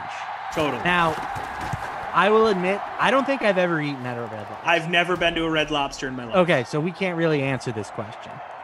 But there's a reason I've never been to a Red Lobster. Because I feel worse going to a chain seafood place than I do a chain Italian place. Of course. I live on an island. Right. The water, I could go outside and be in the water in 45 seconds if I wanted to jump in the dirt. My man can scoop his hand into the ocean and catch a hand in the dirty canal. Catch a delicious bass. I'm not going to eat at Red Lobster. Yeah, agreed. And again, I grew up in Rhode Island where the seafood is incredible. New England, I mean, come on, that's A-grade stuff here. So yeah, no, That's never like been to eating Red at a Lobster. Long John Silver's. Maybe no, if I'm never. in- Also, never been to one of those. Me neither. Maybe You know what I maybe find would try it fascinating if is I that lived in North St. Dakota. Louis. I will say this, and not to be like the food snob guy, because clearly I just went to Olive Garden, so who am I to speak? But there is a seafood place in St. Louis that everyone talks about. It's like, oh, you got to go there. It's the best. Oh, it's so good. It's to die for. And when I first moved in here, my mom was in town helping me move in, helping me get settled, and I had a coworker bring me and my mom there for dinner. And neither one of us finished our meal. That's how bad it was. Oh, fumble! San Francisco defense picking it up. 1st and 10, Niners going the other way here. Going to try and put up some points before the end of the half here, but we got to review. Take a peek, though. Let's take a look. I feel like these get overturned. Oh, no. Looks like he was down. Looks like Denver's going to keep the ball here. So yeah, the seafood place that everyone kept, lauding as this amazing place. We didn't even finish our meal. And we were polite. Yeah. We're like, oh no, we just had a big lunch. Awful. Well, you're probably used to if you live in New England, you're much having some of finer, the freshest seafood in the world, right? Or at least in the country. It was just bad, man. Not good. So I feel you, Lamar. I feel you. Although I will say this, I have been told by multiple reliable sources that the Red Lobster has a delicious cheddar biscuit. I mean, many people say that the cheddar biscuits are why you go to Red Lobster. Yeah, the same way a lot of people will say that the breadsticks are the reason you go to Olive Garden. True. Like, there is probably part of me that will one day go to a Red Lobster just to maybe sit at the bar top and crush some Diet Cokes and then just order, a basket of cheddar biscuits. I wouldn't bring myself to get the lobster there, but crush some cheddar bees. Little cheddar bees. I'm not going to sit here and say I'm above that. I don't think anyone is. What's up, Twitch fam? We see you. Abby says the best garlic cheese bread is the Sizzler. Never been to Is Sizzler still in business? I've never even seen a Sizzler in my life. There was one when I was a kid. I never went in there, but it's been gone for at least a decade. Never even seen one. Would like to go. TP is going to join me on my Red Lobster cheddar biscuit excursion. DraftKings team meetup at the Red Lobster. Who's down? Is there? I don't even in TP. Maybe you can answer me this. Because I'm pretty sure you live in New England. We've talked about it. Where are there? I don't think there are any Red Lobsters in New England. I don't think that exists. Okay, closest one is New York. That makes sense. 36 seconds to go here in the first half. 3rd and 4 for Denver coming up. One timeout left for Denver. Let's see if they can get a field goal at least. We know how dicey stuff can get at the ends of half. Well, it's not going to matter here. It's 4th down. They're going to take the points. The clock stops. Gives them the opportunity to kick a field goal here, which honestly, I bet that if they didn't have an incomplete pass there, they probably would have gone into the half without points because of the weird clock management. All right, so since we're on the talk of chain restaurants, yes, what's the best one? There's a lot of people out there that are saying, Red Lobster not good. Yeah, Olive Garden not good. Yeah. What's the answer? The best sit-down chain restaurant? I'm talking close to nationwide. Yeah. Sit-down chain menu. Yeah, okay. The whole deal. Because my answer would have used to have been Applebee's. Back in high school, me and the boys, we'd head on down after 10 o'clock, little half-price app. Hey-oh! But I had it the other day, and the quality has gone way down. It's upsetting. Mine's Chili's. Okay. Chili's number 1 for me. Couple votes for Texas Roadhouse. I've never had that. Okay, so I have had Texas Roadhouse a few times since dating Morgan and now being engaged to Morgan. Her family loves Texas Roadhouse. Okay. Loves it. And the weird thing about Texas Roadhouse, it is very good, but it's always packed. You could go there at 4 in the afternoon and it will be a 2-hour wait. It's unbelievable. As the clock winds down here in the first half, 10-10 ball game. Competitive first half. Fun stuff happening. I enjoyed myself. Good conversations. We're going to pick up this chain restaurant conversation on the other side. But before we get into the stats for the first half, earlier today on the Sweat, my man, my partner right here, Matt LaMarca, and Nick Whalen talked the latest slate, and Steph Curry was the focus of today's NBA high or low.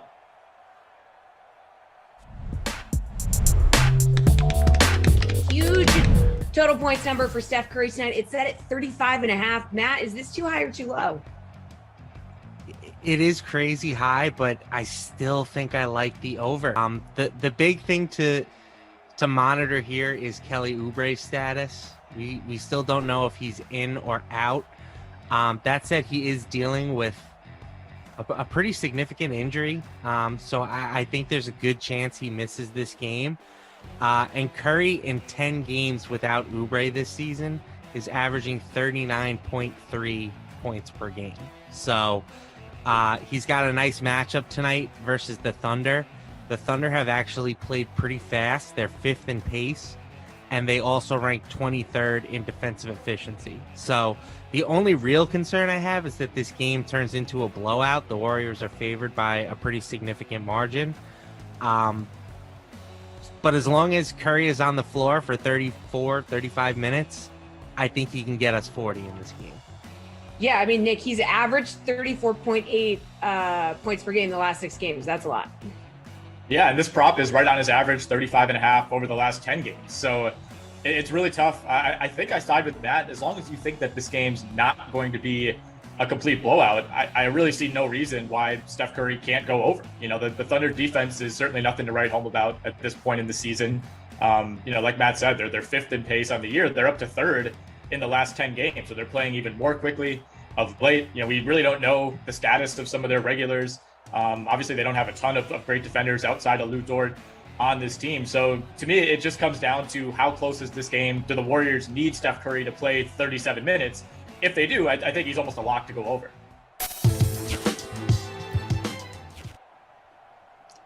So that was my man, Matt LaMarca on the Sweat. You can catch that every day right here on the Dream Stream, 11 a.m. Eastern, Monday through Friday. YouTube, Twitch, DK Live, all the good stuff. Matt LaMarca has Steph Curry on the mind. So tell me more about that, man. Like, Steph Curry's on an absolute tear this season. Like, redemption tour. Yeah, I mean, it's not a groundbreaking take. I think Steph Curry's going to score a lot of points playing basketball.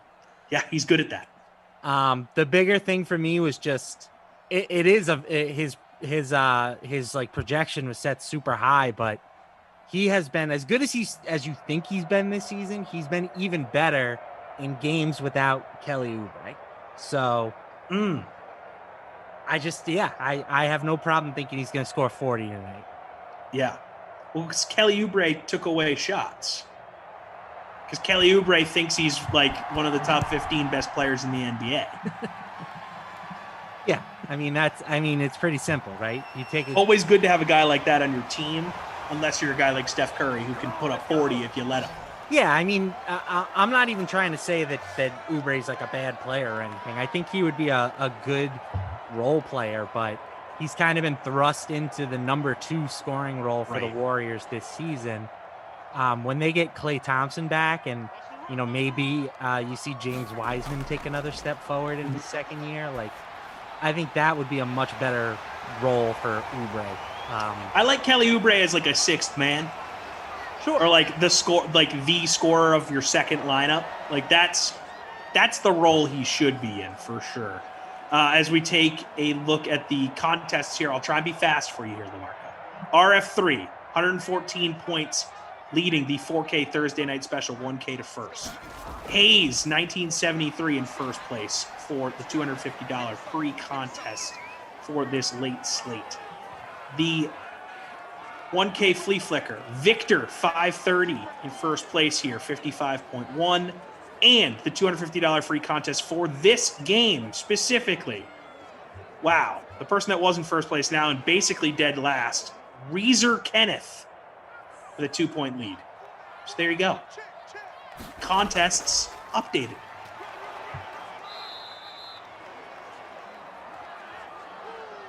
Thank you, Rossi's Fat Cat. You're the man. Or you're the cat, I should say. Rossi's Fat Cat is a power rankings. Garfield. Up there. No, Pink Panther number 1. Yeah. Dun-dun, Followed by Ross's dun-dun, Fat Cat. dun-dun, dun-dun, dun-dun, dun-dun, Followed by dun-dun, dun-dun. But I'm talking specifically comic strip Garfield, not terrible movie Garfield. Fair. I never saw that movie. I saw the first one, and yes, I'm pretty sure there have been multiple Garfield movies. Why did you see the first one? Was it the situation where like you were with some little kids and you were babysitting or something? I mean, or it's got what's you his just name stumble in it? into it, and Bill Murray's in it. Yeah, Bill Murray is Garfield. You know, so like I actually, fun fact. So Bill Murray was just on the podcast, Great Dane Nation. Go check it out, Apple, Spotify, or wherever you get your podcasts. you had He's doing- Bill Murray on your podcast. Bill Murray was on the podcast this week. Yep, That's go check insane. it out. Yeah, he was amazing. In doing some research for this, I found out that Bill Murray only did Garfield because he thought Wes Anderson was going to direct it, and he showed up the first day, and that wasn't the case. So he did it anyways because he thought someone completely different was going to be the director. I can't believe you got to interview Bill Murray. So I personally didn't, but Morton Anderson did on our podcast together. That's still cool. Yeah, I mean, it was great. I got him on the phone. I talked with him a little bit, getting everything set up, but it was incredible. The guy didn't own a cell phone until a few years ago. He had a 1-800 number that you would just call and leave a message on, and then Bill Murray had it was like a voicemail type thing, and he would listen to it and decide who he'd call back from like a payphone or something. He was impossible to get in touch with. But a few years ago, he got a cell phone, and Morton and him were golf buddies from these charity tournaments they do, and so he had his new number, and definitely a little dodgy to get him on the phone, and we were able to find an hour for him to join us. He was in between flights at the Denver airport, hiding in a utility closet.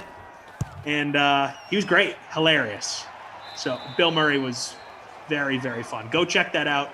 Great Dane Nation, Apple, Spotify, or wherever you get your podcasts. Right, and like Bill Murray will always be known for the crazy Bill Murray stories. And I think they turn that into like a show now, right? Or a movie, something like that. Because like you'll read random stories about like people who run into Bill Murray and like they'll end up doing karaoke or something crazy. And then at the end of the night, Bill Murray will be like, you know what the worst part is? Your friends will never believe you. And then he just disappears. Right. And I think I don't know if it's a movie or like a documentary or something. It is. It's a documentary. It's called The Bill Murray Stories, Life Lessons Learned from a Mythical Man. Right. Like Came out in I've been 2018. meaning to watch that. I'm going to do so. Didn't know that existed until you just mentioned it. I will be watching that after this sim. That's awesome. I saw one that I really liked the other day, again, when doing some research for this. Him and RZA and Jizza from Wu-Tang Clan were at some event, and they just went behind the bar and started bartending. And no matter what people ordered, they just handed them a shot of tequila.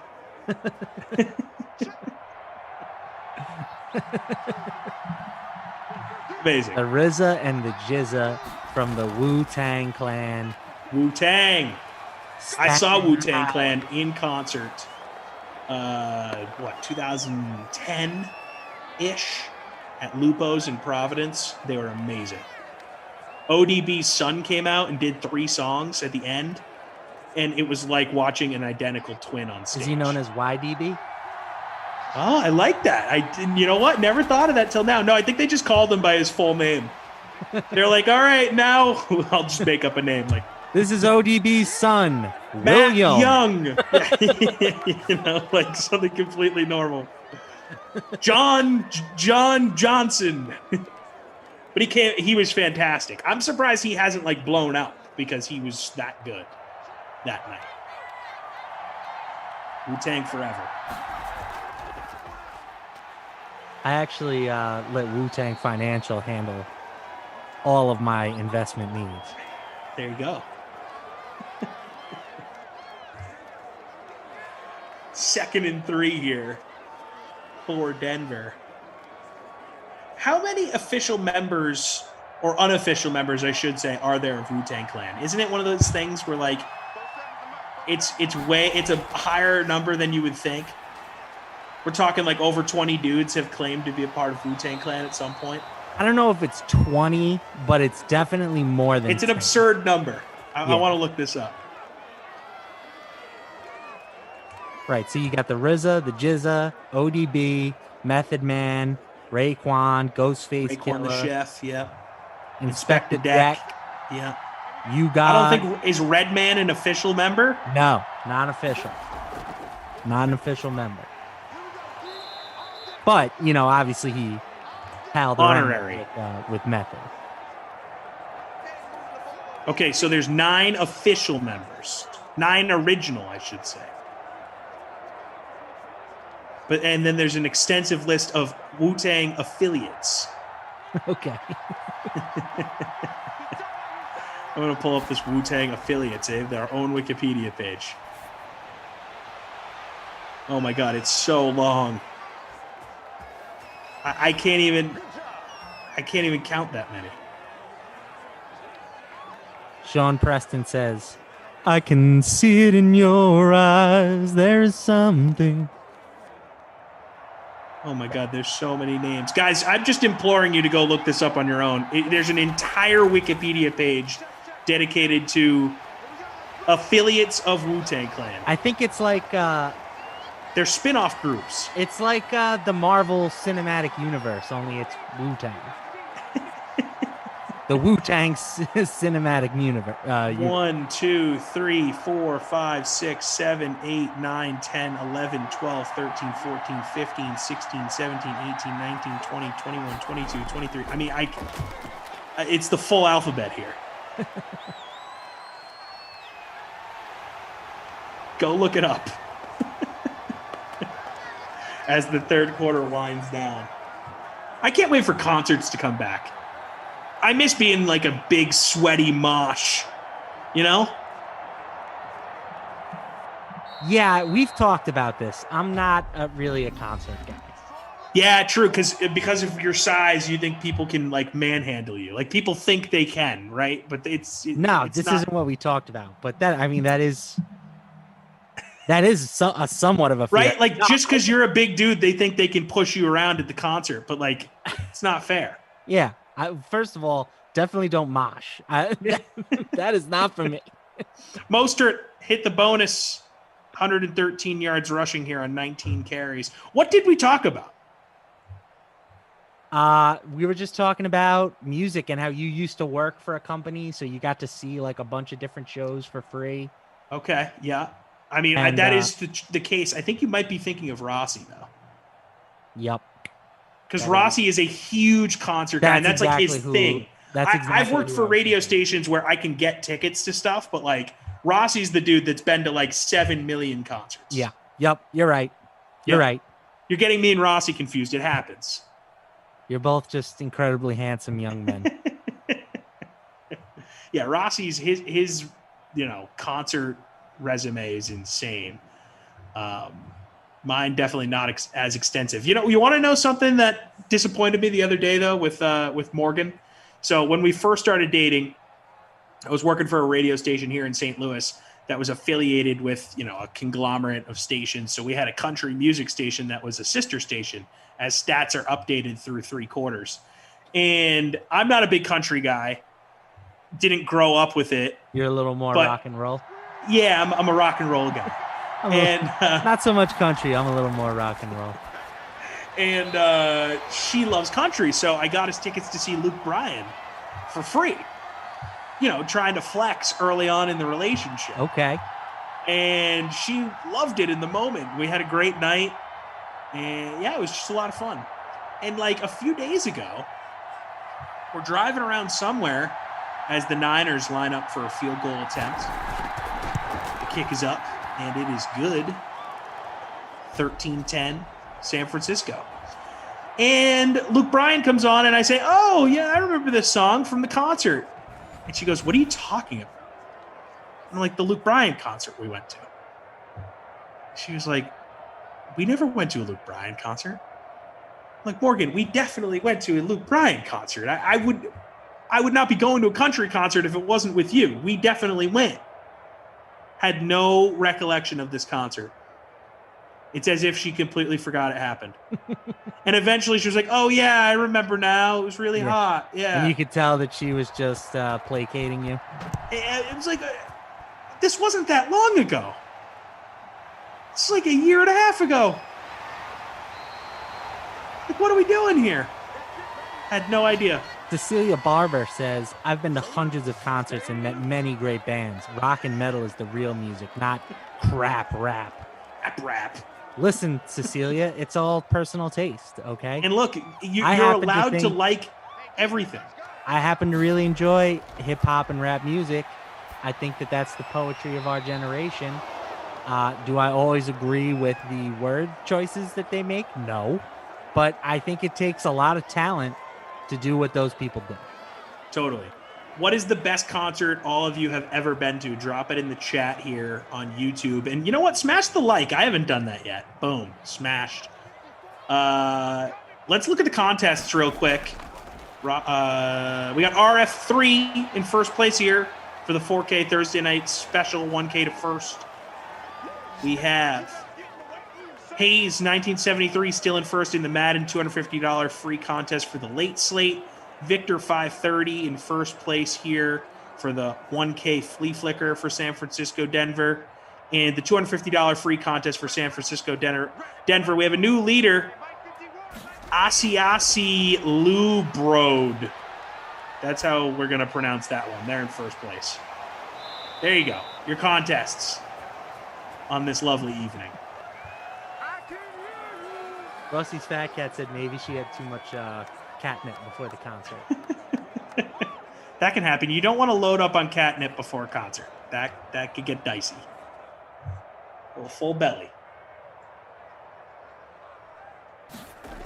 Broncos have to pump this one away. Michael Dunn saw the Allman Brothers in 1981 at UMass Amherst. That sounds like a wild time. The best concert I have ever been to, and it was like a smaller thing, and it was just me and one buddy, and we went. It was Nas doing the 20th anniversary, or maybe it was the 30th anniversary, whatever. I'm mixing. Of Illmatic. Of Illmatic. Yeah. Which is my favorite album of all time. Love Illmatic. I saw him on that same tour.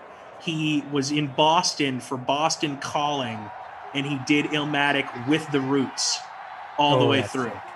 It was amazing. Love Nas so much. I used to listen to that album every day for a long stretch of time. Still one of my go-tos. Front to back. It's very good. Stephen Boss here saying Def Leppard on New Year's Eve. Yes. That sounds like a great time. Best concert I've ever been to. I'm going to get ripped for saying this. Oh, classic Boston guy, blah, blah, blah. First concert, best concert. We always remember our first. St. Patrick's Day, Boston, junior year of high school. Dropkick Murphys. Doesn't get better than that, baby. Yeah. I mean, I only know the one song by them. And I think that's all I need to be fair. Honestly, I have a feeling the vast majority of their songs sound quite like the first. Yeah. Look, I only really know one song by them either. They have that one, and they have Tessie, which is like the Red Sox song from MVP Baseball 05. Other than that, they all sound exactly the same. Oh, yeah, you know what? I do know that song. Yeah. And, yeah, it doesn't matter. It was just a wild time. And for someone that had never been to a concert before to then be thrown into that experience in Boston on St. Paddy's Day, it was such an adrenaline rush. And I'll never forget it. Triga D, Digital Underground. Triga? I say Triga. Okay.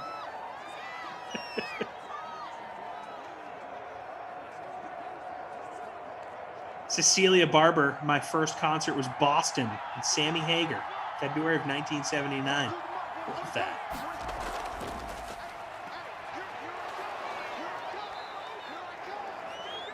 You know who I saw that was fun? I went with my dad, actually. We went and we saw Steely Dan. Oh, that'd be great. Little yacht rock action. Any Dan fans out there? Love that. That'd be a great time. But yeah, I was at a small theater, like not one of the big ones in New York. Yeah. It's fun. Silly Doocy saying Led Zeppelin in 1972 at MSG, highly suspect in 2019. So there we go. Those are his two. Love that. Okay. Trenton Steinecke saying Nickelback. Look, I'm sort of one of those people that stands up for Nickelback. I mean, they got some jams, guys. Come on. Photograph? Legendary. Barry Walling saying David Bowie twice, Aerosmith twice.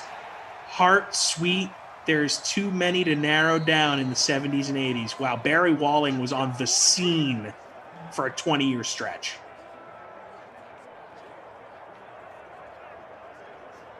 I did not know Rossi loved Nickelback. Bad Boys of Pop saying MC Hammer put on a good show. Jimmy Buffett put on a good show, too. Bad Boys of Pop probably has the best answer of all of us, and he just doesn't want to flex.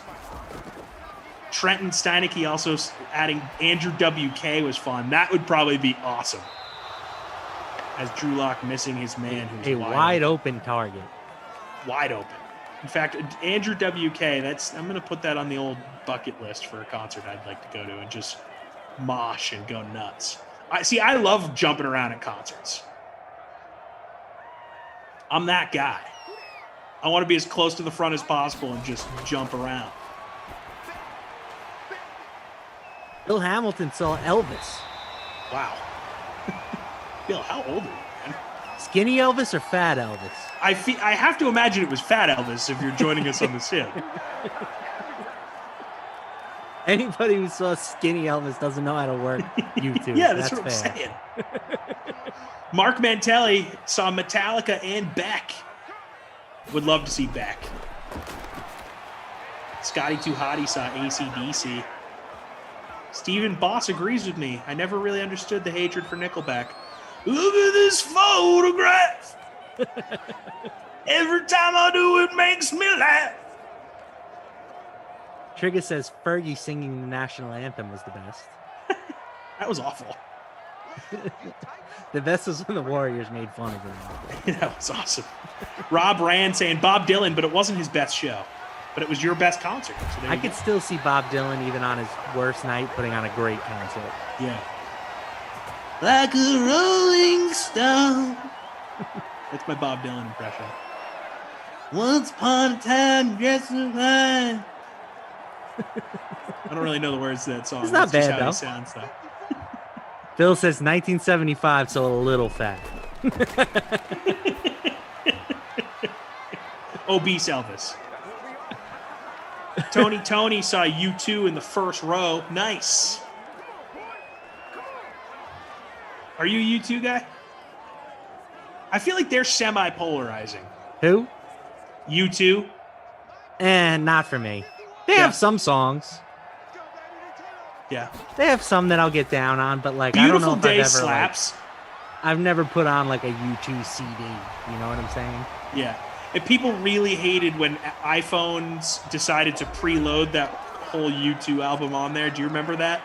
There was some version of iPhone that came out where it had the U2 CD on it and everyone hated it. I also can't help but think about U2 now, and just with the South Park episode with Bob. Oh, yeah, Kierks. It has to be 50 Kierk.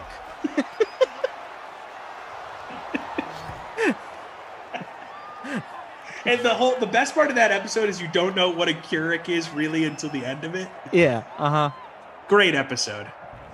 They don't make TV like that anymore. Meager 66, and someone else brought this up earlier. Tommy, have you seen the GIF of Nickelback? Look at this graph! Without the word photo in there. It's a guy holding a picture of and a graph. it's Chad Kroger holding a graph. Yes, that's good stuff. And he's like, look at this graph.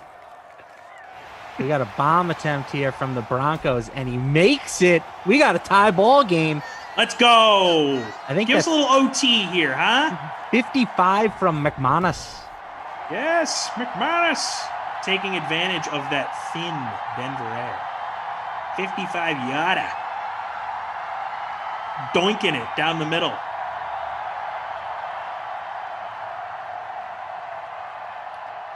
Varder says Kiss, and I'm not even a Kiss fan, but they rock I've heard the Kiss concert. concerts are sick.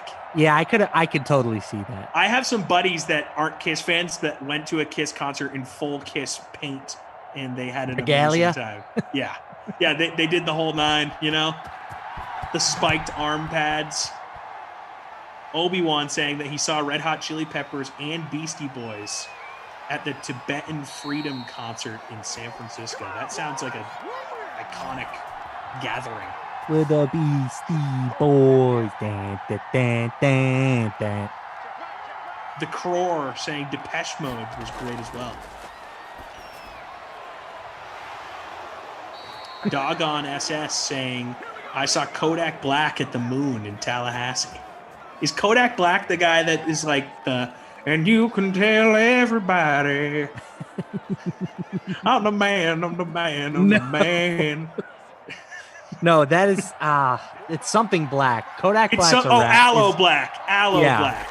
Kodak Black is like a rapper. I'm not really sure how to describe it. Everybody. That song was on every single like sports commercial, Right, because because it was for the headphones. Yeah, you know, drowning out the haters with the Yeah, Aloe yeah. Black. 100%. That's what it was. Yep. Mike Bizzle saying, I saw Teenage Mutant Ninja Turtles in concert. Pizza Party was the jam. What? Did the Teenage Mutant Ninja Turtles go on tour? Tom Cruise saying he followed Radiohead through Portugal and Spain about 20 years ago. Pretty amazing run. Wow. That sounds incredible. I'm the man, I'm the man, I'm the man. Bad Boys of Pop saying, I saw somebody mention Run DMC. We actually opened for Run DMC once. It was pretty random but cool. It was Maya, Ludacris, Run DMC, and then us. My favorite Luda thing of all time is he was at the roast of Justin Bieber. And Pete Davidson goes, that's Ludacris over there. For those of you kids who don't know him, he's the rapper from your mom's Now That's What I Call Music CDs. That is exactly that era of music, though. That's such a good call. I loved Luda. Yeah, he was all right. Come on, there's some jams in there. Luda! We got some OT here, people. I'm the man, I'm the man, I'm the man. Peace of Mind saw Milli Vanilli in concert. Did you see them before or after they were exposed as being frauds? Bodie McBoatface on YouTube. That's an awesome name. That's the name someone would give to someone that's like being super braggy about their boat. Like, hey, Bodie McBoatface, sick boat. Mike Bizzle saw Notorious B.I.G. twice, although my favorite concerts are any of the 134 Fish shows I've attended. That's the thing about 134 Fish shows. Yeah, Got and it. that's the thing about Fish fans. Yeah, they just go to every concert. And not only that, they know exactly how many. So, like, I guarantee you he has been to exactly 134 Fish shows. That's how wasn't an Fish fans are, exaggeration. as Drew Lock takes a bad sack. Fish fans, that's how Springsteen fans are, and that's how Dave Matthews Band concert people are. I'm sure you run into a lot of those in New York, because that's like a thing. Like, oh, let's go to SPAC and see DMB for a weekend. We'll go to all 3 shows. You know exactly what I'm talking about. Yeah, little Dave. Yeah. Oh, Dave went off script. It was amazing. It's like, oh, God, shut up. Oh, boy. Oh, that was almost ball game right there. Dave was just taking suggestions from the crowd the whole time. It was amazing. I did actually see Springsteen with my dad at Fenway in like 2012, I want to say, and it was incredible. And I'm not like a huge Springsteen fan. I don't dislike him. I'm just not, crazy familiar with his whole catalog. But he was amazing. I mean, it was like 3.5 hours straight of music. I was exhausted. B. Jones saw Marilyn Manson collapse on stage. The Deadheads as well. Grateful Dead. Yeah, good call. Good call. Rhino Cough saying that he saw Rage Against the Machine, Slayer, Pantera, and Static X. That sounds like an incredibly fun show. That sounds like a very sweaty show. Very sweaty. All right, 49ers force a punt. They're going to get the ball here. Let's do it. Let's end this thing. Jimmy G. Prove your worth. Clint Reap saw Boys to Men. Oh, and T-Pain says same with Jimmy Buffett fans. Yeah, true. My grandfather, huge Buffett guy. Yeah, Jeez, I could see Buffett being awesome in concert.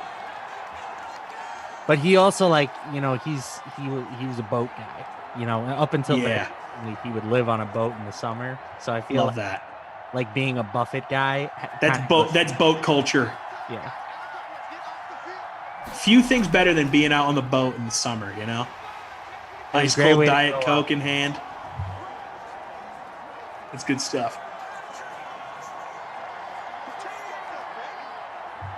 I gotta say, I did not really get into the whole virtual concert thing during the pandemic. Did you at all? Were you sitting at home watching virtual concerts, or were you just doing Sims? No, I was.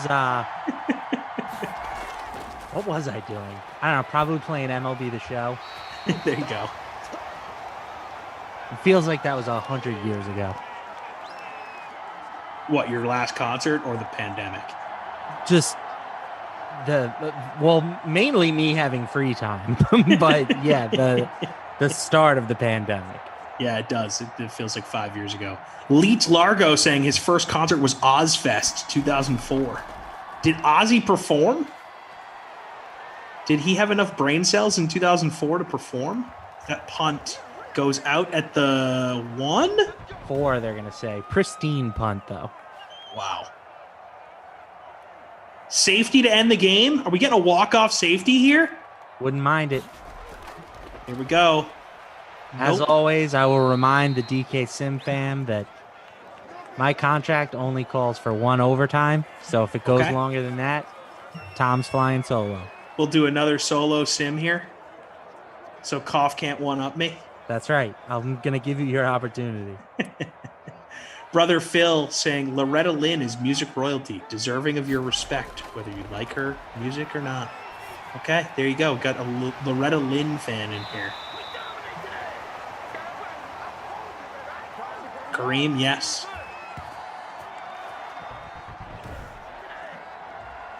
Stephen Boss saying, seen a lot of bands and performers while working lots of the music festivals. There you go.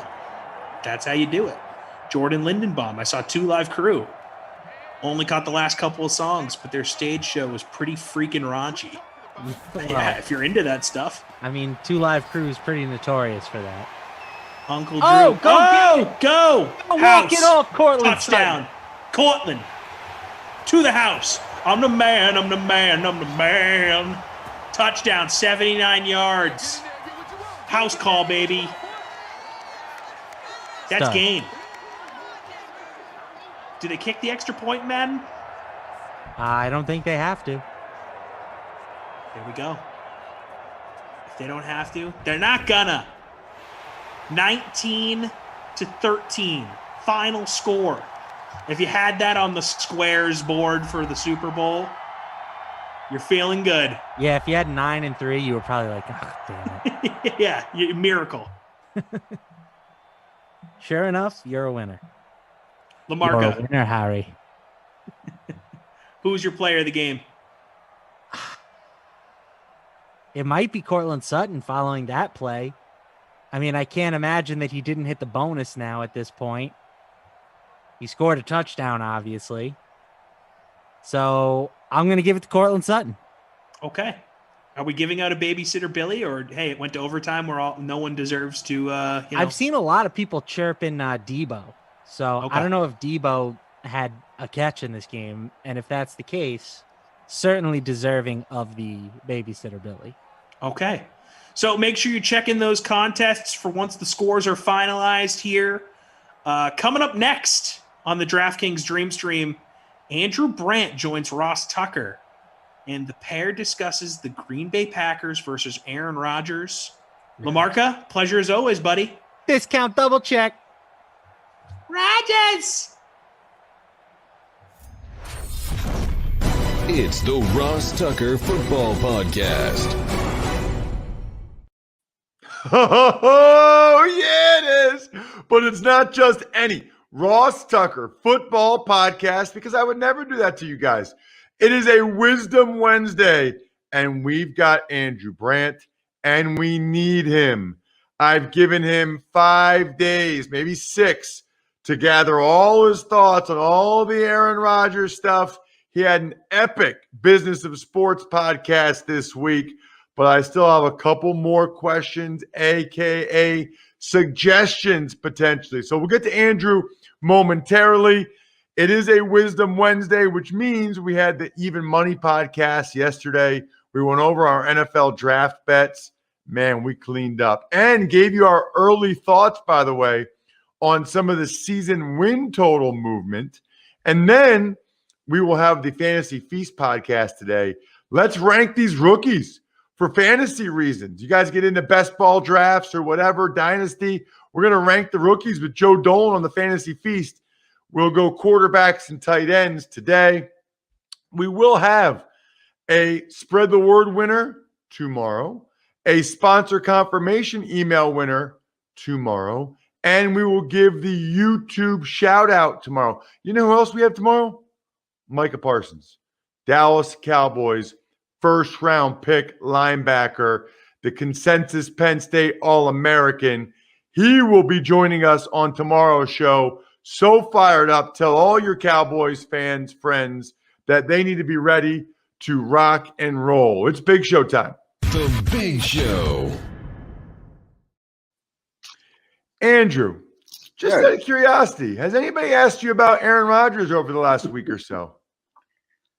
You know, the one request that I've had that I would definitely consider is, but it's not coming from the Packers or Aaron Rodgers, is all these people on Twitter and otherwise saying you should go out there and mediate. You should be the mediator. You should moderate. You know both sides. And here I am announcing on the Ross Tucker podcast, if asked, I'm happy to serve. I am happy to serve that role, but I haven't been asked. Would that come from, I guess it would probably come from the Packers side, because Rodgers apparently doesn't want to be back there, wants to move on. Yeah, I mean, there's so much to go here, and I know everyone should be listening to my podcast because I dive deep for a half hour into this. But the one thing that has surprised me, Ross, of all the reports I've heard, and everybody seems to have little nuggets of information about this rift, the one thing that really gets me is the information from whoever, ESPN or NFL Network, that they've been out there. That Mark Murphy, Brian Gutekunst, and Matt LaFleur, whether together or separate, multiple trips, have sat down with Aaron and or his agents, and they've not worked it out. Because everyone would ask, you know, what would I do right away? Well, right away, I would get in a room and close the doors and lock the bathrooms and say, what's going on? What's the problem? Is it financial? Is it personal? What can we get past this? How can we get past this? And it sounds like some of that has been done, or at least they've tried to do it, and they've been rebuffed. But to me, Ross, this is all about control of the timeline. I said a year ago, I think the timeline is 2 years of Aaron and move on to Jordan Love. And I just feel like after playing as an MVP level, Aaron's probably felt like, I'm not down with that. You know, like, so you want me to give you MVP level play, take you to the Super Bowl, and then you're going to move on to Love. Or maybe you ask me to do it another year. But why? I get the feeling Aaron's like, why am I doing that? You know, I've offered personnel thoughts. I mean, why am I doing this? And if you're going to move on to Love, do it now. You know, just do it now. The Packers, on the other hand, are not ready to do it now. He's not ready to play. They had him as a inactive quarterback all year last year, and this year he's going to be active.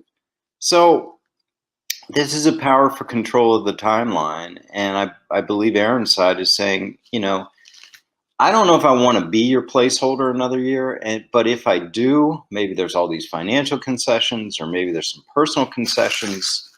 This is interesting, going to see how it plays out. So I tweeted this the other day at Ross Tucker NFL. Andrew, of course, a great follow at Andrew Brandt. You got to check out his Sunday 7 newsletter. It is excellent. And I might add, he did a whole podcast on the Aaron Rodgers situation.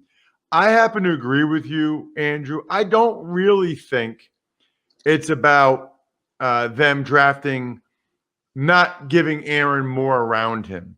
I think he just doesn't feel appreciated. He comes out and says how much he likes Jake Kumaro, and they cut him the next week. And I think he probably felt like it's a little thing, but man, when you've done as much for a franchise as he has, that almost feels like they're doing it on purpose. Like that almost feels like it's disrespectful. And of course, you don't take Jordan Love unless you're ready to move on from Rodgers sooner rather than later. I agree. I think he wants control of the timeline. So what does that look like, Andrew? Is it 3 years, fully guaranteed deal with a no trade clause? Is it the next 2 years, fully guaranteed, no trade clause? It just seems to me like there's some way. Remember when the Eagles gave Donovan McNabb a financial apology or whatever to try to make up for, I can't remember, they benched him or whatever. Do you think something like that is what Aaron wants? He basically just wants to be, he is calling the shots on his timeline. He's in control. And it would seem to me like there's pretty easy ways they can do that from a contract standpoint. Yeah, I mean, you're talking to the guy that set up a precedent for their contracts, which may be at the center of this dispute.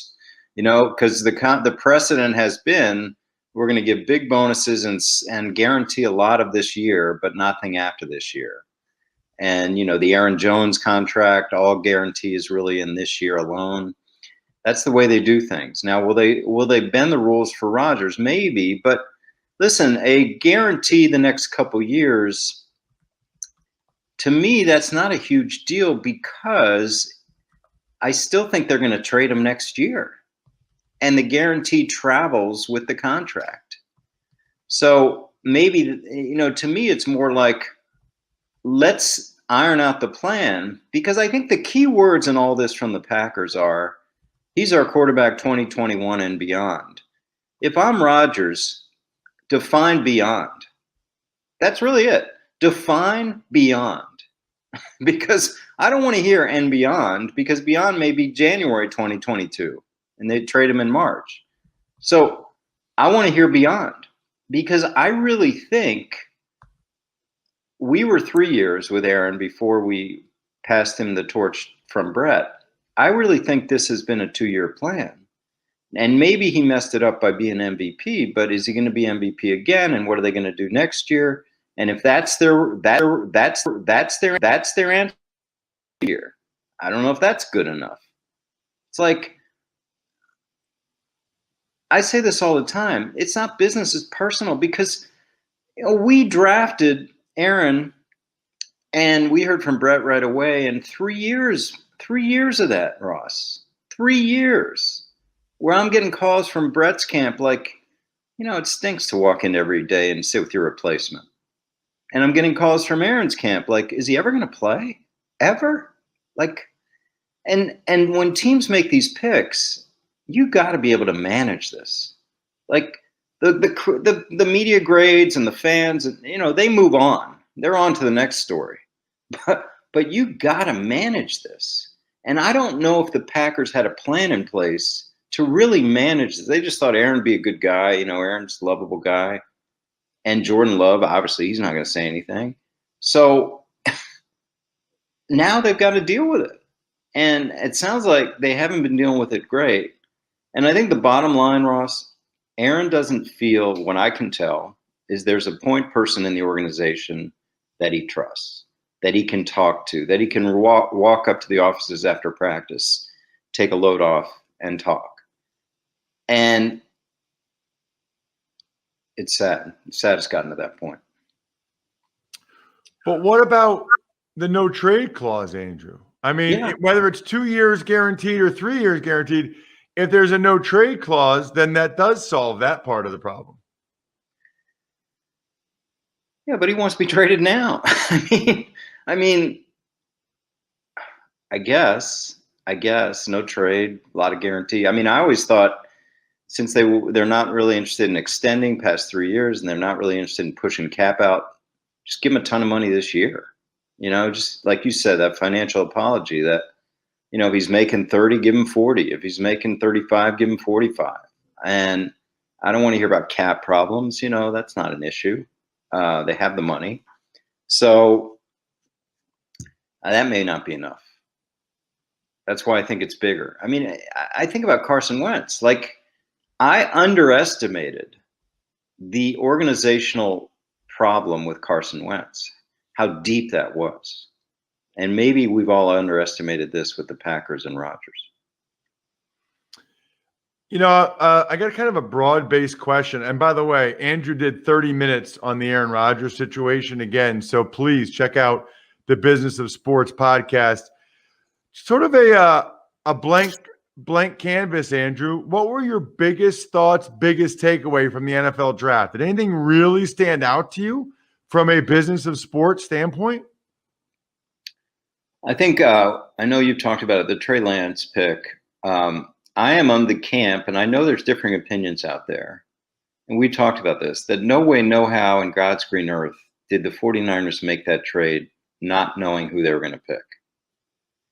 And I know people say, well, they get to 3, they can pick any of these quarterbacks, if Mac Jones or whatever. But no, the amount of capital they gave up to get to the 3rd spot, and it's all for this guy, who obviously hasn't played much. That just struck me, that they have staked their future to this player from North Dakota State that hasn't played much. And they had 2 number 1 draft picks and switching draft picks, the kind of compensation you give up, like I said, for Khalil Mack or Jalen Ramsey or Laramie Tunsil. And wow. And, Kyle Shanahan was interviewed. It was him all along since January. They've been just in love with this guy. He will be the most interesting follow in the future for me. And I guess I feel that, and I say this every year, Ross, whether it's Andy Dalton with Chicago or Jimmy Garoppolo with San Francisco, why are they there? To me, I know you have to do something before the draft, but why start them? And people can talk about let the guy get ready. Well, no. If you take a guy in the top 10, to me, I don't know what your thoughts, just play him. Just go. Just go. I mean, why are we doing this with Dalton and Garoppolo? And maybe we won't. Maybe it's just talk. But Andrew, you took a guy in the 1st round, sat him for 3 full years. He was 24 and we had Brett Favre. He picked 24. Now, I'm just saying we're in a different era now. Do we think Lawrence or Zach Wilson is going to not start week 1? What's the difference? What's the difference? So that's my thought. A couple other things I want to hit you on. 5th-year option. It's interesting now, Andrew, because it's immediately guaranteed. And it's actually kind of awkward. Before, it was only guaranteed for injury, and so it usually got picked up. Sometimes it didn't. Now it's fully guaranteed, and it's a weird deal where the guy's still on the team, but the team's kind of making it clear that they don't love him that much. The guy's still there for his 4th year, but they don't pick up the 5th-year option like, yeah, you're on our team this year, but we don't need to make sure we have you for a year from now. It's actually the way they structured, Andrew, it's a little awkward. Yeah, I mean, I've been critical of the NFLPA for the CBA, but this is a good thing for players. They get that full guarantee in year 4 and 5, rather than waiting for year 5 and seeing if they like them. You're right. It creates this awkward situation. I've heard teams sort of say, we're not exercising the option, but maybe we'll do an extension next year. Well, if you wanted to do an extension next year, you'd have the option, so you have contract control for that 5th year. Yeah, so it has given players more power. It has given players the power to have leverage over the team because of guarantees. But you're seeing less guys get exercised. It's obvious.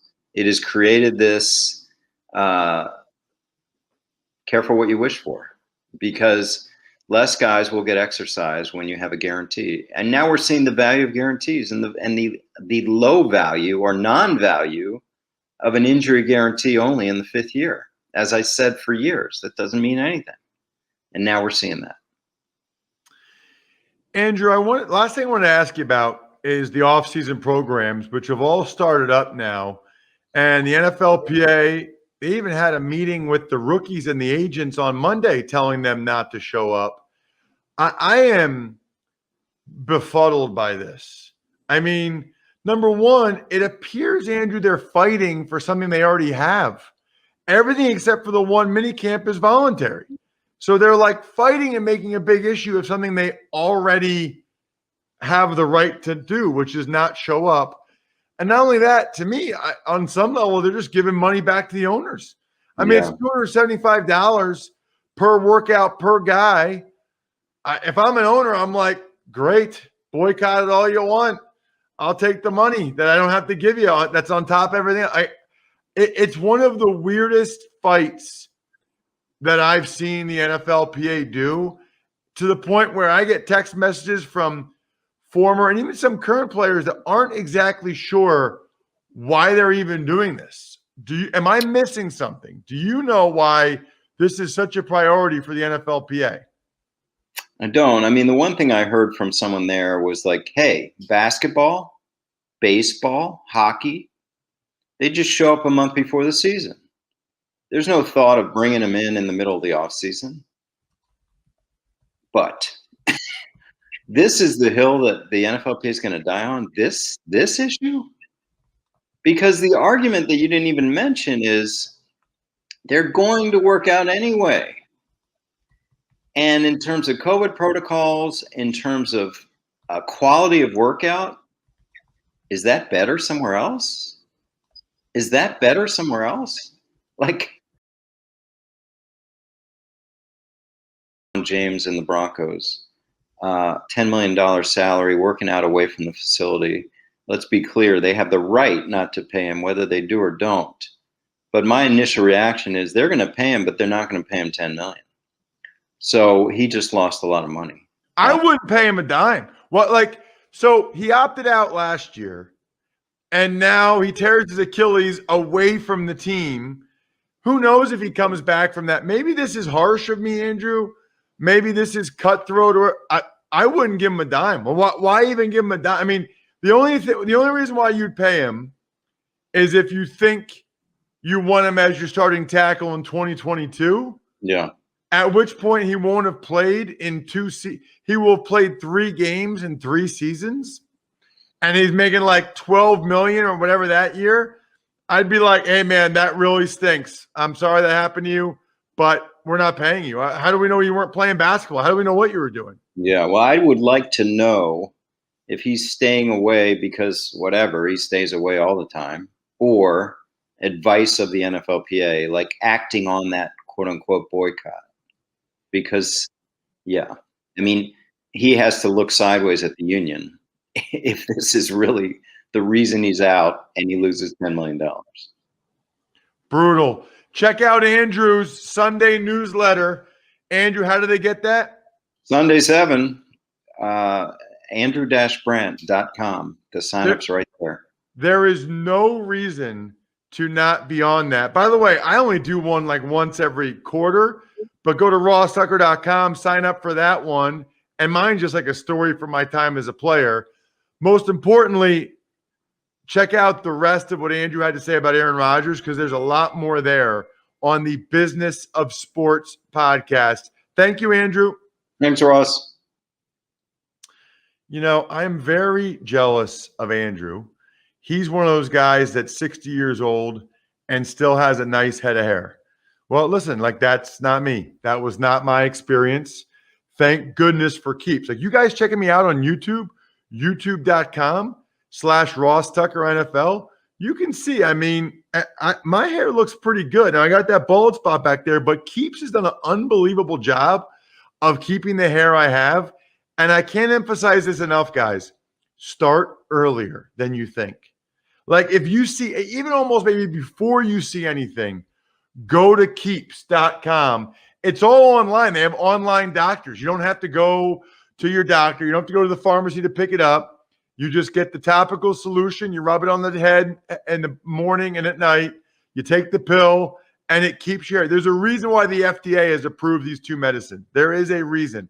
I love Keeps and I want more of you guys to get the benefit of it. I'm telling you, you are automatically on the next Football Feedback Show, our YouTube exclusive show, if you go to keeps.com/Ross to receive your first month of treatment for free. It's free, guys. That's KEEPS.com/Ross to get your first month free. Why not try it? Keeps.com/Ross. Tuck's Takes. Good morning, Ross. A lot of big offensive tackle news to get to, so let's start with that. Bears release left tackle Charles Leno. Ravens signed Alejandro Villanueva, 2 years, $14 million, $8 million of it guaranteed. And as you touched on with Andrew, Broncos right tackle Juwan James tore his Achilles tendon and may lose all of that $10 million of his salary.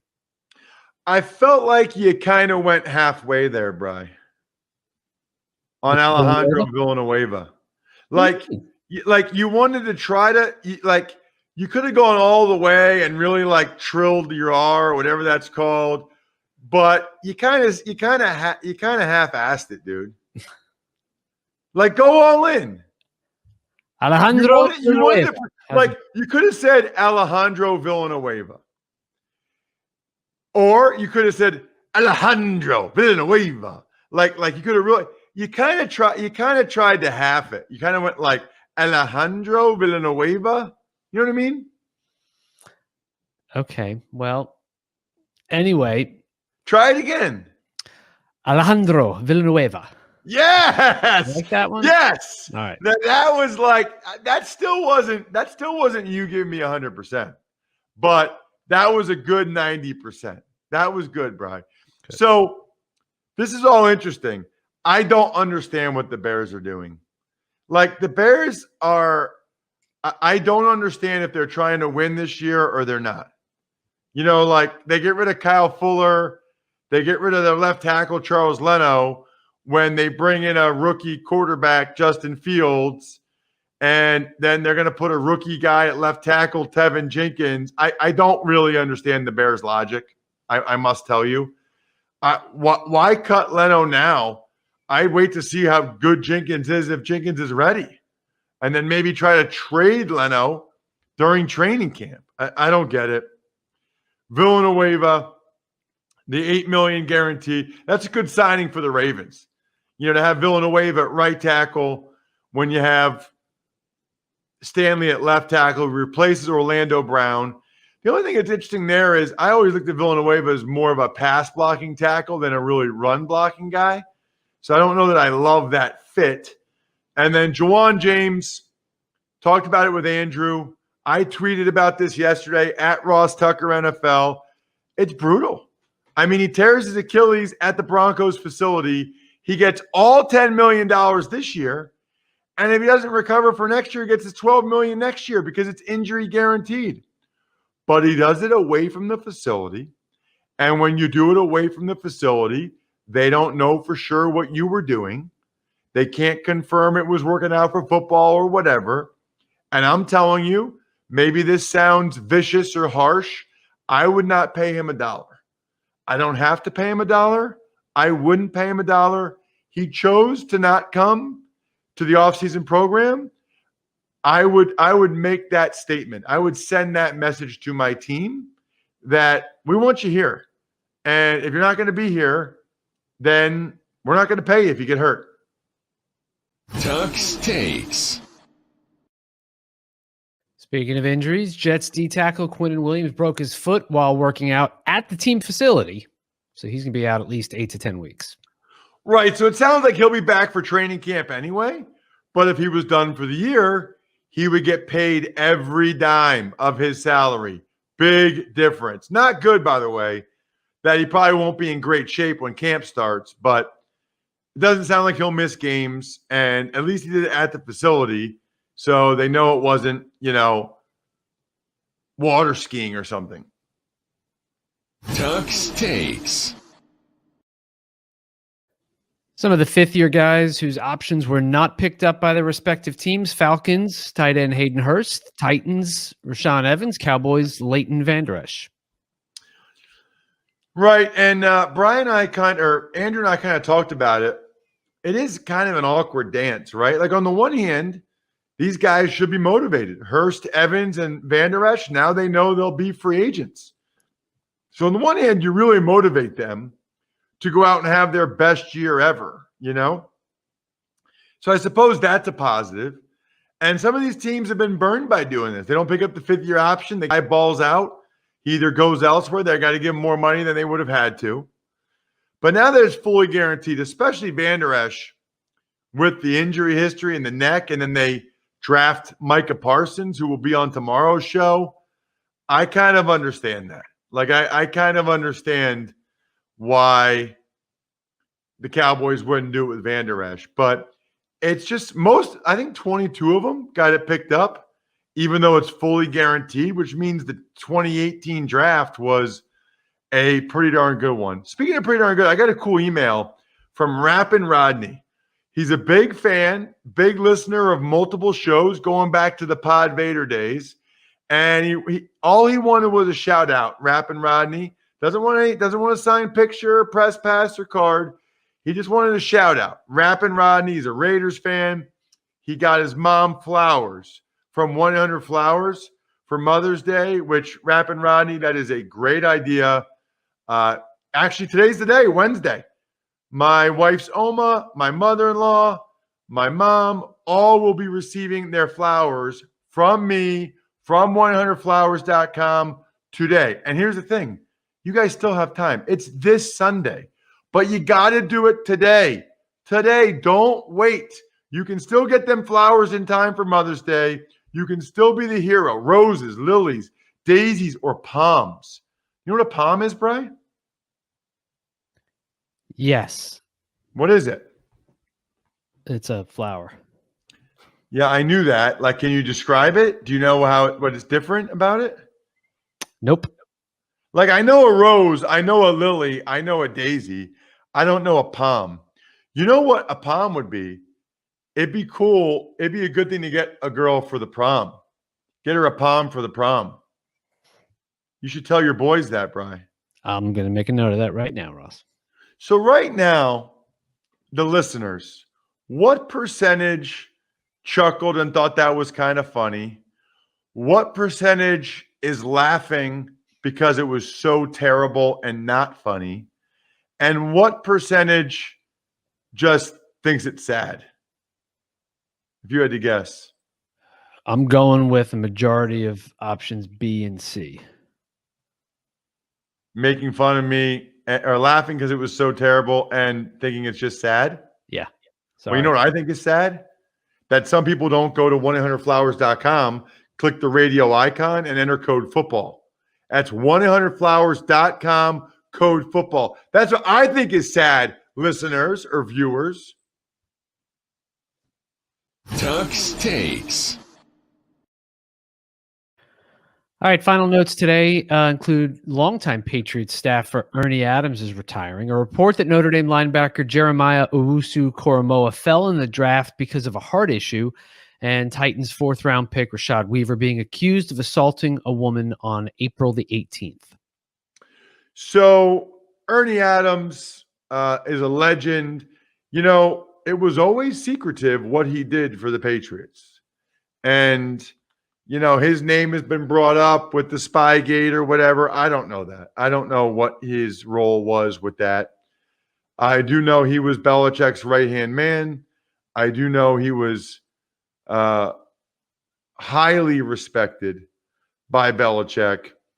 And I guess I'm curious to see how they fill that void, how they fill that role now that he's retiring, because he's a guy that, they will even tell you was a big part of their success.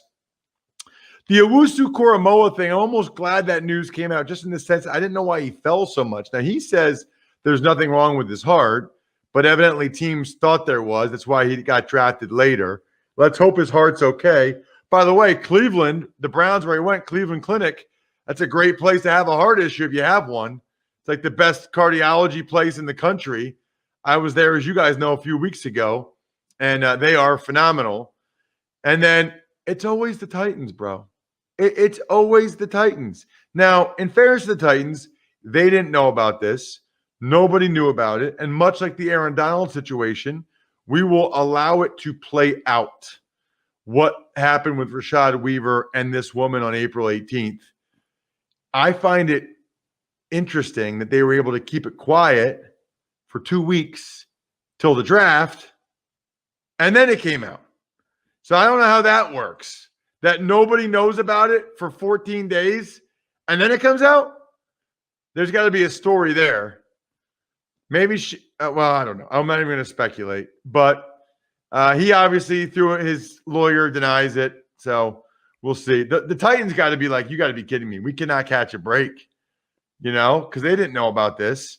I can't really blame them for it, but they've had a lot of red flag guys. I don't know if Rashad Weaver's a red flag guy or this is just whatever. Shout outs are in order. Pizza Boy Brewing. I will be stopping by this week. Sporticulture. Vision Comics with an X. HumanHeadNYC.com. That's Human Head Vinyl Records. Love that company. Other than that, we got Joe Dolan Fantasy Rookie Ranking. So if you're into regular fantasy or dynasty or certainly best ball, listen to today's Fantasy Feast podcast. Hopefully you're subscribed. Hopefully you listen. I think we're done here. Thanks for listening to the Ross Tucker Football Podcast. Make sure to also subscribe to the Fantasy Feast, Even Money, Business of Sports, and College Draft. All available at Apple Podcasts, RossTucker.com, or wherever podcasts can be found. A lot of times on the show, I mentioned DraftKings. Here's what you need to know. You got to be 21 or older, New Jersey, Indiana, or Pennsylvania only. New customers only. Restrictions apply. See DraftKings.com/sportsbook for details. Gambling problem, call 1-800-GAMBLER, or in Indiana, 1-800-9-WITH-IT. By the way, if what I was talking about included a deposit bonus, doesn't always, sometimes it does. Deposit bonus requires 25 times playthrough, and deposit bonuses are paid out in site credit.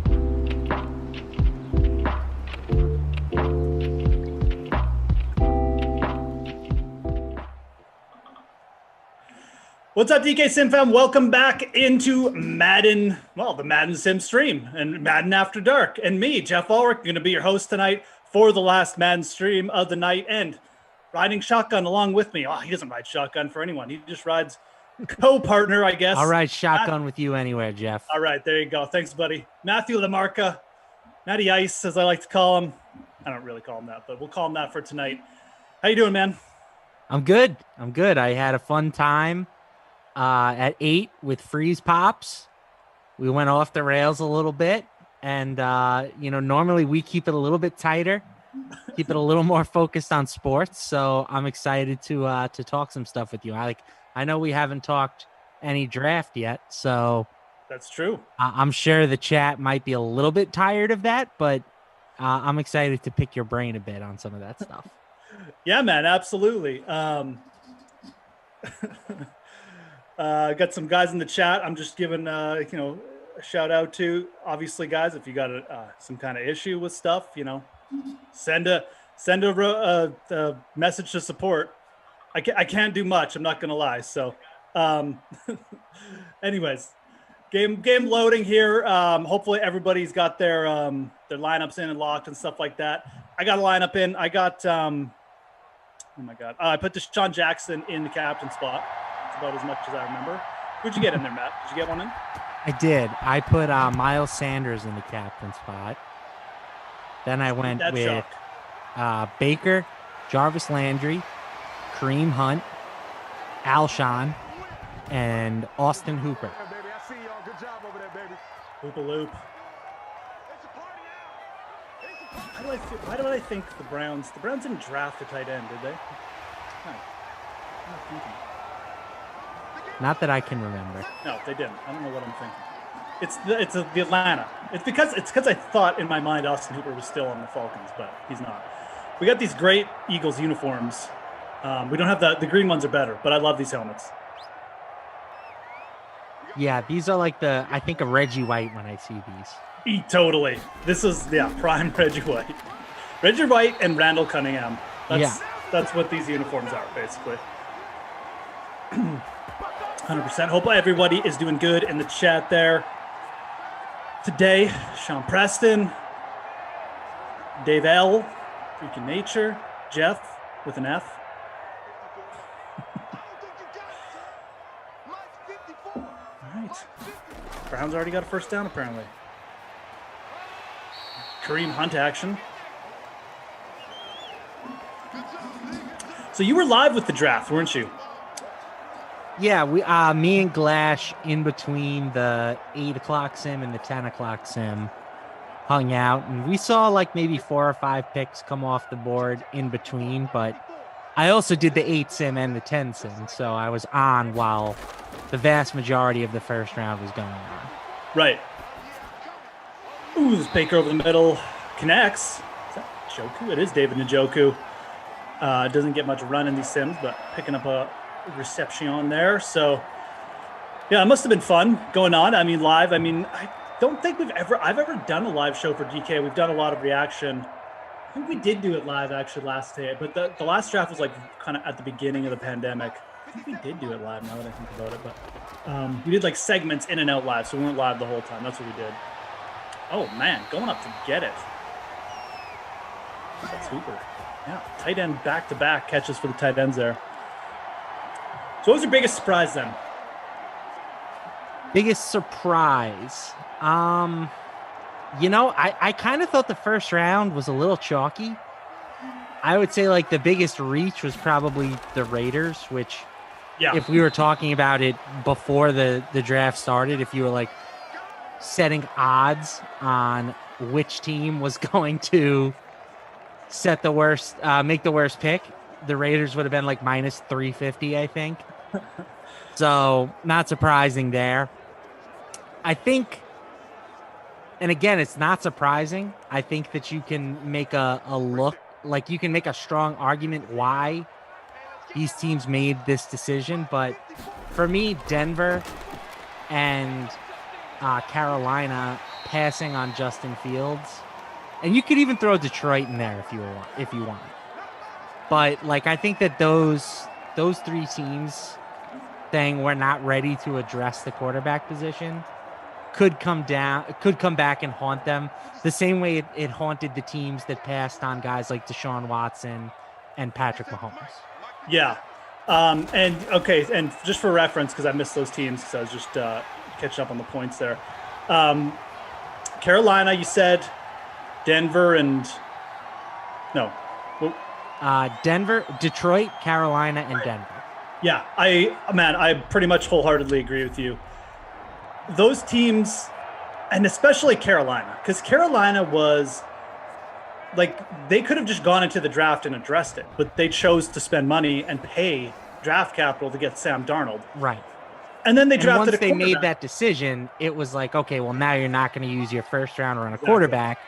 But I just don't think that was a good decision. It wasn't a good decision at all. I completely agree. Just keep Teddy Bridgewater for basically the same amount of money and draft Justin Fields, or draft whoever falls to you, quite frankly, because they're probably going to be better than Sam Darnold. I think Carolina screwed up the most this summer, or this offseason. We're not in the summer yet, but of anybody.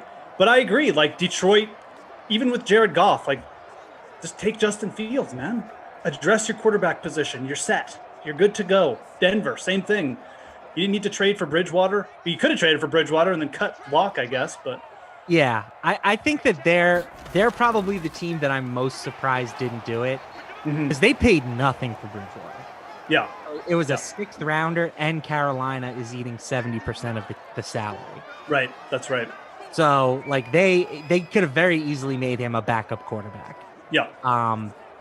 But I think that they might have gotten sucked into this whole Rodgers narrative. I think so too. I think I still, from talking to BK, this is a quick touchdown drive, by the way. We got a little bit into draft talk quickly, but Browns, hammering a couple long passes to the tight ends, Nick Chubb, and bing, bang, bong, there goes Nick Chubb with the touchdown right off the bat. That's just a textbook Madden drive right there, folks. Good opener. Nick Chubb's going to be a beast next year for fantasy purposes, by the way. Yeah, but I agree. Talking to BK, I don't think they were that interested in it to begin with. Like, I think they were kind of set. Like, we're just going to give Drew Lock one more year.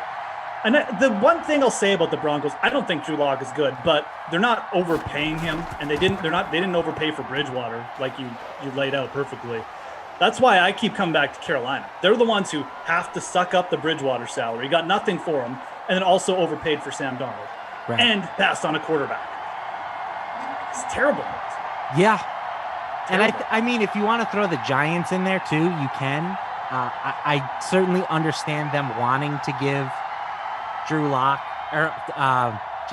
Daniel Jones another season. Like, it's pretty like drastic to move on from a quarterback after just a couple of years. Like, if you're a first round pick, you typically get your rookie contract at a minimum to prove yourself. Yep. But the Jets did it. Now, granted, the Jets and Sam Darnold hadn't had as many flashes as Daniel Jones had. But personally, if I was a Giants fan or a Giants executive, I think I've seen enough. The guy's just a walking turnover. He's not good. I agree. I would agree 100%. And especially with the Giants bringing in Golladay and like having that offense. Like, if you get the right facilitator there, man, I mean, like, you've got all the pieces. I mean, yeah, these teams just, the problem is, once they cut bait on a rookie quarterback they haven't given 2 or 3 years, they're admitting they made a mistake. Nobody in the NFL. It's like the one cardinal sin of NFL management. You can make the dumbest moves ever, but as soon as you've made a mistake, it's like game over. Like, you've lost the court of public opinion, So teams rarely do that. They rarely move on from guys early. Like, even the Jets with Darnold, like, it wasn't set in stone that they were just going to move on from him here. They did finally, smartly, but it was up in the air. Yeah, and it's easier for a guy like Joe Douglas to say, okay, I'm restarting because he's new. Sam Darnold wasn't my guy. Yeah, exactly. But like Dave Gettleman, that's his guy. Daniel Jones was his guy. So if you're saying Well, I messed up with that one. Normally, you only get one crack as a GM. Yeah. You don't get to double dip into the quarterback draft. And the team that did get two chances is the Bears, which is funnily enough. You know, Ryan Pace on his second QB. Smart move by the Bears, though. They played it perfectly. They let him fall as far as possible to 12. Moved up there in front of the Patriots and grabbed him. Yeah, it's got to be weird. Like, the Bears feeling optimistic about their quarterback situation. The Jets feeling optimistic about their quarterback situation. Yeah. The Jaguars feeling optimistic about their quarterback situation. So we'll see if these guys pan out. I mean, history suggests that at least one of these quarterbacks will bust. Yep. Absolutely, man. I think we got a little bit spoiled last year just with like how good Herbert did, and obviously, even Burrow before he got hurt. Like, those guys were playing really, really high-end football for rookies. And it's not like that, rookies come in now and they play really good. You'd even say Jalen Hurts too. He had a couple fantastic games, right? So rookies are more apt to come in off the bat and do it, but there's also, you can point to Daniel Jones' struggles, Dwayne Haskins. There's still going to be busts. Absolutely. Now, do you think Justin Fields starts week 1 for the Bears? Oh, yeah. Yeah, me too. I saw some, just some like, I'm trying not to get in trouble. I saw some people post some percentages on it, and they had Dalton as the more likely starter in week 1, and I was like, well, that's just incorrect. Give me some bets for that, and I'll unload the clip, figuratively speaking. It ain't happening, folks. Justin Fields would have to be an abject disaster, and I'm sure there'll be talk about, we haven't named a starter yet. We want to see, both guys are getting first team reps, but it's going to pan out that the talent is very obvious. And I'll throw this out at you too. Matt Nagy and Ryan Pace do not have time to wait for Justin Fields. They can't throw Andy Dalton out there and go 8-8 or 7-9. This is their last chance. Matt Nagy's lucky to have a job. Same with Ryan Pace. They know that. This is it. They are not waiting on this guy. I guarantee you. If they wait, they might not make it to the end of the year. So yeah, fair point. You see will Justin Fields start week 1 bet? I'll just point me to it. That's all I can say. Great quarter. It's a good drive by the Browns. Nick Chubb with the only touchdown of the game. Eagles are driving. I love the Devontae Smith pick by the Eagles too, while we're on that subject. Yeah, it's just one of those things where sometimes you got to ignore the measurables, right? And just focus on the fact that this guy plays football, right? Like, the guy is clearly good. You can say he played in a dominant offense alongside other really, really good players, but we've seen other people in that situation, and those receivers haven't put up 2,000 yards and 24 touchdowns or whatever he did last year. So yeah. I feel pretty comfortable saying that he's better than, whatever metrics he showed during his pro day. If he was a little slower than expected, a little shorter than expected, it doesn't matter to me. Like, I have eyes. And I watched that guy get open all year. Yeah. Yeah. I agree. I think Devontae Smith could be one of the steals of the draft, to be honest. I think Jamar Chase is good. Waddle or Waddell, whatever. I don't know. I mean, I think the people just, trying to build him up over Smith were trying to just create controversy or just go off the narrative that, like, Devontae Smith isn't big enough or something. I think it's a little ridiculous, but I think all three of those guys are very high end. There seemed to be a big gap between those three and the other dudes in the wide receiver column this year, so we'll see how all three pound out. I mean, definitely Jalen Waddle went in the worst spot for fantasy, in my opinion. He's kind of like a redshirt year 1 type guy.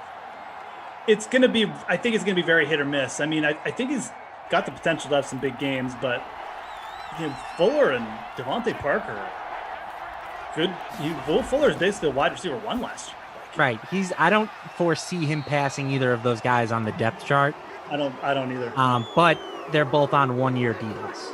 So he could, be a guy that takes a big jump in year 2. So my approach would be like, let somebody else draft him and then try and trade for him when he's sitting on the bench. But I do feel like the majority of dynasty analysis like that kind of assumes that your opponents are all idiots. And, like if somebody else drafts Jalen Waddle with their first round pick in a rookie draft and he doesn't have a great first 8 weeks, is he all of a sudden just going to forget everything that he thought about Jalen Waddle? Like, I don't see it, but you can always try, I suppose. Yeah. Yeah. It's going to be tough going for targets. I think he'll probably have a couple big weeks. I think he's probably going to start by seeing like not that many targets and then he'll bust out and people will be like, oh, yeah, we all knew Jalen Waddle was going to be good, but I think overall for fantasy purposes, it's going to be pretty hard to start him in a season-long league, like, week in, week out. Can you play him in daily fantasy and like target him? Sure, but I think it's going to be breakout, bust, breakout kind of thing. So that's and with Tua as well. Deep ball didn't throw the ball very deep at all last year, so it's fun. Really dominating. How are you approaching Pitts? Because I think the general consensus is that he's like a generational type tight end prospect, but tight end, notoriously hard position for a rookie to make an impact. So like I've seen he's already going as like a top 10 tight end in redraft leagues, which feels very aggressive to me. It does. In tight end premium leagues, he's like a top 3 pick in rookie drafts, and even in like just general leagues, he's going early first round. So I think I may be like kind of priced out of the Pitts market, but I definitely see the appeal with him, obviously. Where does the general public have Kyle Pitts ranked at tight end? Like just in like a normal PPR. I would say he's gonna end up being like a 6th, 7th round pick in redraft leagues would be my guess. And like tight end, like 6. Yeah, I'm pulling up the ADP data. We'll see. I'm kind of in on him, to be honest. Okay. And I'm normally like rookie tight ends.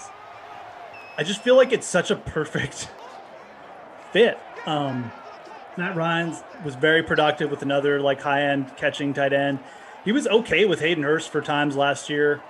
And look, Kyle Pitts is like, obviously Hurst he's just better than Hurst, right? So I think that what I would worry about is does like Hayden Hurst keep getting some targets? That's a possibility. The big thing, this is like if Julio Jones gets traded, all bets are off. Like that's very fair.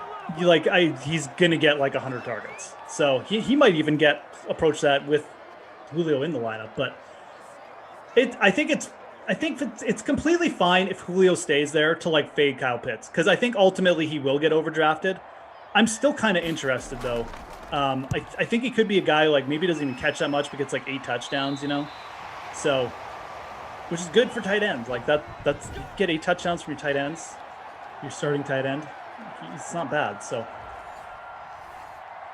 yeah, so he's rising up draft boards. Yeah, not shocking. Right now, the ADP only has him as tight end 10, but he's got a big stock up arrow. So I think he closes much higher than that. I was looking at the Fantasy Pros just draft rankings for 2021, and like the expert consensus rank has him at the number 6 tight end. Yeah. And looking at some of the names around him, like it does make sense. Like Jay Hawkinson, Dallas Goedert, Noah Fant, like that's probably fair for him. Yeah. That's the thing, right? I mean, the people around him are all those guys you mentioned, like Fant was is very highly touted, very athletic. Goddard is the same thing. He's a great after catch dude. Hawkinson was a big guy coming out, but we've kind of seen like those guys have just topped out. Hawkinson's is in a terrible offense. I want no piece of that. Goddard, he's got to run for his quarterback now. Goddard could be a target guy. I mean, that's fine. And then Noah Fant. I mean, like if Drew Lock is the starter there again, no thanks. Sean Preston, what do you want me to do? I'm so confused. I just see you keep yelling at me in chat. I don't know what you want from me. He just wants a shout out. He wants to be noticed. We see you, Sean. Thanks for showing up, as always.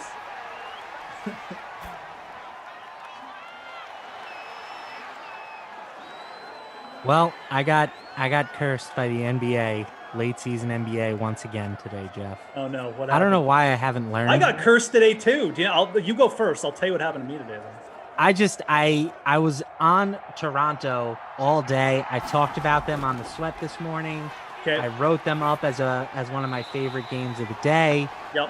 And then like as soon as I submitted everything, they just ruled out Kyle Lowry for rest. He wasn't on the injury report. He wasn't questionable. And then just whoop, and it changed everything. And like I just keep telling myself I'm not going to make any picks until right before tip-off, and I just couldn't help myself. And they looks like they're going down to Washington. So I woke up. Zach Ertz 5 catches, 59 yards in the first half. I woke up, did the Sweat. I didn't check my golf lineups before. I kept it as a little surprise. Check the leaderboard. Oh, because some guys are going nice. Okay, this is good. Go over to DraftKings, check my lineups. One just like way in the back. I'm like, what's going on? Oh, Webb Simpson withdrew pre-event. Oh, the Webb. I switched one of my 3 max lineups to get Webb Simpson in last minute. The worst. It's the worst. Hitting a guy like that, especially if you're building like 3 or 5 like core lineups and you're not like multi-entering something. Like if you got like 150 lineups, you're probably gonna have some Webb Simpson exposure. It's not that big a deal. Everyone does, but when you got like 5 or 3 lineups and you're just core building like that, and then you hit it on, oh, it's annoying.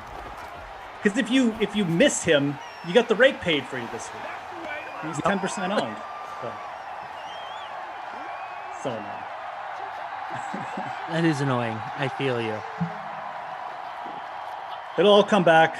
Karma always swings back your way. Don't worry, folks. Just got to keep firing. Fire at will, Captain. That's right. Wentz. Oh, that was just maybe the worst sim play I've ever seen. Had a wide open field. Said, nope, I'm not going to run. And come back and get sacked by Myles Garrett and fumble the ball. And now it's Brown's ball. 46 seconds left. 3 timeouts for Cleveland, too. It's just the worst play ever. The screen, Kareem Hunt. Oh, wow. He's at the 25. He's at the 20. 21. Taking timeout. Cleveland really just turning that around. Happened in like 2 seconds.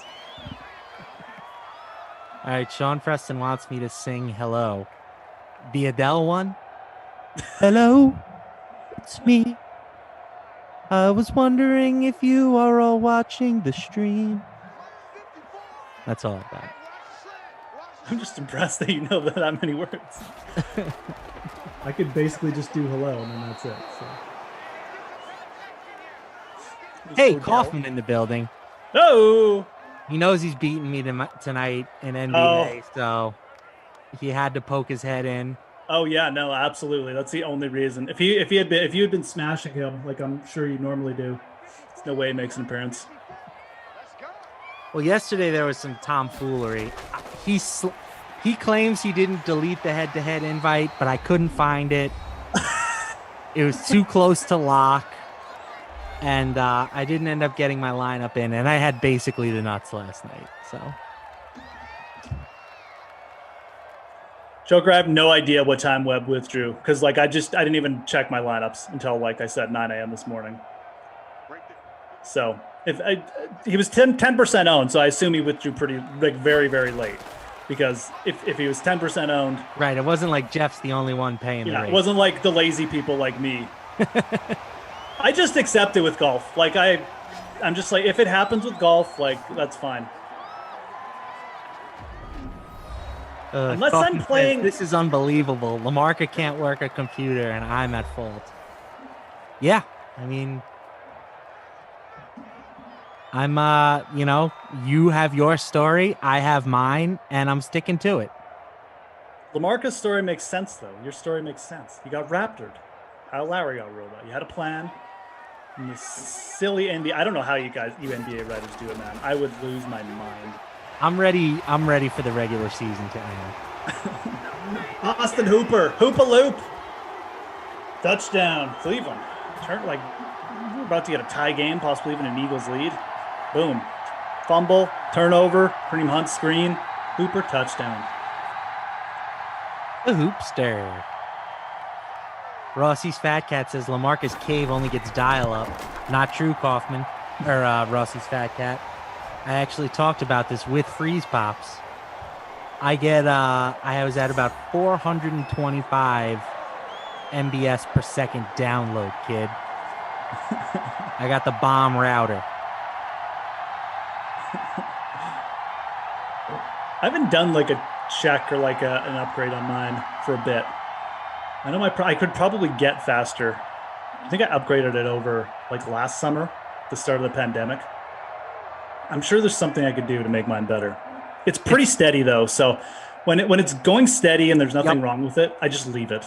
That's the thing. You only notice your internet when it's not working. Exactly. And for a very long time, my internet was like very inconsistent, and I just put up with it. But yeah, once I started doing these streams and some other different streams, I was getting complaints that my internet was bad. So I looked into it and realized it was just because I was using the router that the telephone company gave me that apparently was not a good piece of equipment.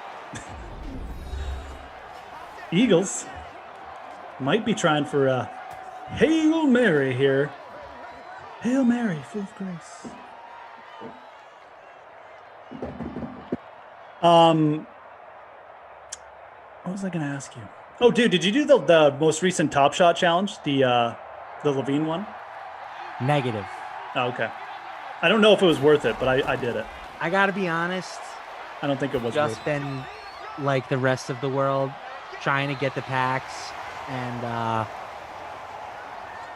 my marketplace like activity has been way down.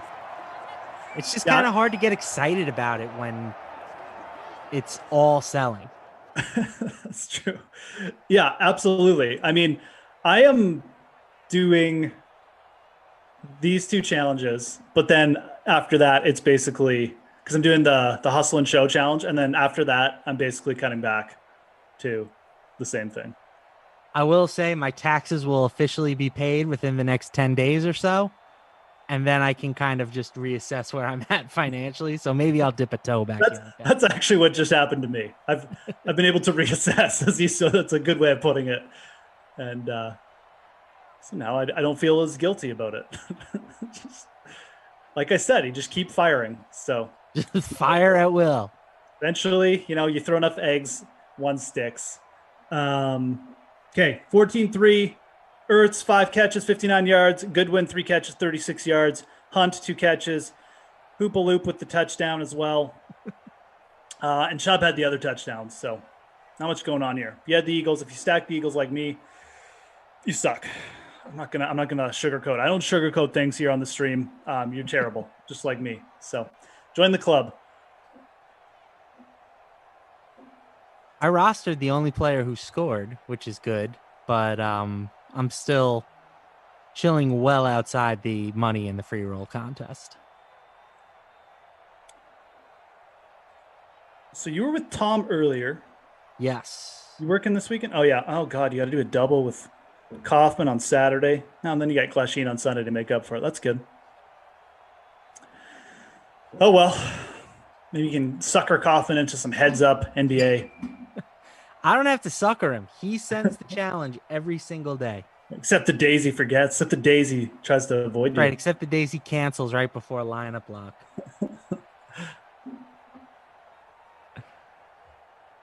Bruiser says, Matt, Top Shot is not a collectible. It's a money grab that people are after. That's your opinion, man. That's like your opinion. Everything's a money grab. It's just, are you going for the short term, like make a few bucks in the short term, flip a couple cards and get out? Maybe you own part of Top Shot and you're just in on like getting people to buy as many packs as usual, which is going very well for them, I think. My thing is like, it took me probably too long in life to realize this, but when you think about it, nothing really has value. You know what I'm saying? Nothing in this world has just standalone value. All the value is what other people are willing to pay for it. You know, like even money. If we went into the apocalypse tomorrow, that money isn't worth a damn thing. Yeah. Same for gold. Nobody want your money. You know, like, yep. If we entered an apocalypse, the only thing that gold brick would be good for is wielding it as a weapon. This will get a little bit deeper, but when I was in law school, we had like this ethics class, and part of it was just like, I don't even know why we did this exercise, but it was very revealing because they asked people a very simple question. They asked people to properly price this object, and they gave you a couple recent sales, and that's all the information you got off it. And the recent object was like your law books or something like that. So, you know, they give you like a couple recent sales. One was like $900, the other was $700. I just did the only thing I knew how and said it's $800 is like a reasonable price. That's the market value. You had people being like, well, I'm a lawyer, and since I have knowledge of the law, my law books are worth more. So they priced them at like $2,000. and like legitimately, like the prof was like, what are you doing? Like, no, like that doesn't work. The price is what people will pay for them, and clearly this is what people will pay for them, right? Like there's no fancy answer here. You had people like arguing with them on it too. It was like the weirdest thing I've ever. It's very revealing just of how people's minds work. But anyways, you're dead right. I mean, that's how things get priced. What people want to pay for them. It's all that matters. There's nobody there to buy your stuff. Your stuff is worthless. No doubt. And it's weird how long it took me in life to realize that. Because like I was going through that with Dogecoin, right? Doge, yeah. Because I was like, I've told this story, but I got in it at less than 1 cent. Oh, nice. And I exited at about 7 cents. And I was feeling very proud of myself. Absolutely, dude. Because I was like, this has no value. It was based on a meme. Yeah. Like it's literally a joke cryptocurrency. And I failed to take into account that doesn't matter. The only thing that matters is that people are willing to pay more than 7 cents. Yeah. And that's absolutely true. But to your point, there's a touchdown right off the bat. Eagles here as we're talking. Good win, maybe. 13 is. Marquise? It seems like Marquise scores in every Eagles game. So I'm thinking it's him. I'm pretty sure it's Goodwin just because obviously didn't see him this year. He didn't play. So pretty sure it was Marquise Goodwin. It is now anyways. Yeah, Goodwin on the score there. So, we're going to go for 2. Did he get that? Oh, he did. Nice play. Oh, okay. Goodwin Goodwin picked up like 10 there in the span of about 2 plays. That's pretty awesome for Marquise Goodwin owners. Definitely highly owned up there. But yeah, back to your point. You're dead right about what, like, you know, it doesn't matter if it's valuable or anything, but at the same time, you've got to predict, you're still trying to predict, are people going to be more interested in this in the future where the interest then drives the price up, right? So you see something go up like 6 times that you know doesn't really have any value outside of just being a funny cryptocurrency. The proper prediction there is, okay, this thing may just crash really quickly because all the buyers will go away at some point. It's hard to predict that like it's going to become this cultural phenom, right? So it's hard to beat yourself up about that, but you're dead right. Like, I'm sure there was people there was people trying to pump this thing forever. So I guess if you had really dived deep and maybe gone down the Reddit hole or whatever, then you might have got there. But that's like one of those things. Like if you predicted that this was going to happen, dude, like you deserve it. But I probably would have sold like 4 cents. So I'm not good at holding things. I wish I was, but that's kind of why I like the physical cards too, Matt, because they're easier to hold. Yep. Because they're harder to sell. You have to go on eBay. You have to go on Twitter, wherever you sell. I get a physical card. I just stick it in the back, and it's there until I'm not lazy enough, or it's gone up so much that I'm like, well, yeah, now I can take profits. So That's funny because I've actually been selling like a ton of stuff on eBay recently, but I get what you're saying. For me, like any sort of like investment is easy for me to hold, but like to an extent, right? Like I've bought sports card boxes and I'm like, okay, I'm just going to keep this box unopened and hold it. And I have no willpower to do that. But like, I don't feel the need to like day trade my stock portfolio or anything like that. Yeah. I'm the worst with stocks. I legitimately, I'm not like bad at trading them, but there's like a lot of cases where, just like I should just not even look at it for like 2 years. That was right up there with the craziest touchdowns ever. Hooper on the helmet deflection, second touchdown of the night. 20-11, excuse me. Browns back in front. Well, they're already in front, but they're back up by 9. Oh my God! Right off the defensive lineman's head. Exactly how Baker Mayfield planned it. That's why he was the number 1 overall pick. Joker says, sell the Wolverine comic. The pineapple needs to be seen. You got a pineapple back there? I did. No, my kids took it back. It was like a little pineapple light or something. Oh, no, the pineapple picture. Oh, yeah, it's behind the Wolverine and the Spider-Man comic. It's like a picture they did. I forgot about that. Anyways. I'm just impressed that somebody noticed that. Thanks, Joker. Me too.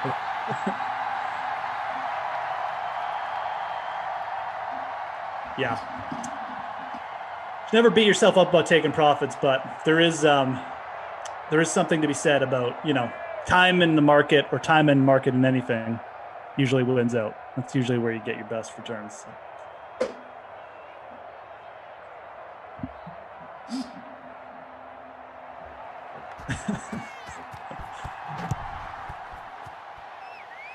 All right. 2 TDs is tying a sim high for Hooper.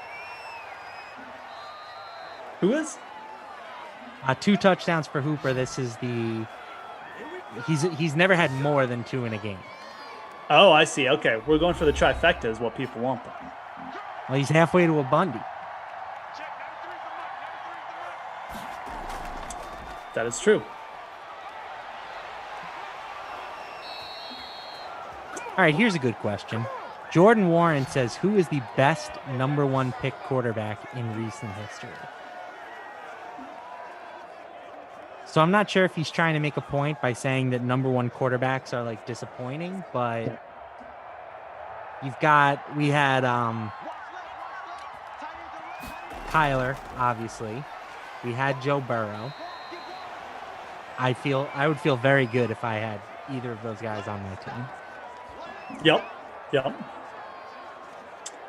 So you had Goff, Winston. Yeah, okay.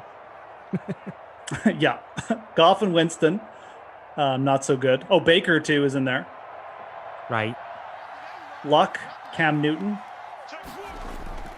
Sam Bradford, Matt Stafford. Okay. Alex Smith, Eli Manning, Carson Palmer, David Carr, Michael Vick, Tim Couch in 1999. And do you remember who came before Tim Couch in 1999? Peyton. Yeah, I mean, that's a list. That's a really good list, dude. I mean, obviously we've got some clunkers on there. Yeah. But for the most part, those guys were all pretty good players. Yeah. Yeah. Yeah, there wasn't, I mean, oh, I skipped over Jamarcus Russell too. I was about to say there wasn't any like huge bust outside of Couch before. Oh, Alshon. You gonna make it? He is. Hey, my team's on the come up. That was quick. This game is good. 60-yard touchdown. Eagles back in it. Gonna be down by 3 after this extra point is kicked. Wide open. Alshon, not great speed. Outran the corners there. All right. There you go. Hope you had Alshon. Hope you had Carson Wentz.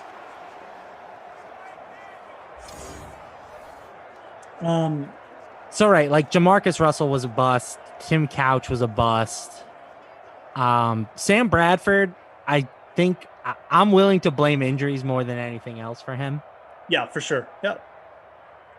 And David Carr, I think you could have put, whoever you think the greatest quarterback of all time is, Tom Brady, John Elway, Peyton Manning, put any of them behind that Texans offensive line as a rookie and have them take as many hits as David Carr took. Yeah. It's going to be basically impossible for them to succeed. It would have been pretty ugly. Like, that was just an impossible situation. So, yeah, I agree. Carr didn't work out, obviously, but it's hard to call him like a complete bust because so much was on the Texans franchise there. Alex Smith was good. Pro Bowler. I will go to bat for Alex Smith for life. Like, does he deserve to be in the Hall of Fame? No. But that guy, if you gave him talent to work with, yep, he was going to win games for you. And that's really what we care about with quarterbacks, right? Exactly. Yep. No, he's a great, I don't even know if you call him a game manager. He's just a good quarterback. Like, he was a smart dude back there, had a little bit of mobility when he was younger too. He probably didn't get enough credit just for like being athletic like that. So I think he was just a really good quarterback. Like, you look at Alex Smith versus Eli Manning, like, is there really that much difference? I mean, Eli obviously had the big games, had a great arm, when he's younger, but I don't know. I mean, I don't think there's like that much between those two. Just kind of different landing spots and stuff. So, as much as I will go to bat for Alex Smith, I will go just as much as to bat for denying Eli Manning. For denying Eli Manning. Like, I've come to grips with the fact that he's going to be a Hall of Famer. I mean, he's won 2 rings and 2 Super Bowl MVPs, but yeah, I've always said, like, the measure of an elite quarterback for me is that he's going to get you to the playoffs basically every year. Right. And Eli was not that guy. He just happened to get 2 runs where he got insanely hot, and he played. I'm not taking away from him. He played great in some of those playoff games. Like that one in Green Bay, he had a huge game. But, like, in the Super Bowls, I mean, what did his offense combine to score? Like, 24 points over 2 games, 27 points. Like, the defense won those rings for the Giants, not Eli Manning. Absolutely, especially the one against the Pats. He just made, like you said, he just made both against the Pats. Same plays. He didn't even really play that good in those playoffs, like you said. It's a good point. Like, he just made some insane plays. Right, he had the luckiest NFL fluke play of all time. Yeah. It's such, and that play. Can you is tell so I'm good. a jealous Jets fan that is angry about all the Giants coverage? Eli is a weird one, dude. I mean, you can't say he's terrible. Like, he wasn't like a terrible quarterback. He had a good arm. He had a couple big years, he had a couple okay seasons, but it wasn't like sustained greatness at any point. And he just got in the right spots in the playoffs and was really clutch. You got to give that to him. I mean, you can make the same. I make the same argument about Brady sometimes, but Brady had a far bigger portfolio of being consistent and stuff as well. So, but yeah, Eli, I don't even know how you come back with the other argument. He finished exactly at 500 for his career. He averaged 241 yards per game, which is pretty mediocre by today's standards. Like, I think if we look at his numbers and compare them to a guy like Matt Stafford's numbers when Stafford ultimately retires, Stafford's numbers are going to blow Eli's out of the water. So you're really basing your Eli Hall of Fame case on the two Super Bowl runs. And I get it. You can't take those away from them. They happened. So it's not, I don't even argue it anymore. Like, I've just become resigned to the fact that he's going to be in the Hall of Fame. But I really think that if we simulated Eli's career 1,000 times. Oh yeah. This is like a top 1 or 2% outcome. It's absolutely a top 1%. It's not even close. He is a product. It's the NFL values Super Bowls too much. It's for individual players.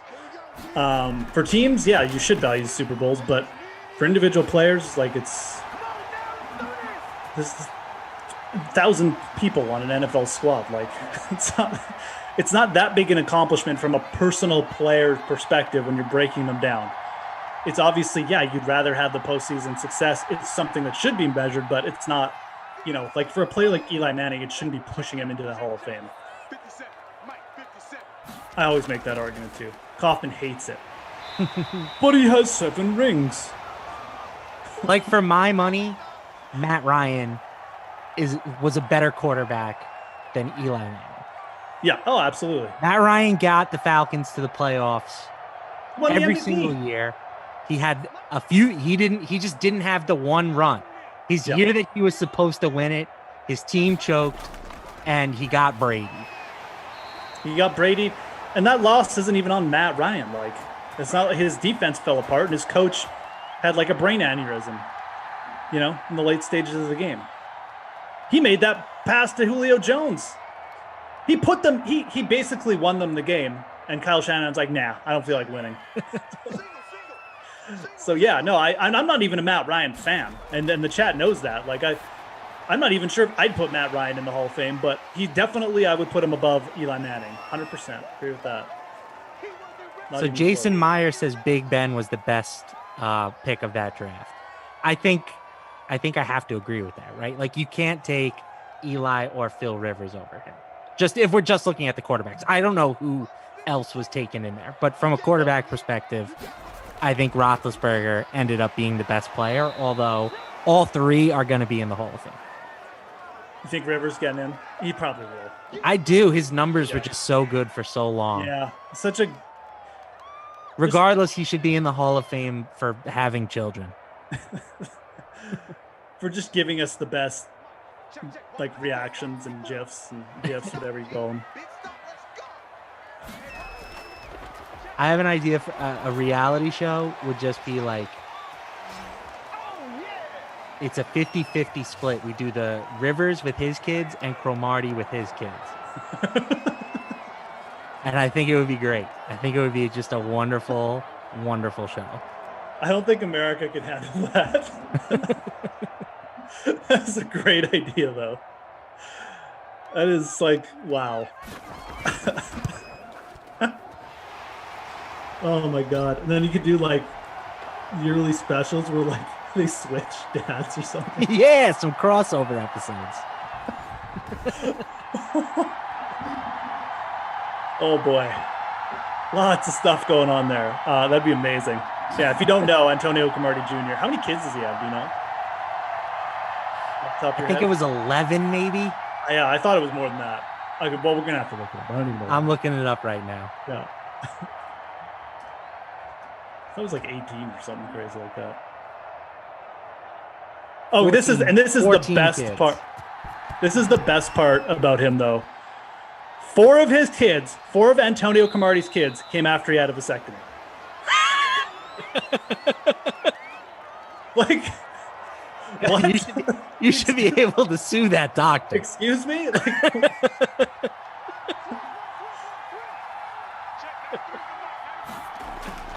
this dude is like legitimately like from Krypton or something. I mean, that just doesn't happen. Wentz I going forgot up top about that. Gets picked off. I forgot about that. Oh man.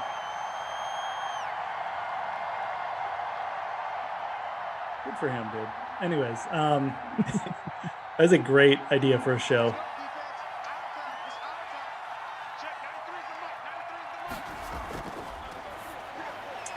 Oh, over the middle. All right, 24-18, so 6 points. Eagles. This is that was Ertz. 7 catches, 83 yards for Zach Ertz. He's still on the Eagles. They haven't got rid of him yet, I don't think. Unless I missed something, but.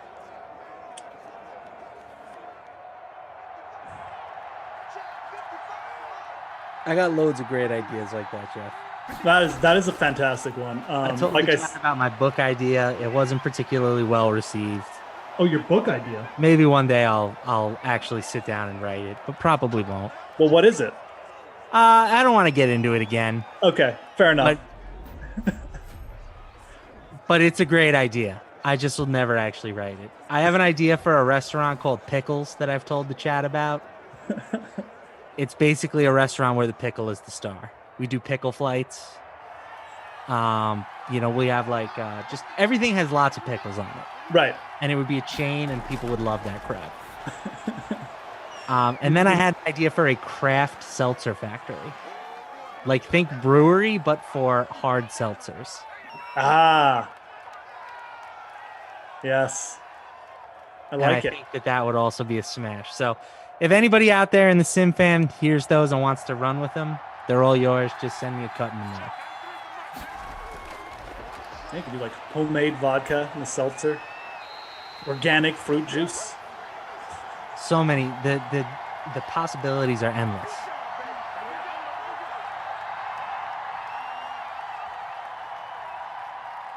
Dude, you add craft behind anything, you're good. I'm gonna make like homemade craft organic cereal, just people buy it. $50 a box. Let's go. Throw vegan in there too. Oh, broken tackle. Alshon, beast mode in here. Man, I have Alshon and Hooper, and I'm still not in the top 2,000. That's just unacceptable. I almost played Alshon. I didn't play. I thought I played Hooper. I didn't. I suck. Is Alshon on the team? He's gonna make some craft cheeses. Maybe we'll serve them at my craft seltzer factory. It's a natural partnership. Oh, down at the 1. Oh, Deshaun. So close. That's going to hurt. I know a lot of people probably had him. Not going to be happening there.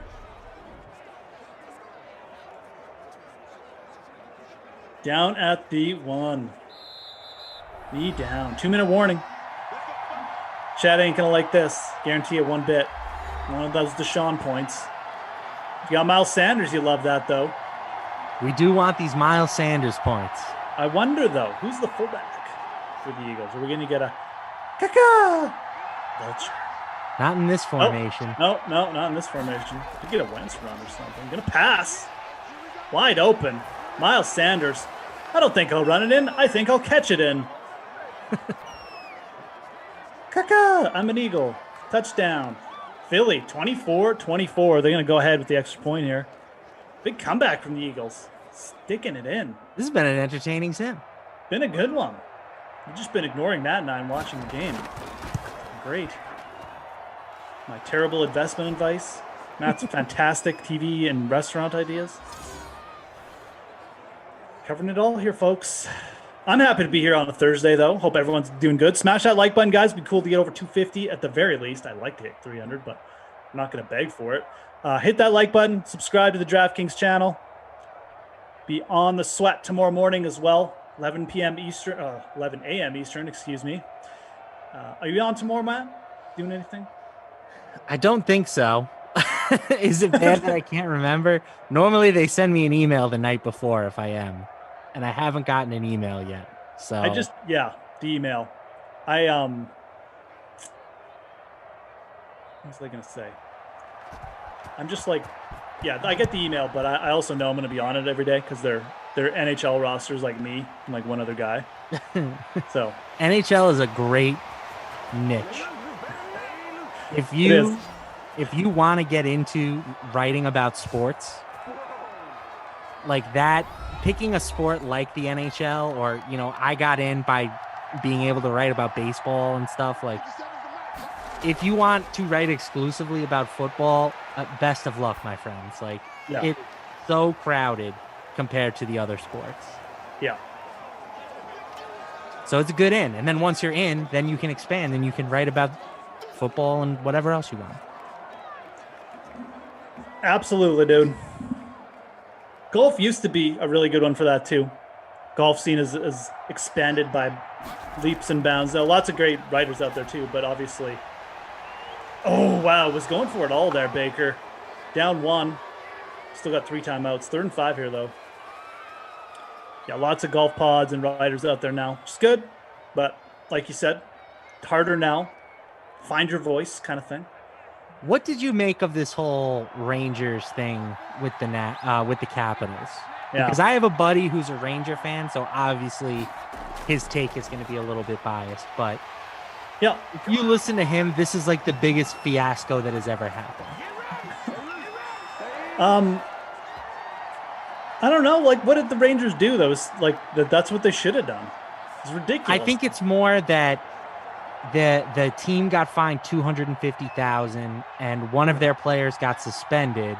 Yep. And nothing happened to the guy who instigated all of this for Washington. Yeah, no, I agree. I mean, it's terrible for the Rangers. They lose their player. They get suspended. I mean, look, it's the end of the year. They were out of the playoffs already, but like, is this what the NHL wants? Like Tom Wilson running around, like taking out the skill players? Like, the dude's a loser, man. Like, suspend him for like half a season. Do what's right. Seems like Get that him out of there. Would have been the move if you wanted to avoid like what happened. Because I'm sure you saw Sean Avery, who's like an old enforcer for the Rangers. Yeah, Avery is crazy. He did crazy stuff. Stood in front of Martin Brodeur and like stared at him on a power play for an entire 2 minutes once.